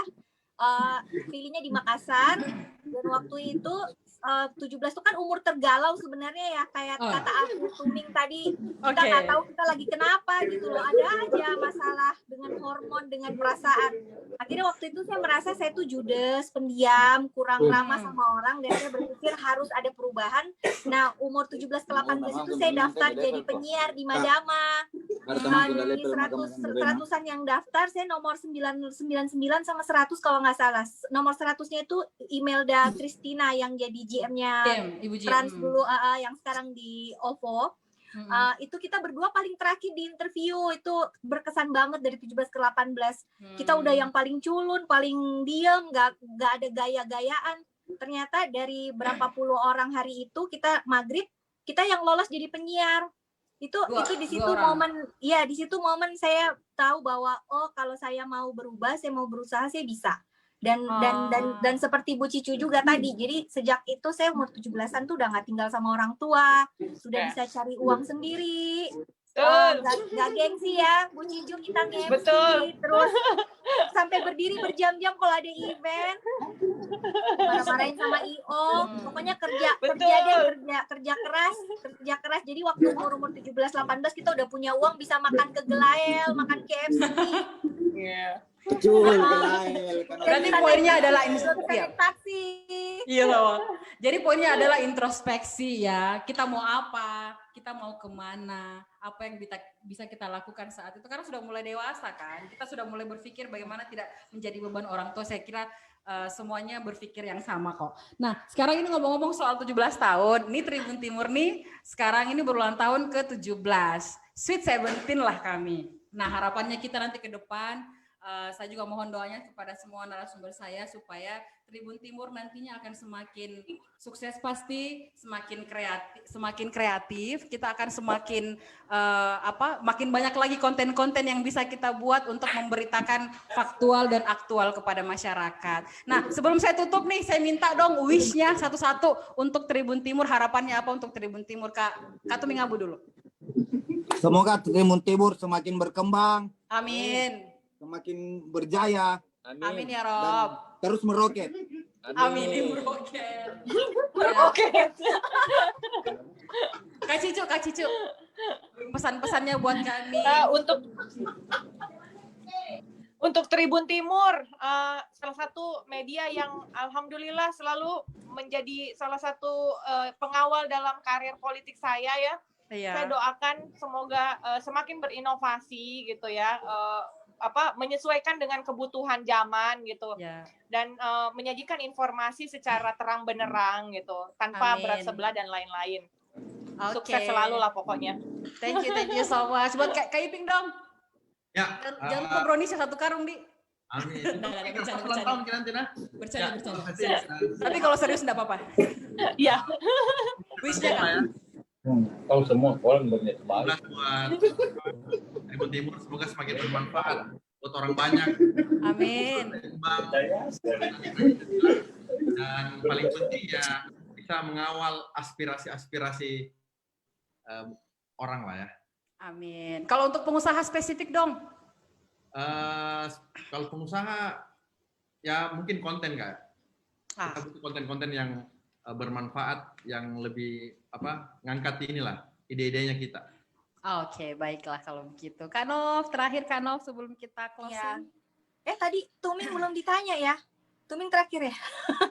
Oh iya. Kelupaan tadi Tuming. Maaf. Terlalu gondrong Kika, tertutup ke wajah tak. Habis bilangnya saya terakhir, nanti Tuming ngambek.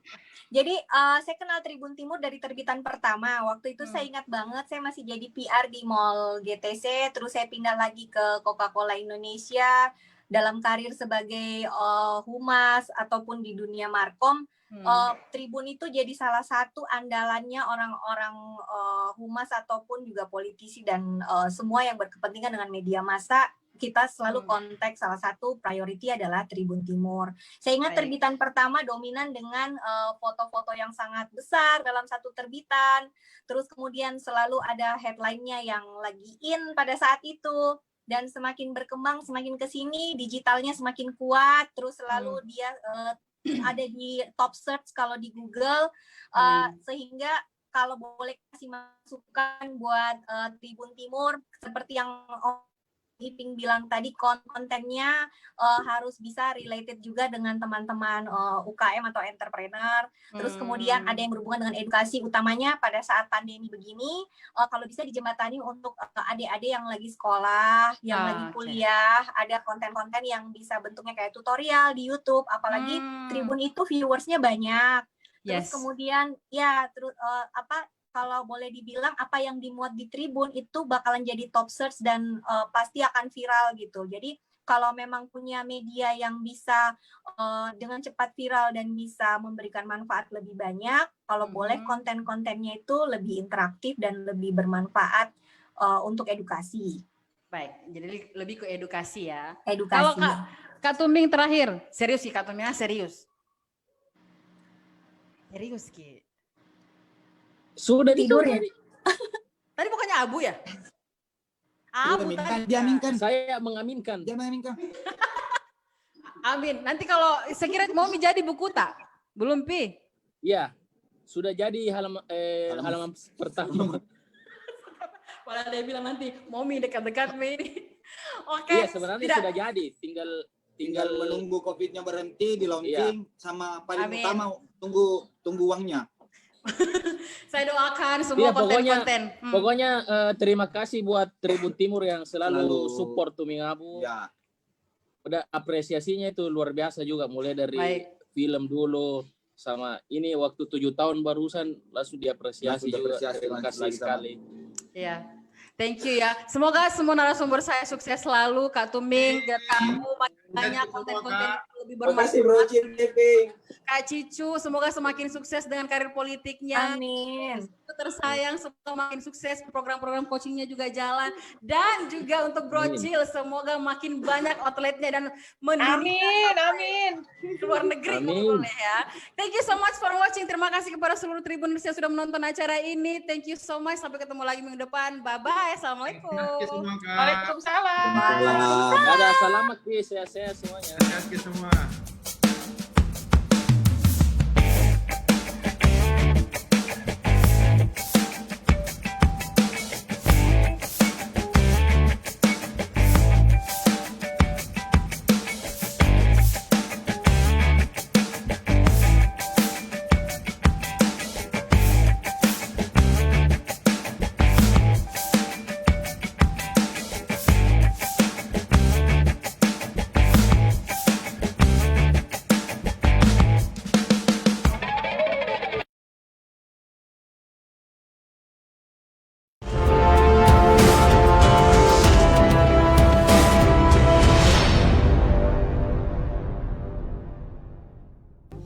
Kami dari komunitas sepanjang perjalanan Dusun Tarupang, Desa Masewai, Kecamatan Duang Banua, Kabupaten Pindrang mengucapkan selamat ulang tahun untuk Tribun Timur yang ke-17. Tetaplah menjadi media yang kreatif, inovatif, dan inspiratif dalam menyuguhkan literasi, informasi dalam masyarakat.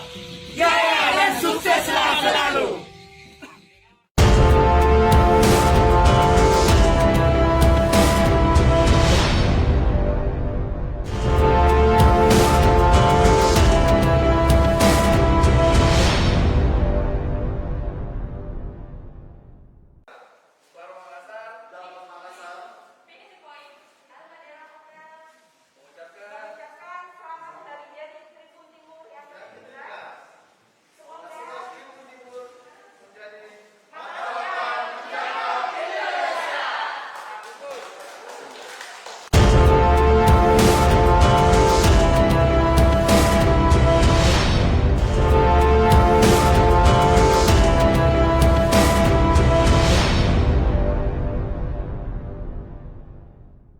Kami dari PT Visionet International OVO Indonesia mengucapkan selamat hari jadi Tribun Timur yang ke-17. Mata lokal menjangkau Indonesia.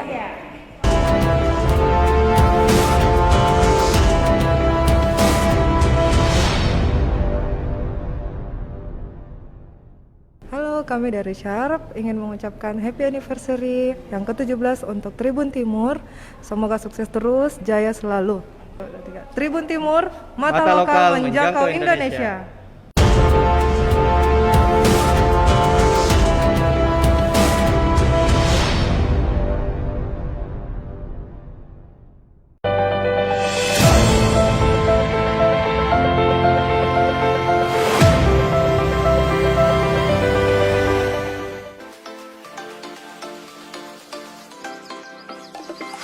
Assalamualaikum warahmatullahi wabarakatuh.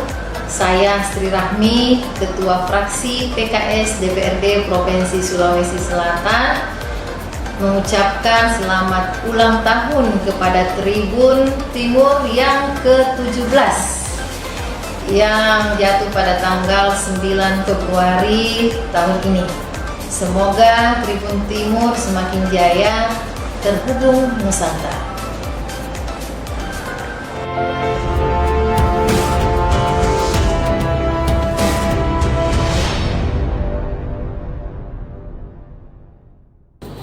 Bismillahirrahmanirrahim. Assalamualaikum warahmatullahi wabarakatuh. Saya Suldan Kule dari Presiden Red Gang Matuangan Utara mengucapkan selamat milad buat Tribun Timur yang ke-17, Tribun untuk PSM. Semoga terus menjadi pembaharu, pembahana, terus menjadi media yang objektif dalam memberitakan sepak bola PSM Makassar. Terus ada menjadi garda terdepan di Kota Makassar. Salam Tribun Matuangin Utara. Ewako, ewaki, ku ewai.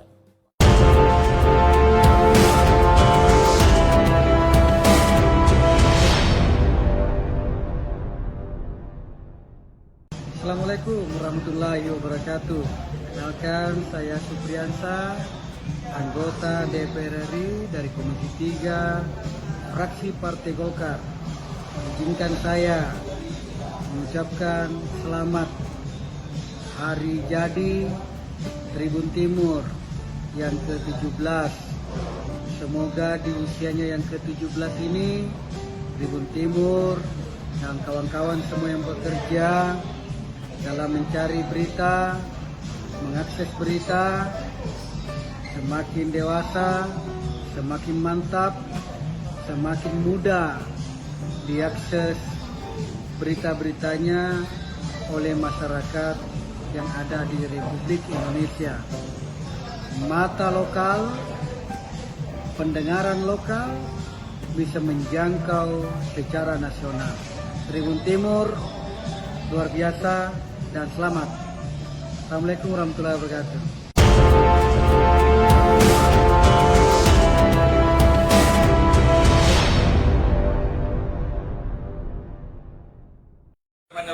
Assalamualaikum warahmatullahi wabarakatuh. Saya Haji Rahmat Masri Bandaso, Wakil Wali Kota Palopo, mengucapkan selamat milad yang ke-17 kepada media Tribun Timur.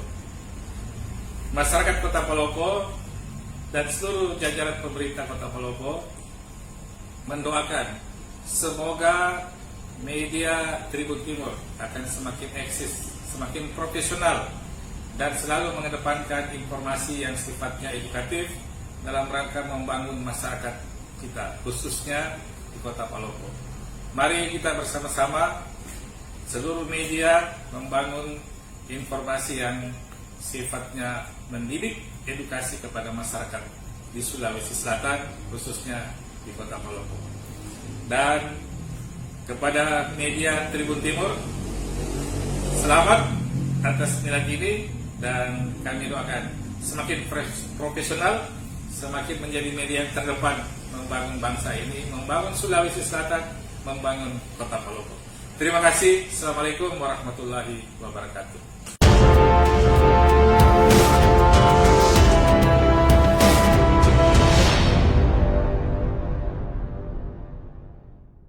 Kami dari Wisprem Hasanuddin Makassar mengucapkan happy anniversary yang ke-17 buat Tribun Timur. Semoga makin sukses dan menjadi media bergengsi di Indonesia Timur. Amin, terima kasih. Tribun Timur, mata lokal menjangkau Indonesia.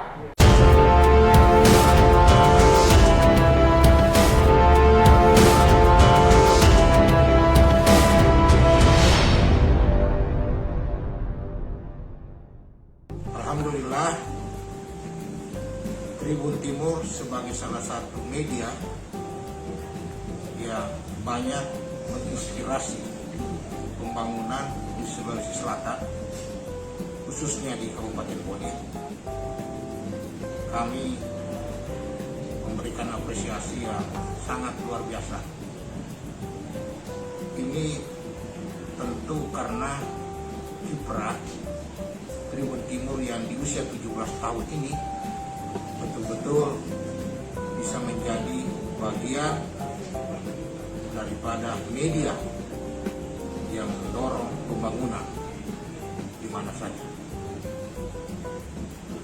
Selamat ulang tahun Tribun Timur yang ke-17.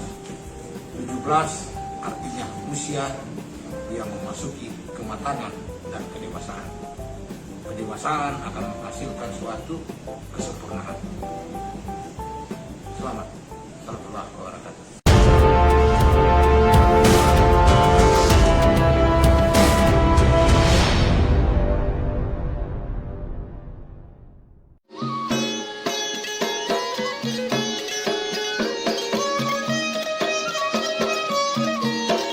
Saya Irwan Hamid, Bupati Pindrang, mengucapkan selamat milad ke-17 Tribun Timur Makassar. Kami senantiasa mensupport Tribun Timur yang semakin maju, terus berinovasi dan kreatif dengan perkembangan teknologi informasi, selalu terdepan dalam menyajikan berita aktual dan terpercaya, menjadi referensi nasional serta mengedukasi masyarakat dan bangsa Indonesia. Wassalamualaikum warahmatullahi wabarakatuh.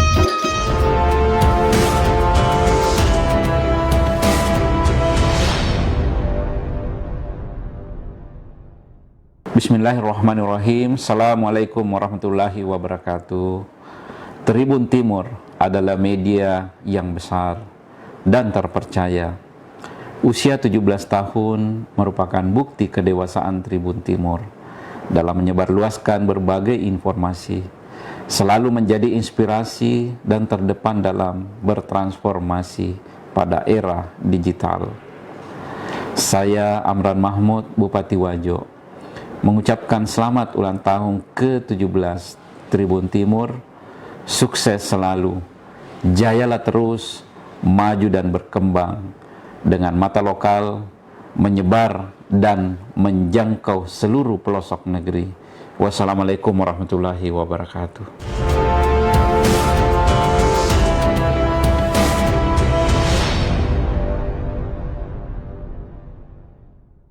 Semangat siang. Kami dari Cahaya Saga Clinic and Diagnostic Center mengucapkan selamat hari jadi Tribun Timur yang ke-17. Semoga selalu makin maju, sukses, dan berkarakter melayani Indonesia.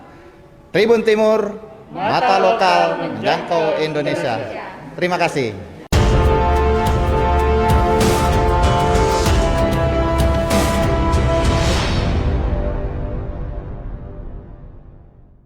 Kami dari Gamara Hotel Makassar mengucapkan selamat hari jadi untuk Tribun Timur yang ke-17. Hotel Gamara berharap Tribun Timur maju terus, semakin sukses, jaya selalu. Tribun Timur, mata lokal menjangkau Indonesia.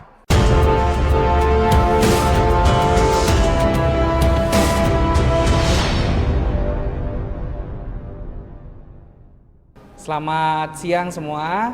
Kami dari Harper Perintis Makassar by Aston mengucapkan selamat hari jadi Tribun Timur yang ke-17. Semoga Tribun Timur tetap menjadi koran nomor 1 di Indonesia Timur. Tribun Timur, mata lokal menjangkau Indonesia.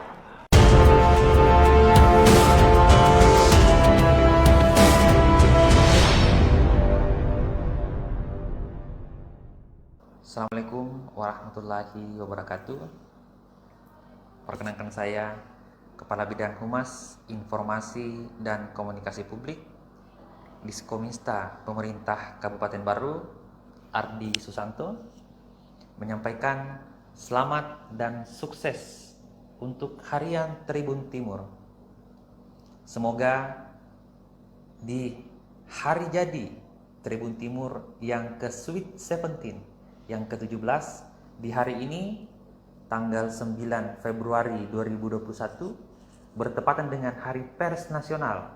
Tribun Timur dapat menemukan jati diri sebuah media yang dewasa, bijaksana, mengabarkan kebaikan dan kebenaran kepada masyarakat, kepada publik untuk dapat bersama-sama menuju cita-cita Indonesia yang kita dambakan. Terima kasih pula atas peran media Tribun Timur yang telah mengutus atau mengirim wartawannya ke pemerintah Kabupaten Baru yang telah bersinergi, berkolaborasi, dan bersama-sama dengan kami turun tangan dalam menangani pandemi COVID-19. Izinkan pula saya menyampaikan untuk mari kita bersama mengabarkan dan menghadirkan semangat dalam menjadi akselerator perubahan untuk menuju kehidupan yang lebih baik, lebih maju, lebih sejahtera, khususnya dalam bersama menang melawan pandemi COVID-19 serta mengabarkan semangat untuk memulihkan ekonomi nasional. Semoga kita semua dapat mengambil peran dalam hal ini untuk menuju cita-cita yang kita harapkan bersama sebagaimana yang tertuang dalam harapan pendiri bangsa. Terima kasih sekali lagi, selamat untuk harian Tribun Timur Spirit Baru Makassar atas hari jadinya yang ke-17. Sukses, jaya, terus berbenah, dan semoga semakin sempurna. Salam dari saya, salam dari pemerintah Kabupaten Baru. Assalamualaikum warahmatullahi wabarakatuh.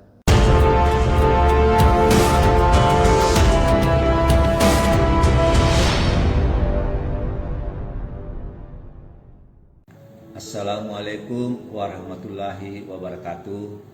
Pemerintah Kabupaten Pindrang, Dinas Komunikasi, Informatika dan Persandian, saya Maca Muntah, Kepala Dinas Komunikasi, Informatika dan Persandian, mengucapkan selamat ulang tahun ke-17 untuk Tribun Timur. Semoga senantiasa memberikan berita yang aktual dan terus berinovasi serta kreatif dengan perkembangan teknologi informasi, menjadi referensi berita nasional serta mengedukasi masyarakat dan bangsa Indonesia. Sekian, wabillahi taufiq wal hidayah. Wassalamualaikum warahmatullahi wabarakatuh.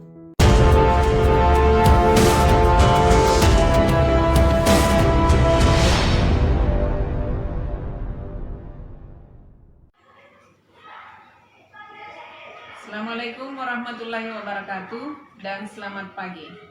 Saya Sulfia Dahalim, Kepala Dinas Perumahan Kawasan Permukiman dan Pertanahan Kabupaten NRK, hari ini mengucapkan selamat ulang tahun ke-17 kepada Tribun Timur. Semoga Tribun Timur selalu memberikan berita-berita yang inspiratif tentang program-program kegiatan pembangunan di Kabupaten NRK, khususnya yang ada pada Dinas Perumahan, Kawasan Permukiman dan Pertanahan. Salam sehat dan sukses selalu kepada teman-teman kru Tribun Timur yang ada di Kabupaten NRK. Assalamualaikum warahmatullahi wabarakatuh.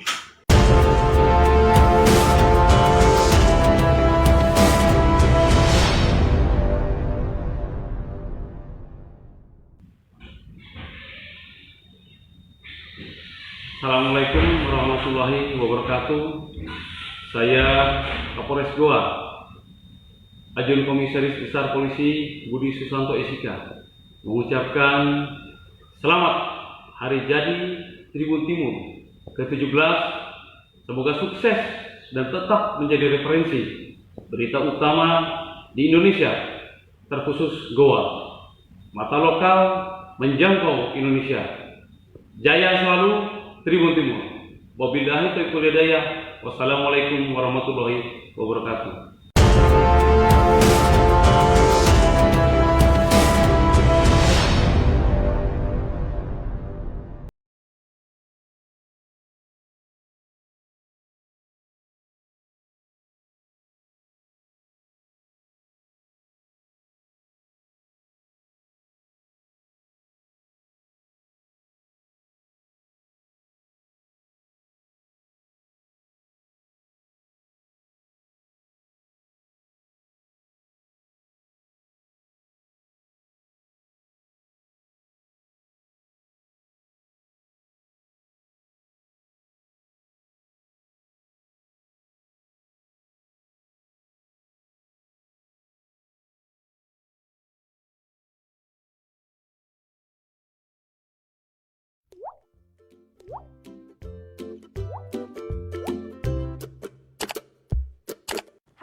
Dan inilah beda bersama Desi Aswan. Spesial kali ini pada episode pertama sudah ada Azera. Wah, luar biasa sekali. Harusnya pakai background. Harus seperti itu ya kayak. Baiklah. Aduh, stop. Jangan terlalu over, bahaya Jangan terlalu nanti. over. Bahaya Kebetulan nanti ya. karena masih masa pandemi, kita masih tetap harus jaga Tapi tetap jarak. harus produktif dong ya. Tetap harus produktif, sama seperti tim saya nih, Kak Nopra selalu standby dimanapun dan kapanpun, ya kan Kak? Mantap. Mantul, ya. Dan di episode pertama kali ini bersama Desi Aswan sudah ada Kak Azer Rahman. Yes. Kita langsung bertandang ke kediaman beliau. Kediaman. Berarti kalau kediaman, Oh ya, harus kediaman, diam. diam. Diam. Agak, saya lagi mikir tuh jokesnya, Kediaman, lagi mikir tuh kediaman. jokesnya. Oke. Gak nyampe otak saya di jokes sih seperti itu. Kak Azer Rahman. Yes. Banyak yang mengenal Kak Azer Rahman sebagai seorang entertain di Kota Makassar. Di mana-mana lah jobnya ya kan? Banyak ya? Banyak sih. Saking banyaknya susah buat ngatur jadwal wawancara. Asik. Asyik. Oke Kak Azer Rahman. Yes. Mau dipanggil apa nih? Penyanyi, MC, atau apa? Desainer? Masalahnya semua job yang berhubungan dengan entertain itu melekat pada diri Azer Rahman. Tapi semua gagal ya. Siapa yang bilang itu gagal? Kalau mau dipanggil apa sebenarnya disebut sebagai entertainer aja kayaknya ya. Lebih ke entertainer. Iya. Dan saat ini sibuknya apa Kak di tengah pandemi seperti ini? Sibuknya sekarang ya apapun yang menghasilkan dolar kita buat. Tancap gas Tancap ya gas. selalu. Karena memang sekarang kalau ngeliat kan ekonomi tuh kayaknya menurun banget zaman sekarang ya. Kalau tancap gas berarti masih tetap kejar setoran nih di tengah pandemi. Mau nggak mau karena kan cicilan banyak ya. Apa saja tuh Kak yang dilakukan untuk bisa menghasilkan dolar? Ini justru tantangan buat kita sebagai anak muda milenial harus produktif lagi di rumah. Yang saya lakukan kemarin lagi rame kan pada buat masker. Akhirnya saya juga buat masker kain. Karena kebetulan saya buat masker kain itu dari brand saya sendiri namanya Artlook. Dan lumayan rame. Dan makin kesini lebih aktif lagi untuk label rekaman aku lebih kayak memproduksi lagu-lagu juga. Jadi kayak banyak belajar juga tentang editing sekarang. Jadi sebenarnya positifnya semenjak kita pandemik ini banyak banget hal yang positif yang bisa dilakukan di rumah. Selain jualan, bisa mengasah skill kita masing-masing. Berarti lebih ke pintar-pintar membaca peluangnya dan tetap lebih produktif di tengah pandemi seperti ini. Justru sebenarnya yang saya lihat ini mungkin sisi lain ya, sisi lain dari pandemik yang kita dapat atau mungkin yang kita alami sekarang. Justru saya lebih dekat sama keluarga sih. Ya itu juga poin plusnya kali ya pada karena saat pandemi. Bener-bener saya rasakan semenjak kita tarawih di rumah kemarin itu apa ya, hari pertama tarawih itu kayak langsung kayak berasa apa ya, kayak terharu sih karena akhirnya bisa tarawih bareng sama mama, sama saudara-saudara yang justru kadang serumah tapi jarang ketemu. Ya dan pada saat momen itu berkumpul semua. Iya benar dan kita tuh tarawih dengan rasa haru dan justru lebih afdol kalau di rumah sih. Benar banget. Nah ternyata nih Kak Aze masih tetap produktif walaupun di tengah pandemi. Pasti banyak yang penasaran juga dengan sosok Azer Rahman. Kalau biasanya Kak Aze selalu tampil dengan iring-iringannya rame banget tuh lah pokoknya orang-orangnya. Sekarang kita mau kenal Kak Aze lebih jauh, lebih dalam. Kayak mau hipnotis saya. Oke, mau kenal, mengulik-ngulik tentang perjalanan karir dari seorang Azer Rahman. Mungkin bisa diceritakan secara singkat Kak. Sebenarnya perjalanan karir Kak Azer Rahman itu dimulainya dari penyanyi kah, dari MC kah, dari desainer kah, atau dari mana Kak? Kalau kita mau bahas perjalanan mungkin agak panjang, kita minum dulu kali Oh, ya. iya. Biar ini kayak nggak terlalu tegang suasananya biar kayak kan. talk show asli gitu ya, disuruh minum. Ini ada minumannya ya guys. Ada ya guys, bukan gimmick ya guys. Bukan gimmick guys. Ini juga ada makanan. Ada makanan luar biasa. Tapi kalau ngomongin tentang perjalanan karir, mungkin Kak No juga pernah dan pasti tahu. Awalnya saya dulu 2006 itu bergerak di dunia dancer. Tapi itu awal karir memang dari seorang Iya, jadi saya kan dulu pesantren ya. Saya dulu pesantren, Ya. sekolah agama di luar Makassar. Jadi semenjak selesai jadi di pesantren itu, masuk ke Makassar, SMA, di situ udah kenal yang namanya dancer. Dulu ikut cheerleaders, ya kan, cheerleaders. Habis itu sering touring di beberapa event. Kenal lah sama namanya Kak Vidi. Kak Vidi itu penyiar senior di Madama. Narik saya untuk terjun ke dunia radio dari 2006. Dari situ kenal Radio Madama. Akhirnya sampai sekarang makin sering ketemu sama artis, ketemu sama beberapa event dan ngelihat oh seperti ini loh MC. Akhirnya disitulah makin dikenal, akhirnya makin melebarkan sayap ke dunia entertain, seperti terjun ke dunia TV juga. Terus tertarik untuk masuk ke ranah untuk fashion juga. Sampai sekarang, jadi kayak buat project band pun karena semua backgroundnya dari dunia radio sih. Jadi semuanya itu berawal dari dancer lah istilahnya, dan dancer kemudian merambat ke dunia seni-seni yang lain ya. Kalau misalkan dari ayah ibu ada tidak turunan seni dari keduanya? Waduh, berat ya pertanyaannya ya. Tidak seberat memikul beras. Orang tua sebenarnya termasuk orang yang tidak setuju dengan pekerjaan saya awalnya. Karena dia berharap anak saya habis nyantri kerjanya mungkin di bidang keagamaan. Tapi saya malah berbelok. Tapi dari situ bisa mengenal orang tua lebih dekat lagi, dan pernah beberapa kejadian seringkali saya ikut lomba dance tanpa restu orang tua. Akhirnya pernah satu hari papa saya tanya mau kemana, saya harus bohong kan. Saya harus kemana, pokoknya harus bohong untuk ikut lomba itu. Besoknya foto saya muncul di koran di halaman paling utama. Dimarahin tuh habis-habisan. Karena tempatnya kelabing. Besoknya dia marah. Kenapa harus bohong, harus tampil di pub? Karena dia murka, akhirnya saya disidang, terus kaki saya tuh di bawah meja, ditindis karena saya harus bohong segala macam. Akhirnya setelah berkomat kami segala macam, orang tua saya bilang, apapun yang kau lakukan kita selalu support, intinya jangan bohong, harus jujur. Dan situ saya belajar gitu loh, oh ternyata orang tua kita tuh sebenarnya mensupport apa yang kita mau, tapi dengan cara harus ngomong jujur. Karena saya setelah kejadian itu menemukan beberapa foto-foto atau kayak potongan gambar di koran, di buku diary mama saya. Itu kalau saya ikut lomba dance dan juara kan pasti diposting di koran-koran kan.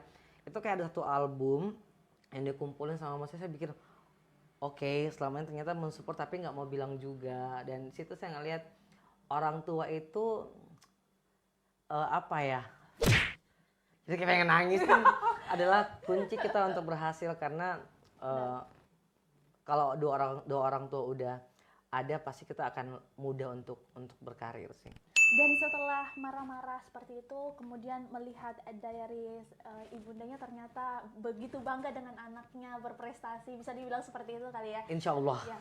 Dan setelah kejadian itu, apakah orang tua masih menentang dengan kegiatan-kegiatan Kak Azeh? Menentang sih tidak, tapi mungkin lebih khawatir ya kalau kita jalurnya salah, kayak narkoba lah. Terus apalagi juga, kan seni identik banget dengan hal-hal seperti itu kan?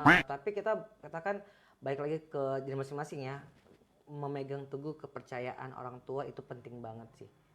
Dan setelah itu dari situ saya udah membuat diri saya bahwa saya akan kerja dengan kerjaan di jalur entertain sampai sekarang. Dan akhirnya orang tua melihat Azeh yang sekarang itu, apa tanggapan mereka? Alhamdulillah masih support sampai sekarang sih, masih memberikan kepercayaan. Balik lagi sih, yang penting kita bisa jaga diri sendiri dan komitmen dengan pekerjaan kita. Oke, sepanjang perjalanan karir seorang Azeh Rahman, siapa orang yang paling istilahnya paling berjasa banget nih di dalam karir saya? Paling berjasa ya, paling berjasa banyak sih. Karena kan saya bukan cuman nge-MC, bukan cuman nyanyi, bukan cuman desain, tapi yang paling banyak berjasa itu adalah mungkin papa saya ya. Papa saya tipe kalau orang yang sangat mandiri dan selalu mengajarkan untuk tidak pernah tergantung sama orang. Dan selalu memberikan ilmu bahwa bantu orang tanpa membutuhkan imbalan dari orang yang kita bantu. Karena bantuan itu sebenarnya justru akan menjadi apa ya? Jadi kayak ilmu buat kita. Ketika kita ikhlas membantu orang, ya pasti akan banyak bantuan juga akan masuk ke kita, gitu sih. Jadi poin dari istilahnya yang selalu dipegang teguh mungkin pesan-pesan dari ayah. Ya, bapak sih yang paling banyak pengaruh sih kalau buat saya. Apa yang paling diingat dari seorang ayah? Oh my God, kalau ngomongin orang tua, papa saya itu dulunya lebih dekat dengan saya ya. Cuma memang semenjak papa saya meninggal, makin kesini kayak berasa momen itu sangat berharga sih. Karena kita baru sadar kalau kehilangan itu sangat berat ketika ditinggalkan dengan orang-orang yang kita kasihi ya.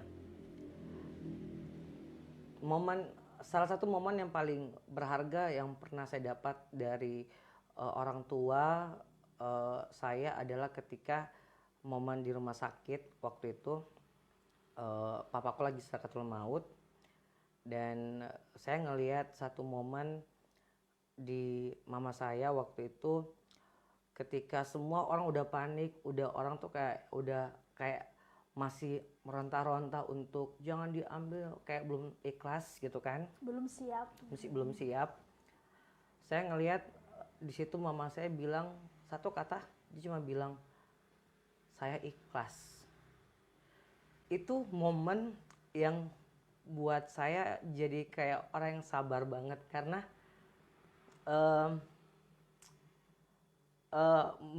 mama saya itu betul-betul ikhlas untuk kehilangan orang yang dikasihi, orang yang benar-benar jadi teman hidup. Dan saya banyak belajar, tidak mudah untuk belajar ikhlas, dan saya belajar dari sifat orang tua saya itu di situ. Dan setelah kejadian itu saya cuma sholat karena saya pengen marah sama siapa gitu kan, karena kita mau marah sama Tuhan udah takdir, dan perginya pun juga dalam artian perginya juga dengan tenang, dan mama saya juga ikhlas, jadi nggak ada sesuatu yang harus direbatkan. Dan banyak pelajaran hidup sih saya ambil di situ dengan kejadian itu, kayaknya ikhlas dan harus melaksanakan semua pesan-pesan yang diberikan sama papa saya waktu itu. Jadi pada intinya adalah ayah merupakan salah satu bagian yang memberi support di karier seorang Azeh Rahman. Bisa dibilang seperti itu. Oke Kak Azeh, kita doakan ayahnya mudah-mudahan melihat Kak Azeh sekarang sudah amin ya Allah, bahagia banget. Amin ya Allah. Lihat anaknya yang begitu multi talent. Amin ya Kak Allah. Kak Azeh kalau kita pantau nih Instagramnya, Kak Azeh bisa dibilang adalah salah satu, kalau saya melihat sendiri ya, ada Kak Azeh merupakan salah satu public figure entertainer dari Kota Makassar yang sangat-sangat total memperhatikan penampilan. Termaksud pada saat kita syuting juga ini luar biasa prepare-nya bersama Tribun Timur, thank you. Bersama Desi Aswan juga beda. Harus beda ya, harus beda. Dari Kak Azeh sendiri melihat atau memandang totalitas itu sendiri seperti apa sih?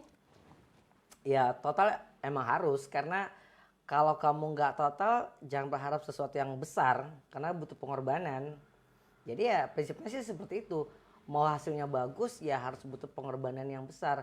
Butuh sama kalau kita buat usaha, pengen untung ya butuh modal yang besar. Dan itu yang selalu Kak Azeh terapkan di setiap pekerjaan-pekerjaan yang Kak Azeh lakukan, seperti itu. Dan paling penting adalah ketika mengerjakan segala sesuatunya itu sesuai dengan passion kita. Kita harus cintai dulu pekerjaan itu apa. Karena kalau kalau kita nggak senang ya akan berat, akan jadi beban, bukan jadi pekerjaan yang ikhlas.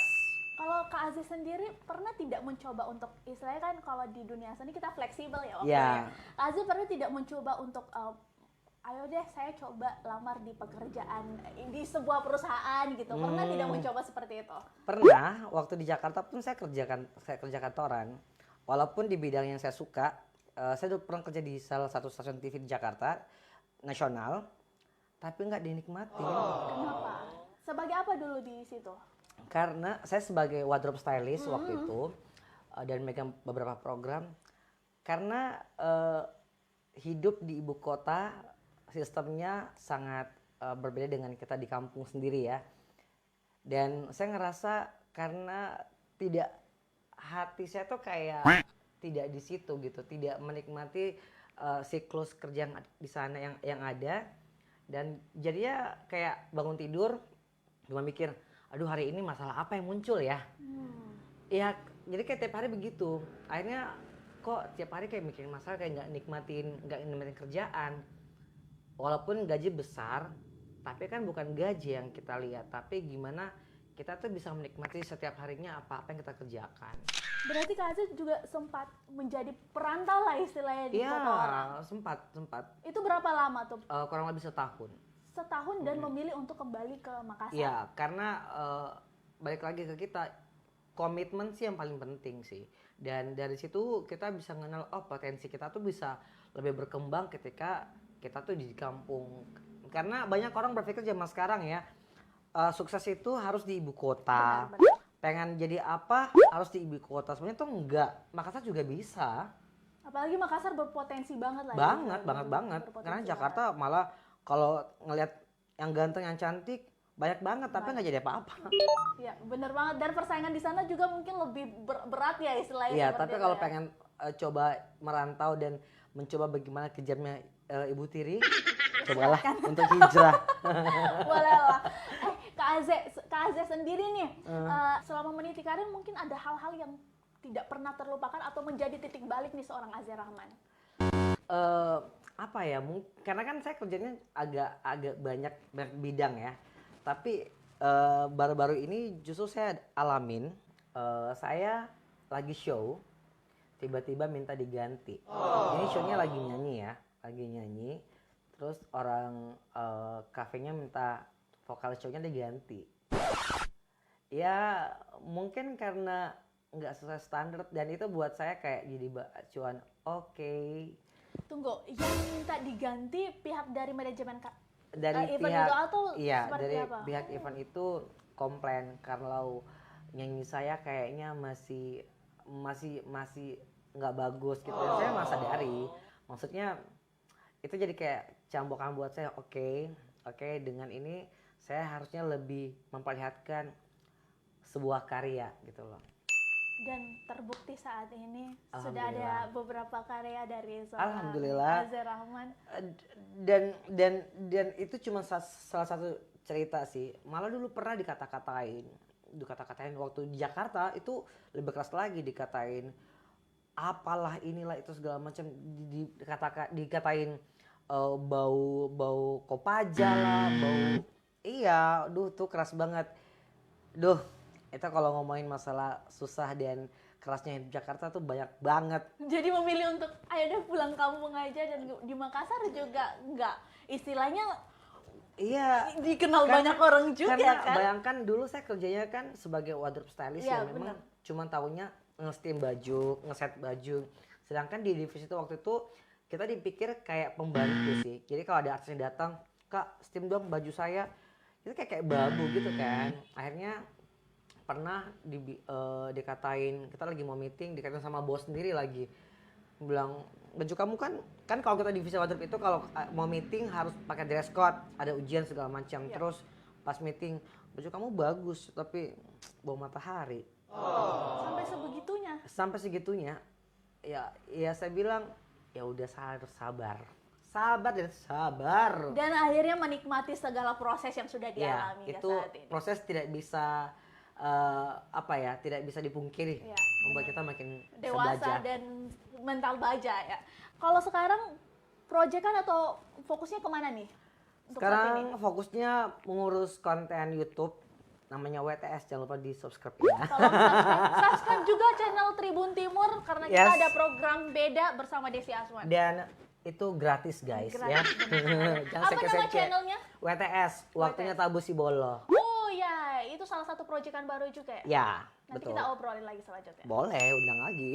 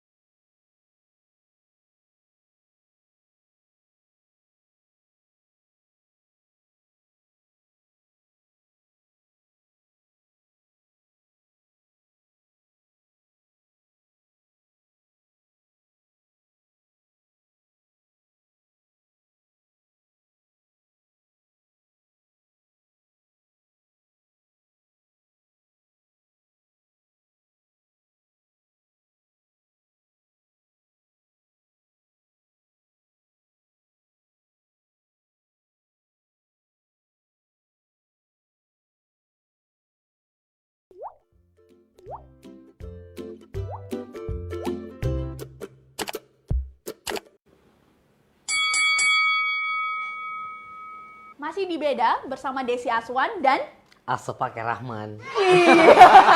masih semangat nih di part kedua. Siap. Luar biasa. Kak, ngomong-ngomong soal sosial media, seorang Azhar Rahman kalau dipantau dari sosial media pasti tidak terlepas dong dengan Instagram, YouTube, dan kawan-kawannya. Yes. Followers Instagram sekarang berapa? Masih dikit. Dikitnya bener, banget. tapi udah ada kakaknya kan? Iya, kalau hitungan selebgram masih dikit banget, 10,4K. Jadi istilahnya begini, Kak Azhar ini sudah merambah kemana-mana nih. Bisa dibilang selebgram iya, atau mau disebut selebgram ya? Ini sering banget banyak yang salah kaprah ya. Aku tuh sering banget dapat DM sama orang-orang tuh kayak minta di PM segala macam. Aku selalu bilang, please don't judge me like selebgram atau influencer, karena buat aku tuh aku nggak di ranah itu, karena apa ya, lebih senang dianggap sebagai entertainer aja, karena yang suka nge-DM dan berharap tuh terlalu tinggi ekspektasinya. Makanya saya bilang banyak sekali juga orang sekarang ya menilai, ngejudge orang dari sosial media. Betul. Bayangkan dengan postingan durasi 15 detik menjudge orang seperti ini, seperti itu. Saya bilang saya orang Makassar bilang janganlah jadi, bilang selebgram nggak penting karena menurutku. Terus kalau kau jadi selebgram kenapa Mi? Menurutku ndak bukan orang yang mau disembah dan mau dianggap sebagai selebgram atau influencer, no. Jadi seperti nothing special lah dengan followers itu. Tapi kalau memaknai followers yang jumlahnya istilahnya sudah puluhan ribu, kalau dari Kak Azhar sendiri seperti apa? Saya sebenarnya mau banyak atau dikit itu nggak ada masalah sih, karena saya tuh prinsipnya simple. If you like it, support. If you don't like it, skip. Gitu aja sih. Karena ini juga menjadi pelajaran buat kita ya. Sebenarnya banyak orang yang menilai sosial media itu dari kuantiti atau dari kualitas. Yep. Kalau kuantiti kan terlihat dari berapa jumlah likes-nya, berapa jumlah followers-nya. Tapi apa dulu nih yang menjadi background-nya dia? Sedangkan kita yang mungkin notabene orang yang kerja dan jelas dengan jumlah mungkin masih kategorinya jumlah followersnya masih kurang, akan kalah dengan jumlah likes-nya yang banyak. Saya mikir oke, sekarang orang ngelihat dari kualitas atau dari kuantiti, itu yang harus dilihat dulu. Melihat followers yang sudah banyak, istilahnya ya puluhan ribu itu banyak kalau menurut saya ya. Saya kan baru 2.000. Tolong di follow juga. Kakak bantu share ya Kak. Penjual banget ya guys. Oke Kak, melihat followers yang sebanyak itu, ada beban tersendiri nggak buat Azhar Rahman?